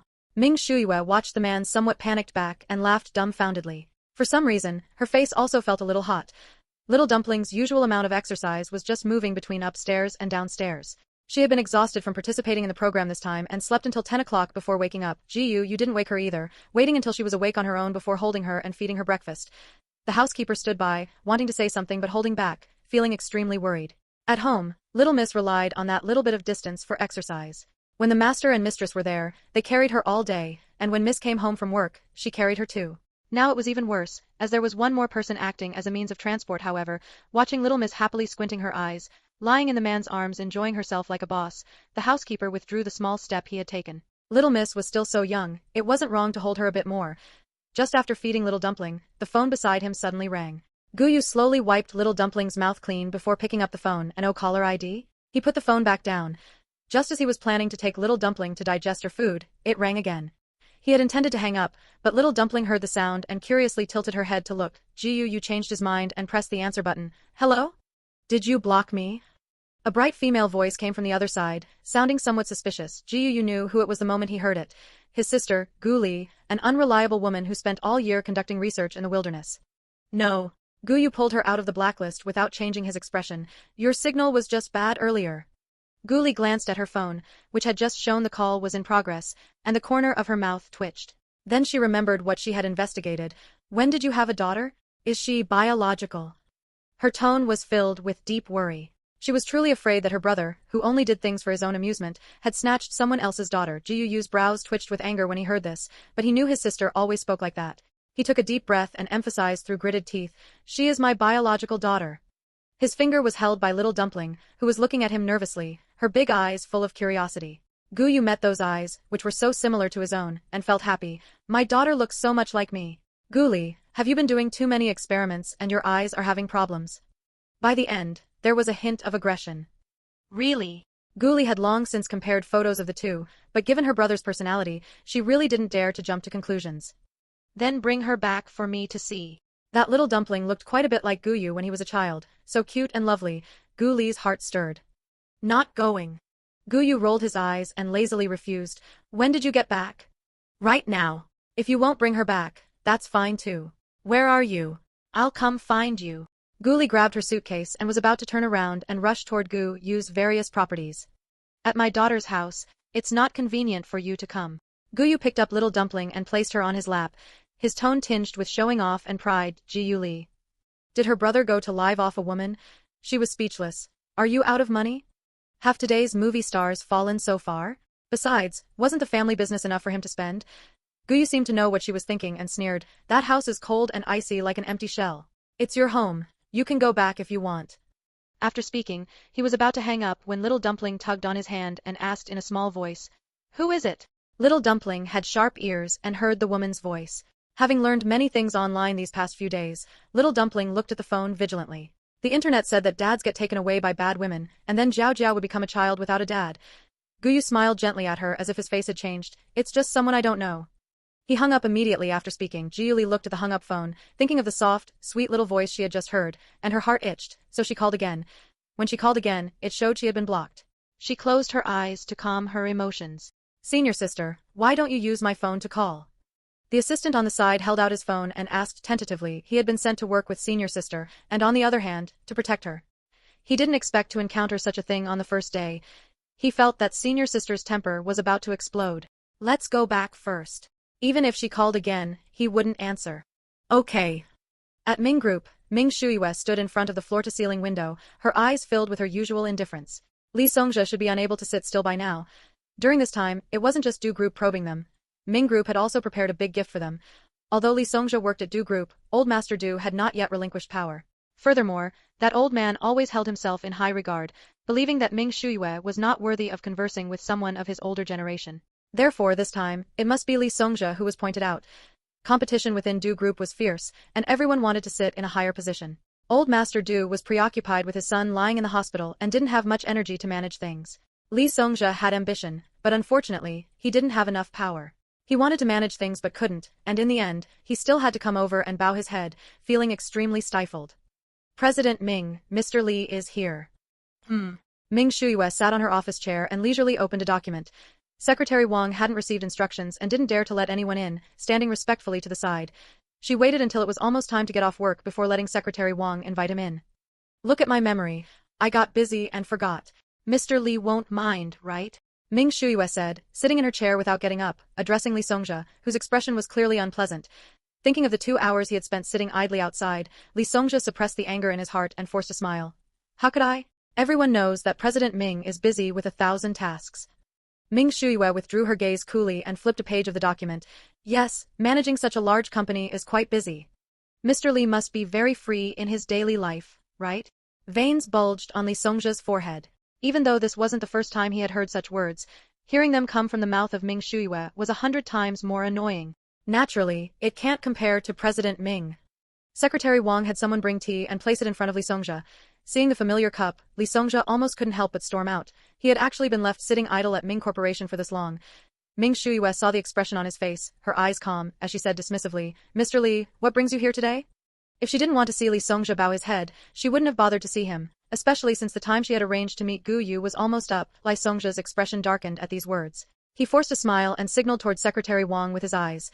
Ming Shuiwe pretended not to see, looking at him calmly, as if she would show him the door if he didn't speak up soon. "President Ming, this matter is quite important."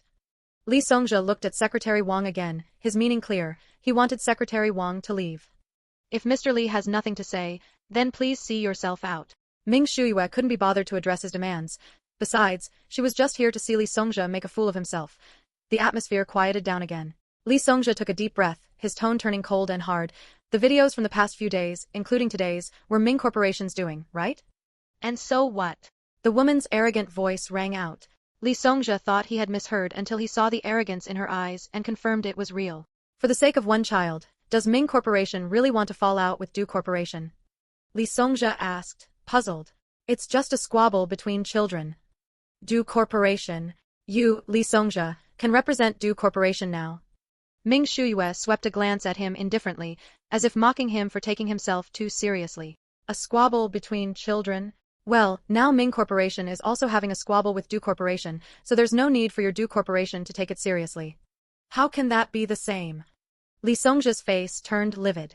Only he knew how much Du Corporation had lost during this period, because all these losses were on projects he was openly in charge of.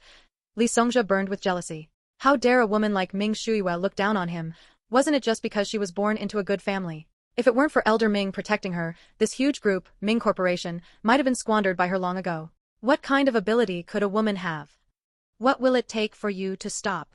Having thought he had figured it out, Li Songjia's tone now carried a hint of disdain. Secretary Wang? Is this man here to beg President Ming to stop? What is the meaning of this righteous attitude? Ming Shuyue curled her lips coldly, her gaze sharp. That depends on whether your daughter can be a little more self-aware. Whenever her own daughter got close to her, she would get hurt. She suspected that the car accident at the kindergarten had something to do with Du Xinxin, but there was no evidence at all, except for that incident with the surveillance footage. Li Songjia hadn't expected the problem to still be with his own daughter. Thinking of that face that resembled his own, he said, "We have already transferred schools. That's none of my concern." Secretary Wang, show him out. Gu Li was the type of person who couldn't sit still. The moment her bottom touched the sofa, she thought of little Dumpling's voice, so soft, it made her heart melt just listening to it. No wonder her brother was at home taking care of the baby every day and didn't want to come back. No, she had to see her. The more she scrolled through those livestream clips, the itchier her heart became. Gu Li picked up her phone and started making calls again. Jiao Jiao looked at the incoming call on his phone, which seemed relentless, as if she wouldn't stop until he answered. Veins throbbed on his forehead. What? If he didn't answer, she would really keep calling until the phone broke. Bring my precious niece out to play. Seeing that the call had connected, Gu Li quickly sat up, speaking at lightning speed, afraid he would hang up on her. Listening to her machine gun-like words, Gu Yu frowned with a headache, still unwilling. Didn't you just get back? It's fine to rest for a few more days before meeting her. Anyway, by then he would have flown abroad with little Dumpling. Due to the nature of her work, Gu Li couldn't easily go abroad. Jiao Jiao was dreaming, but he forgot that Gu Li was a woman with perseverance. I'm not tired, I want to play with the baby today. Gu Li rejected his proposal and threatened him. If you make any more excuses, I'm telling our big brother. Gu Yu, although that man hadn't been very good to him, at least he had provided some help to his past self. You can only see her for 1 hour. Gu Li knew this was her brother's limit. Fine. Is it another aunt I don't know? Little Dumpling looked at Gu Yu with expectant eyes as he hung up the phone. Jiao, you couldn't help but chuckle and explain to her, that was Daddy's older sister, which means she is your aunt. Shall we go see her in a little while? Although curious, Little Dumpling nodded obediently. Okay. Thinking of the recent surge in popularity, Gu Yu booked a relatively private room, and the two sat inside, waiting openly. Jiao Li changed her clothes and rushed over. Pushing open the door, she was immediately met with Little Dumpling's big, round eyes. Her heart trembled. Subconsciously, she stood up straight, nearly walking with the same hand and foot under Little Dumpling's gaze, and sat down beside Little Dumpling with hesitation. Her expression was tense, she didn't know what to say. Out of the corner of her eye, she kept sizing up Little Dumpling, who was dressed in pink and tender colors, wearing only a diamond hair clip on her head. Her little face was exquisite, and her beautiful big eyes were constantly looking at her. What a bold Little Dumpling. Gu Yu leaned back in his chair like he was watching a show, amusedly observing Gu Li, who had never been this nervous even when starting work at a national special department. In the end, he couldn't stand watching her act so foolishly and introduced her to Little Dumpling. This is your aunt. Hello, Auntie, I am Jiao Jiao.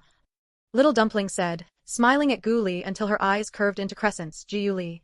Gu Li turned her head upon hearing the voice, her brain buzzing, and she nearly fainted. This, such a small one. Little Dumpling sat on the chair, so small that she looked like a little figurine placed there, so cute. Nervously, she swallowed, and solemnly introduced herself to Little Dumpling. Hello, I am Gu Li. After she finished speaking, the private room suddenly went quiet. Gu Li became even more nervous. She didn't know why, even when an experiment failed, she wouldn't have this feeling of panic, yet she felt it facing the harmless Little Dumpling, but she didn't dislike it. Little Dumpling rolled her eyes. Do you want to eat?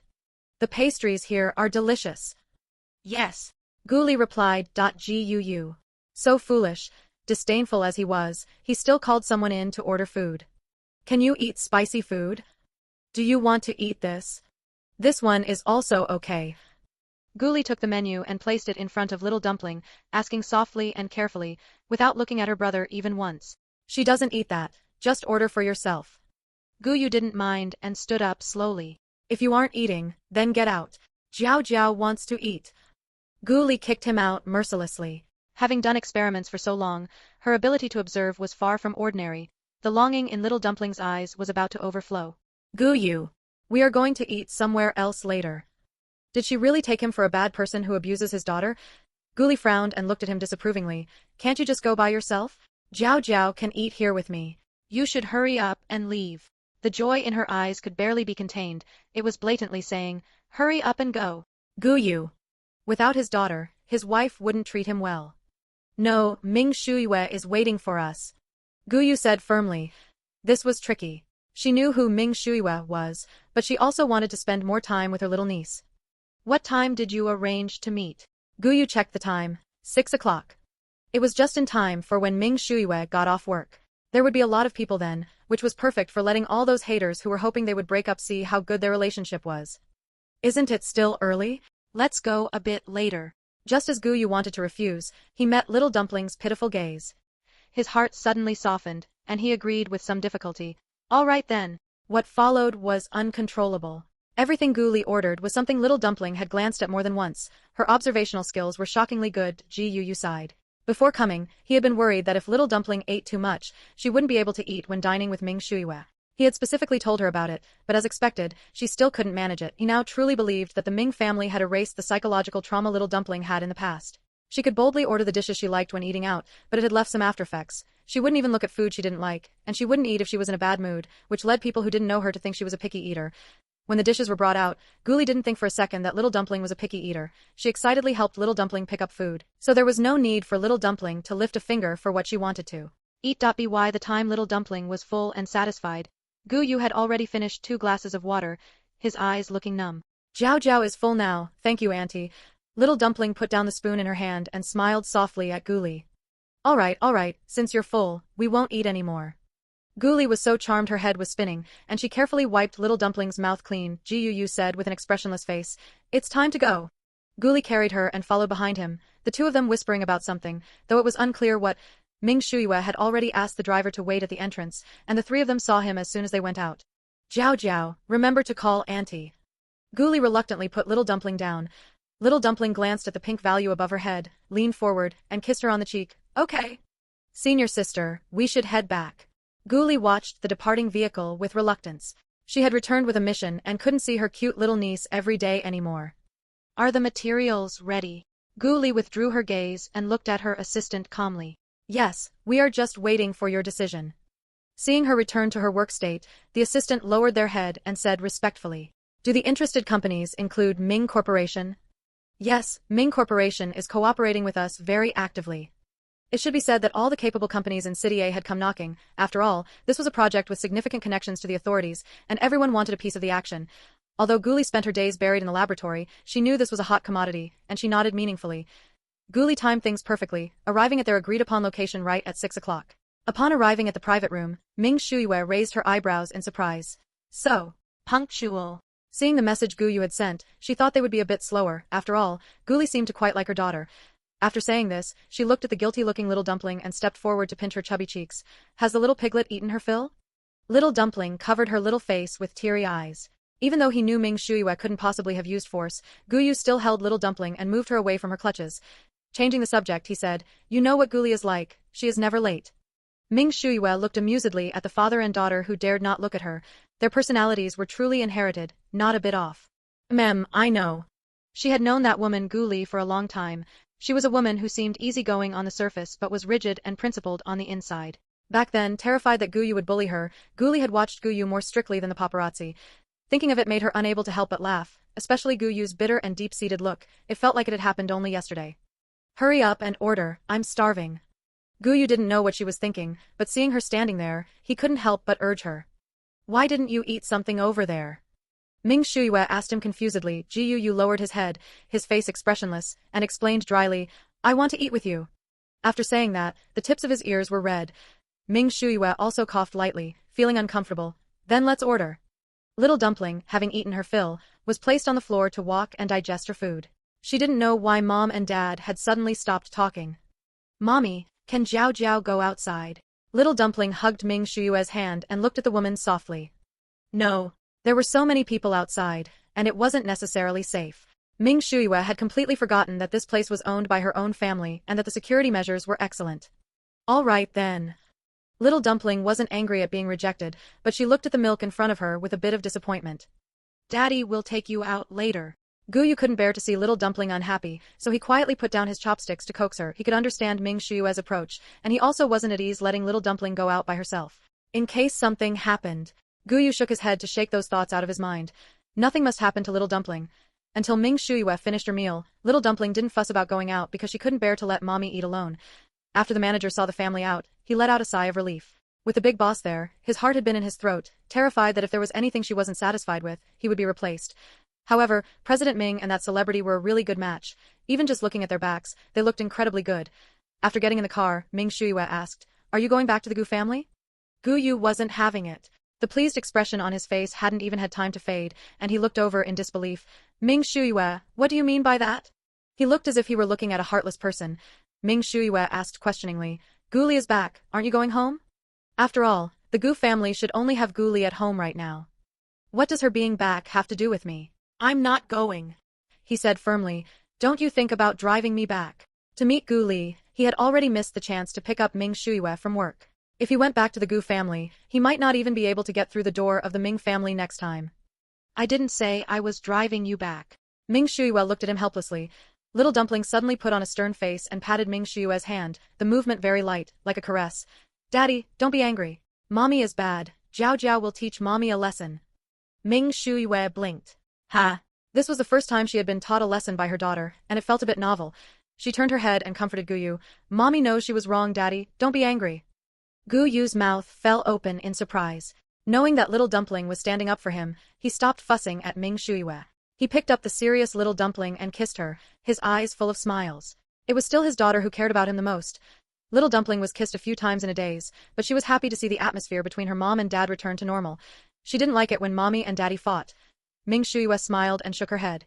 Watching the two of them have such a childish conversation, she sent a message to Secretary Wang in an excellent mood. When are we going to Russia? Gu Yu keenly sensed Ming Shuyue's good mood. He narrowed his eyes, staring at her as he asked. Something was fishy. Ever since they first met, Ming Shuyue had always been introverted, a woman who kept her emotions hidden. For her to suddenly smile so happily now, she couldn't be thinking of dumping him, could she? As Gu Yu thought this, he stared intently at the woman leaning against the window in a relaxed posture. Her curvaceous figure was even more alluring in her form-fitting clothes. As Gu Yu kept watching, his gaze began to wander. Haven't seen enough. Ming Shuyue met his gaze, her red lips curving upward as she looked back at him candidly, her eyes lingering on his waist for a few seconds. Gu Yu withdrew his gaze and swallowed, his voice husky. No. Ming Shuyue was unsurprised by his behavior and let out a soft chuckle. In a couple of days. I still have things to do tomorrow and the day after. Securing this project would deal a blow to Du Corporation and take Ming Corporation to the next level. Then I'll book the plane tickets. Gu Yu's eyes lit up, and he was about to pull out his phone. I already booked them for you. Ming Shuyue leaned back lazily. The dim streetlights filtered through the car window and fell across her face, making it hard to read her expression for a moment. Why? Gu Yu held the drowsy Little Dumpling on his lap, letting her lie down more comfortably. Ming Shuyue didn't speak. Gu Yu glanced at her and asked, I'm asking why? When they first got back in touch, he could feel that Ming Shuyue truly wanted nothing more to do with him. During this period, their relationship seemed to have improved only because Little Dumpling liked him. As for Ming Shuyue, she was probably just teasing him out of boredom, holding an indifferent attitude. Yet now, for some unknown reason, she was being nice to him again. He was truly terrified and didn't dare to think about the reason, fearing that this fleeting happiness was an illusion that would shatter at a single touch. He was afraid of returning to the days when he was all alone. Ming Shuyue looked at him strangely. Don't you want to go together? If they couldn't get on the same flight, a certain someone would probably cry, wouldn't he? So she had simply had them booked together. Gu Yu, you misunderstood. He said fiercely to her. Don't even think about leaving me behind. From the day you took the initiative to contact me, you could never get rid of me again. Besides, we even have a daughter. His voice was fierce and rambling, but his eyes were beginning to redden. He didn't even dare to look Ming Shuiwe in the eyes as he spoke. Ming Shuiwe rubbed her aching eyes and sighed. If I didn't want you, would you still be sitting here? This man was perfect in every way except for his habit of talking tough, crying easily, and being incredibly stubborn. Her decision to give birth to Jiao Jiao alone back then might not have been entirely unrelated to him. After all, having a daughter who took after him was truly adorable. Gu Yu's hand holding little dumplings froze. He suddenly looked up, his eyes filled with tears. Unable to control his emotions, he stared at her in shock and joy, before asking somewhat awkwardly, "What do you mean by that?" Though he asked, his heart was brimming with delight. He knew Ming Shuiwe was most helpless against this side of him. Ming Shuiwe. She took back what she had just thought. Jiao Jiao wasn't nearly as dramatic as he was. Even though she had already given him the answer, he still insisted on hearing more explicit words. Gu Yu wasn't angry that he didn't hear what he wanted. Ming Shuiwe was just being duplicitous. He understood perfectly. I've recorded everything you said. Don't you dare go back on your word. Gu Yu waved his phone at her with a smug look on his face. That night, Gu Yu posted another Weibo, with every line bragging, "She loves me." He. Stop dreaming. President Ming didn't even pay attention to you. How did Brother Gu change so much after getting back with President Ming? Ha ha ha ha ha ha ha ha ha ha ha ha ha ha ha. Oh my god. I actually won 100,000 yuan red envelope. Ah, why wasn't it me? So envious. I wonder when it'll be my turn. Boo hoot. Could this money be President Ming's money? Gu Yu smiled when he saw this comment and replied leisurely, "That's right, it is President Ming's money. You re a man using a woman's money, and you're not even ashamed." Gu Yu glanced at his contacts and sent Ming Shuiwe a screenshot. Before long, a transfer notification came through. Gu Yu took a screenshot of the notification and posted it on Weibo without saying a word. Ah, President Ming is so cool. President Ming is so generous. Wait, how many zeros are at the end? Why do I suddenly feel like I don't know how to read numbers anymore? Dizzy from all those zeros. Boo-hoo. Haters, speak up. Brother Gu is so spoiled in front of President Ming. Gu Yu watched with satisfaction as the haters lost their minds, then happily put down his phone and went to sleep. The assistant had been instructed to keep a close eye on Gu Yu's Weibo and immediately reported the news to Gu Li, who was working late. Ji Yuli was displeased at being disturbed. She hated being interrupted while working. The assistant was well aware of this habit of hers, but thinking of the task she had assigned. He braced himself and knocked on the door. What is it? The woman's voice was calm, but the assistant knew that if she didn't hear something of interest, she would lose her temper. The assistant lowered his head. Senior sister, your brother posted on Weibo. Gu Li's brow twitched.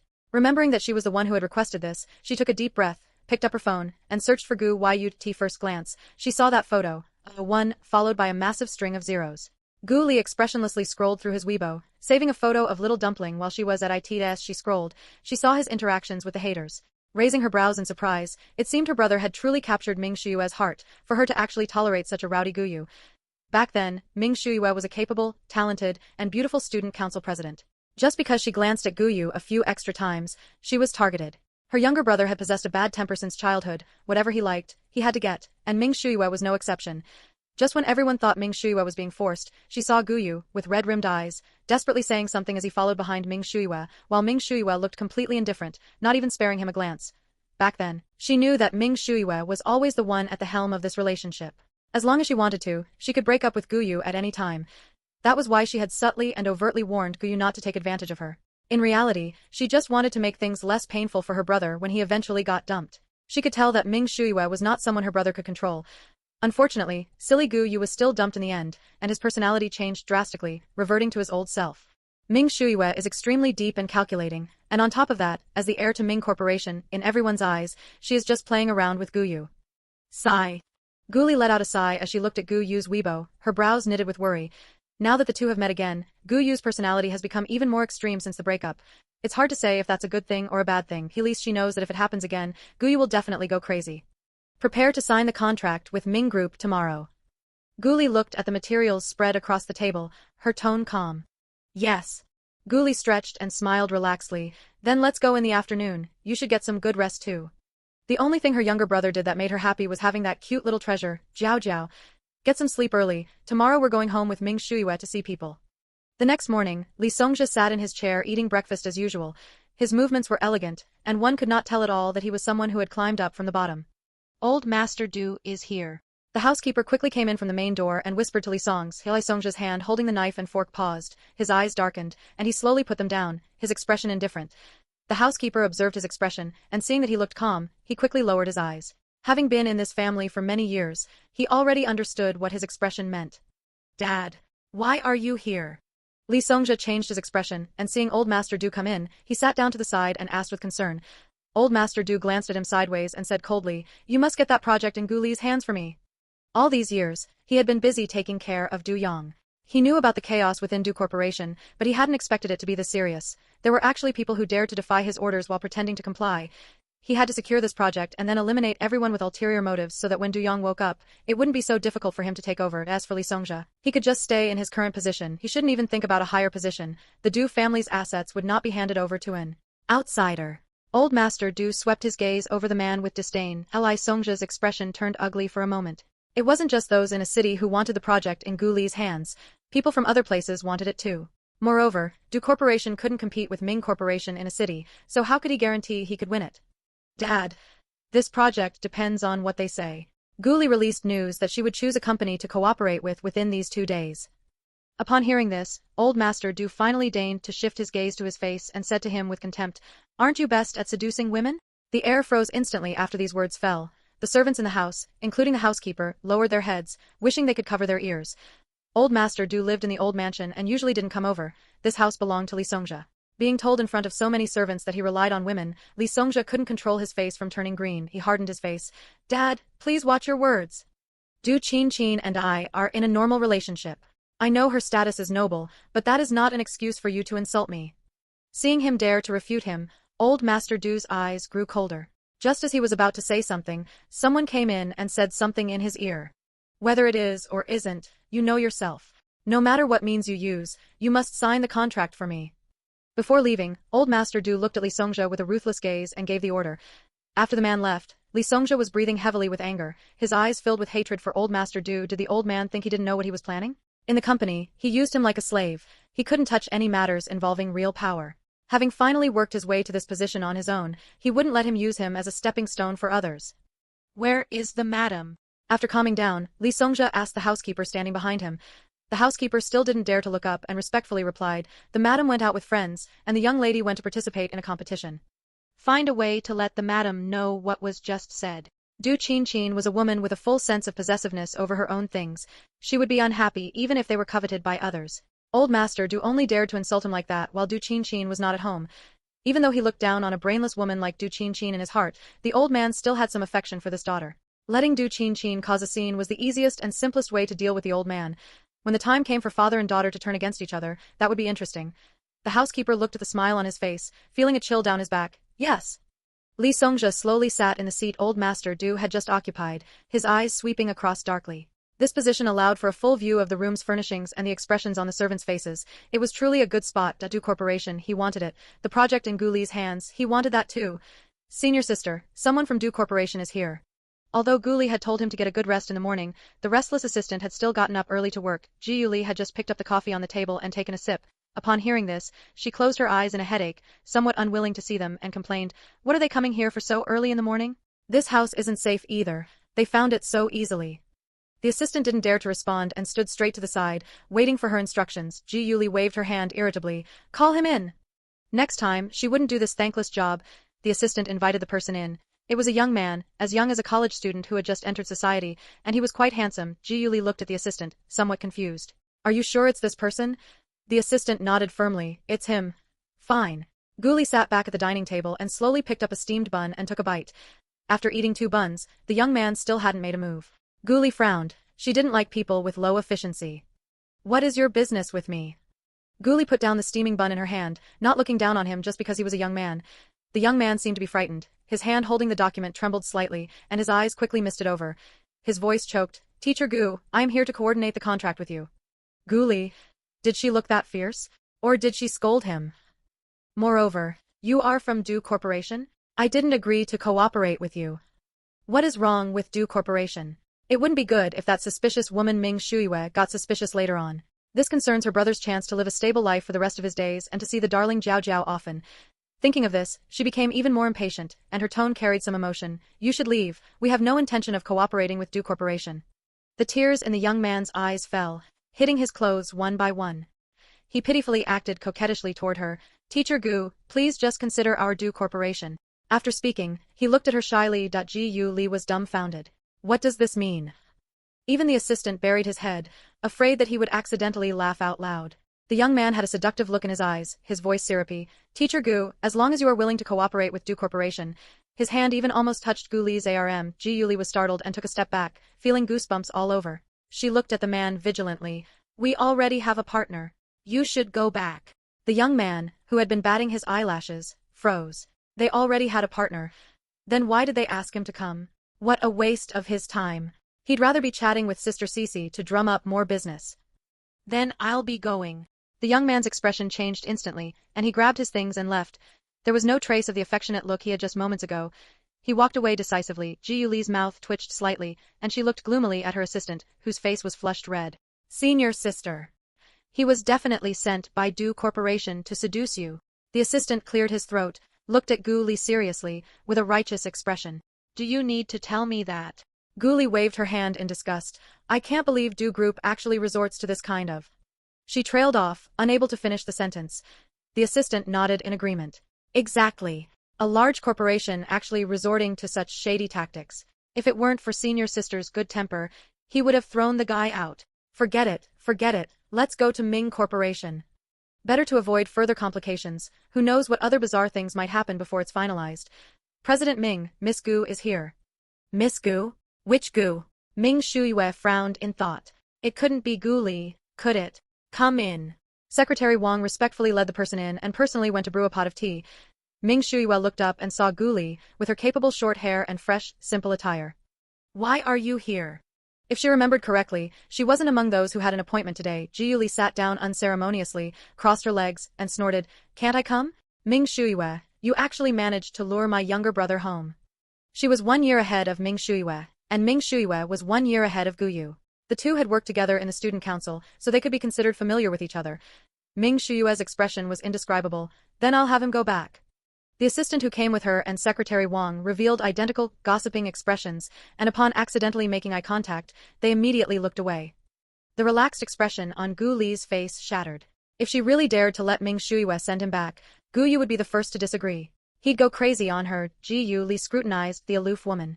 Her dark, lustrous hair was tied up, revealing her beautiful, delicate features and slender neck. Her eyes were indifferent, and she wore a black professional suit.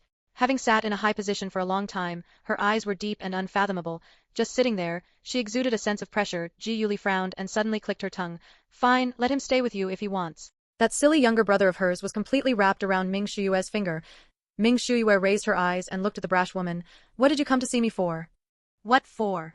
Gu Li scoffed. Of course, to discuss a collaboration with you, President Ming. She didn't believe Ming Shuyue hadn't guessed it. She was just pretending.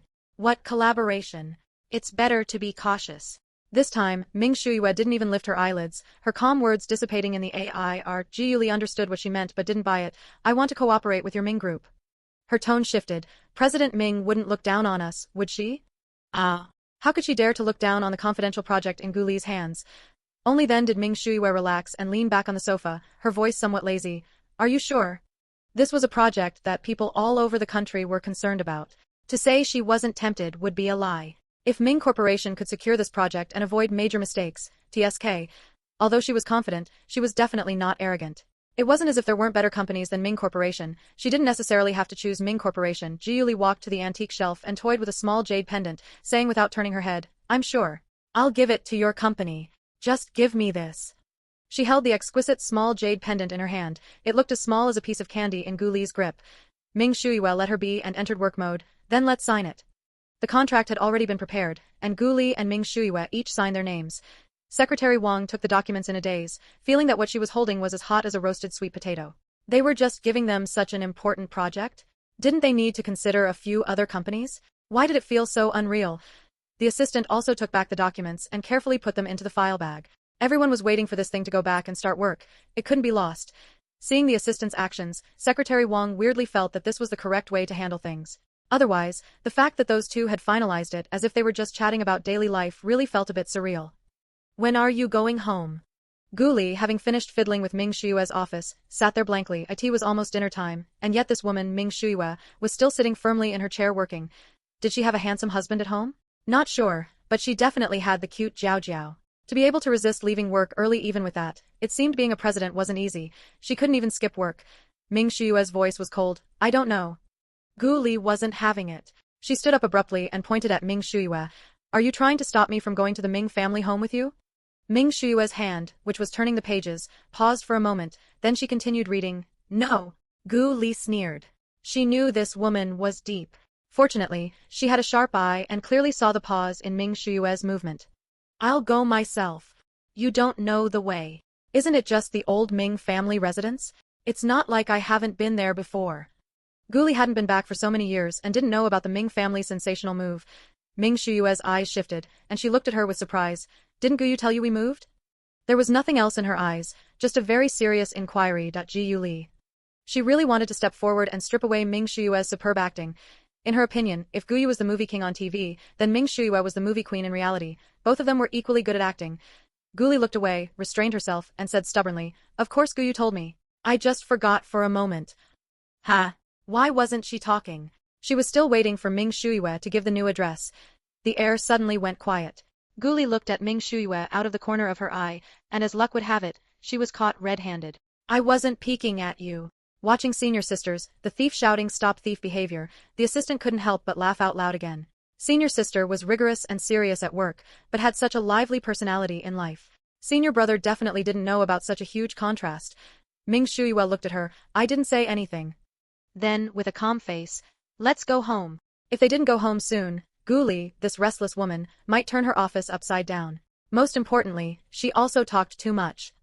Wouldn't it have been better to just do that earlier? Gu Li looked pleasantly surprised and followed behind Ming Shuyue. She would be able to see her unlucky younger brother and the soft, fragrant Jiao Jiao right away.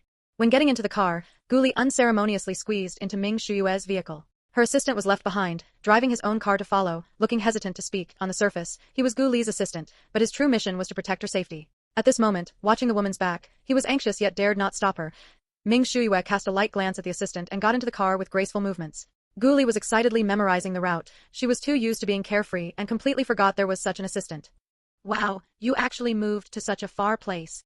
Gu Li looked at the increasingly distant route, feeling somewhat puzzled. Even without traffic, it would take half an hour to reach the company. There was absolutely no need for Ming Shuyue to live this far away. Wasting so much time on the road was just not like her at all.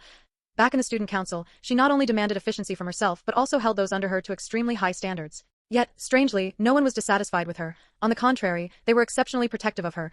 Ming Shuyue closed her eyes to rest, her voice extremely faint. Hearing the familiar sound of the car, little dumpling scrambled up from the sofa and ran to the door without even putting on her shoes. Jiao Jiao followed behind her, holding her shoes, and looked at little dumpling with disapproval. You can't run out without wearing shoes. If you get sick, Daddy will be heartbroken. The housekeeper stood to the side like a prop. Hearing the cold and arrogant man say such things that didn't match his image again, he couldn't help but twitch the corner of his mouth. Little dumpling looked expectantly toward the door, only nodding perfunctorily upon hearing the man's voice. Mommy said she would take Jiao Jiao to see Grandma and Grandpa when she came back today. It had been such a long time since she had seen them. Gu Yu. This perfunctory look really resembled someone. Mommy. Little dumpling's eyes lit up when she saw her, and she ran over to hug Ming Shuyue, refusing to let go. Ming Shuyue easily picked up little dumpling, her whole demeanor appearing much gentler. You can't run so fast next time. It will hurt if you fall. Jiao Jiao knows. Little dumpling lost her perfunctory attitude toward Gu Yu and leaned softly and sweetly against her. Jiao Jiao leaned against the doorframe, displeased, arms crossed, watching them with a blank expression. A stranger would definitely be scared upon seeing his expression, but Ming Shuyue didn't even need to think to know what had happened. After all, she had to experience this once every day or two. The forgotten Gu Li followed up and leaned in front of little dumpling, patting her little head. Does Jiao Jiao still remember me? Little dumpling looked at her with her large, watery eyes and nodded obediently. I remember. She is Daddy's older sister. Thinking of this, she turned her head to look at Gu Yu, only to unexpectedly meet her father's aggrieved eyes. Little dumpling guiltily turned her head back. Daddy had said it many times, but Jiao Jiao hadn't listened. Seeing little dumpling bury her head in Ming Shuyue's arms, Gu Yu became even more unhappy, though he thought to himself that he shouldn't bicker with a 3-year-old brat. Suddenly, his leg was hugged by a soft bundle. He lowered his gaze and saw little dumpling, her eyes sparkling, saying in a milky voice, Daddy, don't be angry. Jiao Jiao's heart aches. The fair, tender child spoke earnestly with sparkling eyes. The annoyance in Gu Yu's heart was swept away, and his heart softened into a mess. He picked up little dumpling. Daddy isn't angry anymore. Upon hearing this, little dumpling planted a mwah kiss on his face. Daddy is good. Jiao Jiao will give you candy. This heartwarming scene felt incredible to Gu Li. When they were young, their parents died in a car accident. The family couldn't accept it and blamed Gu Yu, saying he had cursed their parents to death because the accident happened while they were out buying a birthday cake for Gu Yu. What was terrifying was that, as a child, she also believed it was her younger brother Gu Yu's fault. Ever since he was born, their parents' love had skewed toward him. More than once, she had wished in her heart that it would be better if Gu Yu didn't exist. Perhaps it was because of this malice growing in her heart that she forgot that Gu Yu was also just a 3- or 4-year-old child at the time. He had also just lost his parents, yet he had to be blamed by everyone, with people wishing for his death both openly and covertly. She just watched coldly as he grew up in a broken home, his personality twisted, sensitive, and lacking love. He couldn't make any good friends around him and just grew up to adulthood all alone. It wasn't until their eldest brother, who was busy in the army, discovered something was wrong at home that he rushed back with the real cause of their parents' car accident. He spoke openly and honestly, stating that this was a premeditated and planned case, not something caused by Gu Yu. Everyone in the Gu family changed their tune and treated him well, as if putting on a mask. Guilt-ridden compensation flowed into his bank account like water. After learning the truth, Gu Yu neither cursed them out nor accepted their apologies. They maintained a bland and bizarre way of interacting. After graduation, he didn't join the Gu family's company but signed with an entertainment agency himself and moved out of the house. Ji Yuli had apologized to him more than once, but Gu Yu always maintained that indifferent and impatient attitude. The turning point was when she met Ming Shuiyue. From then on, the relationship between the two seemed to have gotten a little closer, yet it also seemed unchanged. Why are you here? After being coaxed into a good mood, Gu Yu finally raised his eyes to look at the woman beside Ming Shuiyue and asked. His eyes filled with faint disdain. Ji Yuli was pulled back to reality by his voice. Tears flashed through her eyes, but when she looked again, there was nothing. She exaggeratedly held Ming Shuyue's hand and exclaimed loudly, I came with Shuyue. This is Ming Shuyue's hoe. Gu Yu rolled his eyes at her unceremoniously. Holding little dumpling in his arms, he walked up to the two of them and snatched Ming Shuyue's hand from hers. This is my home too. Let's go home. Saying this, he pulled her toward the house. Ming Shuyue didn't struggle and followed the man's lead obediently. She could feel Gu Li's momentary sadness, but what did that have to do with her? She knew she was cold-natured by nature, yet she couldn't help but feel heartache for the man in front of her. Moreover, she actually quite liked him. Ji Yu had originally just held Ming Shuyue's hand loosely, but noticing that she was holding back, he was stunned for a moment, then gripped her hand even tighter. He looked at Gu Li with some triumph. Now I have a home too. He was no longer the person despised and loathed everywhere. He had the person he loved and a cute daughter. They would be together for a lifetime. Ji Yuli hid the emotions in her eyes and revealed a smile, muttering, all right, all right, all right. Then I asked the host, Gu Yu, to treat me, this guest, well. Gu Yu lifted his chin and nodded haughtily, his whole face looking like he was doing it reluctantly. After entering, Gu Yu skillfully directed the servants to serve tea. Wearing loungewear, he was giving instructions in the living room, looking completely at ease. Taking advantage of the moment, Gu Yu took little dumpling away. Gu Li sat down and said sincerely to Ming Shuyue, thank you, Shuyue. Thank you for being so good to him. Thank you for not truly abandoning him, allowing him to still live well in this world. Ming Shuyue didn't speak, merely lowering her eyes to hide the emotions within. He has always been mine. Therefore, there is no need for you to say thank you. Ji Yuli seemed to understand the meaning behind her words. She wasn't angry, but rather let out a sigh of relief. Ji Yu had never received love from anyone since he was young, until he met Ming Shuyue, even though she looked like the kind of cold-hearted woman who would tire of her younger brother and then dump him. Just thinking about the aftermath of their breakup gave her a headache. Gu Yu had locked himself in his room for months, refusing to talk to anyone, his temper becoming increasingly volatile, and any slight inconvenience would cause him to lose control and throw a tantrum. During that time, Gu Yu looked like a madman who could jump off a building at any second, the kind who wouldn't hesitate. No one knew how, but he suddenly calmed down, and everyone collectively thought, let him be crazy, at least he's still alive. Thinking of this, Gu Li suddenly shivered and asked uneasily, you won't break up with Gu Yu again this time, will you? If it happens again, not only will Gu Yu go crazy, but they will too. Ming Shuyue took a calm sip of tea. This was something Gu Yu had specifically bought back, and she liked it very much. What do you think? Gu Li followed her gaze and looked over. Gu Yu and Little Dumpling were in the kitchen, not sure what they were doing, but their laughter drifted over, showing that they were having a great time. Even if she wanted to break up, Gu Yu had already openly moved into the Ming family, and Little Dumpling was exceptionally dependent on him. Even Elder Ming and Old Madam Ming thought of him from time to time, fearing that she might bully him. Gu Yu had already quietly integrated himself into the Ming family. Ji Yuli nodded in relief. With Little Dumpling around, Gu Yu would definitely not be kicked out. This is called status by proxy of one's daughter. Gu Li was amused by her own thought and stopped dwelling on it, calling her assistant to take out a document. This is a welcome gift for Jiao Jiao. I was too rushed last time and didn't prepare anything. The assistant was shocked internally but remained calm on the surface. This was a reward from above, allowing her priority selection of an island, not some resource-poor, nameless little island. That island now has a resort and many tourist attractions built on it, and its value has increased exponentially. Just relying on this island would be enough to live comfortably for a lifetime. This could be said to be one of the most valuable assets in Gu Li's hands, yet she gave it away so generously. The assistant felt a pang of heartache for Gu Li. Ming Shuyue had changed into comfortable loungewear and was now leaning lazily against the sofa. She took it with her slender, fair hand, and at a single glance, she realized the value of the document. She didn't even lift her eyes, easily tossing it back into Gu Li's arms. I don't want it. Gu Li became anxious. This isn't for you, this is for my precious little niece. And I've already taken care of everything. It's absolutely safe. Jiao Jiao will definitely like it, and you can't make decisions for her. Fearing that she wouldn't accept it, Gu Li even called little dumpling over, ignoring her brother's sour expression, and coaxed little dumpling. Does Jiao Jiao want a little island? It's so much fun on the island, and there are many other children and snacks. Little Dumpling's eyes went wide as she listened. She just wanted to nod, but then looked at Ming Shuiwe, staring at her longingly, as if she couldn't accept it unless she nodded. Gu Yu glanced at the document on the table, and seeing his daughter's expression, he couldn't refuse, saying casually, "If she wants it, give it to her." He thought for a moment and added, "If nothing else, I'll buy it." Anyway, he had plenty of money now. For so many years, he hadn't touched the money in his account, so it was perfect for buying things for little Dumpling. The more Gu Yu thought about it, the more he felt it was a good idea, and he was already prepared to tell his agent to contact Gu Li. Gu Yu held back. "This is what I'm giving to Jiao Jiao. I'm not selling it." Upon hearing this, Gu Yu looked regretful and coaxed little Dumpling, "Daddy will buy you a better one tomorrow." Ming Shuiwe looked at the anticipation in little Dumpling's eyes and sighed in her heart, pinching her little cheek. "Aren't the gifts your uncle sent enough for you to play with?" The fact that the family doted on her wasn't just something the media said casually.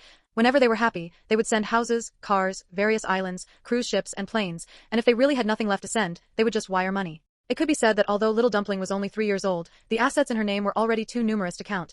Little Dumpling wrinkled her little face and held out her small hands, "But there aren't any other children there."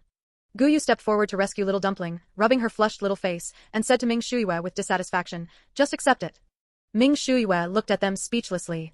It was as if she were some heinous sinner. Gu Li took the opportunity to stuff the document into little Dumpling's arms, as if she were getting rid of some unwanted trash. The assistant stood behind Gu Li, watching the whole scene, her already expressionless face becoming even more expressionless. Pushing it back and forth, "If you don't want it, you could just give it to me." Ming Shuiwe narrowed her eyes. Was this a question of whether or not to accept it? It was about the forces behind Gu Li, and ultimately, it was something given to her daughter. If there was any trouble later, she didn't want anything to happen to her daughter. But seeing Gu Yu and little Dumpling looking at her with sparkling eyes, she felt a bit resigned and threw caution to the wind. Accept it, accept it. At worst, she would just be more vigilant. Seeing that the family had resolved it, Gu Li leaned in towards little Dumpling again, smiling as she took out a jade pendant she had swiped from Ming Shuiwe's office and gave it to her. "Baby Jiao Jiao, this is for you to play with, from Auntie." Little Dumpling didn't look at Ming Shuiwe anymore and happily took it. "Thank you, Auntie."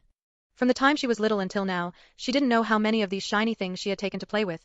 In little Dumpling's eyes, they were just very ordinary pretty stones. After all, everyone who came to the Ming family to see her would bring these little trinkets, giving them to her to play with very casually, even saying they weren't worth anything.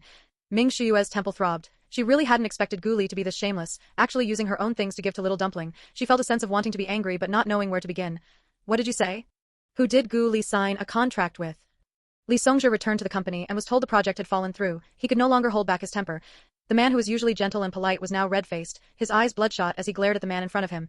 The man was called Li Gue, an operative planted by Li Songjia to secretly handle matters that were inconvenient to surface, and to monitor those in the Du Corporation who harbored ulterior motives. "I don't know, they didn't find out." Li Gue looked at the man calmly. "Who was it?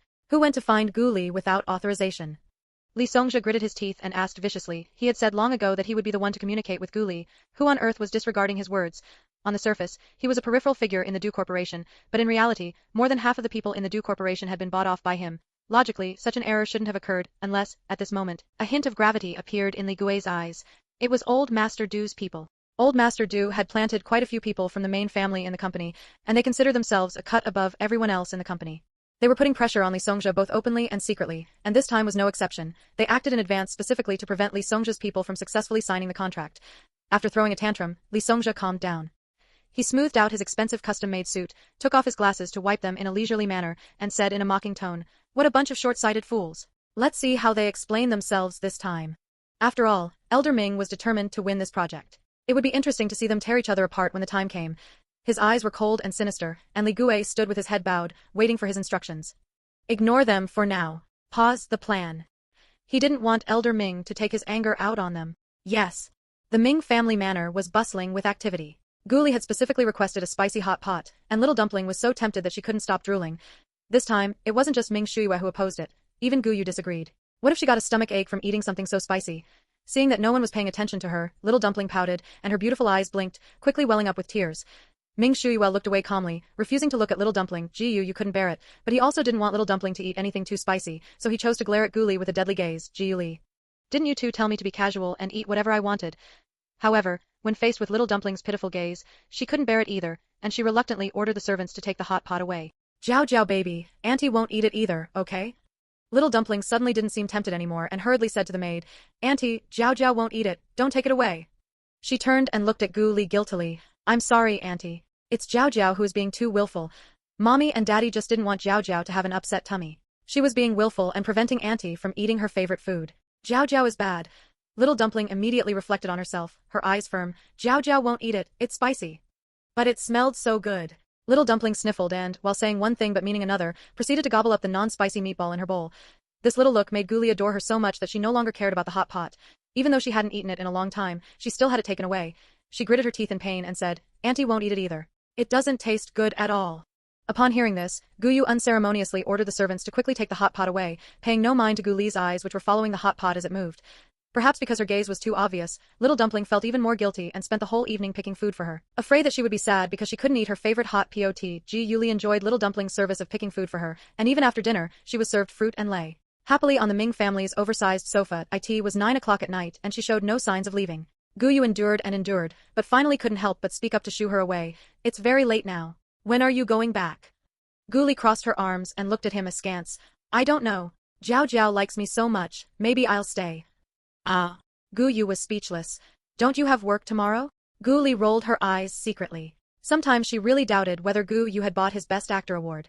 He only ever knew how to use this one line to shoo people away, and he hadn't improved at all. Of course, it could also be that he simply disdained using more words on others. Little Dumpling was genuinely conflicted for a moment. What if Auntie slept with her? Gu Li picked up her phone and checked the time. It really was getting late. She stood up, scooped up Little Dumpling, and held her in her arms. Auntie has to go back now. Otherwise, your stingy daddy would stop talking to her again. Little Dumpling looked at Gu Yu and then at the woman holding her, nodding obediently. Okay, Gu Li carried her to the door, kissed her on the face before putting her down, and said in a cutesy voice, Auntie will come back to play with Jiao Jiao in a couple of days. Little Dumpling was just about to say that they were going abroad to visit Grandpa and Grandma, but Gu Yu stepped forward, took Little Dumpling's hand, and with a calm expression, walked the person to the garage. Hurry back! By then, let alone seeing Little Dumpling, she wouldn't even be able to find a shadow of them.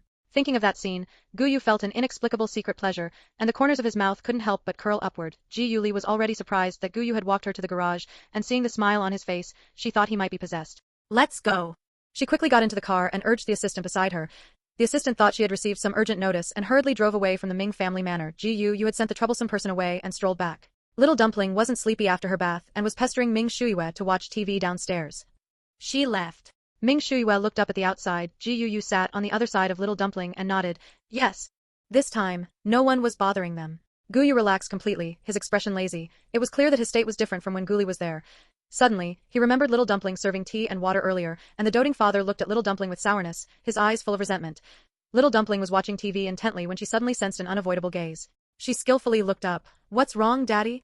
Ming Shuiwe found it amusing and paid them no mind. Ji Yu spoke as if he were aged vinegar. Baby hasn't poured water for Daddy yet. That first time had been contributed to that woman Gu Li, and he had never enjoyed such service. Little Dumpling rolled her eyes, jumped off the sofa, and trotted over to get water and fruit. Daddy, eat. From now on, Jiao Jiao will pour water for Daddy. Gu Yu felt sour when he saw her getting water for others, but felt heartache when she got it for him. How could his daughter do such things? He tenderly pulled Little Dumpling in front of him. Are you tired? Don't help Daddy get water next time. Little Dumpling shook her head, her little milky voice crisp. Not tired. Ming Shuiwe's eye twitched. A few steps that Little Dumpling walked and he was already heartbroken. Let's go to sleep. We have to catch a flight tomorrow. In order not to let her uncles take risks, Ming Shuiwe refused the private jet pickup and decided to return to Russia in a low-key manner. Ji Yu became nervous upon hearing this. What time are we going? He hadn't met any relatives other than Elder Ming and Old Madam Ming, and he was afraid they wouldn't like him, and even more afraid of not knowing how to get along with them. Ming Shuiwe looked at him calmly. 9 o'clock. He had asked this question no less than 5 times. Daddy, don't be afraid. Jiao Jiao will protect you. Feeling his hands holding her trembling slightly, Little Dumpling patted him and puffed out her little chest to assure him. Ji Yu wanted to laugh but couldn't. Fortunately, Little Dumpling was sitting on his lap facing away, so she couldn't see the awful look on his face. He answered dryly, okay. Ming Shuiwe was a bit curious to see him so nervous. Noticing his pale complexion, she pursed her lips and said in a rare, gentle tone, they are all very kind people, you don't need to be nervous. Otherwise, she was afraid he would faint from nervousness after returning to his room tonight.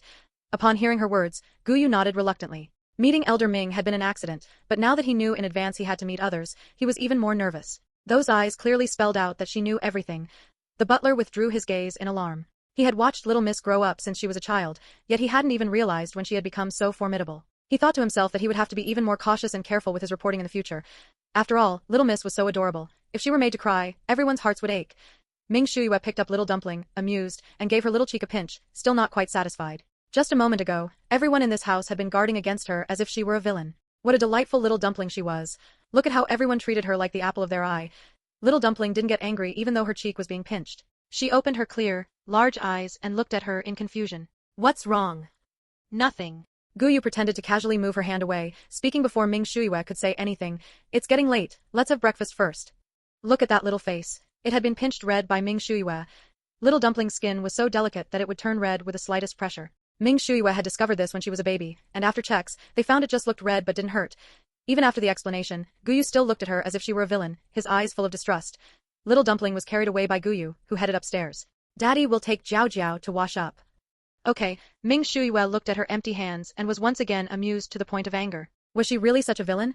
After the meal, little dumpling ran over again to cling to Ming Shuyue. She could sense that Mommy was in a slightly bad mood, so she wanted to cuddle with Mommy. Ming Shuyue looked down at the adorable little dumpling, and the anger in her heart instantly vanished. Her daughter was so cute, she couldn't blame others for protecting her so much. Among the three, only Gu Yu was pulling a suitcase, filled with daily necessities he had brought because he was afraid little dumpling wouldn't adapt to life over there. Ming Shuyue looked at the suitcase in Gu Yu's hand, and the corner of her mouth twitched. This was way too big, she tactfully reminded him, we're only going for a few days. There was really no need to bring so many things. The project she had just signed would be approved in a couple of days. She had to come back to keep an eye on such a big project. After the incident with Su Chong, she really couldn't rest easy. Gu Yu had been dazed since getting into the car, and upon hearing Ming Shuyue's words, he only nodded blankly. The atmosphere in the car suddenly quieted down. Ming Shuyue, let's go. What was the point of saying all this to a fool? Mommy, our uncle and the others waiting for Jiao Jiao.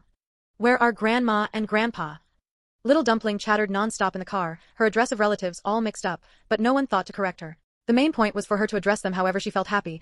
Ming Shuyue had slept well last night, and coupled with the fact that she hadn't seen her relatives for a long time, her patience was exceptionally good at the moment. Uncle is waiting at home, and Grandma and Grandpa are there too. Upon receiving the answer, little dumpling wished she could sprout little wings and fly straight to Russia to meet them. Yay! Jiao Jiao is so happy. The car was filled with little dumpling's cheerful words, but Gu Yu's expression became increasingly tense. He was suffering internally. Jiao Jiao liked them so much, what if they didn't like him and kicked him out? And then there was that woman, Ming Shuyue, who was always cold and indifferent toward him. It didn't look like she liked him much either. It was always him taking the initiative to please her. If he were to be kicked out, she might even happily set off firecrackers. The more Gu Yu thought about it, the colder his heart grew. He looked at Ming Shuyue with a resentful gaze, as if he had suffered some terrible grievance. Ming Shuyue stopped rubbing little dumpling's hand, her tone puzzled. What's wrong with you? This man, with his red-rimmed eyes where one could even see the mist of tears, radiating the aura of a resentful husband, caused Ming Shuyue's mind to go blank for once. Is someone online talking about you again? Recalling what Gu Yu had told her last time, Ming Shuyue prepared to transfer money to him. After all, he had been like this last time too. Gu Yu didn't speak, still looking at her longingly, the tears in his eyes seemingly increasing. Ming Shuyue, what's wrong? I'll have people in the company help you resolve it. This version of Gu Yu made Ming Shuyue feel a bit flustered, as if she had returned to the time they were dating. This man, with his wild and arrogant face, would always get red-eyed with her in private, claiming it was because she had angered him. Seeing the panic in her eyes, Gu Yu was somewhat satisfied. He was simply starved for love. He wanted to see the person he cared about show concern and affection for him. Only then would he feel like he was still alive. His voice was hoarse. Nothing. Hearing the sound, little dumpling also turned her head in confusion to look at him. To avoid being seen by his daughter, Gu Yu simply turned his head away and stared blankly out the window. Ming Shuyue frowned tightly. From the beginning, she had felt that Gu Yu wasn't quite normal, always worrying about gains and losses. When they were dating, she could ignore it, since she hadn't thought about having a future with him anyway. But now she couldn't ignore it, because she discovered that she quite liked him. Then, her mind shifted, and she roughly understood what he was afraid of. She pursed her lips, feeling uncharacteristically uncomfortable. If you're worried, let's go register our marriage when we get back. Although she didn't care about these rituals, finding them fragile and fake, it wasn't impossible to do if it could put his mind at ease. Upon hearing this, Gu Yu turned his head back rapidly, his voice full of disbelief. Are you serious? He had waited for this day for years. Suddenly hearing the wish buried deep in his heart being spoken aloud, he was a bit dazed, fearing it was an illusion created by his own obsession. Seeing him like this, Ming Shuyue felt less nervous instead. She smiled at him. If you don't want to, I do. You can't forget what you just said. I've recorded it on my phone. Gu Yu interrupted before she could finish speaking. Struck by the massive surprise, he was still a bit dizzy, his brain feeling like it was oxygen deprived. Regardless of whether Ming Shuyue was joking, in his heart, this was real. Don't even think about going back on your word. After saying a few harsh words, Gu Yu's nervously pounding heart finally calmed down slowly. He happily gave little dumpling a kiss on the cheek, and then stared at Ming Shuyue from time to time. Little dumpling looked at Gu Yu in confusion, then looked at Ming Shuyue, who was staring straight ahead. She scratched her cheek. Adults were really so strange. Suddenly sad and then suddenly happy. But as long as Daddy was happy, that was fine. Little Dumpling, not understanding why, also followed along and giggled foolishly. Before getting out of the car, Gu Yu still asked worriedly, "What you said just now is true, right?" He suggested, full of worry, "Why don't we go register our marriage before we go?" Ming Shuyue's head was buzzing from being asked. She slightly regretted being soft-hearted and telling him about this just now. It wouldn't have hurt to talk about it when they got back. But looking at Little Dumpling's expectant expression, Gu Yu swallowed the words he was about to say. Anyway, they would be back in a couple of days. He would just have to endure it. Having figured it out, Gu Yu took out his phone and posted on Weibo, aiming it at Little Dumpling's back. "Heading home with my baby." In an excellent mood, he wanted to hold a giveaway again. Wow. It's been so long since I've seen the little one. Brother Gu, can you post a picture of her face? Woo woo what? Home. Isn't Brother Gu's home in a city? What a pretty little one. Maybe she's going home with President Ming. Ha ha ha ha ha ha. Gu Yu selected a few fans who spoke kindly and wished him and Ming Shuyue well, and sent them red envelopes. "I won again, again and again. Brother Gu and President Ming are the perfect match. So envious, woo woo, I'm going to keep praising them next time too." Heh, he only knows how to pander to fans with these things. Is he afraid you'll unfollow him once you find out he has a wife and child? Since Gu Yu is so rich, why doesn't he do charity work? Giving you guys red envelopes is such a waste. Hey hater, why don't you open your eyes and look at the charity work Brother Gu has been doing all along? Pandering to fans? Ha ha ha ha, anyone in the entertainment industry can be accused of pandering to fans, but it's impossible for Gu Yu. Gu Yu didn't expect that the Weibo post he made would cause such an argument that it trended again. He could accept other things, but he couldn't tolerate malicious comments saying he would be abandoned by Ming Shuyue sooner or later. Just as he was about to engage with a person, Little Dumpling called out to him from the front. "Daddy, hurry up." Little Dumpling's voice was crisp, and Ming Shuyue, standing behind her, also looked over. The tall woman wore sunglasses, revealing only half of her face and the slightly upturned corners of her mouth. Even without seeing the expression behind the sunglasses, one could tell she was in a very good mood. The little dumpling in front of her was wearing a hat with a brim too large, covering her eyes, and she was trying hard to tilt her head back to push the hat away. The coldness in Gu Yu's eyes melted. Why should he bother arguing with these people? The people he liked and loved most were right by his side. Coming. Gu Yu pulled his suitcase and walked towards them with long strides. Summer hadn't passed yet, and he was dressed simply in light and minimalist clothing. Because he was afraid of being recognized by fans, he was wrapped up more tightly than the two of them, revealing only a pair of attractive eyes. "What's wrong?" Ming Shuyue asked as he walked over. Gu Yu bent down and scooped up Little Dumpling. Feeling her weight in his arms, he finally felt at ease. "It's nothing, Agent Li Feng just asked me something." He shifted the blame onto Agent Li Feng without changing his expression. Ming Shuyue raised an eyebrow upon hearing this. As far as she knew, Agent Li Feng was currently managing a newcomer and hadn't booked any activities for Gu Yu. Moreover, knowing Gu Yu, he would absolutely not be discussing work at a time like this. Meeting the woman's calm gaze, Gu Yu turned his head away with a guilty conscience. "Let's go quickly, or we'll miss the flight." Hearing this, Ming Shuyue was even more certain that something had happened to Gu Yu. Otherwise, given his resistant attitude, he wouldn't be so eager to catch the flight. She didn't expose him. Seeing that they had finished talking, Little Dumpling wriggled in Gu Yu's arms and excitedly clenched her little fists. "Let's go." "We received news that Ming Shuyue has gone abroad." Abroad? Could it be that it wasn't Ming Corporation that signed with Gu Li? Li Songjia looked coldly at the person in front of him. Otherwise, there was no way to explain why Ming Shuyue would go abroad at such a critical moment. "We haven't found that out yet," Li Gue replied calmly, standing to the side. "Humph," Li Songjia scoffed, looking at him with a mocking smile. "You must remember, everything you possess was given to you by me, Li Songjia. Without me, you are nothing, let alone your girlfriend. President Li, I understand." Cold sweat streamed down Li Gue's face, and he didn't dare to look up at him again. Li Songjia was satisfied. "As long as you know. Once it's done, I won't treat you unfairly." "Yes, President Li." "Go down." Li Songjia watched his retreating figure, the smile in his eyes gradually fading. If it weren't for the old man finding out the project wasn't secured and giving him a hard time, why would he be limited to using Li Gue, this ungrateful wolf? Du Xinxin, at the corner of the stairs, heard the news of Ming Shuyue going abroad and her eyes filled with immense surprise. The third season of the show was starting in these next 2 days, so didn't that mean Ming Jiao Jiao was quitting the show and not filming? Thinking about the comments she had seen online these past few days, all of them were uniformly scolding her and Du Xinxin thought viciously. How great it would be if something happened to Ming Jiao Jiao abroad and she died. It was a pity she was still young and couldn't find anyone to deal with her abroad. Thinking that there was a high possibility Ming Jiao Jiao wouldn't participate in the show, Du Xinxin walked upstairs with light steps to practice the piano. After all, in her previous life, she had entered the entertainment industry as a pianist. She was confident that as long as Ming Jiao Jiao wasn't there, she would definitely be the audience's favorite. At the Russian airport, a row of burly men in black suits stood at the arrival gate. In front of them stood an old man with gray hair but a spirited demeanor, his sharp eyes scanning everyone who came out suddenly. He stepped forward in a loss of composure, a glimmer of tears flashing in his eyes. Soon as Little Dumpling got off the plane, she was holding hands with Gu Yu and Ming Jiao Jiao. She didn't struggle and even happily swung their hands like a swing, until she saw the conspicuous group of people waiting outside. The stern look on Elder Mu's face disappeared the moment he saw little Dumpling running over, and he crouched down, opening his arms to welcome her. Grandpa. She had called him that since she first learned to speak, and no one had corrected her. Little Dumpling threw herself into Elder Mu's arms, her little milky voice sweet as she blinked her big eyes at him, full of longing.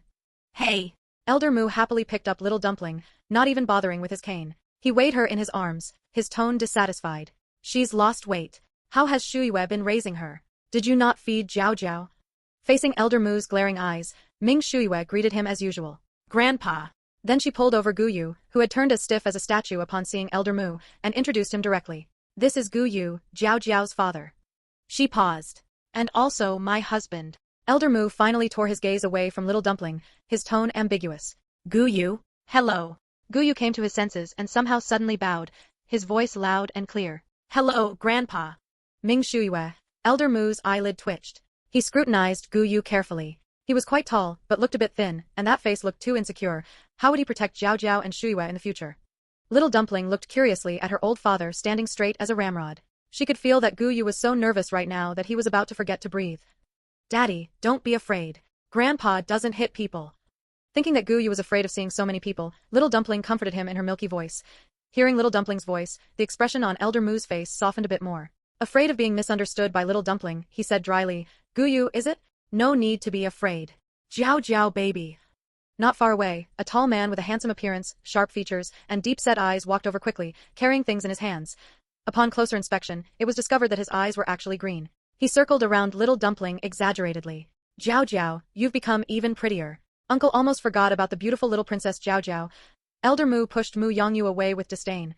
Don't scare Jiao Jiao.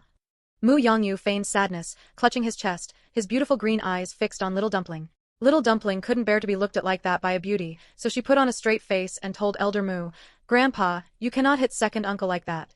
He will be sad. Elder Mu, at his advanced age, was not angry at being lectured by Little Dumpling in front of so many people. Instead, he coaxed her, Grandpa was wrong, Jiao Jiao, don't be angry. As he said this, his gaze swept toward Mu Yongyu, looking at him coldly as if he were AI art. Mu Yongyu was pleased with himself but did not dare to provoke Elder Mu again. He handed the things in his hand to Little Dumpling. Jiao Jiao, don't be angry anymore. Getting angry makes you not pretty. Anxious, Little Dumpling stretched out her chubby little hand and touched her cheeks in a panic. Uncle is bad. Saying this, she turned around in Elder Mu's arms, presenting her back to him. Elder Mu was amused to see his grandson get the cold shoulder, and he strode out, leading the way. Let's go back. Mu Yongyu took out another gift and gave it to Ming Shuyue, his eyes full of teasing. Is this my brother-in-law? Ming Shuyue took the gift and nodded. This simple action made Mu Yongyu look at Gu Yu seriously, and the playfulness in his eyes diminished significantly. Hello, I am Yea's second brother, Mu Yongyu. After all, his sister never did anything without being certain. Thanks to Little Dumpling's interruption, Gu Yu had relaxed quite a bit. Furthermore, Mu Yongyu lacked the oppressive aura that Elder Mu possessed. Hello, I am Gu Yu. The man's calm introduction made Mu Yongyu regard him with higher esteem.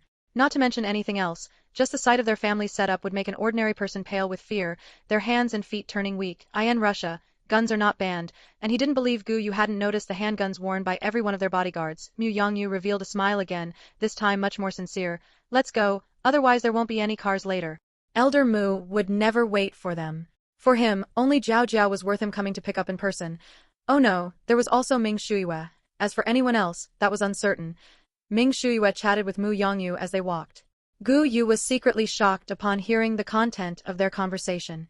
He knew that the Ming family's maternal relatives were not in the country, and he had heard that their family was powerful, but he didn't know that the Mu family was actually one of the major powers in Russia, and the fact that guns weren't banned here meant that the Mu family possessed firearms. No wonder they were asked to take a commercial flight to Russia.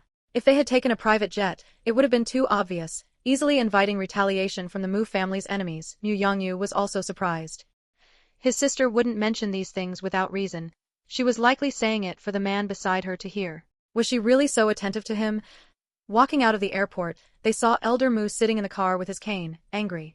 Ming Shuyue looked at Little Dumpling, confused. Besides Little Dumpling, no one in Russia would dare to make Elder Mu angry. Little Dumpling looked at them eagerly. Mommy, come quickly. Only after getting into the car did Ming Shuyue understand what had happened. It turned out that Little Dumpling had insisted on waiting for them to go home together, and Elder Mu was jealous. Humph, it hasn't been long, yet a certain little one doesn't recognize this old man anymore. Elder Mu said this with jealousy, secretly observing Little Dumpling from the corner of his eyes expected. Little Dumpling climbed up, stood up softly, and kissed him on the cheek, explaining anxiously, Jiao Jiao knows you. Jiao Jiao loves Grandpa the most. Seeing Little Dumpling so anxious that tears were about to fall, Elder Mu couldn't bear it anymore. He took Little Dumpling onto his lap and coaxed her softly. Elder Mu was usually harsh and quick-tempered, a person with a ruthless attitude toward both enemies and family. The driver had never seen him like this before and was so scared he nearly lost his grip on the steering wheel. He didn't dare to sneak any more glances. Otherwise, if anything happened, he would be the first to die. Gu and Mu Yongyu sat in the vehicle behind. Receiving a message from his sister, Mu Yongyu quickly started chatting with Gu Yu. The driver drove the car into an ancient castle. It was mysterious and retro, as magnificent as the grand castles where vampires lived in the Middle Ages. Little Dumpling looked happily at the familiar architecture in her memory. She had grown up here in Russia when she was being taken care of by old Madame Ming, which is why there were no news reports of Ming Shuyue having a child while in the country. The magnificent interior of the castle was decorated everywhere with jewelry and antiques. Good things that people outside would fight over were placed casually in the living room. An elderly Russian woman with gray hair and delicate features sat restlessly, looking toward the door from time to time, asking anxiously, Why? Haven't Jiao Jiao and Shuyue arrived yet? Old Madame Ming, Mu Ru, helplessly comforted her again. Dad said they would be here soon. Please don't worry anymore, it's bad for your health. The Russian old lady, who was Madame Mu, gave her an elegant glare upon hearing this. Don't you know what kind of temper your father has? He says he's arriving when he's still 100,000 miles away. Can his words be trusted? As the mother and daughter were talking, a small figure ran in. Her hair was draped obediently behind her, and she was wearing a beautiful little princess dress, her small leather shoes making crisp tapping sounds as she walked. Grandma! Granny! Mu Ru was worried that the child wouldn't know her own strength and would pounce on Madame Mu. Fortunately, although Little Dumpling was excited, she knew that Madame Mu was not as physically robust as Elder Mu, so she stopped in her tracks in time. She stood obediently in front of Madame Mu, gently stepped forward to hug her, and happily rubbed her head against her elaborate, large dress. Granny is beautiful. Madame Mu had been prepared to accept Little Dumpling pouncing into her arms. She hadn't expected Little Dumpling to just give her a light hug. Dissatisfaction welled up in Madame Mu's heart. Her body was too useless. If she were in better health, she could have gone with the old man to pick up Jiao Jiao. Madame Mu, who was sad, felt better upon hearing Little Dumpling's praise. She stood up and spun around elegantly, her beautiful and exquisite dress sliding in front of Little Dumpling. If you like it, Granny will have someone make a matching one for baby Jiao Jiao. Madame Mu was Russian and came from an ancient Russian noble family. In her life, she had only learned Chinese for the sake of Little Dumpling, though she didn't speak it very fluently. Mu Ru watched them hugging affectionately and wasn't angry. She had been through this for years and was already used to it. Mu Ru and Ming Shuyue did not inherit Madame Mu's iconic green eyes. Only Little Dumpling's pupils were dark green, as beautiful as emeralds. If you didn't look closely, they looked black, which is why Madame Mu was especially fond of Little Dumpling. When Elder Mu brought the rest of the people into the living room, Little Dumpling was already running around everywhere. She touched the various colored gemstones that could be seen everywhere in the living room, so fond of them that her eyes narrowed. Does Jiao Jiao like them? There are more in the house. I'll take them out later for you to play with. Elder Mu sat heroically on the sofa, looking at Little Dumpling with doting eyes, speaking with excessive extravagance. Ming Shuyue's mouth twitched. Although it wasn't the first time she had seen this, every time she came to Russia, she couldn't help but worry about whether her daughter would be spoiled. Gu Yu is here too? Mu Ru turned her head away, unable to bear looking, and saw Gu Yu standing quietly. The family was quite satisfied with Gu Yu. Since their daughter had a rather strong personality and wouldn't show weakness, she needed such a gentle, considerate man with a good temperament to take care of her. Little Yu, you've had a hard journey. Get some good rest tonight. Mu Ru was more and more satisfied the more she looked at Gu Yu. If they didn't treat such a good man well, there would be nowhere to cry if he ran off. Mom, it wasn't hard at all. Gu Yu felt a stir in his heart and said with a gentle smile on his face. Gu Yu's appearance had nothing to do with being well-behaved, but the moment he smiled, he exuded an aura of gentleness and obedience. Mu Ru stepped forward, took his hand, and introduced him to Madame Mu with a smile. Mom, this is Yeya's partner. She then introduced him to Gu Yu. Little Yu, this is your grandmother. Madame Mu had noticed the stranger the moment he entered, but she hadn't expected him to be Yeya's husband. Seeing Ming Shuyue sitting there calmly without refuting it, she knew what was going on. Hello. Madame Mu nodded reservedly at Gu Yu, Speaking in Russian, Gu Yu replied in Russian without changing his expression, appearing steady and reliable. Little you can actually speak Russian. Mu looked at Gu Yu in pleasant surprise, and even Elder Mu withdrew his gaze to glance at him. Gu Yu was neither arrogant nor impetuous, smiling slightly. I know a little. Only Ming Shuyue drank her tea calmly, completely unsurprised. Given Gu Yu's talent for languages, nothing could stump him as long as he wanted to learn. Hearing Gu Yu speak standard Russian, Madame Mu's calm eyes flickered with a hint of emotion, and she rarely praised him. Not bad. Over the years, she had seen too many people who couldn't pronounce words correctly yet insisted on speaking. It was like stuffing trash into her brain. Where's Big Brother? Ming Shuyue waited a while longer, and not seeing Mu Yongnian, couldn't help asking. Over the years, the Mu family had long since openly separated from underground forces. Mu Yongnian managed the legitimate businesses, while Mu Yongyu handled matters that were inconvenient to address openly. In previous years, Mu Yongnian would always be waiting at home early when he heard news of their arrival. Moreover, even if something had held him up, it was impossible for him not to be home by now. Mu Yongyu chuckled upon hearing this. Grandma introduced a woman to him. I'm afraid he hasn't managed to escape yet. Escape? Ming Shuyue raised an eyebrow. The eldest daughter of the Wan family somehow took a fancy to Big Brother. When she found out he was on a blind date with another woman, she went crazy. Mu Yongyu met Ming Shuyue's eyes and shrugged gloatingly. The Wan family was an even older family than the Mu family. They talked about noble bloodlines every day, which was a headache to listen to. The Wan family also believed that violence could solve all problems, and if it couldn't, it meant the force wasn't strong enough. Once someone provoked them, they would bite like mad dogs. They were an existence that even the Mu family dared not provoke easily. Being targeted by the spoiled eldest daughter of the Wan family, Mu Yongnian was definitely unlucky until his next life. Madame Mu glared at her grandson upon hearing his words, looking somewhat worried. That's exactly why I decided to introduce a match for Yongnian.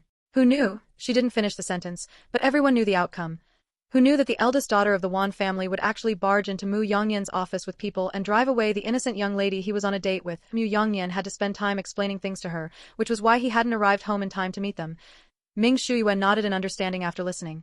She had heard stories about the Wan family. They were like local tyrants, never reasonable, and only acted based on their mood. It would probably be difficult for Mu Yongnian to get rid of that eldest daughter in the short term.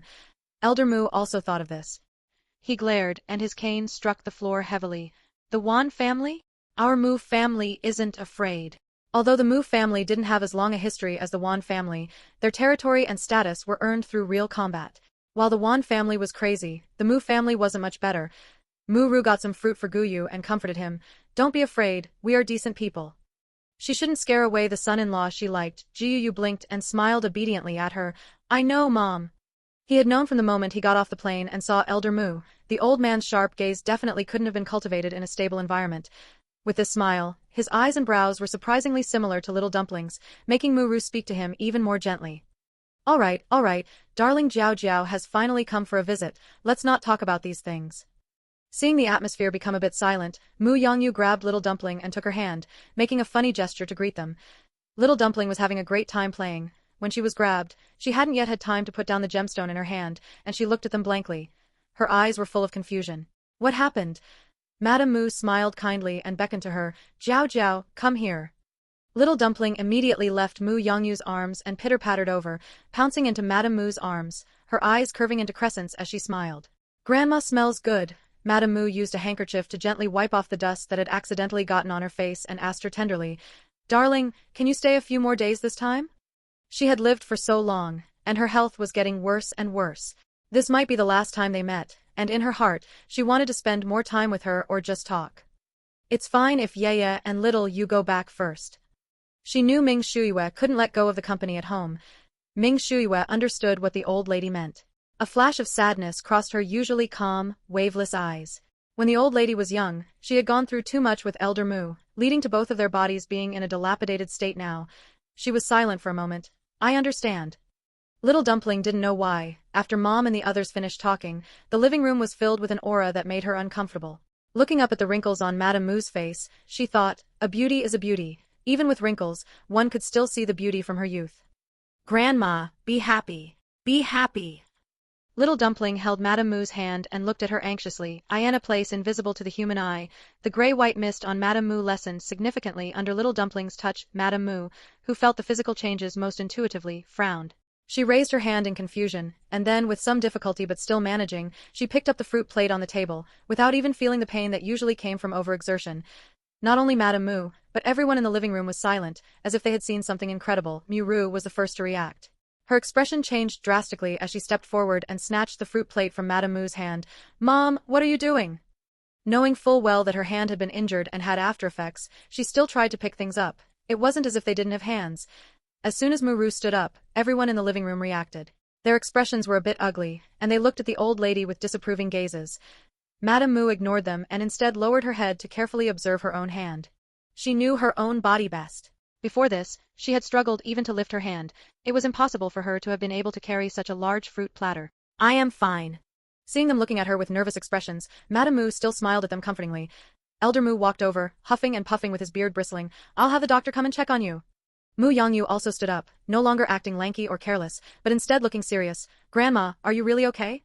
From their conversation, Gu Yu also gathered that Madame Mu's health was not good, and he looked over with furrowed brows. Ming Shuiwe even picked up little dumpling so she wouldn't press against Madame Mu. Amidst everyone's anxious waiting, the doctor excitedly rattled off a long string of Russian. Fortunately, everyone understood Russian, but the doctor's speech grew faster and faster, his face flushed, and he looked incredibly excited, as if he might faint the next second.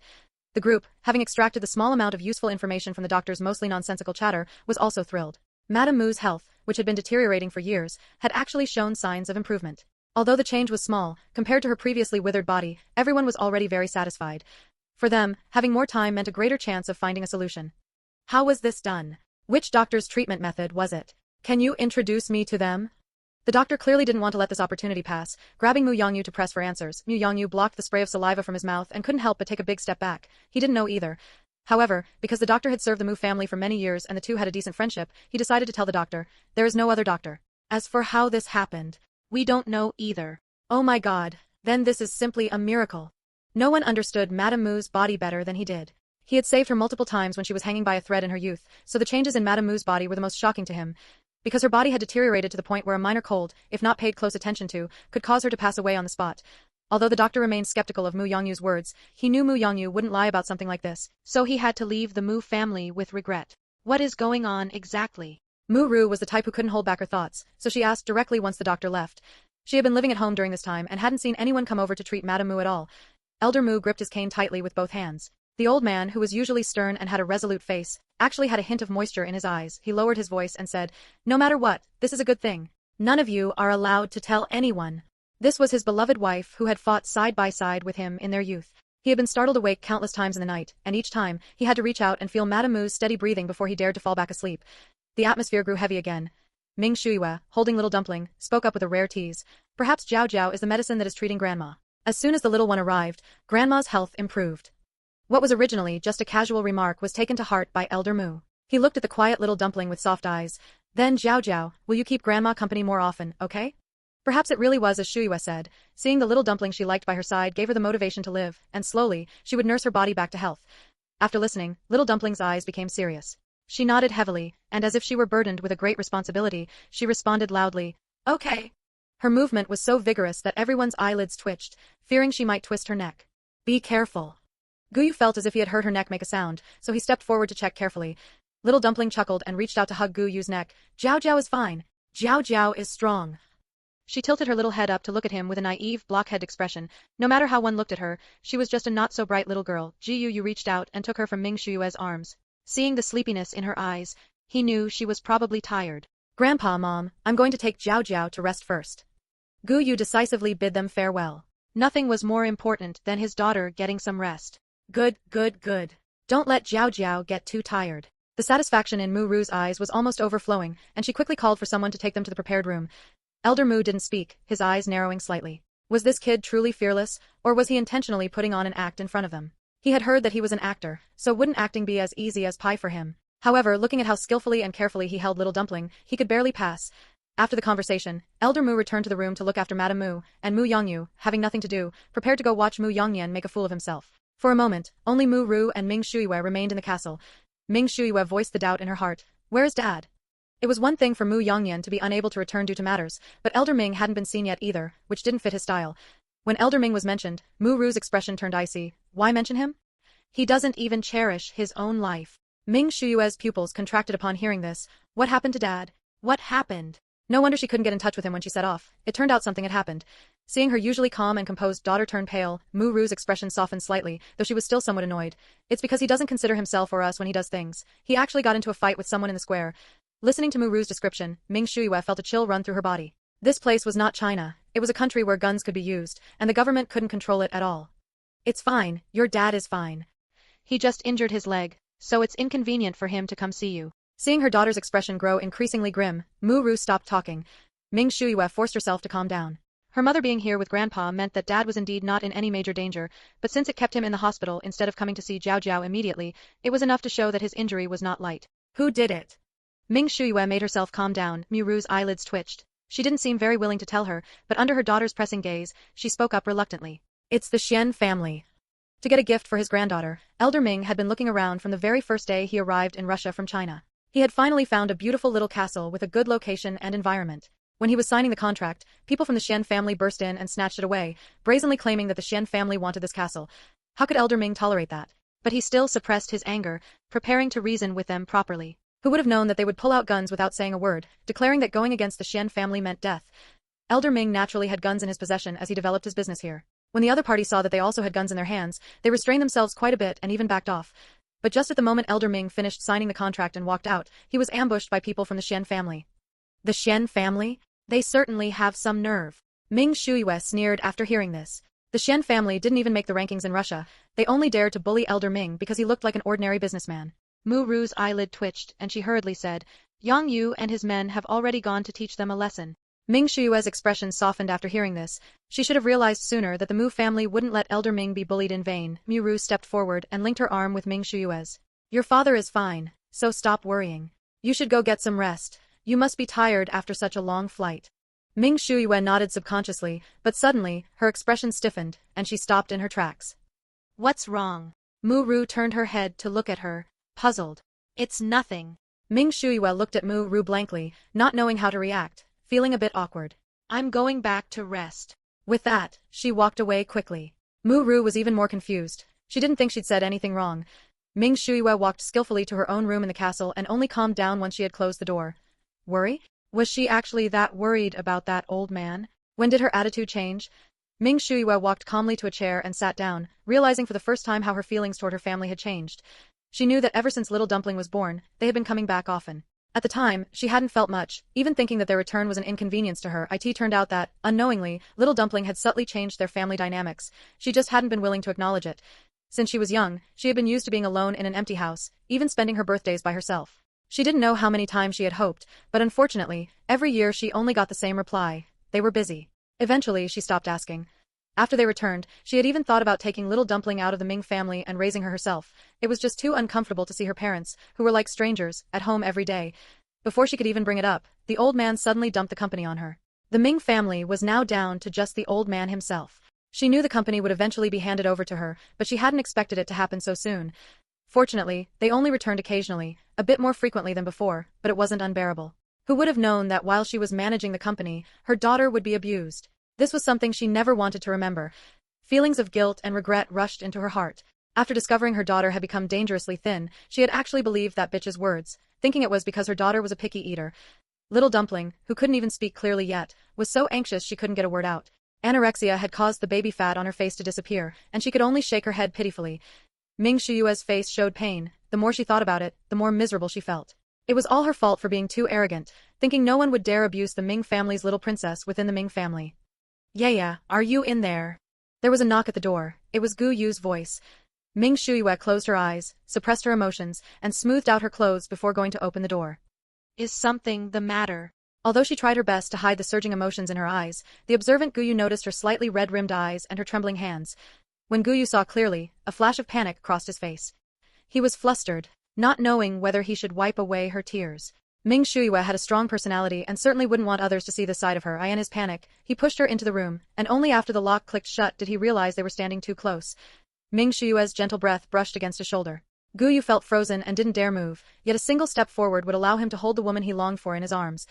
After struggling internally for a long time, he finally reached out and pulled Ming Shuyue into his arms. Her faint perfume scent wafted through the embrace. What happened?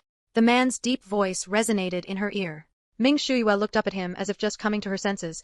She hadn't expected him to become so bold. You felt her gaze lingering on his face and dared not look down even more. He stood stiffly behind the door, though his hands didn't loosen their grip at all. Ming Shuyue understood. He was pretending. She amusedly patted his tense arm. Are we just going to stand here? Gu Yu's ears turned beet red, but he didn't let go. You tell me what happened first. With this interruption, those emotions dissipated quite a bit. Ming Shuyue took his hand in return and slowly walked to the window. Her voice was calm. I just remembered a mistake I made in the past. That matter was her fault, but it would absolutely never happen again. Ming Shuyue looked out the window with a cold gaze. The castle was so vast it seemed endless.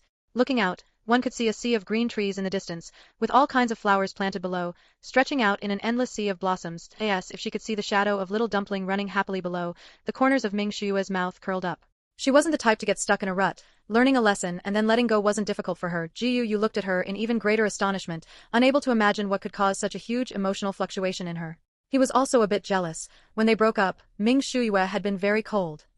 President Ming can still feel sad for others? Truly an incredible person. Ming Shuyue slowly turned her head, eyes narrowed, looking at him dangerously. Acting up again? When they were dating, he would also inexplicably say things that left her confused. She had thought he had truly changed, but it turned out he had just hidden the side she didn't like. And look, his foxtail was showing now.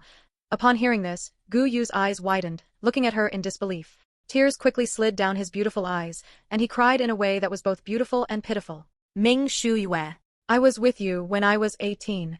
Is this how you treat me? Are you going to be so fierce to me? He didn't wipe his tears, his round, dark eyes staring straight at her in accusation. You heartless woman, I've even given you a daughter, you must take responsibility for me. Seeing that the words coming out of his mouth were becoming more and more outrageous, Ming Shuyue stepped forward and covered his mouth, correcting him. It was you who insisted on dating me when you were 18. Gu Yu didn't expect that even at a time like this, she would still have the heart to correct him. What had been fake crying earlier was now real crying. He was furious. The woman's slender, fair hand almost completely covered Gu Yu's face. He didn't pull it away, just kept looking at her while silently shedding tears. Ming Shuyue pulled her hand back quickly as if scalded, hiding it behind her back, as if his warm breath still lingered on her palm. Now she truly believed that Gu Yu had won the Best Actor award based on his own ability. Those eyes were simply like they could speak.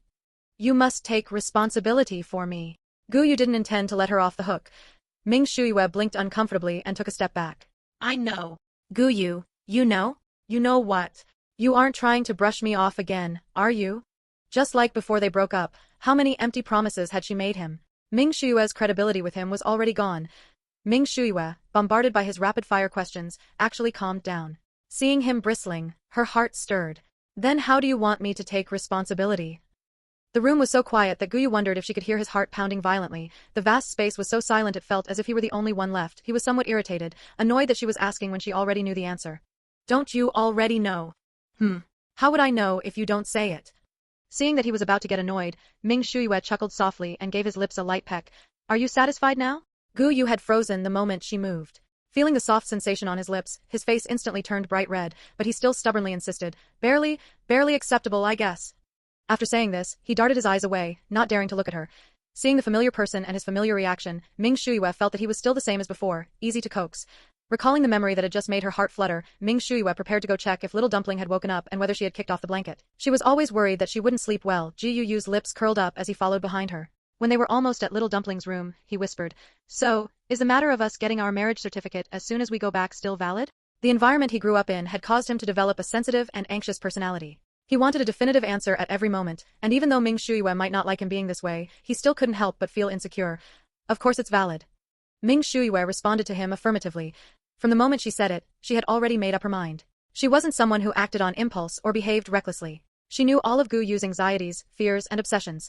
Likewise, she knew he was kind, sincere, and bold in love and hate. She would accept both the good and the bad. Gu Yu turned his head to look at the woman's cold yet exquisite profile, and the corners of his lips couldn't stop curling upward. He wouldn't admit that from the very first time they met, he had wanted to marry her and be with her forever.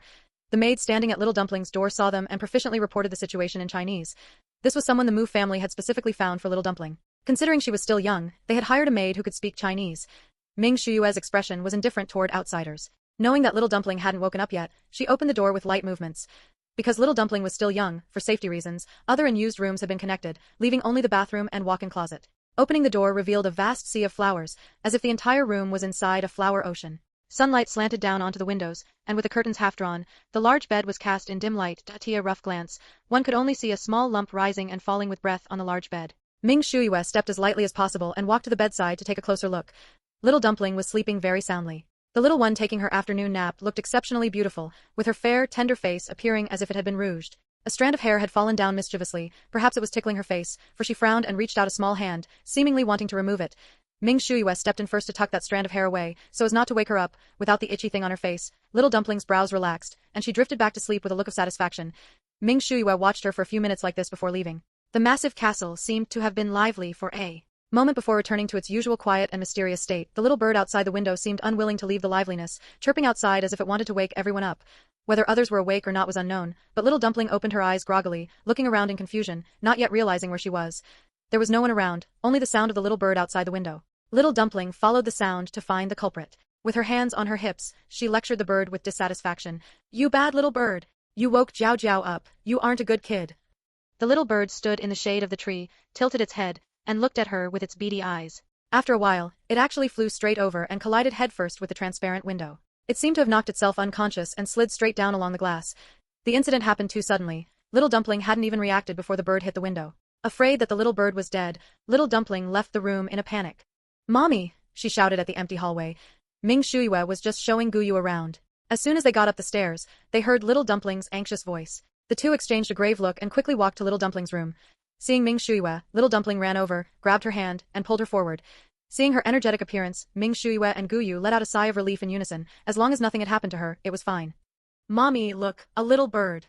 Little Dumpling pulled them to the window and pointed at the plain-looking little bird on the ground. "What's wrong with the little bird?" Ming Shuyue didn't understand. "The little bird hit the window and died." Little Dumpling anxiously tried to open the window, but to prevent accidents, the Mu family had installed the window latches very high up. This moment, Gu Yu stepped forward and opened the window. "Is baby wanting to take the little bird out?" Little Dumpling's eyes lit up, and she nodded frantically. "Daddy is smart." Having received the little one's praise, Gu Yu glanced secretly at Ming Shuyue, as if showing off. Seeing Little Dumpling trying to go out by herself, Gu Yu hurriedly took her hand. Little Dumpling crouched down to observe the little bird lying on the ground and reached out to poke it. Ming Shuyue's eyelid twitched. Seeing the bird didn't move, Little Dumpling actually wanted to pick it up. Ming Shuyue couldn't help it. "Baby, let's have uncle call a doctor. Don't touch it for now." Outdoor birds fly everywhere looking for food, and now it was lying on the ground. No matter how you looked at it, it didn't seem healthy. Upon hearing about a doctor, Little Dumpling lowered her small hand and looked up at her pleadingly. "When will uncle be back?" Little Dumpling was wearing a sleeveless nightgown, revealing her fair, tender arms, and she crouched obediently on the ground, looking up to ask her to keep her daughter from touching the dirty little bird. Ming Shuyue decisively took out her phone and called Mu Yongyu. "Call now." It was answered as soon as she called. Mu Yongyu's lazy voice rang out. "What's wrong? Is it that Jiao Jiao misses me?" Ming Shuyue. "Yes, find a veterinarian and bring them back now." Mu Yongyu was confused. "A veterinarian? Why bring a veterinarian? We don't keep any small animals at home." Ming Shuyue vaguely told him to hurry back. Mu Yongyu looked at the hung-up phone in confusion. What was going on? "What's wrong?" a man's cold, aloof voice asked. Mu Yongyu put down his phone and looked at the cold man. "Big brother, what do you think it means that Yaya wants me to bring a veterinarian back right now?" Mu Yongyan narrowed his long, narrow eyes behind his lenses. "Yaya said that?" If it really was Yaya who called, she was always crisp and efficient in her speech and actions. It was impossible for things to be unclear. Seeing that he didn't believe him, Mu Yongyu picked up his phone, moved it closer to him, and rolled his eyes. "Look, it is Yaya." His big brother was good at everything, except that he was overly suspicious. He could think of hundreds of meanings for a single sentence from someone else, like he had paranoid delusions. Mu Yongyan dodged the phone he was thrusting toward him. It was indeed Yaya's call. He suddenly thought of Little Dumpling, whom he hadn't seen in a while. It must be time for her to wake up now. Mu Yongyan rested his hands relaxed on the table and smiled calmly. "Do you have something to do later? I can just find a veterinarian to go back. Ming Shuyue won't be angry." He wore the expression of someone doing this only for the other's sake. Mu Yongyu's thinking brain stopped, and he jumped down from the table, looking up and down at the man sitting in the seat of honor. "You would be that kind." It was no wonder he didn't trust his older brother. These were lessons learned in blood and tears since childhood. He didn't know how his older brother and younger brother's brains were wired. With just a roll of their eyes, they could scheme against someone until they didn't even know how they died. Heaven knows how he managed to grow up with such difficulty in such an environment. Mu Yongyan wasn't angry at his questioning. He just pretended to work and said casually, "I'm your older brother, how could I harm you?" "Then you go yourself. I have to work." After speaking, he seemed to remember something, looked up to remind him, appearing somewhat troubled. "The previous matter needs to be resolved as soon as possible. I don't know if Ming Shuyue can wait for you any longer." Mu Yongyu gritted his teeth. "I know. You go home and ask what happened, I'll go handle it." He couldn't let Ming Shuyue wait for a long time because of his own affairs, and he didn't know what had happened, so he couldn't rest easy letting others go. Mu Yongnian watched his distressed appearance, his eyes flickering. If it really doesn't work, you can resolve the matter there later. Mu Yongyu interrupted him and pursed his lips. I'm going now. This matter had been dragged out for several days. It wasn't convenient for Mu Yongnian to show his face there, so only he could handle it personally. Mu Yongyu left irritably with his subordinates. Mu Yongnian looked at the door that had been slammed shut, smiled leisurely, and for once didn't mind his younger brother's rude behavior. After having his secretary fetch the veterinarian, Mu Yongnian walked out of the company dressed neatly. His eyes were cold as he said lightly to the group of people following behind, if there is another time like today, you don't need to come back. To think they couldn't even stop a woman, it was truly shameful. Yes. At the Mu family, little dumpling stubbornly squatted in place, waiting for her uncle to bring the doctor back. Seeing that he couldn't persuade her, Gu Yu wasn't angry. He found a small chair and let her sit down, so she wouldn't get tired of squatting and sit directly on the floor, making President Ming angry. This was the first time Gu Yu had seen little dumpling's stubborn side. He was a bit curious and squatted down beside her. Baby, why do you insist on waiting here? Little dumpling sat obediently on the chair and answered earnestly, because Jiao Jiao taught the little bird a lesson, and the little bird got scared and fainted. So Jiao Jiao has to save the little bird. Gu. Is it possible that the bird was the one trying to fly over to teach you a lesson? Fortunately, after a while, Mu Yongnian returned with the veterinarian. After learning the truth from the servants, he couldn't help but chuckle. Mu Yongnian was wearing a custom-made handmade suit, his hair combed back in a standard way, revealing a handsome and elegant face. He inherited his eyes from Elder Mu. When he wasn't smiling, he looked very cold and indifferent, but he had a tear mole under his eye, which made him look cool and charming. The veterinarian followed behind with a bitter face, taking large strides to keep up with the man's pace. The young master of the Mu family had legs that were too long. Baby! Mu Yongnian walked into little dumpling's room with ease. His appearance immediately attracted everyone's attention. Big uncle! Hearing the voice, little dumpling excitedly threw herself at him. Mu Yongnian bent down to catch her, looking at her gently. Baby has grown taller again. Little dumpling wouldn't accept it when others said she was fat, but she would be especially happy when others said she had grown taller. Sure enough, she lifted her chin slightly in Mu Yongnian's arms and proudly puffed out her little waist. Jiao Jiao is great. The reason she could grow taller was because she worked hard to eat and sleep well. The more little dumpling thought about it, the more she felt she was amazing, and she swayed happily in Mu Yongnian's arms. Yes, baby is the best. Mu Yongnian easily held her with one hand and walked to the balcony with the veterinarian. You go check on that bird. Yes. Young Master Mu, your change in tone couldn't be more obvious, the veterinarian complained inwardly. Gu Yu had also stood up when little dumpling ran over. Mu Yongnian had already obtained information about Gu Yu from his brother and knew that he was the person Ming Shuyue had chosen herself, so he had an idea of the situation. Therefore, he didn't have any hostility toward Gu Yu. Even if Gu Yu dared to have any other intentions, he wouldn't be able to escape Ming Shuyue's grasp. Big brother. Gu Yu had walked around the castle with Ming Shuyue, and after receiving Ming Shuyue's assurance, he was no longer as anxious and worried as before, so he took the initiative to greet Mu Yongnian. Mu Yongnian smiled at him. Hello. It was quite different from what Mu Yongyu had said. Little dumpling patted his arm. Uncle, let's go see the little bird quickly. It turned out that the two of them were talking and hadn't gotten around to following, which made little dumpling anxious. Mu Yongnian good-naturedly carried her over and asked Gu Yu, where is Ming Shuyue? From the moment he entered until now, he hadn't seen Ming Shuyue, who doted on her daughter like her life depended on it. Yet, she actually felt at ease letting Gu Yu and Jiao Jiao stay in the same place, which showed she trusted him immensely. Gu Yu looked outside. There is something at the company. Mu Yongnian nodded knowingly. As the person in power at the company, it was naturally impossible for Ming Shuyue to be out playing carefreely. Besides, before she came, she had taken on an important project that required confidentiality. He guessed she would have to go back in less than 2 days. After the veterinarian carefully examined the little bird on the ground, he said with a blank face, "This bird just fainted." He had thought it was a large beast raised by the Mu family that was sick, but he didn't expect it to just be a little clown bird. He had gotten excited for nothing. Little Dumpling's eyes lit up after hearing this. She lowered her head and looked straight at the little bird, saying to them worriedly, "The little bird is sleeping on the cold ground, it will get sick." Without a second thought, Mu Yongnian immediately called for someone to prepare a mattress for the little bird. This level of execution made the veterinarian, who hadn't even walked out the door yet, twitch the corner of his mouth. Hearing what little Dumpling said, Gu Yu immediately looked at her teasingly. So someone knows that the ground is cold and one can get sick. The family didn't know how much effort they had spent trying to get her to break this bad habit, but she never listened each time. Everyone thought she was too young to remember, but they hadn't expected little Dumpling to be sneakily mischievous. Little Dumpling also thought of this matter and buried her head in Mu Yongnian's arms with a guilty conscience. Big uncle is so gentle, he won't blame her. Mu Yongnian's hand holding her paused. He watched the little Dumpling, who only showed her fluffy hair, with a calm expression. It seemed he also hadn't expected this little ball to have learned how to play tricks. The next second, he patted little Dumpling's round little head with relief. So baby is already an adult, you know you can't step on the ground barefoot, right? What little Dumpling heard most often was that she was still young, a child, and hadn't grown up. Mu Yongnian's words went straight to her heart. She lifted her head and patted her chest proudly. Jiao Jiao is an adult. Mu Yongnian had a knack for dealing with little Dumpling. He quickly had her feeling dizzy and completely unable to recall what she had agreed to. After resolving the matter with the little bird, the family had rested and were sitting in the living room. They were not surprised to see Mu Yongnian carrying little dumpling downstairs. Madame Mu woke up from her nap feeling refreshed, feeling as though she could continue fighting alongside Elder Mu for another 20 years. She smiled and beckoned to little dumpling. "Darling, come here to Grandma." The family all speculated that it was the arrival of little dumpling and the others that made her body feel like it was experiencing a final burst of energy, but only she knew clearly that her body had genuinely improved. It was absolutely not some false recovery. Mu Yongnian did not put little dumpling down right there, but carried her over to Madame Mu before gently setting her down. No one felt this behavior was overly doting. Instead, they all looked at him with praise. Madame Mu's gaze toward him also softened a bit. "Yongnian, you have grown up and become more sensible." The 3 grandsons were all unfortunate souls. Her and the old man's son had died in the crossfire of a gunfight, and their daughter-in-law, unable to bear the blow, had followed him, leaving behind only 3 young grandsons. Fortunately, they were determined and grew up into adults capable of shouldering heavy responsibilities without needing much guidance or worry from them. Mu Yongnian did not speak, simply wearing a smile at the corner of his mouth, his expression gentle. Little dumpling did not understand what they were saying. She leaned against Madame Mu, her small hands touching the patterns and gemstones on her dress. They were sparkling and very beautiful. Madame Mu noticed the movement and looked at her with amusement. How was the little one like a dragon, liking sparkling gemstones? No matter how many she received, she still could not take her eyes off them when she saw them again. This moment, Ming Shuiwe walked in with a somewhat poor expression and asked Mu Yongnian, "Big brother, do you know the background of the Xian family?" This detestable Xian family had somehow found out about the relationship between Elder Ming and the Mu family, and actually claimed they were taking people to the hospital to apologize. Although they said it was an apology, anyone with eyes could see it. What decent person brings a group of people to corner someone in a hospital and force an apology?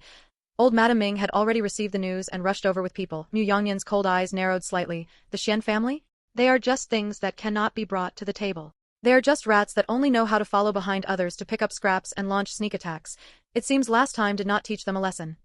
Yeah, don't be angry. Just let your second brother go there. Their family did not need to take the Xian family seriously.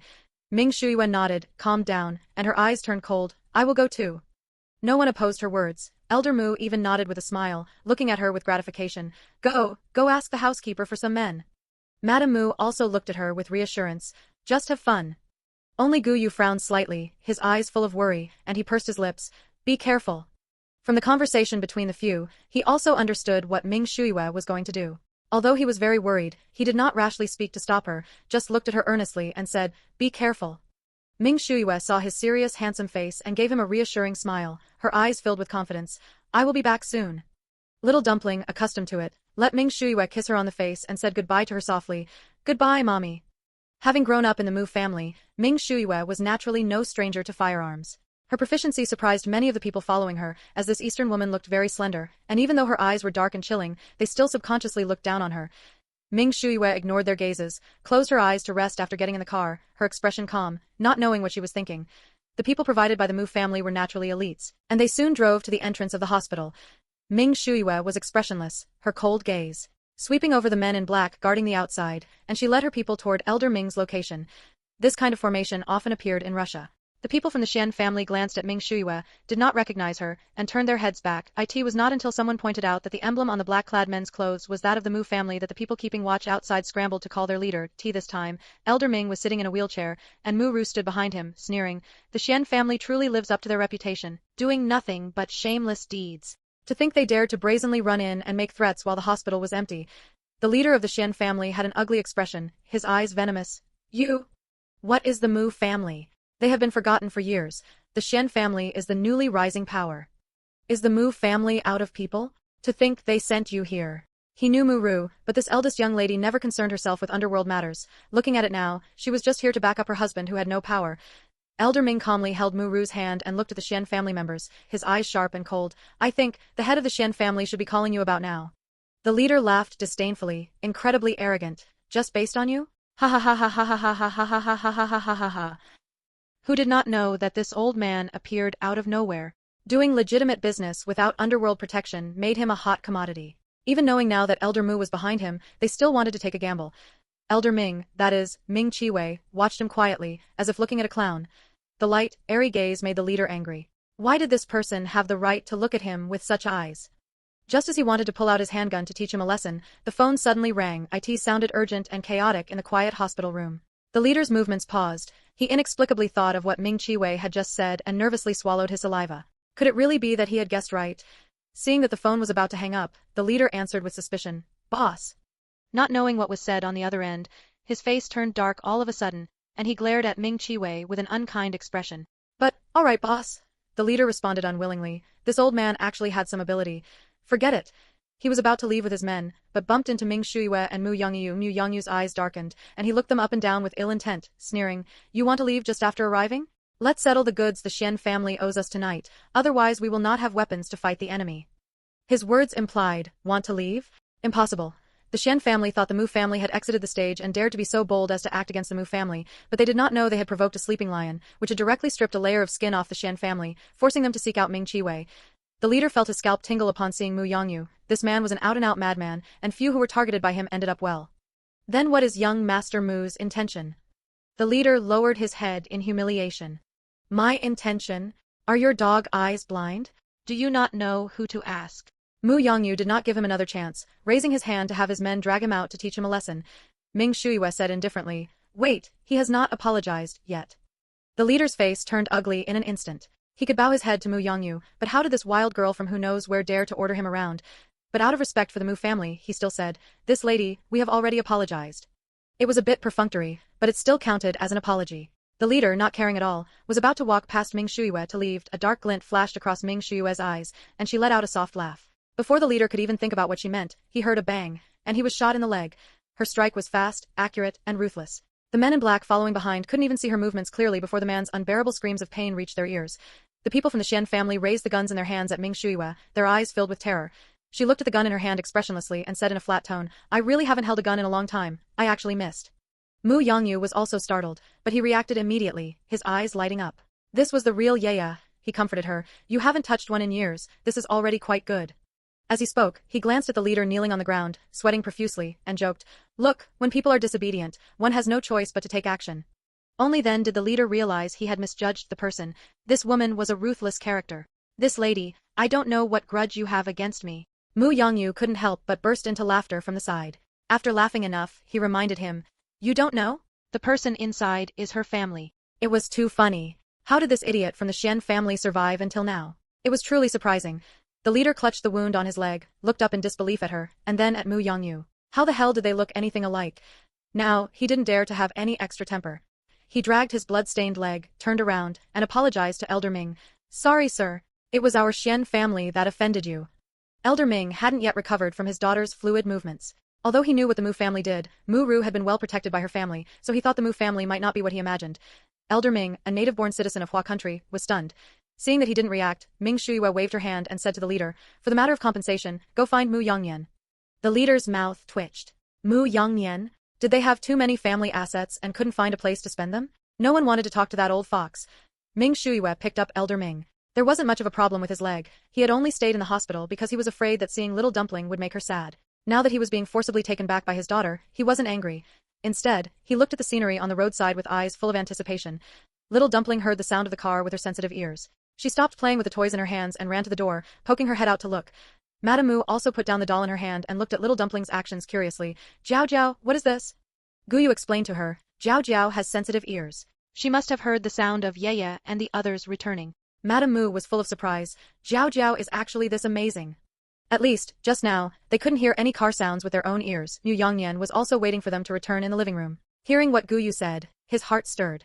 With such a good talent, Jiao Jiao should grow up in the Mu family. The Mu family would teach her more and better knowledge and skills. Mommy. Little Dumpling's clear voice broke the thoughts in Mu Yongyan's mind. He couldn't help but smile bitterly. He actually wanted to keep Jiao Jiao here. Had he been a businessman for too long, turning everything around him into something transactional?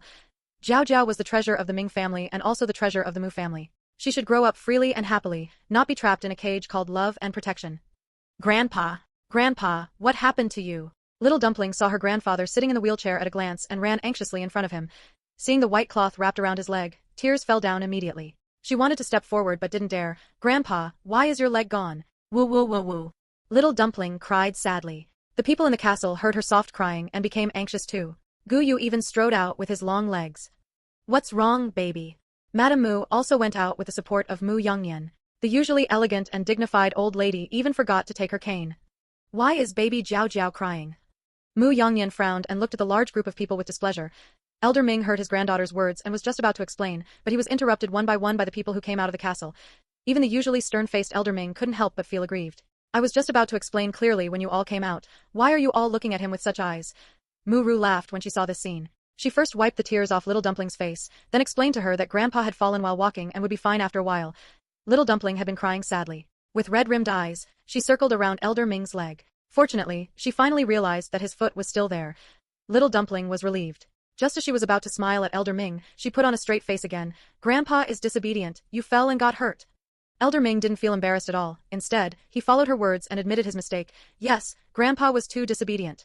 Little Dumpling tried hard to control the corners of her mouth from turning up, her eyes full of excitement. Grandpa, you must listen to Jiao Jiao in the future. Get well soon. Elder Ming hadn't seen Little Dumpling for too long, so he was willing to listen to whatever she said now. Okay. Having cleared up the misunderstanding, everyone slowly walked towards the castle. Gu Yu moved to Ming Shuyue's side and took over pushing Elder Ming's wheelchair from behind. Elder Ming didn't have much of an opinion about Gu Yu originally, and seeing them like this now, he wasn't surprised. This daughter of his had always known what she wanted. Little Dumpling knew the injury wasn't serious, but she was still very worried. She would gently touch it several times a day, muttering something.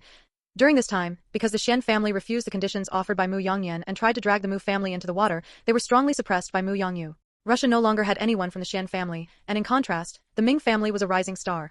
Because of Little Dumpling, the speed at which Elder Ming's leg healed was as fast as if he had actually been injured. Now it had completely healed, and he even felt that his body had become much better, full of energy, allowing him to quickly adapt to the recent high-intensity work. The people in the house felt the changes in their bodies to varying degrees. It only took a few days to go from disbelief to acceptance, but the number of men in black in the castle had also increased a lot. Fortunately, the Mu family castle was large enough, allowing Little Dumpling to be willing to stay here for the time being. Ever since it was confirmed that Little Dumpling had such a miraculous ability, everyone's nerves were stretched to the limit, fearing that she might have some accident. Ming Shuyue didn't dare to take Little Dumpling back to the country either, until Director Zhao made a phone call. President Ming, the third episode is about to start filming in 2 days. Director Zhao thought it over and decided to call Ming Shuyue after all, since she appeared to be the one in charge of their family.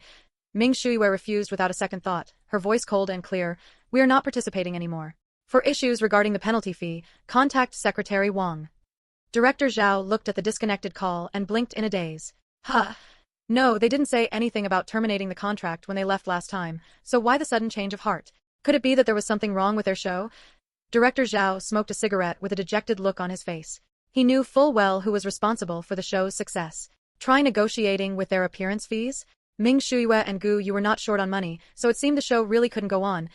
Just as he was about to give up and let things fall apart, he remembered the people waiting in the shadows to laugh at him, so he couldn't help but call Gu Yu again. Gu Yu, are you really going to quit the show? When Gu Yu received Director Zhao's call, he was watching TV with Little Dumpling. There were several other people in the living room. They felt anxious whenever Little Dumpling was out of their sight. After all, this wasn't an ability a human should possess, it was just too unreal. Hearing Director Zhao's words, Gu Yu knew this was Ming Shuyue's decision. He walked to the balcony before speaking. Yes, President Ming's decision is my decision. Director Zhao. Can you have some opinions of your own? Of course, he couldn't actually say that. Director Zhao asked with a bitter face. What happened? If you have any dissatisfaction with the production team, you can bring it up, and we will change it, okay? Gu Yu paused. Director Zhao was a proud man. His first work had won an award, and talented people were often arrogant. Yet, at this moment, he was actually conceding to this extent just so they would continue participating in the show. But since it concerned Little Dumpling, Gu Yu didn't dare agree easily. He felt a bit apologetic as Director Zhao had helped him before. Director Zhao, I'm really sorry, but it's truly inconvenient recently. Gu Yu thought that by saying this, given the other man's personality, he would surely agree immediately. Unexpectedly, he seemed to have seized upon a loophole, his voice excited. Recently? We can postpone it. We can film whenever you are available. Gu Yu. I really want to hang up. Gu Yu, you know how much I've put into this show. As long as you are willing to participate, time is not an issue. Just let me know when you have time. I'll be waiting for your news. Director Zhao hung up the phone right after saying that, so fast that Gu Yu couldn't even get a refusal out. Director Zhao looked at the phone in his hand, his chubby face breaking into a smile as he let out a lecherous chuckle. He knew Gu Yu was much easier to talk to than President Ming. He definitely couldn't outsmart President Ming, nor did he dare to, but Gu Yu, wasn't this a sure thing now?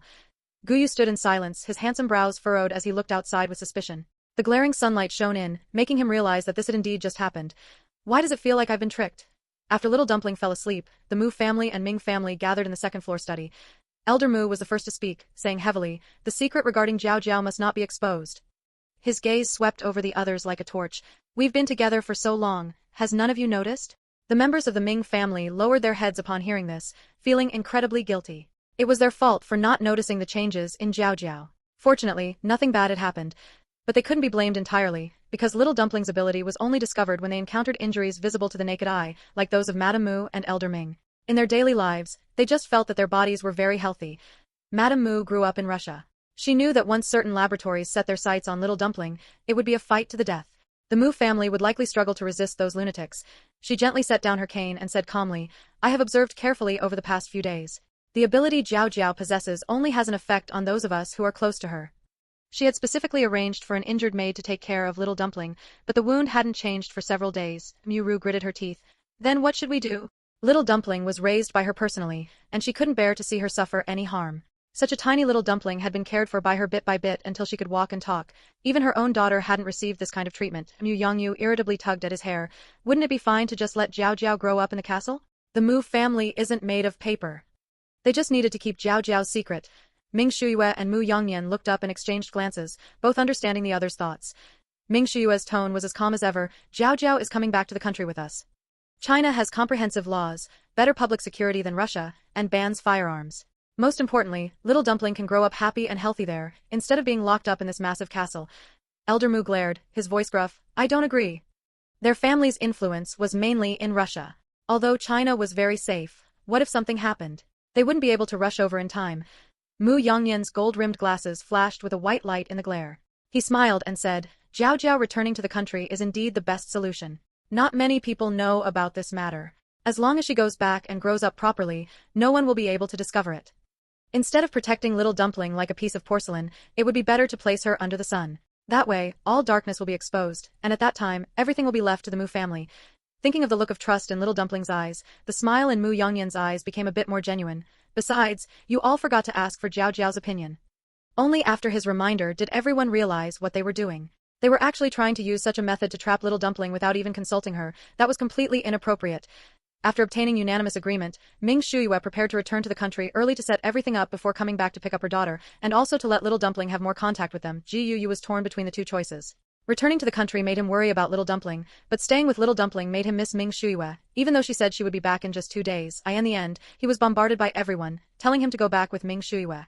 There were already enough of them here with Jiao Jiao, and by sending Gu Yu and Ming Shuyue away, they would have more time to spend with Little Dumpling. Gu Yu didn't know their true thoughts and was deeply moved. He pulled his suitcase and said goodbye to them one by one. Little Dumpling held her head with both hands, looking at Gu Yu vigilantly. Today, Daddy had already kissed her 20 times and touched her head 30 times. Daddy is leaving now, but I'll be back in a couple of days. Don't miss us too much. Facing her old father's nagging, Little Dumpling nodded frantically. She already knew. He had been saying it since yesterday. Not only was Little Dumpling helpless, but everyone else was also numb. No one could have imagined that Gu Yu was this clingy. Even when they got into the car, Gu Yu was still a bit sentimental. Ming Shuyue sighed. Gu Yu was someone who had been treated unfairly since childhood, so he learned to disguise himself, but once he became familiar with someone, he reverted to being a clingy crybaby. When are we going to get our marriage certificate? Ming Shuyue silently withdrew the hand she had prepared to wipe his tears. Gu? Question mark. He slowly turned his head and looked at her quietly. He hadn't said a word, yet he looked so aggrieved. The man had just cried, his eyes red, and just by looking at her like that, Ming Shuyue felt inexplicably guilty. She steadied herself and said, Let's go back first. Gu Yu was angry. She was using empty words to brush him off again. When they were dating, she said they would get married after graduation, but then she dumped him right after. Are you regretting it? Gu Yu was tense all over. Without Little Dumpling by his side, he always thought this was all a dream, just like that period of time where they were always together in his dreams, but upon waking, he was left alone in a dark room, like the hallucinations of revelry he had before he died. Upon hearing this, Ming Shuyue knew Gu Yu was overthinking again, so she quickly said, No regrets. It depends on your decision. It looks like I'll have to postpone the company matters. The career woman Ming Shuyue mentally rearranged her scheduled tasks. Gu Yu immediately stopped acting crazy and leaned closer to Ming Shuyue, his tone filled with anticipation. Are you serious? You'll listen to me. His cheerful words fell upon her ears. If he had a tail, it would be wagging so hard it would fly off. His change in mood happened in less than a second. Seeing him like this, Ming Shuyue couldn't help but chuckle. Would I lie to you? Having received her assurance, Gu Yu stopped pestering her. He happily sent a message to his assistant, Wu Jiang, telling him to get his things ready, ideally at a speed that would allow them to go get their marriage license the moment they got off the plane. Wu Jiang had been following Agent Li Feng these past few days. It was said that a stunning beauty had arrived at their company, the kind of beauty that would break the internet the moment she appeared. As for why she chose this company, no one could figure it out, only that she was someone with connections. Brother Feng, Lu Cece is here. Agent Li Feng looked toward the open door and felt a bit disappointed upon seeing Lu Cece, who said she had transcendent beauty. He really wanted to slap them. Lu Cece had willow leaf eyebrows, and her long, slender eyes were misty and watery. When she looked at you, it made your heart tingle. But Agent Li Feng had worked in this industry and seen all kinds of beautiful stars. He had had overly high expectations before meeting her, and clearly, Lu Cece did not meet Agent Li Feng's expectations. His tone was somewhat cold. "Hello, Miss Lu Cece." Seeing his attitude, Lu Cece bit her lip in anger, her eyes filled with unwillingness. Did her looks not deserve Agent Li Feng's enthusiastic treatment? Brother Feng. The woman's voice was syrupy and clingy. Agent Li Feng was a bit impatient. "Do you want to sign with our company?" Given her conditions, it wasn't impossible to sign her, but they definitely couldn't use her previous beauty marketing strategy. No one in the entire entertainment industry dared to use it. He really didn't know how she dared to do it. Lu Cece fidgeted for a while, then asked, "Brother Feng, what kind of contract can I sign?" She actually knew her stuff. Agent Li Feng thought about it carefully. If the company packaged her well, it wasn't impossible for her to break out. "Let's sign her to a Tier 3 contract." Before he could say it, he heard Lu Cece say, "I've known Gu Yu since we were children. I came here following him." Upon hearing this, Agent Li Feng slowly sat up straight, lowered his head, and pondered. She had a relationship with Gu Yu? He had been following Gu Yu for quite a while, so why hadn't he seen this friend before? Although he had doubts, he didn't dare to call to verify, because a certain man had said before going abroad not to contact him during this time. "I can offer a Tier 2 contract." This was the biggest concession he could make. Lu Cece looked clearly unwilling. She had inquired before coming. Only artists with the best resources and the best agents could get a Tier 1 contract. She had even said she knew Gu Yu, and yet he wouldn't even give her a Tier 1 contract. Just as she was about to say something more to Agent Li Feng, Wu Jiang burst in with his phone, his face full of excitement. "Brother Gu is back." He finally didn't have to worry about being unemployed anymore. Agent Li Feng was also very happy. Before Gu Yu left, he had dumped all the work on him, and Director Zhao's program was about to air again. He had said he couldn't reach him and told Agent Li Feng to urge Gu Yu. How could Agent Li Feng make decisions for Gu Yu?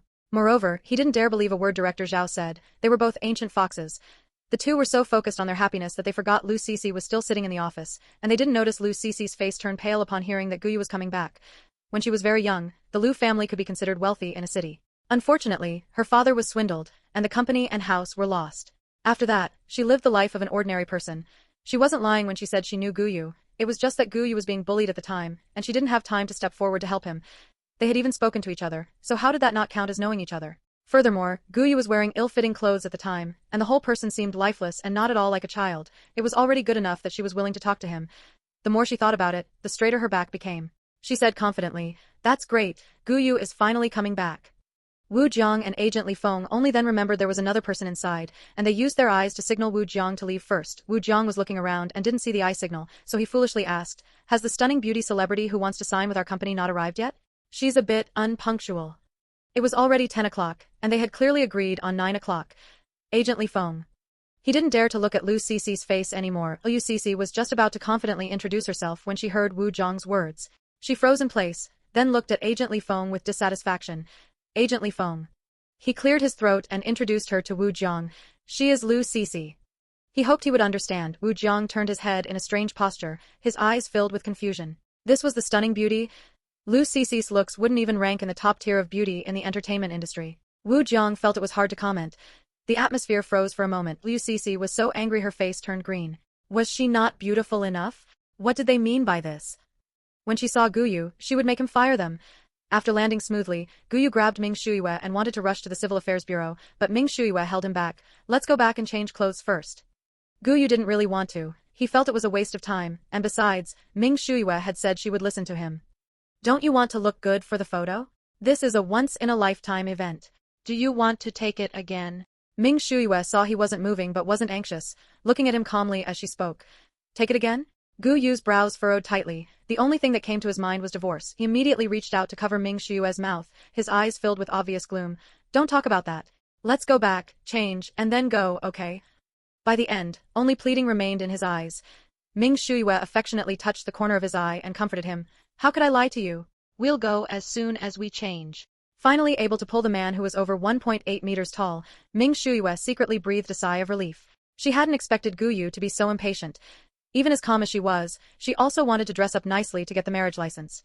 Ming Shuyue kept her word. She changed her clothes and took Gu Yu to register their marriage. The speed was so fast that Gu Yu was still dazed when they came out. Had he really just married Ming Shuyue like that? Had the thing he dreamed of day and night really been accomplished just like that? Gu Yu held the 2 red booklets blankly, staring at them without daring to blink, afraid that this was all a dream. After waiting in the car for a moment, Gu Yu was still standing there motionless. Ming Shuyue knocked on the car door to call him, amused. Get in the car, or do you want to get photographed here? With people coming and going, Gu Yu was so happy he didn't know what to do. He hadn't even put on his hat, making it very easy for passers-by to recognize him. Hearing her voice, Gu Yu looked up and saw Ming Shuyue sitting in the car, looking at him with eyes full of smiles. Realizing this, his earlobes turned red. He quickly got into the car and didn't dare to look at her, muttering somewhat smugly, "So what if I get photographed?" They were, after all, a legitimate couple with a marriage certificate. Let me see. Ming Shuyue reached out her hand towards him, but before she could hold it for even a second, he snatched it back. It was his first time getting married in this life, and he still didn't know what the wedding photo specifically looked like. It was a very normal request, but Gu Yu reacted dramatically, hiding the freshly minted marriage certificate and looking at her with wariness. "Didn't you just look at it?" Ming Shuyue was speechless. Had the marriage certificate ever even been in her hands? When did she look at it? Perhaps her speechlessness was too obvious. Gu Yu's face flushed slightly.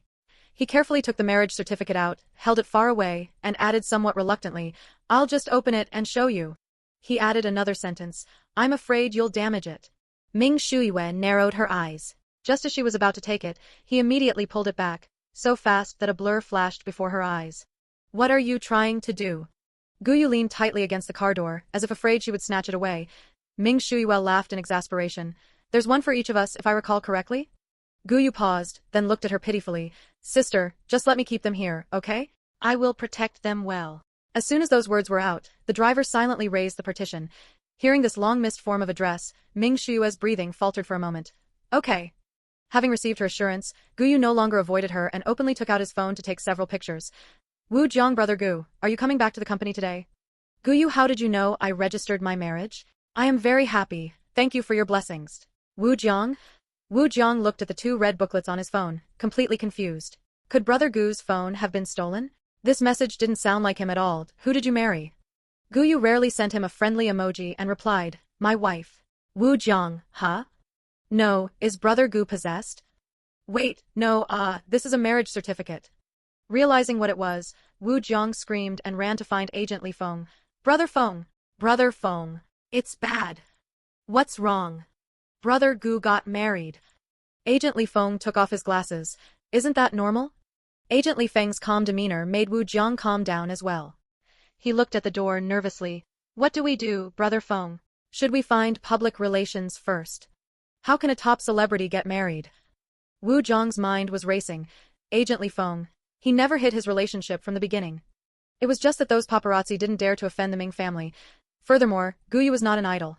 His fans were very rational and laid back, as could be seen from the fact that it was fine even when it was revealed he had a daughter. If he got married, he got married. Agent Li Feng's eyes were full of resignation. "Don't worry about this matter." Gu Yu had been dying to marry President Ming early on, so they shouldn't go disturb them. Gu Yu didn't care how much shock the messages he sent would cause the recipients. He sent a message to everyone. Ji Li, who was dizzy with busyness, picked up her phone. When she saw it, she felt even more dazed. Is this real? Her brother finally has status? She even called him. Did you really coax Ming Shuyue into going to register the marriage? Gu Yu was happily looking at the genuine and fake blessings on his phone. When he picked up and heard such an unlucky sentence, he sneered, "My wife took me there." Ming Shuyue was listening from the side, her eyes full of uncontrollable smiles. It was indeed she who led the way, because from the moment Gu Yu arrived at the entrance, he was so nervous he didn't know where to put his hands and feet. His whole body was stiff, and his brain seemed to have left home. Until the call was hung up, Gu Yu looked at Ming Shuyue aggrievedly and said, "See, no one believes me." Ming Shuyue watched his changing expressions. "Didn't you tell them?" "You don't mind." Gu Yu regretted it a little right after telling Gu Li, afraid that Ming Shuyue would be unhappy that he told others about this. Ming Shuyue raised her eyebrows in surprise. She had thought he would take advantage of these 2 red booklets to show off to everyone. "I don't mind, as long as you are happy." Gu Yu excitedly kissed her hand again and again. "Then let's go buy rings later. That way, others will know Ming Shuyue is married. Don't think he doesn't know how many men covet her. In this life, the next life, and the life after that, they won't have that chance." Ming Shuyue's brow twitched. She squeezed his hand back, her voice soft. "Rings bought right now definitely won't look good. When the time comes, I'll have them custom made, and you can go pick the ones you like, okay?" She couldn't push back her afternoon meeting. The time for registering their marriage today had already been squeezed out. You didn't know that. He was still immersed in joy. Plus, with Ming Shuiwe specifically coaxing him, his soul was almost floating away. How could he have the mind to argue? Okay. After Ming Shuiwe dropped him off at Ming Family Manor, she turned back to the company. Watching the car in the distance, Gu Yu remembered that Ming Shuiwe hadn't kissed him when she left. They were married now. He must get a kiss back tonight.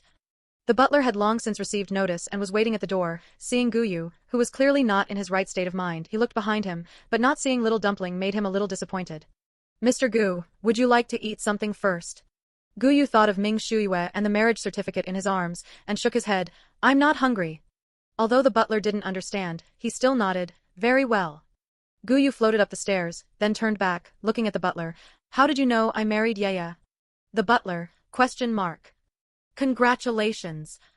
Gu Yu laughed, his smile brilliant. There was no longer any of the gloomy aura from the past on him. Thank you. Watching the man's light footsteps, the butler couldn't help but smile too. He had known all along that the young miss would definitely end up with him. Ming Shuiwe seemed indifferent, but she was very principled at heart. She would never do things she wasn't sure about. Hello. Gu Yu had just sat down when he received a call that kept ringing. It was an unknown number without a contact name. Gu Yu, you finally answered the phone. Gu Yu, he had blacklisted Director Zhao's number last time. What is it? Gu Yu asked while thinking. Director Zhao was quite well informed. He had just returned to the country and he already knew. He had specifically avoided sending Director Zhao a message to show off. Director Zhao's voice was loud and clear. I heard you returned to the country? When can you participate in the program? Gu Yu narrowed his eyes, his long legs resting casually on the desk. We aren't participating.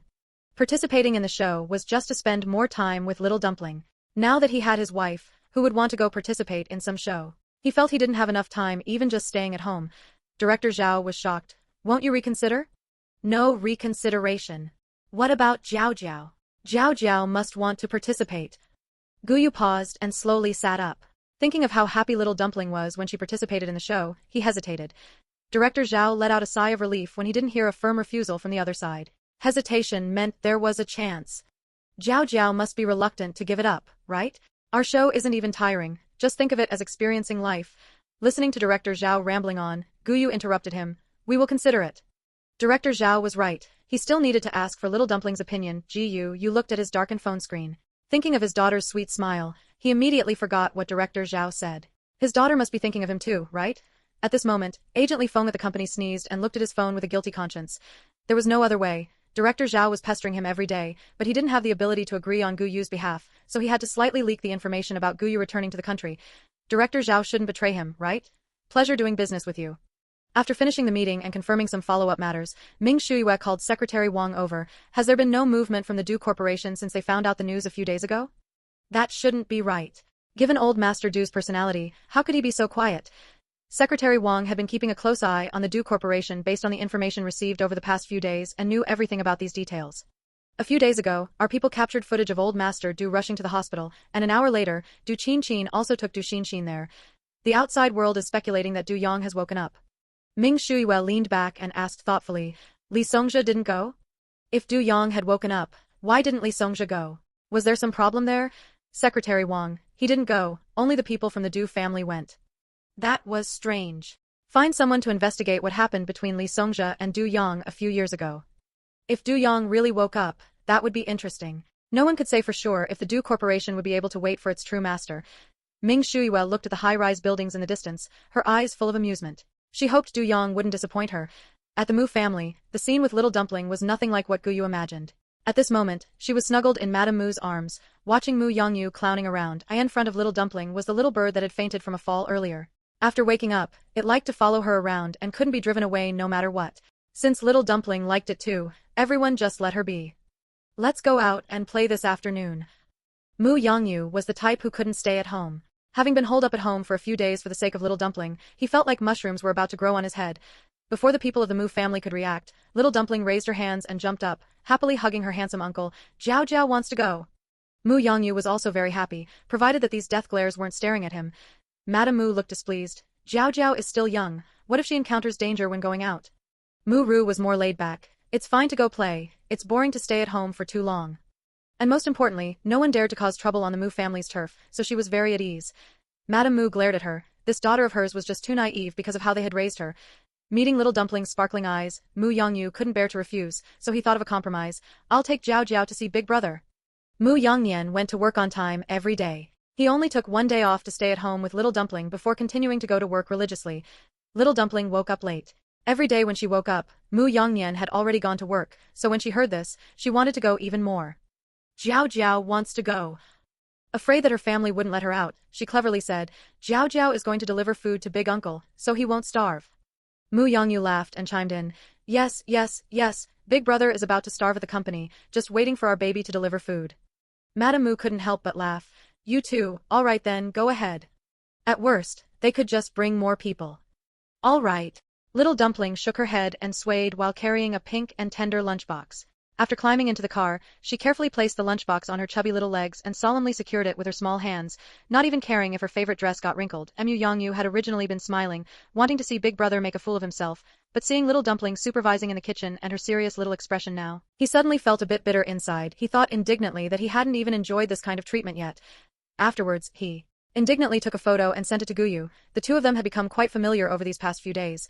When Gu Yu received it, he thought Mu Yongyu was sharing what little dumpling was doing, but then he saw the sentence that followed the picture, Jiao Jiao baby is bringing lunch for Big Brother.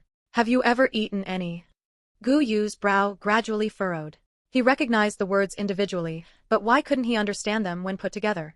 What did specially brought lunch mean? Such unfamiliar vocabulary. The old father zoomed in on the photo to carefully observe little dumpling's expression, very serious and very earnest. His heart suddenly felt sour. However, how could he admit that little dumpling had never delivered food to him? Pretending to be relaxed, he replied to Mu Yongyu, of course I have eaten it. Feeling unbalanced, Gu Yu sent a message to Ming Shuiyue as well, have you eaten it? Ming Shuiyue was so busy, and Jiao Jiao was still young, it shouldn't be possible that she had delivered food to her too, right? Ming Shuiyue received the inexplicable message, but she understood it at a glance, I have. During that time, she didn't know where little dumpling had learned it from, but she kept pestering her every day to deliver food to the company, and she had indeed eaten it. Gu Yu fell silent. His hanging heart finally died. He also wanted Jiao Jiao to personally deliver food to him. Mu Yongyu familiarly carried little dumpling into the company, followed by several men in black. If the front desk staff didn't know him, they might have thought someone was coming to cause trouble. Where is my brother? He barged into the top-floor office with little dumpling only to find no one there, so Mu Yongyu randomly grabbed someone to ask. He didn't tell him beforehand to give him a surprise, but it turned out he wasn't even there. The boss is talking with the eldest daughter of the Wan family. Oh. Mu Yongyu became interested. The last time he came, the woman from the Wan family had already left. He didn't expect to run into her today. After asking for the location, he excitedly rushed over with little dumpling, his long legs moving quickly. In a conference room, Mu Yongnian and the eldest daughter of the Wan family were sitting face to face, separated by a huge conference table. The eldest daughter of the Wan family was gorgeous, with large, slightly upturned eyes. She sat upright and said with an arrogant tone, "Eat with me tonight." Mu Yongnian smiled gently, his pair of pitch-black eyes calm and waveless. "Sorry, I have other matters today." The eldest daughter of the Wan family had never been rejected by anyone. Her brows furrowed and she was about to lose her temper. "Uncle." Hearing little dumpling's voice, a trace of surprise flashed in Mu Yongnian's eyes, and the smile on his face became much more genuine. Mu Yongyu put little dumpling down, and she ran in with a pitter-patter of her little leather shoes, clutching a pink lunchbox in her arms. Mu Yongyu followed leisurely behind, his gaze unable to stop scanning the two people sitting upright. What a pity, he hadn't managed to hold Jiao Jiao back. He had wanted to sneak a few more looks. It was only when little dumpling ran up to Mu Yongnian that she noticed Miss Wan Yi, the eldest daughter of the Wan family. She was instantly captivated by the woman's beauty and stared at her in a daze. Miss Wan Yi interrupted, was about to lose her temper when she saw the fair and tender little dumpling. With her round, bright eyes, she was unexpectedly and devilishly to her taste. The atmosphere suddenly quieted down. Mu Yongyu asked Mu Yongnian with his eyes, "What's going on? What happened?" Mu Yongnian sighed inwardly and picked up the stunned little dumpling. "Is there something you need from Uncle?" "This little fangirl, I'll have to keep a closer eye on her from now on." Little dumpling came back to her senses. She glanced at Miss Wan Yi shyly, quickly looked away, then smiled at Mu Yongyu and said sweetly, "Jiao Jiao came to bring lunch for Uncle, Mu Yongnian raised an eyebrow, looking curiously at what was in little dumpling's hands. But he hadn't forgotten there was someone else here. Suppressing his curiosity, he lifted his eyes to look at the woman with delicate features opposite him and said politely, "Miss Wan Yi, I still have things to attend to, so I won't see you out." Usually, upon hearing this obvious dismissal, she would have left long ago. Today, for some reason, the words didn't sound as grating, so, she said righteously, "I'm not going back." Mu Yongnian? The color in his eyes faded significantly, and the gentle smile no longer hung on his face, but his voice remained as calm as ever. Then I will personally call the Wan family and have them come pick you up. Miss Wan Yi frowned. She knew she should go back, but having finally seen Mu Yongnian show a different expression, and seeing this little dumpling who appeared out of nowhere, whom she also liked very much, she didn't want to leave. After struggling with herself for a long while, she pointed at little dumpling and said, "Then I want her to go back with me." It was the first time she had seen such a well-behaved and beautiful little girl. She was nothing like the gloomy children at home who wore masks from such a young age. Now, not only Mu Yongnian, but even Mu Yongyu, who was watching the show, had question marks popping up over his head.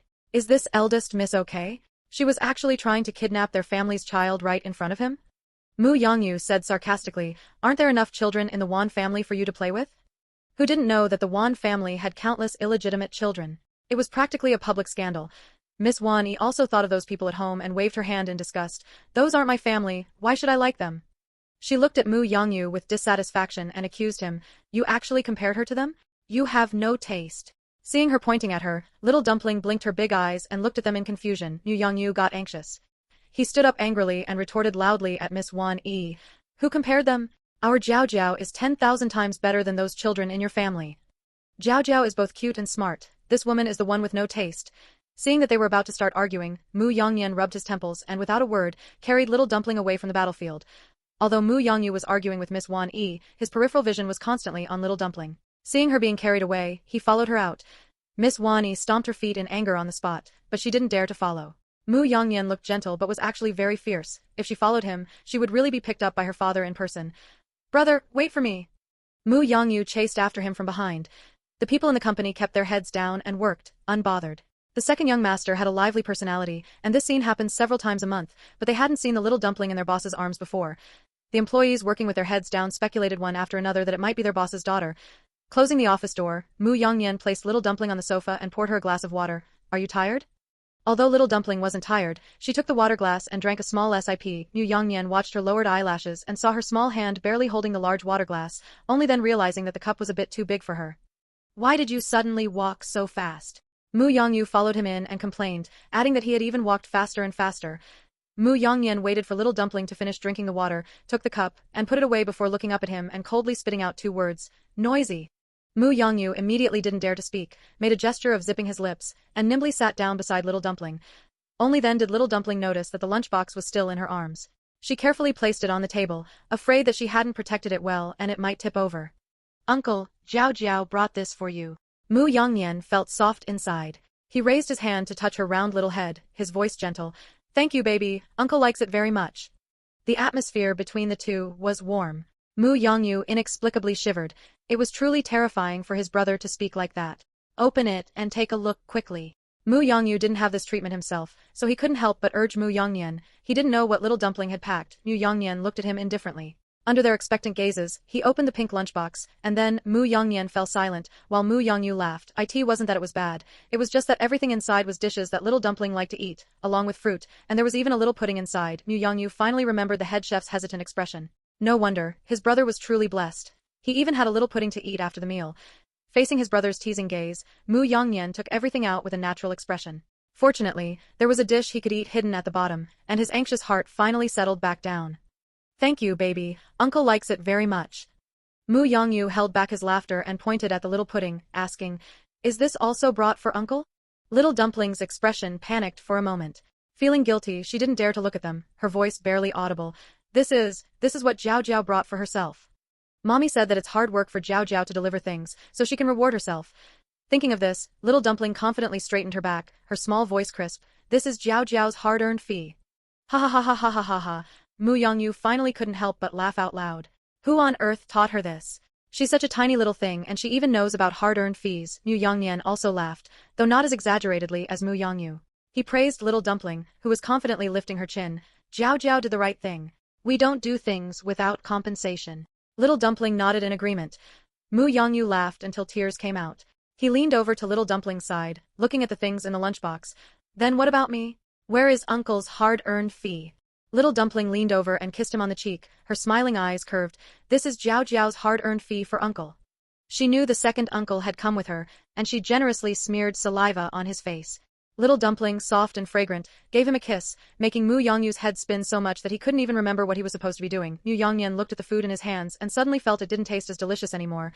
So urgent. Ming Shuyue looked at Gu Yu with some helplessness. He was tossing and turning all night, preventing her from falling asleep as well. Gu Yu's movement of turning over stiffened, and he hugged her, feeling a bit aggrieved. You've been so busy these past few days. Since they registered their marriage, the two of them had barely had any opportunities to meet, and he had been so bored that he even accepted a few simple interview shows. The quilt was filled with Ming Shuyue's scent. As Gu Yu spoke, he became somewhat distracted, staring at the woman's slightly red lips in the dim light. Sorry. Ming Shuyue felt the scorching gaze and felt a bit uncomfortable. She had indeed been very busy lately. After they registered their marriage, Gu Yu had come over that very day with his pillow, righteously claiming that since they were a married couple, they should sleep together. However, the timid Gu Yu had thought for a long time just to say those words, and that day, he had slept peacefully. Gu Yu's voice was hoarse as he leaned closer. May I kiss you? Ming Shuyue noticed the slight tremor in his voice. It was clear he had gathered his courage to ask. Instead of being flustered, Ming Shuyue found him quite adorable and chuckled, You may. Previously, whether it was kissing or matters in bed, she had always been the one in charge. Clearly feeling very at ease with Gu Yu, a dark glint flashed in Gu Yu's eyes as he reached out to extinguish the only light in the room. In an instant, ambiguous sounds emerged from under the covers, and they did not stop until the sky began to brighten. What's wrong, baby? Madame Mu saw little dumpling sitting in the living room early in the morning, occasionally poking her head out to look outside. Usually, she would have already pestered Mu Yongyu to take her out to play, but today she was unusually quiet. Seeing Madame Mu, little dumpling pouted her little mouth in grievance and complained to her. Mom and Dad said they were coming to pick up Jiao Jiao yesterday. Ming Shuyue had been unavailable during this time, and Gu Yu, having been left at home, had long wanted to come to pick up little dumpling and take her home. He had even specifically called little dumpling yesterday to tell her. Little dumpling was having fun at the Mu family, but she also missed them, so she had gotten up early and was gazing longingly out the window, waiting for them. Madame Mu also took a look outside. It was indeed getting late, and it was almost afternoon. She stroked little dumpling's head and comforted her. Shall we call and ask? Perhaps they were delayed by something. Given the couple's personalities, it was impossible for them to lie to little dumpling, and thinking of this, Madame Mu actually started to feel a bit worried. Thus, Madame Mu dialed Ming Shuyue's number, and it wasn't picked up until it was about to hang up automatically. Hello. The woman's voice carried the hoarseness of someone who had just woken up. It was clear she hadn't gotten out of bed yet. Madame Mu's hand holding the phone paused, and she decisively turned the volume down so little dumpling wouldn't hear. Are you still coming today?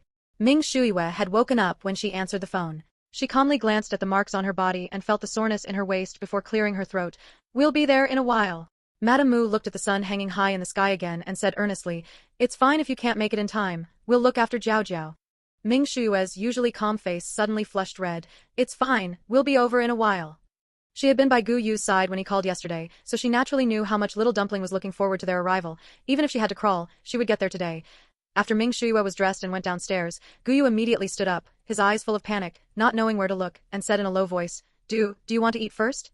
Ming Shuyue endured the discomfort, coldly walked to the dining table in her high heels, and sat down. Only then did she squint at the fidgety man. She had underestimated him. It seemed he had changed quite a bit during the years they were apart, even daring to disobey her. Seeing that she wouldn't look at him or speak to him, Gu Yu felt a bit panicked and immediately admitted his mistake. I won't do this next time. The corners of his eyes turned red on command. He was truly worthy of being a movie star. Ming Shuyue didn't speak slowly until she finished her meal. I hope you keep your word. She glanced at him, still finding it hard to believe. How could this person be like a completely different person in bed?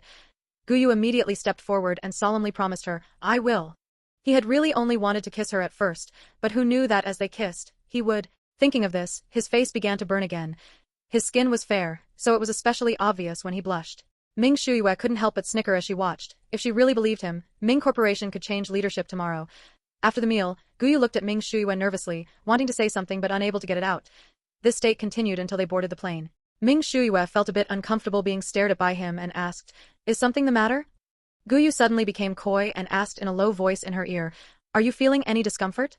Reminded by him, Ming Shuyue pulled back from the close distance between them and lowered her eyes to examine him. Gu Yu didn't understand what she meant and looked at her blankly, even blinking his eyes, his ears bright red, looking very innocent. Ming Shuyue simply closed her eyes to rest, too lazy to watch his performance. She had already figured him out. In front of her, Gu Yu was a black-hearted person disguised as innocent. Seeing her close her eyes, his handsome brows and eyes suddenly changed. He looked greedily at the woman's petite face, and after covering her with a blanket, he stubbornly held her hand again. What was admitting a mistake? As long as he could be with Ming Shuyue, he would even be her dog. After catching up on sleep on the plane, Ming Shuyue felt much more energetic, and by the time they arrived at the Mu family, the fatigue on her face was no longer visible. Gu Yu followed her with a look of satisfaction, smiling the whole way. Mommy. Little Dumpling had waited and waited, her little face fallen for a long time before they arrived. She wanted to rush forward and hug them but held back, crossing her little arms in anger. For the first time, Ming Shuyue felt a sense of guilt when facing her daughter, and she felt even more annoyed with Gu Yu in her heart. Baby, mommy is late, I'm sorry. Faced with mommy's sincere apology, Little Dumpling forgave her. Grandma and the others had said that mommy's work was very busy. Jiao Jiao took Little Dumpling and made a bitter face. Someone has forgotten daddy again. It was clear he cared that Little Dumpling had only called for mommy just now and not daddy. Little Dumpling wasn't as soft-hearted toward him. She turned her little face to the left and huffed. Daddy is a liar, you didn't come early. Gu Yu. He, cough cough. Daddy was wrong, will you forgive daddy? Faced with his daughter's haughty questioning, Gu Yu was much more skilled at admitting his mistakes. Little Dumpling took a stealthy peek. Gu Yu's eyes were glistening, looking at her pitifully. Seeing this, she decisively forgave him and even kissed him on the face. Okay. Knowing they were returning to the country tomorrow, it was rare for everyone in the family to be together. Mu Yongyu suddenly looked at Little Dumpling and said, the eldest Miss Wan wanted to come and play with you today. Everyone? Which one? Little Dumpling put down her utensil, her rosy little face looking up at him. What did she say? For the past 2 days, Little Dumpling had been going to Mu Yongyan's company every day, and half the reason was because of Miss Wan Yi. Madame Mu had been jealous for a long time without knowing why, and now that she knew Little Dumpling was going to see Miss Wan Yi, she was even more jealous. She could understand going to see her grandson, but why go to see that eldest daughter of the Wan family? It was all that rascal Mu Yongyu's fault. He actually dared to sneak Little Dumpling out, and he kept his mouth so shut. Facing the death glares disguised as smiles from everyone, Mu Yongyu hurriedly explained what had been happening lately. The way these people faked their smiles, even the curve of their upturned lips was the same. It was too terrifying. Since the day Miss Wan Yi first saw Little Dumpling, she had been coming to the company even more frequently. When she couldn't spirit her away, she just came every day. Little Dumpling had said a few words to her, and with a grand wave of her hand, she gifted the entire western estate of castles directly to Little Dumpling, Elder Ming. Where? The west side. Is that the west side of the small castle he had injured a leg to acquire? Mu Yongyu grinned. It's the very same castle you gave Jiao Jiao. Now that entire area is Jiao Jiao's territory. Not just Elder Ming, everyone at the table fell silent. They knew the value of that place. I end the silence. Elder Mu snorted coldly, looking at Mu Yongyu with disdain. Send it back. Our family has some too. Give the entire east side to Jiao Jiao. Who does the Wan family think they are looking down on? Thinking they can bribe their Jiao Jiao with a mere few castles? Don't even think about it. Madame Mu nodded in agreement. She had never liked the way the Wan family did things. It was possible they would end up fighting over this one day. Besides, their family had plenty of land and money. Mu Yongyu waited until they finished speaking before quickly adding, it's too late. It's already been registered under Jiao Jiao's name. Miss Wan Yi worked extremely fast. What was said in the morning was finished by the afternoon. When Big Brother asked her to take it back, she refused, saying it was a welcome gift for Jiao Jiao, and so, even Mu Yongyan couldn't do anything about it. What does she mean by this? Has she really taken a fancy to your brother? Mu Ru tugged on Mu Yongyu's clothes and asked in a low voice. Humph. I think she's only currying favor with Jiao Jiao for the sake of Mu Yongyan, Madame Mu said, displeased. If she wants to chase her grandson, she should do it openly and honestly. What kind of behavior is it to use an ignorant little child as an excuse? Mu Yongyu couldn't help but laugh, his handsome face crinkling with amusement. Actually, that's not it. Miss Wan Yi certainly came for Mu Yongyan at first, but later, she spent every day hanging around Little Dumpling, sending her gifts and taking her out to play, rarely staying at Mu Yongyan's company. Now it was Mu Yongyan's turn to bear the gaze of the whole family. He smiled helplessly. That is indeed the case. They didn't believe it at first either, but Miss Wan Yi didn't even glance at him properly now, focusing entirely on taking Little Dumpling out to play. With the facts laid out before them, they had no choice but to believe it. Big Brother is liberated. Ha ha ha ha ha. Mu Yongyu winked at him. The smile in Mu Yongyan's eyes faded a little. He didn't know why, he should have been happy, but seeing that woman truly ignoring him, he felt a strange sense of loss. That's great, then in a couple of days, go meet some other girls. Madame Mu was happy. She hadn't introduced any other girls these past few days precisely because Miss Wan Yi was too overbearing. Grandma, I'm a bit busy these next few days. Let's talk about it in a couple of days. This was the first time Mu Yongyan had refused Madame Mu. Mu Yongyu, who had worked alongside Mu Yongyan for years, narrowed his eyes. Something was wrong. Madame Mu thought her grandson was truly busy and dropped the matter, saying with some concern, all right, then you should get some rest first. Early the next morning, Little Dumpling was woken up by Gu Yu, who carefully washed her face and changed her clothes. His expression was a bit dark. Little Dumpling looked at him groggily. Daddy, why are you unhappy? Gu Yu's expression shifted, and he smiled, his voice soft and slow. I'm not unhappy. As if.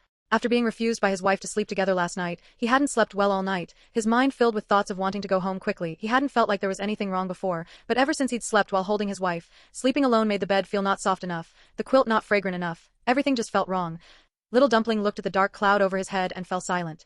Fine, she would allow Daddy to have his little secrets. This time, they were returning to their country on the Mu family's plane. Everyone except Gu Yu was in no rush, finishing their breakfast at a leisurely pace before sending them off. Everyone had prepared gifts for Little Dumpling, just moving them took several trips. Baby, Uncle will come visit you in a while. Mu Yongyu had been taking Little Dumpling around these past few days, and now that she was leaving, he inevitably felt a bit sad. Okay. Jiao Jiao will wait for you, Uncle. The members of the Mu family were all saying their goodbyes. Madame Mu was now in tip-top shape and no longer worried about whether she would be able to see Little Dumpling next time. She was confident she would be able to see Little Dumpling grow up. All right, hurry up and go, Elder Mu said in a booming voice, though his hand was tightly clutching Little Dumpling's hand. Jiao Jiao, we'll be heading back in a couple of days. Elder Ming and the others couldn't return yet. He somewhat regretted coming over to deal with these things, otherwise, he could have gone back with Jiao Jiao right now. Just as they were about to board the plane, an anxious female voice called out. Miss Wani rushed over, wearing clothes that looked like a nightgown, and the heavy makeup she often wore was gone. She had clearly run over. There were a few beads of sweat on her fair face as she complained, "Why didn't you tell me you were going back?" Little Dumpling blinked her eyes, looking at her and saying in a milky voice, "Jiao Jiao doesn't have your phone number." The expression on Miss Wan Yi's face froze as she remembered this. She waved her hand dismissively. "This is a plane I'm gifting to you. Whenever you miss me in the future, just come over, you know." She really liked Little Dumpling, and everyone could see the reluctance in her eyes. Ming Shuiwei refused calmly. "Thank you for the gift, Miss Wan Yi, but we cannot accept it." Miss Wan Yi knew this was Little Dumpling's mother. Plus, Ming Shuiwei had an aura that made her feel familiar. She bit her lower lip in fear, yet stubbornly refused to back down. "This is for Jiao Jiao. You cannot refuse me on her behalf." Ming Shuiwei's cold eyes shifted, seemingly somewhat surprised by her persistence. Little Dumpling was blocked behind her mother and tilted her head. "Mommy, can't Jiao Jiao have it?" Little Dumpling was a bit conflicted. If she didn't take it, this pretty sister would cry. Her eyes were beautiful. She couldn't cry. Ming Shuiwei's expression became significantly softer when facing Little Dumpling. She took Little Dumpling's hand. "Does Jiao Jiao want it? Mommy will buy it for you." She could have it, but it had to be bought by her. The atmosphere suddenly stiffened. At this moment, Mu Yongyan stepped forward and said with a faint smile, "Yeah, accept it. It's not very easy to buy one lately."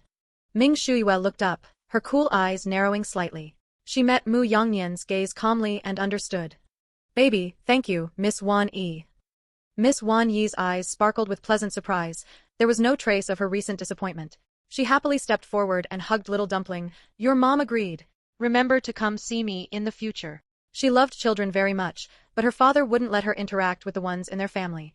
From the moment she first saw Little Dumpling, she had taken a special liking to her, so much so that she wanted to secretly take her home to raise. "Okay." Little Dumpling gave her a soft kiss on the cheek. Before boarding the plane, Ming Shuiwei shot an inscrutable look at Mu Yongyan once more. Mu Yongyan avoided her sweeping gaze and cleared his throat uncomfortably. After Little Dumpling and the others left, Elder Mu and his group nodded at Miss Wan Yi and departed. Mu Yongyu's beautiful peach blossom eyes narrowed as they darted between the two of them. Something was definitely going on. After standing there for a while, Mu Yongyan pushed up his glasses and looked at Mu Yongyu, who was watching the show from the sidelines, with a gentle, faint smile. "Still not leaving?" Seeing the warning in his eyes, Mu Yongyu pursed his lips and left reluctantly. Stingy guy. He was his younger brother, yet he wouldn't even let him watch this. Only then did Miss Wan Yi realize that she had come out wearing nothing but her pajamas, and she hadn't even put on any makeup. She kept her head down, not daring to look at the elegant and gentle man before her. "Go back now." His gentle voice rang in her ears. Miss Wan Yi paused. This was the first time Mu Yongyan had spoken to her so gently. After he finished speaking, she remained standing there for quite a while. Mu Yongyan found it amusing. In the past, he would have only thought this person was tactless, unintelligent, or even stupid. Now, he strangely felt from the bottom of his heart that she was very cute. However, this feeling wasn't bad at all. Miss Wani stood there, stunned, when she suddenly felt a warmth on her body. She looked up at him in disbelief. "You. Go back now. It's a bit chilly in the morning." The jacket on her body still carried the man's warm scent and a faint whiff of perfume. A flush of pink gradually appeared on Miss Wan Yi's face. She felt so dizzy. Had Mu Yongyan drugged her? She was dazed until the servant who had accompanied her came up and called out to her. When she snapped out of it and looked up, Mu Yongyan was nowhere to be seen. She stomped her feet in anger. Then, seeing the charcoal-gray jacket on her body, she proudly lifted her head. Humph, she knew it. Mu Yongyan must like her too. The servant watched Miss Wani cycle through several emotions in a second and stood there silently, not daring to speak. Baby, do you still want to participate in the program? Gu Yu had been incredibly annoyed by Director Jiao recently. Even the time he spent kissing his wife was being interrupted. He would block the number, only for the director to call back from a different one. It had been giving him a headache lately. Little Dumpling was excitedly running around. Hearing Gu Yu call her, she flew over like a little cannonball and threw herself into his arms. With her large, bright black eyes looking at him, she said, "Go, go! Jiao Jiao likes Sister Ching Sui." It would have been fine if she hadn't mentioned it, but once she did, Little Dumpling started pestering him. "Daddy, Daddy, when are we going? Are we going tomorrow? Are we going today?" When Little Dumpling got excited, her speech became jumbled. Fortunately, Gu Yu was already used to it. He smoothed out Little Dumpling's long hair and coaxed her. All right, we'll go tomorrow."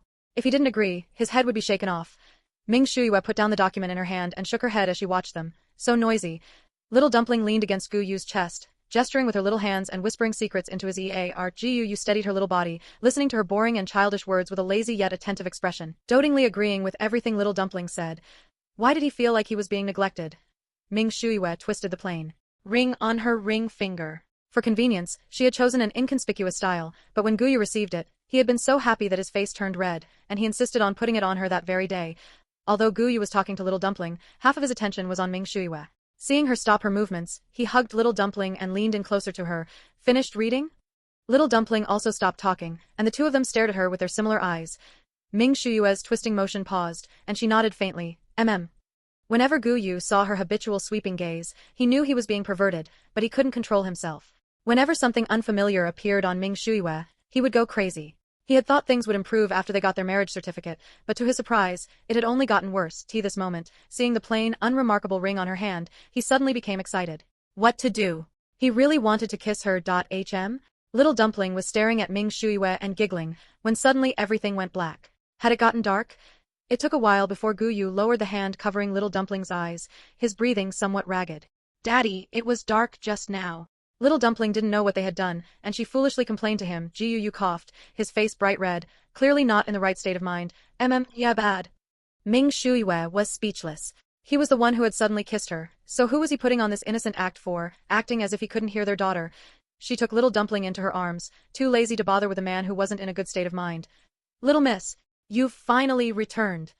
The housekeeper was in tears, and behind him stood a group of familiar-looking servants. They hadn't seen Little Miss for a long time. Jiao Jiao is back. Little Dumpling was also happy to see them. As soon as she was put down, she was surrounded, chattering away with them without a hint of impatience. This kind of treatment was something no one else in the Ming family received. It was Gu Yu's first time seeing such a scene, and he watched with raised eyebrows. In the Gu family, one would only see robot-like servants, as cold as if that home had never existed. It took a long time for Little Dumpling to finish catching up, and after they went inside to eat a big meal that favored Little Dumpling, it was finally over. After eating, Little Dumpling watched TV for a while before falling fast asleep. Taking advantage of the fact that Little Dumpling was asleep, Gu Yu discussed it with Ming Shuyue and contacted Director Jiao. Director Jiao said he would wait for them, and this wait lasted for nearly half a month. Upon receiving the message from Gu Yu, he immediately notified everyone in the group chat. Work starts tomorrow. He Qing Hui. Okay, Director. Lulu, you gave us half a month off, it's time to get to work. Can you send a red envelope? Wishing us a great start. Without a word, Director Jiao sent a 200 yuan red envelope in the group, feeling a bit of heartache. Ran pin gone. Wow, what a big red envelope. The screenshot of the red envelope showed 0.5 yuan. Du Qin, for once, also joined in to grab a red envelope, and fell into deep thought as she looked at the 0.2 yuan. Gu Yu ignored them. Ming Shuyue was resting at home today, and he stuck close to her side. I'm leaving tomorrow. Make sure you eat well at home. I'll have Auntie Wang supervise you. He chattered on and on about many things. Ming Shuyue nodded in cooperation. None of these were big deals, and if it made him happy to go along with him, it wasn't a big deal. Once happy, Gu Yu posted on Weibo. The picture was of Ming Shuyue's hand and his hand wearing their rings, with the caption, My wife and I. Gu Yu's representative work, President Ming. Haven't posted on Weibo for a few days. Did President Ming want to dump you? Did President Ming stop transferring money to you? Why aren't you doing giveaways anymore? The trolls had been bored for the past few days not being able to stalk Gu Yu's Weibo, and when they refreshed and saw this, they immediately perked up. These hands look so good. Are these Brother Gu's and President Ming's hands? Ah, he's showing off his affection. Holy crap. Brother Gu is actually the one being held by President Ming. Woo-woo, they are both so fair-skinned. No wonder the little one is so fair too. Is it about to start filming? Gu Yu was in a good mood, so he could even chat a few words with the haters. Sorry to disappoint you all, but President Ming likes me the most. We will never divorce in this lifetime. Replying to fans, he changed his tone. Yeah, my wife just loves holding my hand. I really can't do anything about her, she loves me too much. If there are no surprises, filming starts tomorrow. I'll be giving away a few red envelopes on this Weibo post, courtesy of President Ming. The fans instantly turned into screaming chickens. Ah, I'm in. Brother Gu and President Ming 999999 plus. My god. Is this what a married man is like? Give it to me, I'm not a hater. President Ming is so generous. The person above, stop pretending. Your hate comment is still hanging at the top. The amount was so large that even haters couldn't resist participating. Can't I turn from a hater to a fan? From today on, I am Gu Yu's loyal fan. Ming Shuyue was pulled by the hand to strike a pose, then she stared at the phone and smiled in an indescribable way. She said amusedly, Are you that happy? They had been together for so many years, and this was the first time he had acted like this. He was just smiling very foolishly. Gu Yu put down his phone and hugged her, his tone brimming with unconcealable happiness. Of course I'm happy. I can finally say it openly. Before, Ming Shuyue said it wasn't convenient to go public for the sake of his career, but he didn't care. He was riddled with scandals and didn't have many genuine fans at the time, but he still listened to her. You said it was for my own good before, but I wasn't happy. Now I'm happy. Ming Shuyue turned her head away, feeling a bit guilty. Could she say that she only said that before so that they wouldn't have too many entanglements after breaking up? Gu Yu's tall frame leaned on her shoulder. Even though the position was uncomfortable for him, he insisted on leaning. His thick eyelashes fluttered as he spoke, and even without looking at his face, one could feel his joy from his tone. Ming Shuyue's heart softened. She lowered her head and gently kissed his forehead, saying softly, As long as you're happy. She cared for him, after all. Early in the morning, Gu Yu was woken up by his alarm. He frowned in irritation, but his brow was gently smoothed out by someone. Feeling this, Gu Yu struggled to open his eyes. Ming Shuyue was dressed neatly, bent over, her warm fingertips still lingering between his brows. Seeing him open his eyes, she didn't panic and calmly withdrew her hand. It's time to get up. Gu Yu saw Ming Shuyue as soon as he woke up. The irritation from being woken up vanished completely. He didn't let her leave, hooking her hand and asking, Why haven't you left yet? According to her usual schedule, Ming Shuyue would have already arrived at the company by now. Ming Shuyue let him hold her hand and teased him for a rare moment. I'm seeing my daughter and my husband off. She drew out the last sentence. Gu Yu's heart skipped a beat, and the next second it began to pound violently. His eyes were frighteningly bright. He sat up abruptly, his voice raspy. Say that again. Ming Shuyue raised an eyebrow, not afraid of him at all. She leaned down and kissed his face, saying, Jiao Jiao is waiting for you downstairs. Get up quickly. After speaking, she turned and left, leaving Gu Yu with a heart full of ripples. Daddy is a big sleepyhead. Little Dumpling was sitting obediently in her chair eating. Seeing Gu Yu come down, she put on a straight face and lectured him softly. She got up early, but Daddy slept for a long time. Gu Yu humbly accepted the criticism. Daddy was wrong. I won't do it again. Little Dumpling nodded in satisfaction. Daddy is being good. Where is the location chosen for this time? Gu Yu realized while eating breakfast that he still didn't know the filming location for this time. He felt a bit annoyed. Ming Shuyue seemed used to it. She put down her coffee and said expressionlessly, It's an island gifted by Gu Li. Gu Yu looked up. Did Gu Li know about this in advance or not? Ming Shuyue shook her head. She didn't know if Gu Li knew, but the production team definitely didn't. Mommy, are you really not coming with us? Little Dumpling hugged Ming Shuyue, feeling a bit disappointed. Ming Shuyue's eyes and brows were filled with tenderness as she looked at Little Dumpling. Mommy still has things to do. Baby, play with Daddy for 2 days, and Mommy will come to pick you up. Participating in the show for a day would cost Ming Corporation an unknown amount of money, not to mention she disdained appearing on television. She would handle the ignorant people on the outside for them. Gu Yu also said, We'll be back in 2 days, baby, don't be afraid. It would have been better if one ignored his hand tightly holding Ming Shuyue's. Director Zhao stood on the open ground holding his exclusive megaphone, his chubby, fair face filled with pride. This was because the other party had agreed to let them film here out of respect for him. Such a large and luxurious island. He hadn't held out much hope, but who knew they would agree on the last day? If this wasn't out of respect for him, what could it be? Lulu and Ran Pingon had arrived yesterday and were slowly coming out of the hotel today to head to the assembly point. Seeing the incredibly magnificent hotel and facilities before her again, Lulu couldn't help but sigh. Director Zhao really went all out this time. Ran Pingon was better informed than her.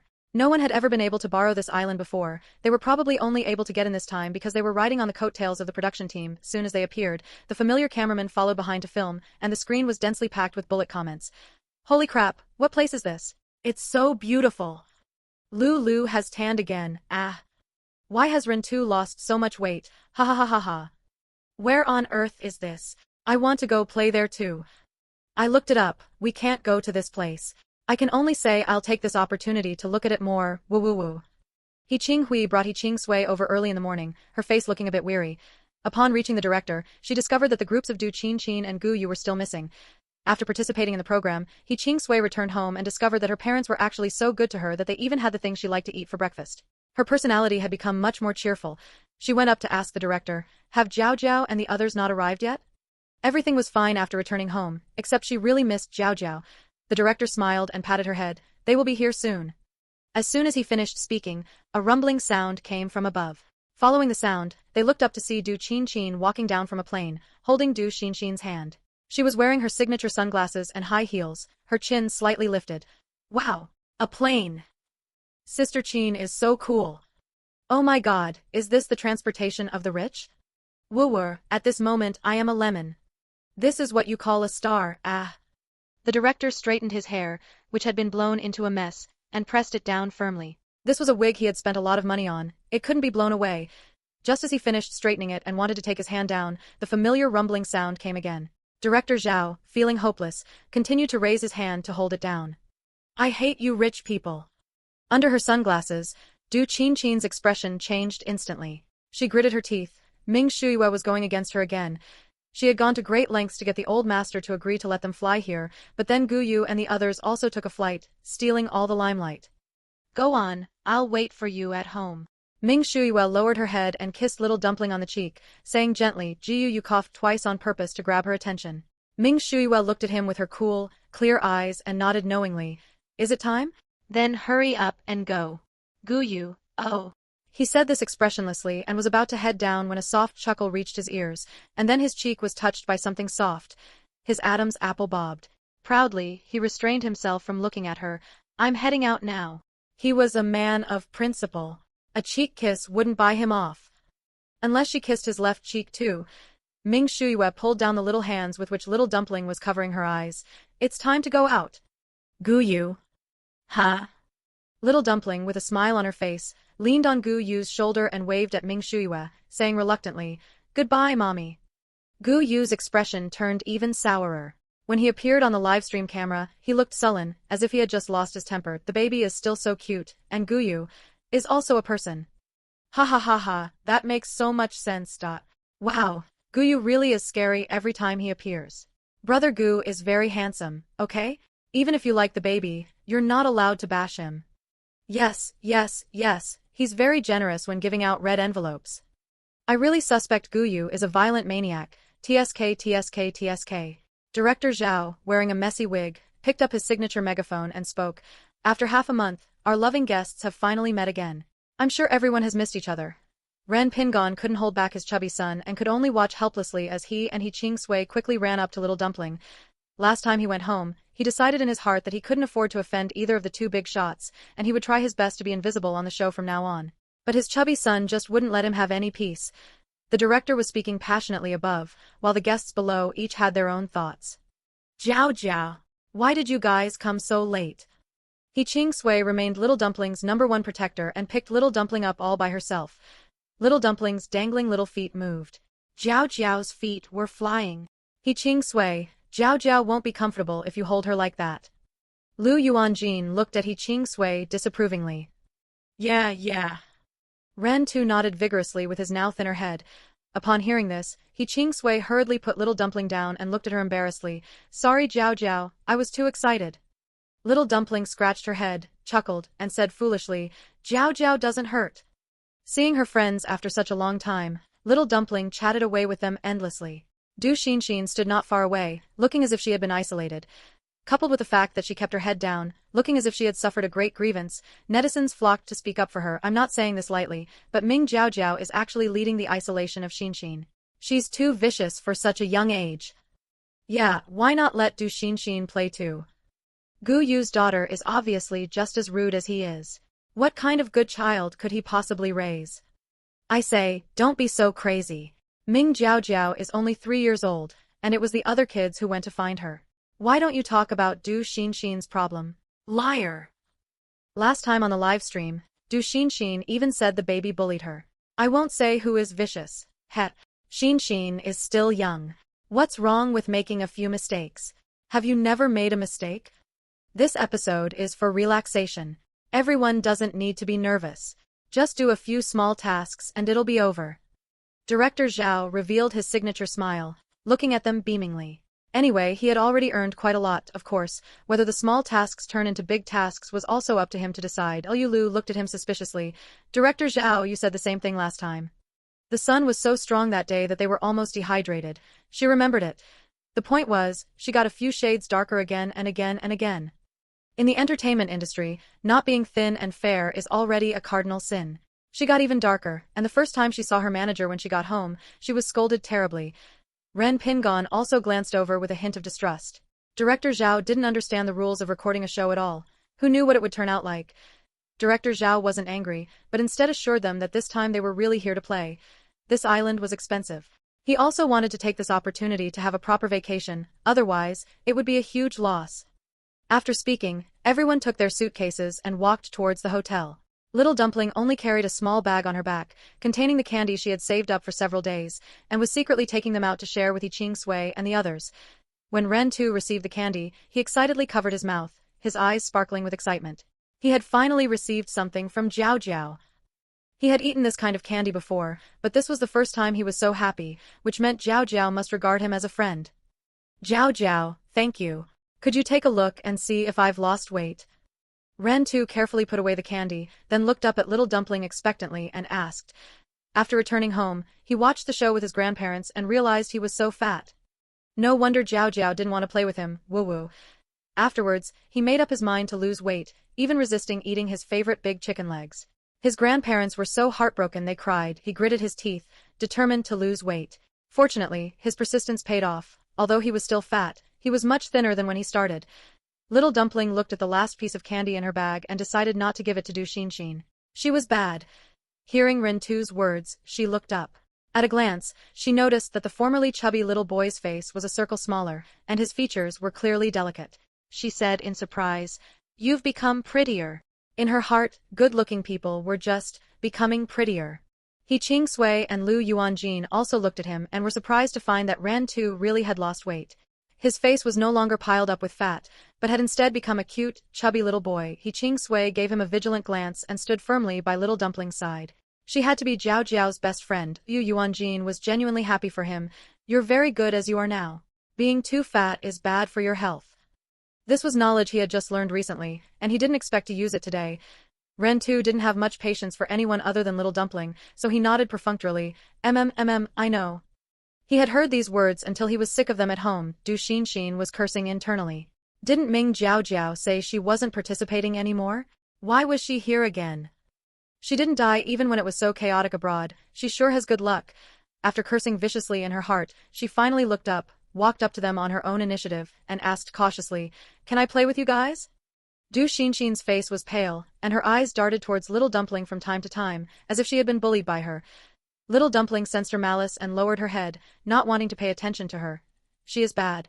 Brother Ren Tu, you promised to play with me. Seeing that they were ignoring her, Du Xinxin grabbed Ren Tu's hand and said pitifully. Yiqing Sui and Lu Yuanjin quickly turned to look at Ren Tuesday. They wanted to say something but couldn't get it out, their expressions stifled and indescribable. No way? Is Du Xinxin really being ostracized? I'm speechless. Such young children already know how to bully. This world is rotten to the core. Why won't they play with Du Xinxin? Sob sob sob, Xinxin is so pitiful, sob sob sob. It's a good thing Ren Tu is playing with her, otherwise how pitiful would she be? I assent. Du Xinxin's family very rich? Why aren't these people trying to get on good terms with her? Du Xinxin caught sight of the camera not far away out of the corner of her eye, and smiled contentedly to herself. She immediately looked up at Ren Tu, her eyes filled with tears the next second. These netizens loved to judge others based on their so-called moral sense. She loved these brainless people who couldn't think for themselves the most. She hoped they wouldn't disappoint her this time either. Ren Tu panicked, shook off her hand, stepped back, and looked at her vigilantly, saying, "That was the old me." He didn't want to play with Du Xinxin anymore. Playing with her made his head feel foggy, which scared him. He still preferred playing with the fragrant and soft Ming Jiao Jiao. She didn't mind that he was chubby and even spoke to him nicely. Thinking of this, he squeezed into the small group of three, sweating profusely as he pressed against little dumpling, and shouted as if to show his loyalty, "I want to play with Jiao Jiao." Du Xinxin remained in the gesture of reaching out, her eyes flickering. That's not right. Rentu couldn't possibly abandon her. What on earth was going on? Little dumpling took a step forward in disgust. The weather was very hot, and she didn't like sticking to others. Then she turned around, looking at them with a serious little face. It's hot. No more sticking together. After saying that, she ran to grab Gu Yu's hand and shook it worriedly. Daddy, what's wrong? Little dumpling sighed in her heart. Daddy was unhappy again. Gu Yu's expression wasn't very good. He was walking expressionlessly when little dumpling grabbed his hand. He stopped to straighten her slightly crooked hat before saying, "It's nothing." Gu Yu was regretting it immensely. He really wanted to travel back in time and beat himself up for agreeing to participate in the show. Why did he have to participate in this show? It hadn't been long, and he already wanted to go home and missed President Ming. Daddy, it's okay. Jiao Jiao will play with you. Little dumpling switched to hugging his long legs with both hands, looking up at him with concern. Daddy is unhappy. Jiao Jiao will play with him.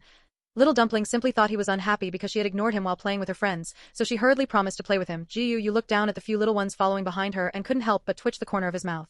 Since when did his daughter become the leader of the children? He was afraid that if little dumpling played with him, she would have to bring these tagalongs along too. It's fine. Go play with your friends. Never mind, let's go back to the hotel and rest for a while. Gu Yu politely declined. Gu Yu looked at the familiar layout of the island. Could this be the surprise Gu Li mentioned?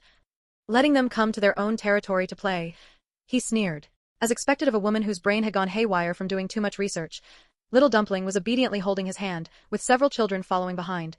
Ran Pingon looked at his son's spineless appearance, and his hunched back bent even further. What happened to staying neutral? He had also heard the conversation between the children just now. At this point, let alone sucking up to get resources, it would be good if they didn't become enemies. But even if he ended up offending someone and getting blacklisted, it was worth it. Everything on the island was free for them to play with and eat. Regardless of whether there was a next season, he planned to have a good time. He would treat it as an indulgence before retirement. Liu Lu was wearing a vacation-style long dress. She had gotten quite tanned from filming these past few days, and her skin color looked healthy and sexy. Watching the few children walking in front of her, she sighed. It's so good. Since participating in this show, her son wasn't afraid of people when he came home, and he dared to resist the bullying from other children in the family. This change made her so pleasantly surprised that she couldn't sleep well for several days. After the divorce, she raised her son by herself, but she didn't know why he had developed such a personality. A few months ago, she was still worried sick, but now she wished she could pack her son up and send him to be with little dumpling Ming Jiao Jiao. However, that was just a thought. He Qing Hui was rarely wearing shorts, revealing her fair thighs. She wore a huge sun hat on her head and smiled shyly. That's right, it's really great. Participating in this show had gained her quite a few fans, and even the endorsements and programs looking for her had increased. Thinking of the way a peer who used to look down on her had smiled obsequiously at her last time they met, a trace of triumph flashed obscurely in He Qinghui's eyes. She had to latch onto the Ming family as a backer. Du Qinqin still hadn't taken off her sunglasses and was walking to the side with an umbrella, unusually quiet, not knowing what she was thinking. The rooms have been booked for everyone, let's have a good rest first. After saying this, Director Zhao walked out impatiently, without the slightest self-awareness of being a director. Director Zhao hurried to another hotel. He had brought his family members too. How could a show be more important than his own family? Bringing them to enjoy this high-end private island. How great was that? The guests in the hotel lobby looked at each other. Lulu and Ran Pingon had checked in last night, so after saying goodbye, they went back, familiar with the way. They had traveled for so long and really needed a good rest. Yi Qinghui held the card in her hand and slowly moved to Gu Yu's side. Brother Gu, I don't understand. Gu Yu was holding little dumpling and looking around. After all, this was his own property, and he had to take little dumpling around to learn more about it. Hearing He Qinghui's voice unexpectedly, he unconsciously frowned, his voice filled with impatience. If you don't understand, go find the staff. Why look for him? Trying to get close to him for no reason. What if Ming Shuyue saw it and didn't want him? He was a married man now. The more he thought about it, the more reasonable it seemed. He moved further away from her in front of the camera. Anyone with eyes could see the man's disgusted actions. He Qinghui's body stiffened, and tears quickly welled up in her eyes. For a moment, she felt some resentment that Gu Yu hadn't given her any face. She had been in the industry for so long and had never met a man who was so impolite to her, so she lowered her head, feeling aggrieved. She and Gu Yu had clearly gotten along so well last season, yet now he was suddenly embarrassing her. Gu Yu didn't look at her again and walked away with little dumpling without looking back. Little dumpling didn't know what was going on, so she blinked her eyes and waved silently at He Qinghui. Goodbye, Sister Qinghui. He Qinghui lowered her head and waited for a while, but didn't hear Gu Yu comforting her. When she looked up, where was Gu Yu? Instead, Du Qingqing was still standing to the side, looking at her like she was a clown. She sneered, one should have some self-awareness. It wasn't that she was speaking up for Gu Yu, but rather she was surprised that he Qinghui would actually try to snatch someone right out from under Ming Shuyue's nose. Is there actually someone who dares to do that?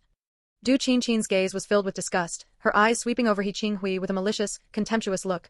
Mindful of the cameras currently recording, Du Qingqing gave a cold sneer and walked away without saying anything else harsh. He Qinghui felt the humiliation of being exposed, but she knew how to control her facial expressions and was adept at marketing her own persona.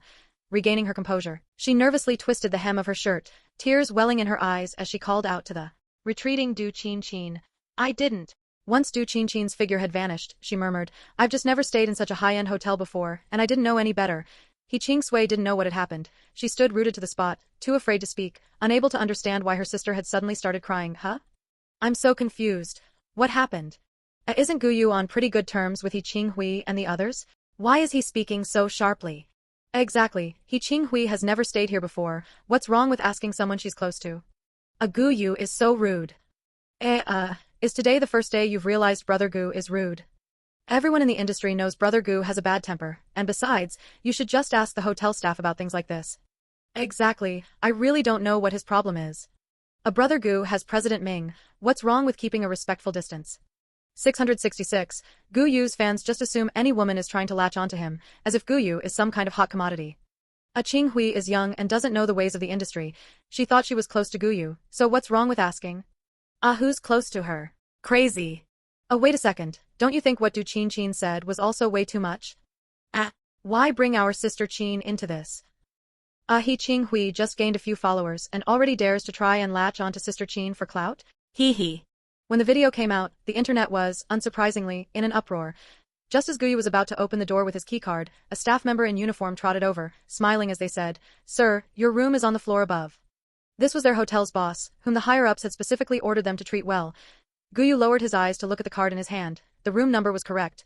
Seeing that he hadn't moved, the staff member glanced at him cautiously, then had a sudden flash of inspiration and explained, This is a suite specifically prepared for you. It was the only room on the top floor not open to the public, an exclusive suite meticulously prepared for the boss, so it was naturally far superior to these ordinary presidential suites. Gu Yu was silent for a long moment before saying, Let's go. He wanted to see what kind of trick Gu Li was pulling. Wow! Little Dumpling let out an exclamation as the door swung open, her large, watery eyes wide with wonder. Gu Yu slammed his eyes shut, his temples throbbing repeatedly. He had to mentally prepare himself for quite a while before he could open his eyes again and face the room's decor. This was also the staff member's first time seeing the interior of the top-floor suite. It took them only a second to go from curiosity to sheer horror. What is this? What's with this childish yet dreamy color scheme? And is that oversized pink princess bed for Rayal? The room was filled with dolls of all sizes everywhere. It was practically a nursery. The staff member kept his head lowered, not daring to look at Gu Yu's expression, wanting to cry but having no tears. He didn't know what was going on either. Little Dumpling had already gone wild with excitement. She ran inside, looking here and there, her crisp laughter filling the room, clutching a doll that was bigger than she was. She smiled at Gu Yu by the door, her eyes curving into crescents. Daddy! Jiao Jiao loves it so much. Gu Yu's dark expression shifted, though his voice remained cold. You may leave. The staff member wiped the sweat from his forehead and hurried away. He had been genuinely afraid of being fired by the man before him. After all, this clearly looked like a prank. What kind of man would like a room full of pink? Daddy, Daddy. Little Dumpling grew anxious when she didn't receive a reply from Gu Yu. Gu Yu snapped out of his trance and stepped into the blindingly pink room. He could guarantee that this was the most pink he had ever seen in his entire life. Daddy, don't you like it? Little Dumpling finally realized something was off, tilting her head as she looked at him with a puzzled expression. But Jiao Jiao loves it, and she wanted Daddy to love it too. Facing his daughter's cute little face, Gu Yu forced a stiff smile. I love it. Yay. Jiao Jiao loves it too. Little Dumpling took him at his word and ran over to the massive floor-to-ceiling window, pressing herself against it. From here, she could see a vast expanse of the ocean. She blinked, pressing her face even closer until it was squashed into a little dough ball against the glass. Daddy, look. It's Uncle Director. Little Dumpling had sharp eyes and spotted Director Zhao and his family not far away. They were truly embodying what it meant to be on a real vacation. Gu Yu rose from the pink sofa with some reluctance, slowly looking in the direction Little Dumpling was pointing. Director Zhao was dressed in colorful, loud clothing, taking his family onto a cruise ship to have fun. Gu Yu sat back down, feeling listless. As a tough guy, how could he stay in such a pink room? If Ming Shuyue saw this, wouldn't she think he wasn't manly enough? Thankfully, he had asked the cameraman to turn off the live stream before coming up. While lost in his wild thoughts, he noticed an envelope weighed down on the table. Gritting his teeth, he reached out and picked it up. Baby Jiao Jiao, is this a surprise? Auntie prepared this especially for you. I've already spoken to the production team, so just treat this episode as a vacation. There won't be any danger. Auntie has to go back to work now, but I will definitely be back for your birthday, baby. Love you. Gu Yu's face darkened. Even the letter was pink. No wonder someone as smart as director Zhao had agreed to film such an uneventful episode. It turned out Gu Li had been waiting to pull this stunt. Although reluctant, Gu Yu still read the contents out to Little Dumpling. Little Dumpling's eyes lit up as she listened. Auntie loved Jiao Jiao. Daddy, Jiao Jiao loves Auntie too. Little Dumpling threw herself into Gu Yu's arms and looked up at him, saying expectantly, "Call Auntie." Gu Yu picked her up and set her down, still feeling quite listless. Auntie isn't available to answer the phone right now. Let's call her when we get home, okay? When Gu Li went back to work, she was in a state of isolation. No one could find her unless she initiated contact. Little Dumpling lowered her head, disappointed. Okay. Then she grew excited again. Then we'll call when we get back. Okay. Gu Yu ruffled her soft hair. The little one's mood changed quite quickly. Little Dumpling was too excited to nap, and her little mouth kept chattering away for a long while before she was finally coaxed to sleep. In the afternoon, He Ching Sui quietly climbed out of bed and tiptoed out the door. Her sister had started crying the moment they entered the room. She hadn't known what to do, so she just stood there to keep her company until her sister cried herself to sleep from exhaustion. Mom had said that if her sister was unhappy while participating in the show, she would be the one to get scolded, and she didn't want to be scolded. He Ching Sui felt a little scared and wanted to find Jiao Jiao, but she wandered around for ages without finding her. The hotel was too big. She was sweating profusely by the time she happened to run into Lu Lu and Lu Yuanjin as they were opening their room door. Lu Lu looked at her in surprise. Ching Sui, are you by yourself? Where's your sister? He Ching Hui was not an irresponsible older sister. How could she let her younger sister come out alone? She and Ren Pingon had returned early and didn't know what had happened afterward. Although He Ching Sui had also been startled, she still politely greeted them first before answering, "My sister is still sleeping." But it seemed her sister had argued with Uncle Gu. He Ching Sui felt a bit sad as she recalled what had happened in the lobby. Lu Lu shrugged. All right then. Lu Lu sensed her low spirits, paused for a moment, then crouched down and gently took her hand. So, do you want to go out and play? Shall I have Lu Yuanjin take you? Lu Lu naturally liked little girls. He Ching Hui was good-looking enough to enter the entertainment industry, and as her younger sister, He Ching Sui was also adorable. Lu Lu was instantly charmed. Lu Yuanjin, he was being sent away again? He Ching Sui shyly lowered her head. Auntie Lu was so gentle. Her mother had never spoken to her so gently before. She spoke softly and shyly. Thank you, Auntie Lu. I want to go find Jiao Jiao. Lu Yuanjin stopped his retreating footsteps and silently walked back. He also wanted to find Jiao Jiao. He had learned so much knowledge during this time just to share it with her. Lu Lu felt a bit troubled. Little Dumpling was very cute, but she had a fierce father and mother behind her. Lu Yuanjin rarely urged her, "Mom, let's go."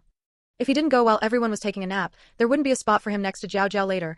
Lulu ultimately couldn't bear to let the anticipation in the two brats' eyes go unfulfilled, so she resignedly took them to find Little Dumpling. As they walked, they unexpectedly saw the cameraman for Gu Yu pacing back and forth anxiously.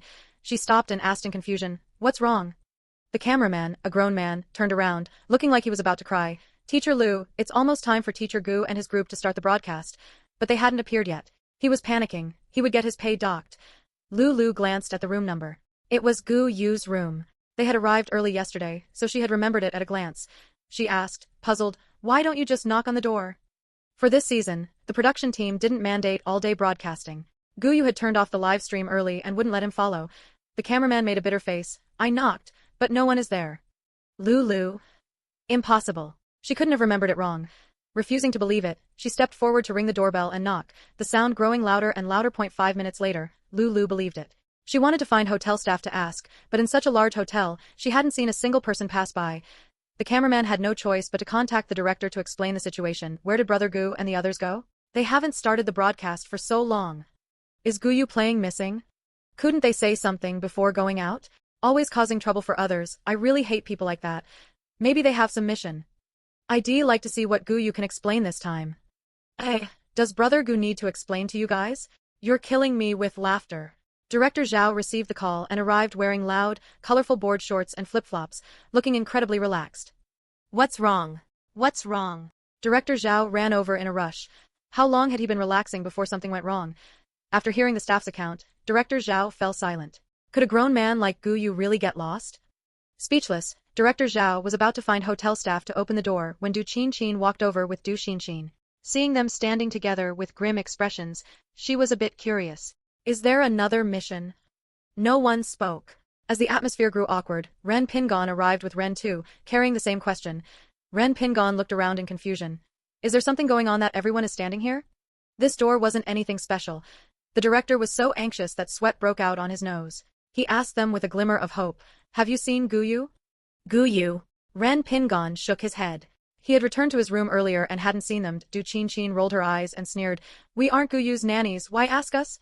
Her opening remark was a heavy blow, and now no one dared to speak.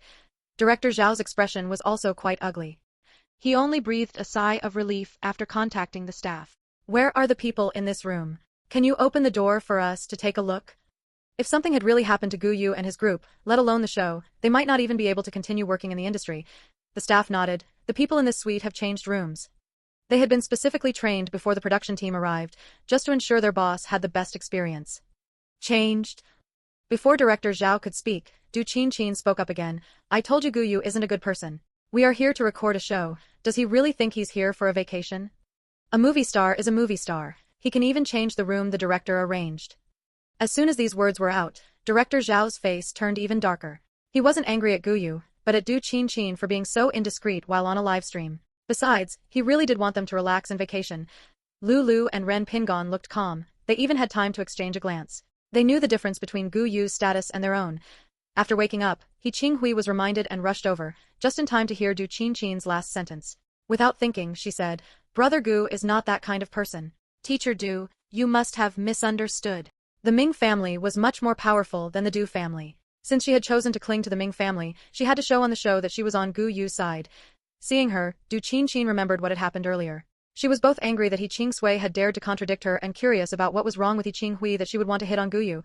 Du Qinqin tugged at her hand, made her lower her head, and whispered, could it be that Jiao Jiao wasn't used to staying here? She often does this at school. After finishing, she seemed to just remember the microphone on her clothes. She covered it in panic, hid behind Du Qinqin, and stopped speaking, looking like she had been frightened. The netizens who heard this exploded. I know Ming Shuyue is rich, but that doesn't mean she can get special treatment like this. Yeah. Everyone is here to participate in the show. This suite is already very good, yet they still want to change. If you aren't used to it, don't come. I'm so sick of these rich people. Even Du Qinqin isn't as delicate as them. Du Qinqin and Du Xinxin are wealthy themselves and aren't that pretentious. Gu Yu is just a kept man. Gu Yu, get out of the production team. Are you crazy? The director hasn't said anything. Why are you guys so anxious? Brother Gu has offended someone again. Brother Gu is truly miserable. There will always be haters accompanying him on his career path. Who is hating on him? Gu Yu is full of scandals from head to toe. Du Qinqin frowned immediately upon hearing this and said with a righteous face, I didn't expect Gu Yu and Ming Jiao Jiao to be such people. Director. Is Gu Yu somehow better than the rest of us? He doesn't own this hotel, so why are you indulging him like this? Director Zhao looked at her stiff, artificial acting. It was no wonder she hadn't won Best Actress after being in the industry for so many years, despite having abundant resources. With acting like this, anyone with eyes could see how clumsy her performance was. It had been a long time since he'd seen something like this. It was actually quite novel. This moment, He Qinghui spoke up again, saying hesitantly, I didn't understand the situation earlier. So, is Brother Gu really that kind of person? At this, not to mention Du Qinqin, even Lulu and Ren Pingon looked over with complicated expressions. Little sister, whose side are you actually on? Du Qinqin frowned, looking at her in confusion as if she were looking at something strange. She was one step away from asking, what exactly are you trying to do? Although Brother Gu comes from a wealthy family, participating in the program is work. It's better to follow the rules, He Qinghui continued, speaking to herself. After finishing, she looked up, but no one agreed with what she said. He Qinghui gently clenched her hanging hand and then released it, feeling a bit uneasy. Was she wrong? This statement should have helped her build a persona of being professional and upright. Lost in thought, He Qinghui didn't expect that Lulu and Ren Pingon, who had been in the entertainment industry for so many years, could naturally see through her intentions, let alone Director Zhao, who had a sharp eye for people. Only Du Qinqin, who was protected by her family and remained naive, believed her. She looked at He Qinghui with slight satisfaction and lifted her chin slightly. You're right, Gu Yu is really out of line. It seems that besides being a bit slow, He Qinghui is actually a decent person. It would be best if everyone on the internet knew that Gu Yu is such an unprofessional man who throws his weight around. The hotel staff were pacing anxiously nearby. They wanted to explain Gu Yu's identity, but since the others kept talking, they never had a chance to speak. The more Director Zhao listened, the more his head hurt. He couldn't lose his temper on the live stream, so he held it in until his face turned red. That's enough. Can you tell us which room the people from this room moved to? Director Jiao, unable to bear it any longer, decided to ignore them and ask the hotel staff. The staff swallowed the explanation on the tip of their tongue. Yes, we can. A large group of people followed them upstairs. The atmosphere was strange yet lively. Seeing the unique large room on the top floor and the decorations full of childlike wonder in the hallway, everyone fell silent. This is Mr. Gu Yu's room. The staff member bowed politely. Our Xin was right. Look at this layout. If I didn't know better, I'd think I had arrived at Gu Yu's home. Du Qinqin, as if she had caught something, started ranting as soon as she saw it. Du Qinqin looked around in confusion and said innocently, Jiao Jiao is younger, so maybe her family dotes on her more, which is why. Her hands behind her back were almost pinched raw. Du Qinqin's eyes suddenly darkened. Why? Why could Ming Jiao Jiao so easily get what she craved? The doting of the family and the affection of everyone. She really hated it. As soon as these words were spoken, everyone frowned, but no one said anything. Director Zhao knocked on the door. Ren Tu looked at Du Xinxin and said seriously, Jiao Jiao is just very young and cute, and everyone likes her. After finishing, he shyly added, I like her very much too.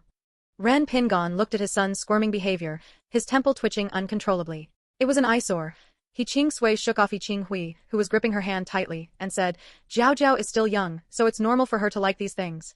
Lu Yuanjin didn't speak but nodded in agreement. Du Xinxin, are you guys okay? I only said one sentence. She forced a smile. Although Jiao Jiao and I are the same age, she seems to need more care than I do.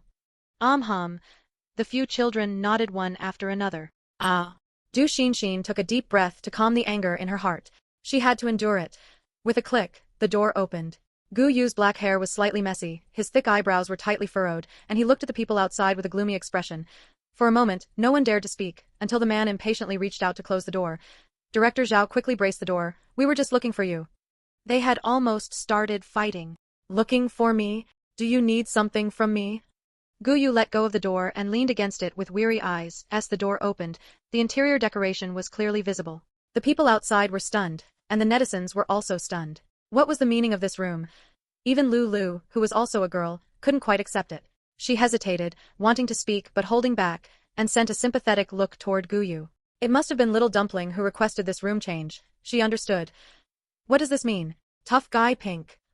I really didn't expect Gu Yu to be into this. To be honest, I think it's a bit perverted. Ha ha ha ha ha ha ha ha, can I say that I actually quite like it? I like it too. You can tell this was done with a lot of care.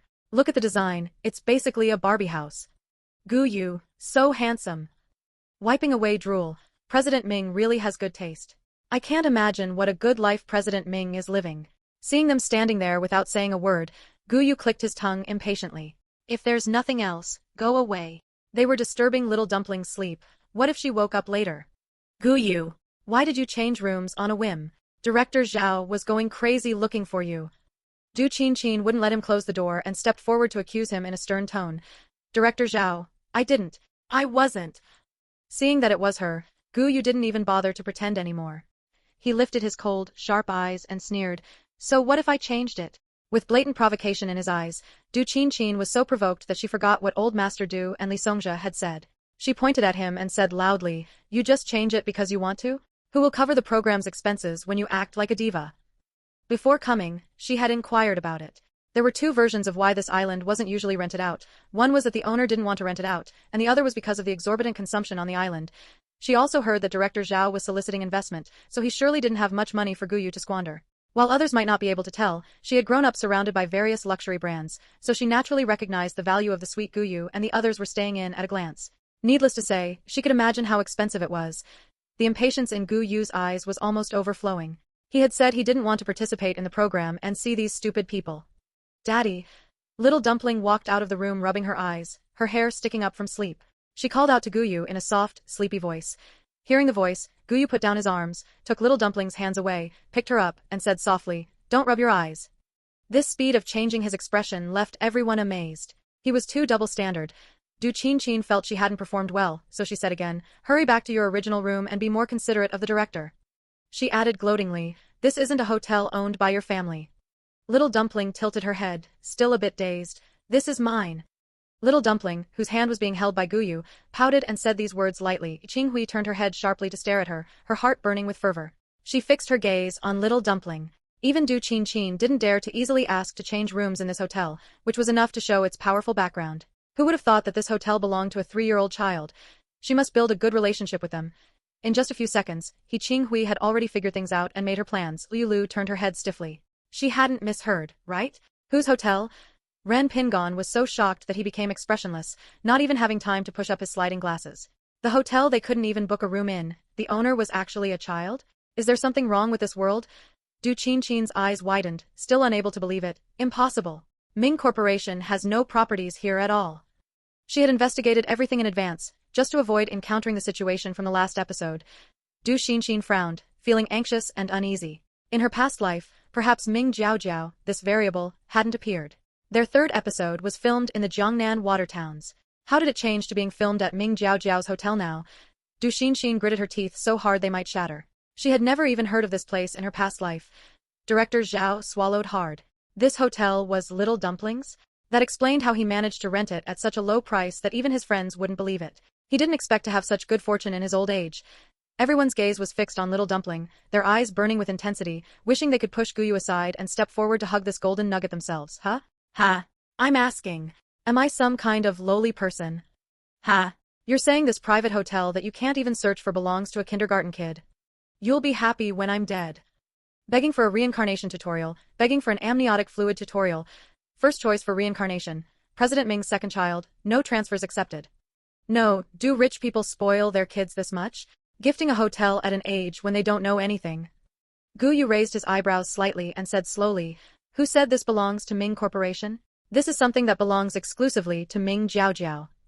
Gu Li had specifically stated at the time that this was for Little Dumpling alone. Not registering it under Ming Corporation was also a way to secure a guarantee for Little Dumpling's future. Little Dumpling was woken up by Gu Yu stroking her back. Energetic, she put her hands on her hips and said with a bit of pride, right, this is a gift from Auntie for Jiao Jiao, it's Jiao Jiao's. Gu Yu scanned the expressions of the people outside the door with a good mood, his tone lazy. MHM, it's all yours. Not just the hotel, the entire island is yours. Liu Lu looked at her son and shook her head with regret. If her son weren't so unlikable, she would have sent him to Little Dumpling. With a family background like this, who else could compare? Director Zhao and Du Qinchin, who knew the inside story, had their pupils constrict upon hearing what Little Dumpling said. Auntie, the legendary big shot behind Gu Yu? If this is true, then isn't the other one also real? Du Qinchin's expression changed instantly. She opened her mouth but ultimately didn't say anything. Ren Pingon guessed something from their uneasy faces and lowered his eyes. He needed to keep a closer eye on his son. Things in Director Zhao's mind connected into a single line. No wonder it was only confirmed on the last day that they could borrow the place for filming. No wonder the other party had only one request. Don't let the guests get too tired, just let them enjoy themselves. Now it seemed that the last-minute agreement was because Gu Yu agreed to participate in the show, and not allowing any tasks to be issued was because they wanted Little Dumpling to be able to have fun. What kind of family spoils their child like this? Looking at the commotion, what about changing rooms? This is their territory, they can stay wherever they want. Director Zhao snapped back to reality and rubbed his hands together, saying a bit awkwardly, since everyone is awake, let's go down and play. Don't waste such a good opportunity. Yay. Let's go play. Little Dumpling, fully energetic after her nap, responded actively to Director Zhao's words. Little Dumpling's voice was milky and sweet.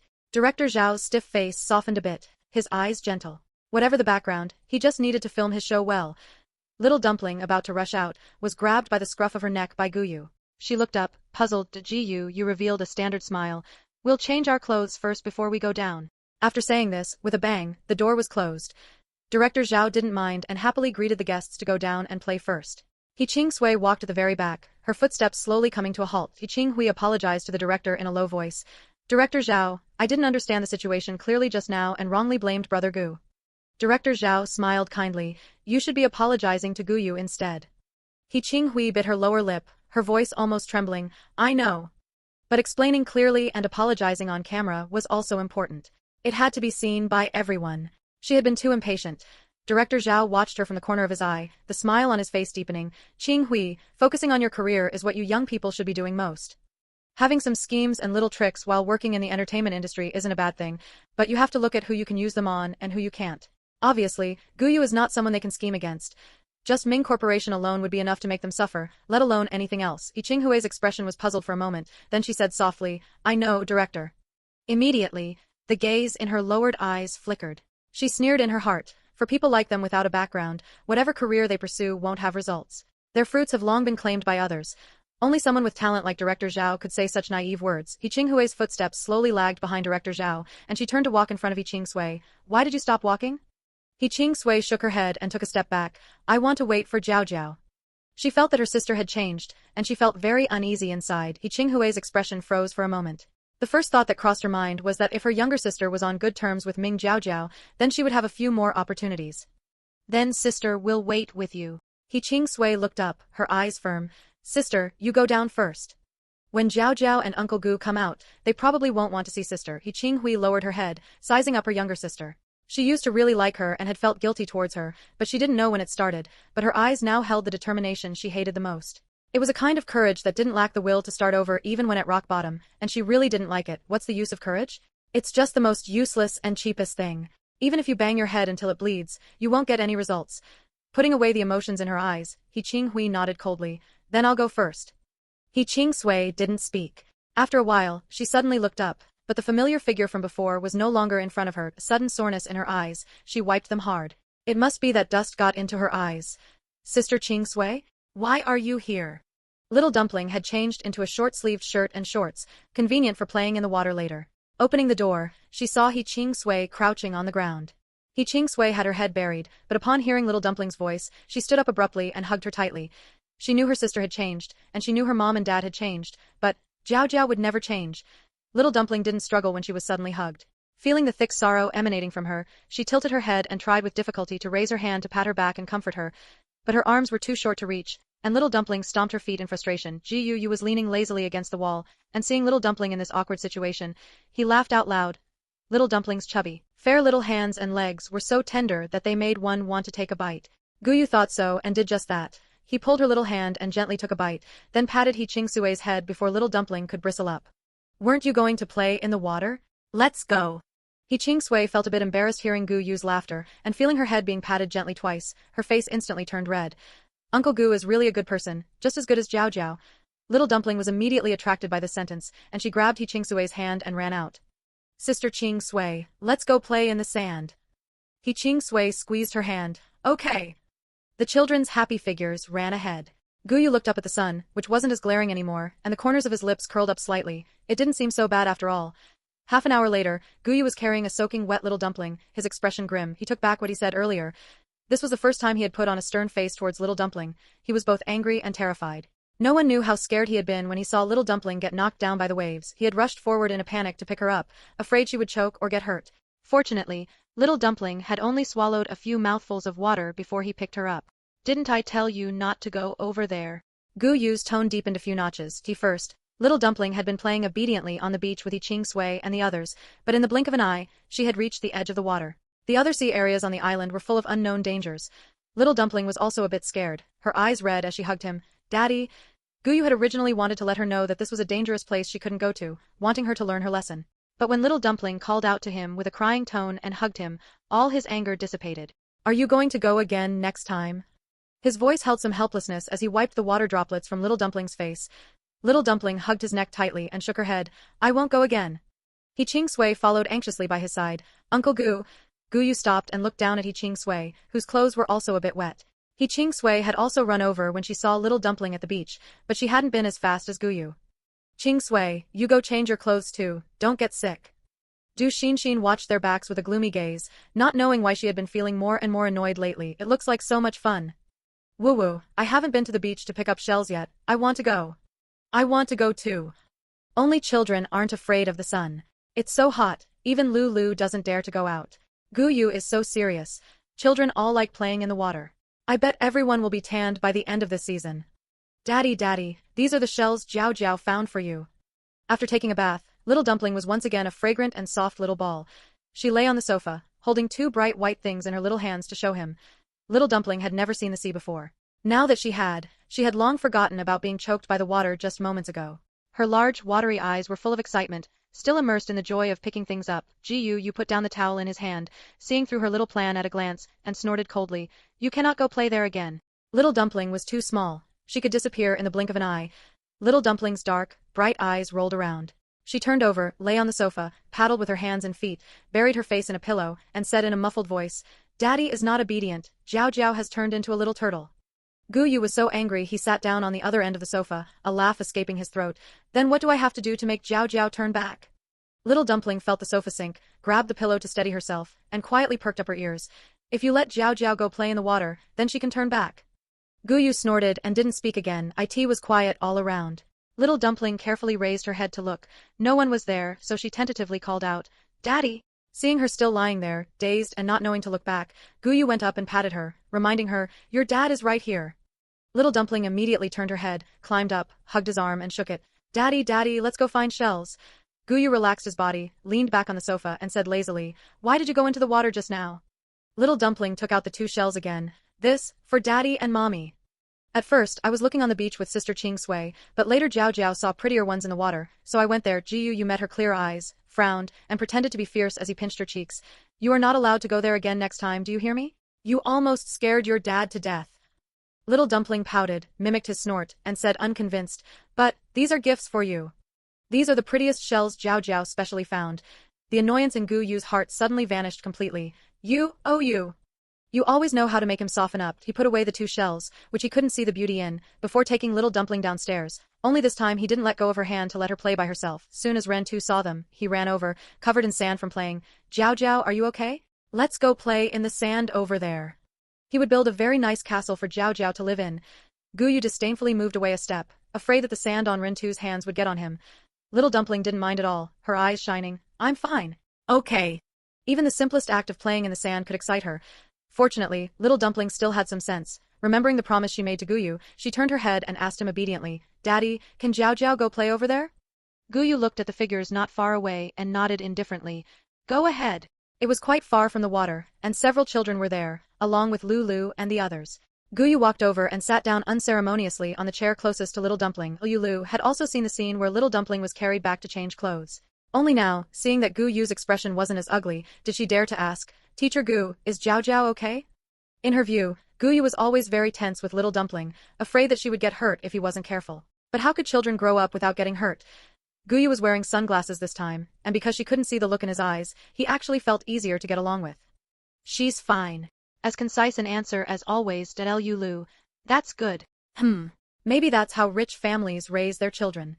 Director Zhao had finished playing and returned to the workspace to check the live stream data. He had originally assumed that such a boring episode wouldn't have many viewers and hadn't held much hope, but one look gave him a shock. This, how can such a boring and mundane daily life rank first? After confirming he wasn't seeing things, Director Zhao blinked. Was this the joy of earning money while lying down?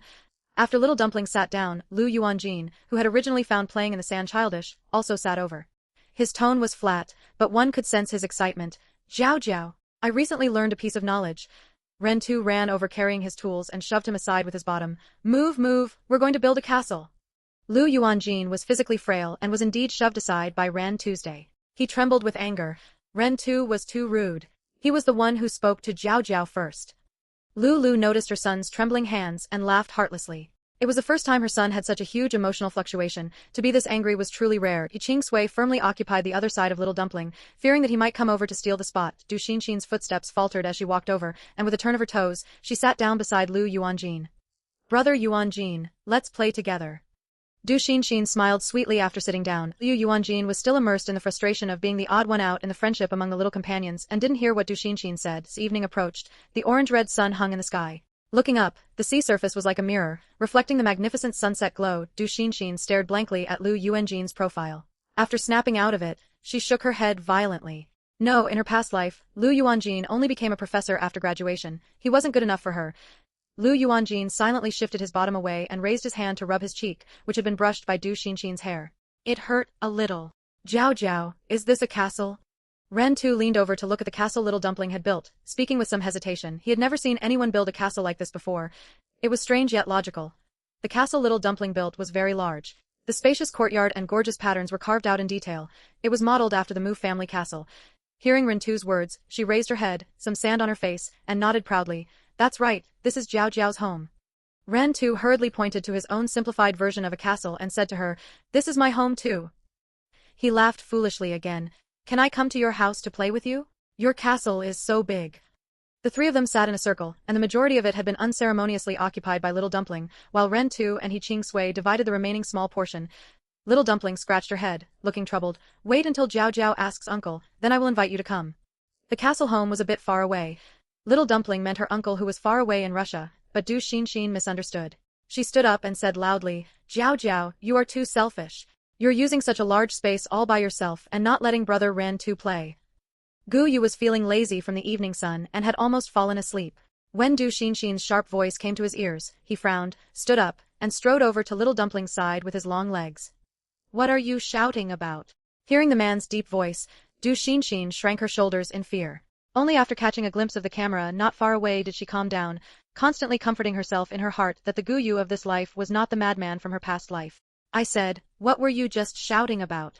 Gu Yu looked at her impatiently, without any self-awareness of bullying someone younger. Gu Yu was very tall. Du Xinxin was enveloped in his shadow and had to tilt her head up hard to see the expression on Gu Yu's face. Du Xinxin clenched her fingers tightly, her voice very small.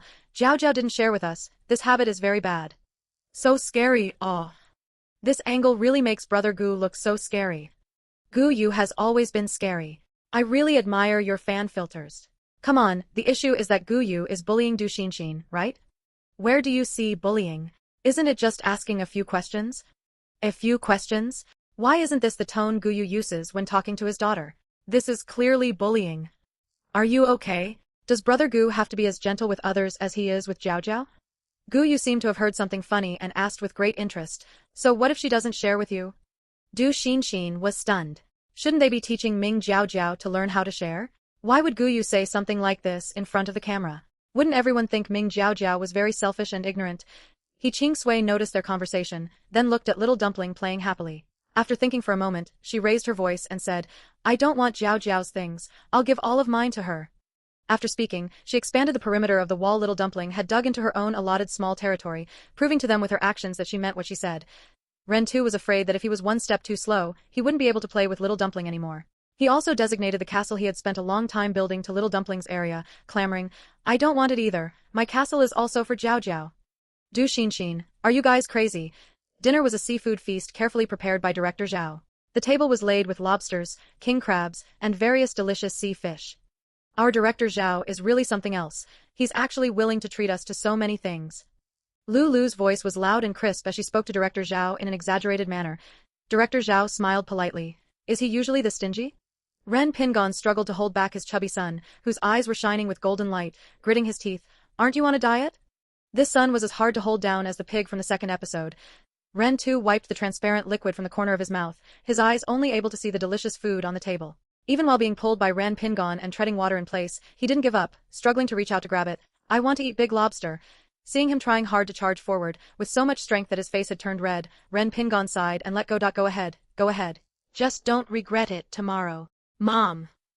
Du Xinxin tilted her head, looking suspiciously at Du Xinxin, who was clearly in a daze. She had been like this since the afternoon. Could something have happened?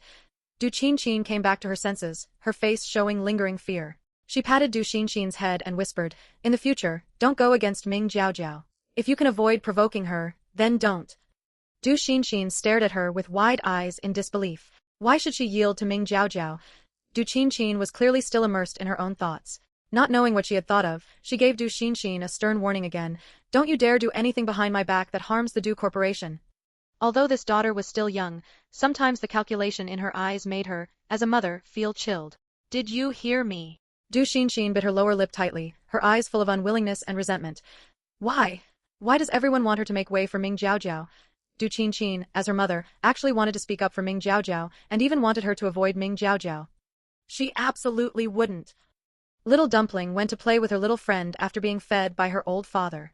Gu Yu, the old father who had been ruthlessly abandoned, looked at Little Dumpling's back with a resentful expression. Sister Qing Sui. Little Dumpling mischievously crept up behind He Qing Sui, wanting to scare her. Qing Sui still had fish in her mouth. She wasn't scared but was pleasantly surprised. She wanted to speak but couldn't because her mouth was full. Don't rush, Qing Sui, eat slowly. He Qing Hui had noticed Little Dumpling as soon as she walked over. Seeing her come to find He Qing Sui, she felt a little secretly happy and said to He Qing Sui with concern. Little Dumpling hid behind He Qing Sui, looking at He Qing Hui curiously. She wasn't familiar with He Qing Hui. He Qing Hui's eyes were full of tenderness as she introduced herself. I am Qing Sui's sister.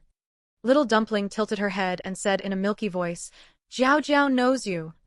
He Qinghui's mouth curled up, and her voice became even gentler. Jiao Jiao has a really good memory. Qing Sui is still eating. Shall I hold you up to sit, okay?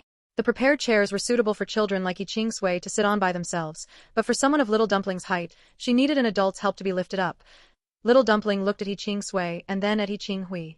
Her big eyes were incredibly bright in the night. She walked up to Yi Qinghui and said softly, "Thank you, Sister Qinghui." Yi Qinghui controlled the expression on her face and lifted Little Dumpling up to sit between the two of them. After Little Dumpling sat down, she didn't speak, sitting obediently waiting for Yi Qingsui. Her little feet couldn't reach the ground, so they dangled about on the beach at night. The breeze blew gently, and the waves slowly lapped against the shore. Ran Pingon and Lulu were staring at their son, one telling him to eat more, the other to eat less. The noisy chatter came over, only to be diluted by the sound of the wind. Qinghui looked at Little Dumpling's pink, tender little face. Thinking of what Little Dumpling had said in the evening, she deliberated before speaking, using a relaxed tone. "Jiao Jiao, was the castle you built today the one at your home? If it were real, how big would it have to be? Could this castle be in the country? How much would that cost?" He Qinghui had all sorts of messy questions in her mind. She knew that it was 9 times out of 10 true, but she still wanted to hear the answer from Little Dumpling's own mouth. Little Dumpling tried hard to open her big eyes wide. She was getting a little sleepy.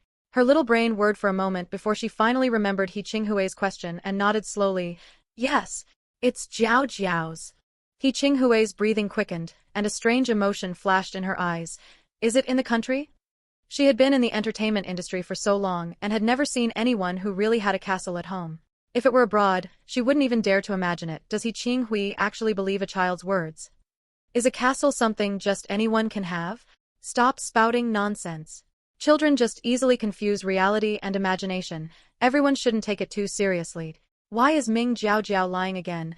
Don't run away. User above. Where did the again come from? Are you crazy? Bring out the evidence. I believe in President Ming's strength. If Jiao Jiao says there is one, then there must be. Heh, talk is cheap. Post the picture then. Stop arguing. Stop arguing.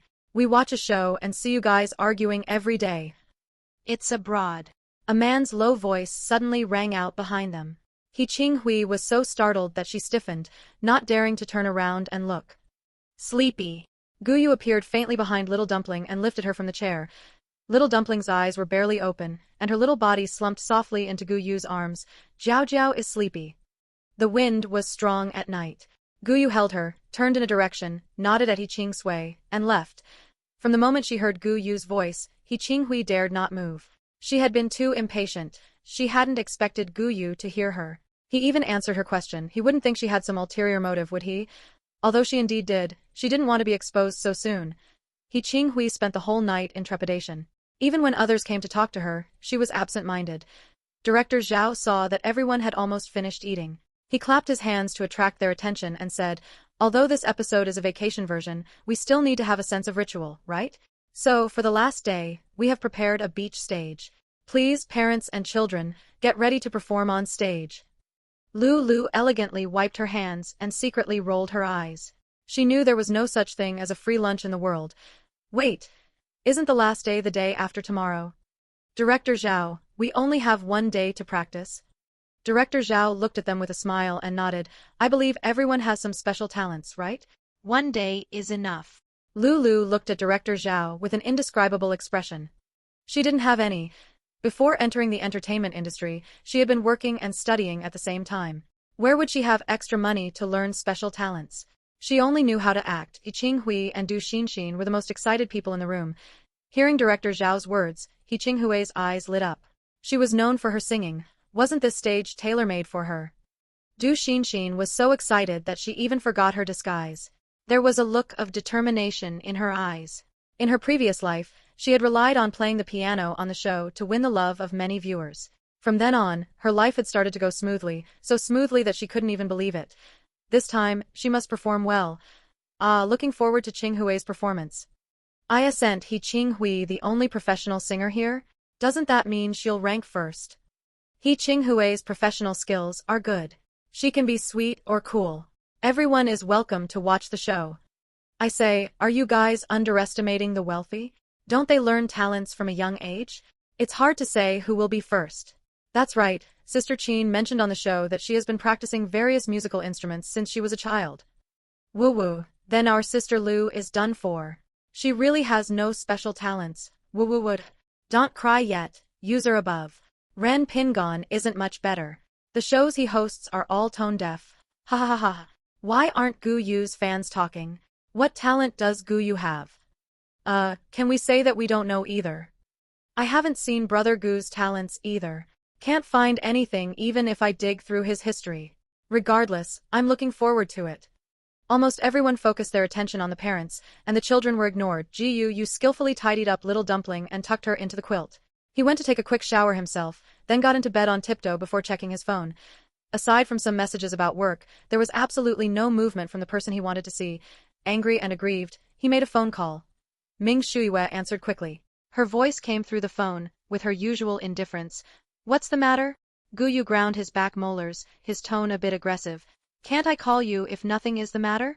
The voice was a bit loud, and little dumpling was woken up. She couldn't open her eyes but still wanted to call out, Mommy! Ming Shuiwei paused upon hearing little dumpling's voice, her tone suddenly softening in the next second. Why is my baby still not asleep? Little dumpling, nestled in Gu Yu's arms, hummed a couple of times in her half-asleep state before drifting off. Gu Yu gently took the phone and stepped off the bed, letting out a soft huff. You're so gentle when talking to your daughter? President Ming, you're going too far. Not knowing what was said on the other end, Gu Yu let out a low laugh. Suddenly, his gaze sharpened as he looked at the camera with its blinking red light, and he walked over to turn it off, expressionless. We got caught. Ming Shuiwei? Holy crap. Brother Gu actually dares to call President Ming by her full name. How brave. Is there anything that I, a distinguished member, cannot see or hear? Do men really turn into this once they fall in love? Brother Gu, you're such a hypocrite too. You even act coquettishly when speaking to President Ming. Towards President Ming, gentle, soft-spoken. Towards us, cold and heartless. By the way, I'm really curious about what performance Brother Gu is going to do. The next morning, the sun slowly rose, and sunlight scattered through the clouds in patches. Ran Pingon pulled a sleepy Ran Tu back to the hotel at a leisurely pace. Isn't it beautiful? Sun. He didn't have many hobbies in his life, but he loved watching the sunrise. The moment he waited for the sunrise was when he was most excited.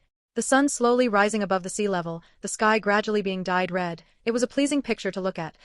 Ren Tu, with his eyes closed, was dragged along by Ren Pingon, his soul practically floating away. He couldn't hear a word his old father was saying. It was 5 o'clock. He was just a little kid, and he was actually dragged up at 5 o'clock to watch some sunrise. This was simply torture.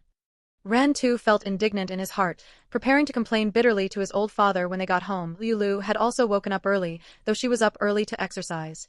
At this moment, she had just finished running, her face flushed, and she was getting ready to eat breakfast. The three of them ran into each other just as they walked in. Ren Pingon still had his own camera strapped to his back. Teacher Ren, you're up this early too. Lu looked at them in surprise. Ren Pingon pushed up his slipping glasses and said gently, We went to watch the sunrise. Teacher Lu is quite early as well. Sunrise? Lu looked at the fiery sun outside and raised a stiff smile. When she was deep in the mountains, she saw this stuff every day. She couldn't appreciate it. Fortunately, Ren Pingon took Ren Tu and left as soon as he finished speaking, and Lu let out a sigh of relief. Gu you hadn't gotten up yet, and fans were scurrying around the various live streams. Only our brother Gu is the least motivated to go to work. Look at the others, they've been working hard since early morning. Brother Gu doesn't need to work hard. Du Xin has been up practicing piano since early morning, and He Qing Hui is selecting songs too. Everyone is so proactive. Our sister Lu still hasn't thought of what to perform. Lu Yuanjin is about to be driven crazy by her. Ha ha ha ha ha. Ran Pingon is so relaxed. I feel like he's become much more Buddhist this season. Gu Yu, the one being talked about, didn't wake up until 9 o'clock. He rubbed his messy black hair, and only after waking up did he call the soundly sleeping little dumpling. Little dumpling heard the buzzing sound in her ears and tucked her head into the quilt as if to escape, but her fair, tender little legs were exposed again. Gu Yu looked at the small lump on the bed and raised an eyebrow, heading off to wash up first. When he returned, he saw little dumpling sitting on the bed in a daze, her long hair piled messily behind her, wearing pink and white pajamas. Looking as if she hadn't fully woken up, Gu Yu stepped forward, picked her up, and spun her around in the room, waiting for her to come to her senses. The two didn't speak, but the atmosphere was full of warmth. Daddy, she lay on the man's shoulder and rubbed her little head. Jiao Jiao is hungry. As soon as she finished speaking, her little tummy growled in coordination. Gu Yu's spinning steps paused, and he let out a low, muffled laugh. All right, let's go have breakfast. While carrying little dumpling out, they ran into quite a few people. Director Zhao immediately gave the cameraman a wink when he saw them appear. Follow them and film. His Weibo was almost being trampled by these fans, but this was a person he couldn't afford to rush. Director Zhao felt bitter, and Director Zhao went to cry to President Ming. Du Qinqin looked at her daughter playing the piano skillfully with astonishment. She didn't have much of an impression of this, and besides, what could a child learn if they said they were going to learn piano? She had never taken it to heart, but at this moment, she was truly shocked. When did you go learn the piano? How come I didn't know? Du Qinqin was puzzled, and so she asked just like that. Du Qinqin stopped, looking at Du Qinqin with a hurt expression, sensible yet aggrieved. I started learning a long time ago. It's normal for mom to be busy and not know. Du Qinqin felt uncomfortable meeting her gaze and said hurriedly, as long as you know, that's fine. I still have things to do, I'm leaving first. The woman's back gradually disappeared. Du Qinqin sat before the piano with her head lowered. The piano made her look even smaller, her figure lonely and desolate, making anyone who saw her feel a pang of heartache. Sister, I can't sing this song. He Qing Sui looked at He Qing Hui, whose expression was bad, with a bit of fear, and said cautiously. He Qing Hui had chosen a song that she could easily handle but also had some difficulty. She believed that as long as the program aired, it would definitely harvest full praise. However, she had overlooked that this program required cooperation between family members. He Qing Sui had never been exposed to music, let alone singing such a difficult song with He Qing Hui. It's okay, we'll just practice more and we'll get it. Qing Sui can definitely do it, right? He Qing Hui suppressed her inner dissatisfaction and revealed a smile to comfort He Qing Sui, but she never considered changing the song. He Qing Sui ignored the discomfort in her throat, looked at the indifference flashing in her sister's eyes, and nodded slowly. While they were rushing to practice their tracks and talents, Gu Yu took little dumpling onto the largest cruise ship on the island. Director Zhao kept a close eye on their group, and seeing them leisurely heading out to sea, he hurriedly reminded them about the upcoming stage performance. Gu Yu listened indifferently and nodded, indicating he knew. Director Zhao watched with his own eyes as the huge cruise ship sailed off onto the sea, words dying on his lips. Something was wrong. He had taken a liking to this cruise ship when he came last time, and the staff said it wasn't open to the public? Why could Gu Yu and his group get on it? The huge cruise ship sailed under the sun, its hull lines smooth and beautiful. The deck was fully equipped with all kinds of leisure facilities, and that was just the outside, not to mention the interior. Director Zhao, feeling unbalanced, went to find the staff to ask for clarity. Pointing to the cruise ship on the sea, he asked, why can they use this? Ever since arriving on the island, he had taken a fancy to it at first sight and had been craving this big cruise ship for a long time. The staff smiled politely and said to Director Zhao, this is our boss's cruise ship. So of course he could use it. Director Zhao was full of question marks. Wasn't it said last time that this was the island owner's cruise ship? After Director Zhao realized it, he widened his eyes in shock. You mean he is your boss? Director Zhao, what is wrong with you? Lulu, who hadn't decided what to perform yet, walked over irritably. Director Zhao's voice had cracked. She could hear it from far away. Director Zhao's eyes were unfocused. He froze for a moment, shook his head, and asked Lulu somewhat dazedly, do you know that this island belongs to Gu Yu? Lulu? ? She quickly looked down at her feet, then looked up and glanced around. Her mouth opened slightly, and she was stunned too. She shook her head. I didn't know. Ren Pingon also walked over with Ren Tu, who had a bitter expression on his face. Seeing their dazed expressions, he asked curiously, what's wrong with you guys? Lulu paused, turned her head, and said, do you know that this island belongs to Gu Yu? Ren Pingon spat out the mouthful of coconut water he had just taken, completely shocked. You said this belongs to whom? Ren Tu dodged his father's physical attack. He shouted to him, it's Uncle Gu's. Ren Pingon's head was buzzing from his son's shout. Ren Tu, the big mouth that he was, spread the news in no time. By the time He Qing Hui found out, her voice cracked while she was singing. Du Qinqin froze for a moment, then went back to instructing Du Qinqin as if nothing had happened. Du Qinqin felt twisted inside. Might as well say everything in this world belongs to the Ming family. Awesome. Brother Gu is so capable. Brother Gu, can you raffle off a one-day trip next time? Wu would. I'm already numb. Gu Yu could film one of those life is easy videos. This is real capability. I'll stop bashing him for now. I need a moment to process this. Daddy, what is this? Little Dumpling stood in the luxurious KTV room, holding a small, cute microphone blankly. Gu Yu leaned back on the leather sofa, his eyes curving. Does baby want to sing? Little Dumpling walked up to him, troubled, and scratched her head, but Jiao Jiao doesn't know how. It's okay. Time always passes quickly when one works hard. In the blink of an eye, it was the final evening. Director Zhao had indeed found people to build a meticulously prepared stage.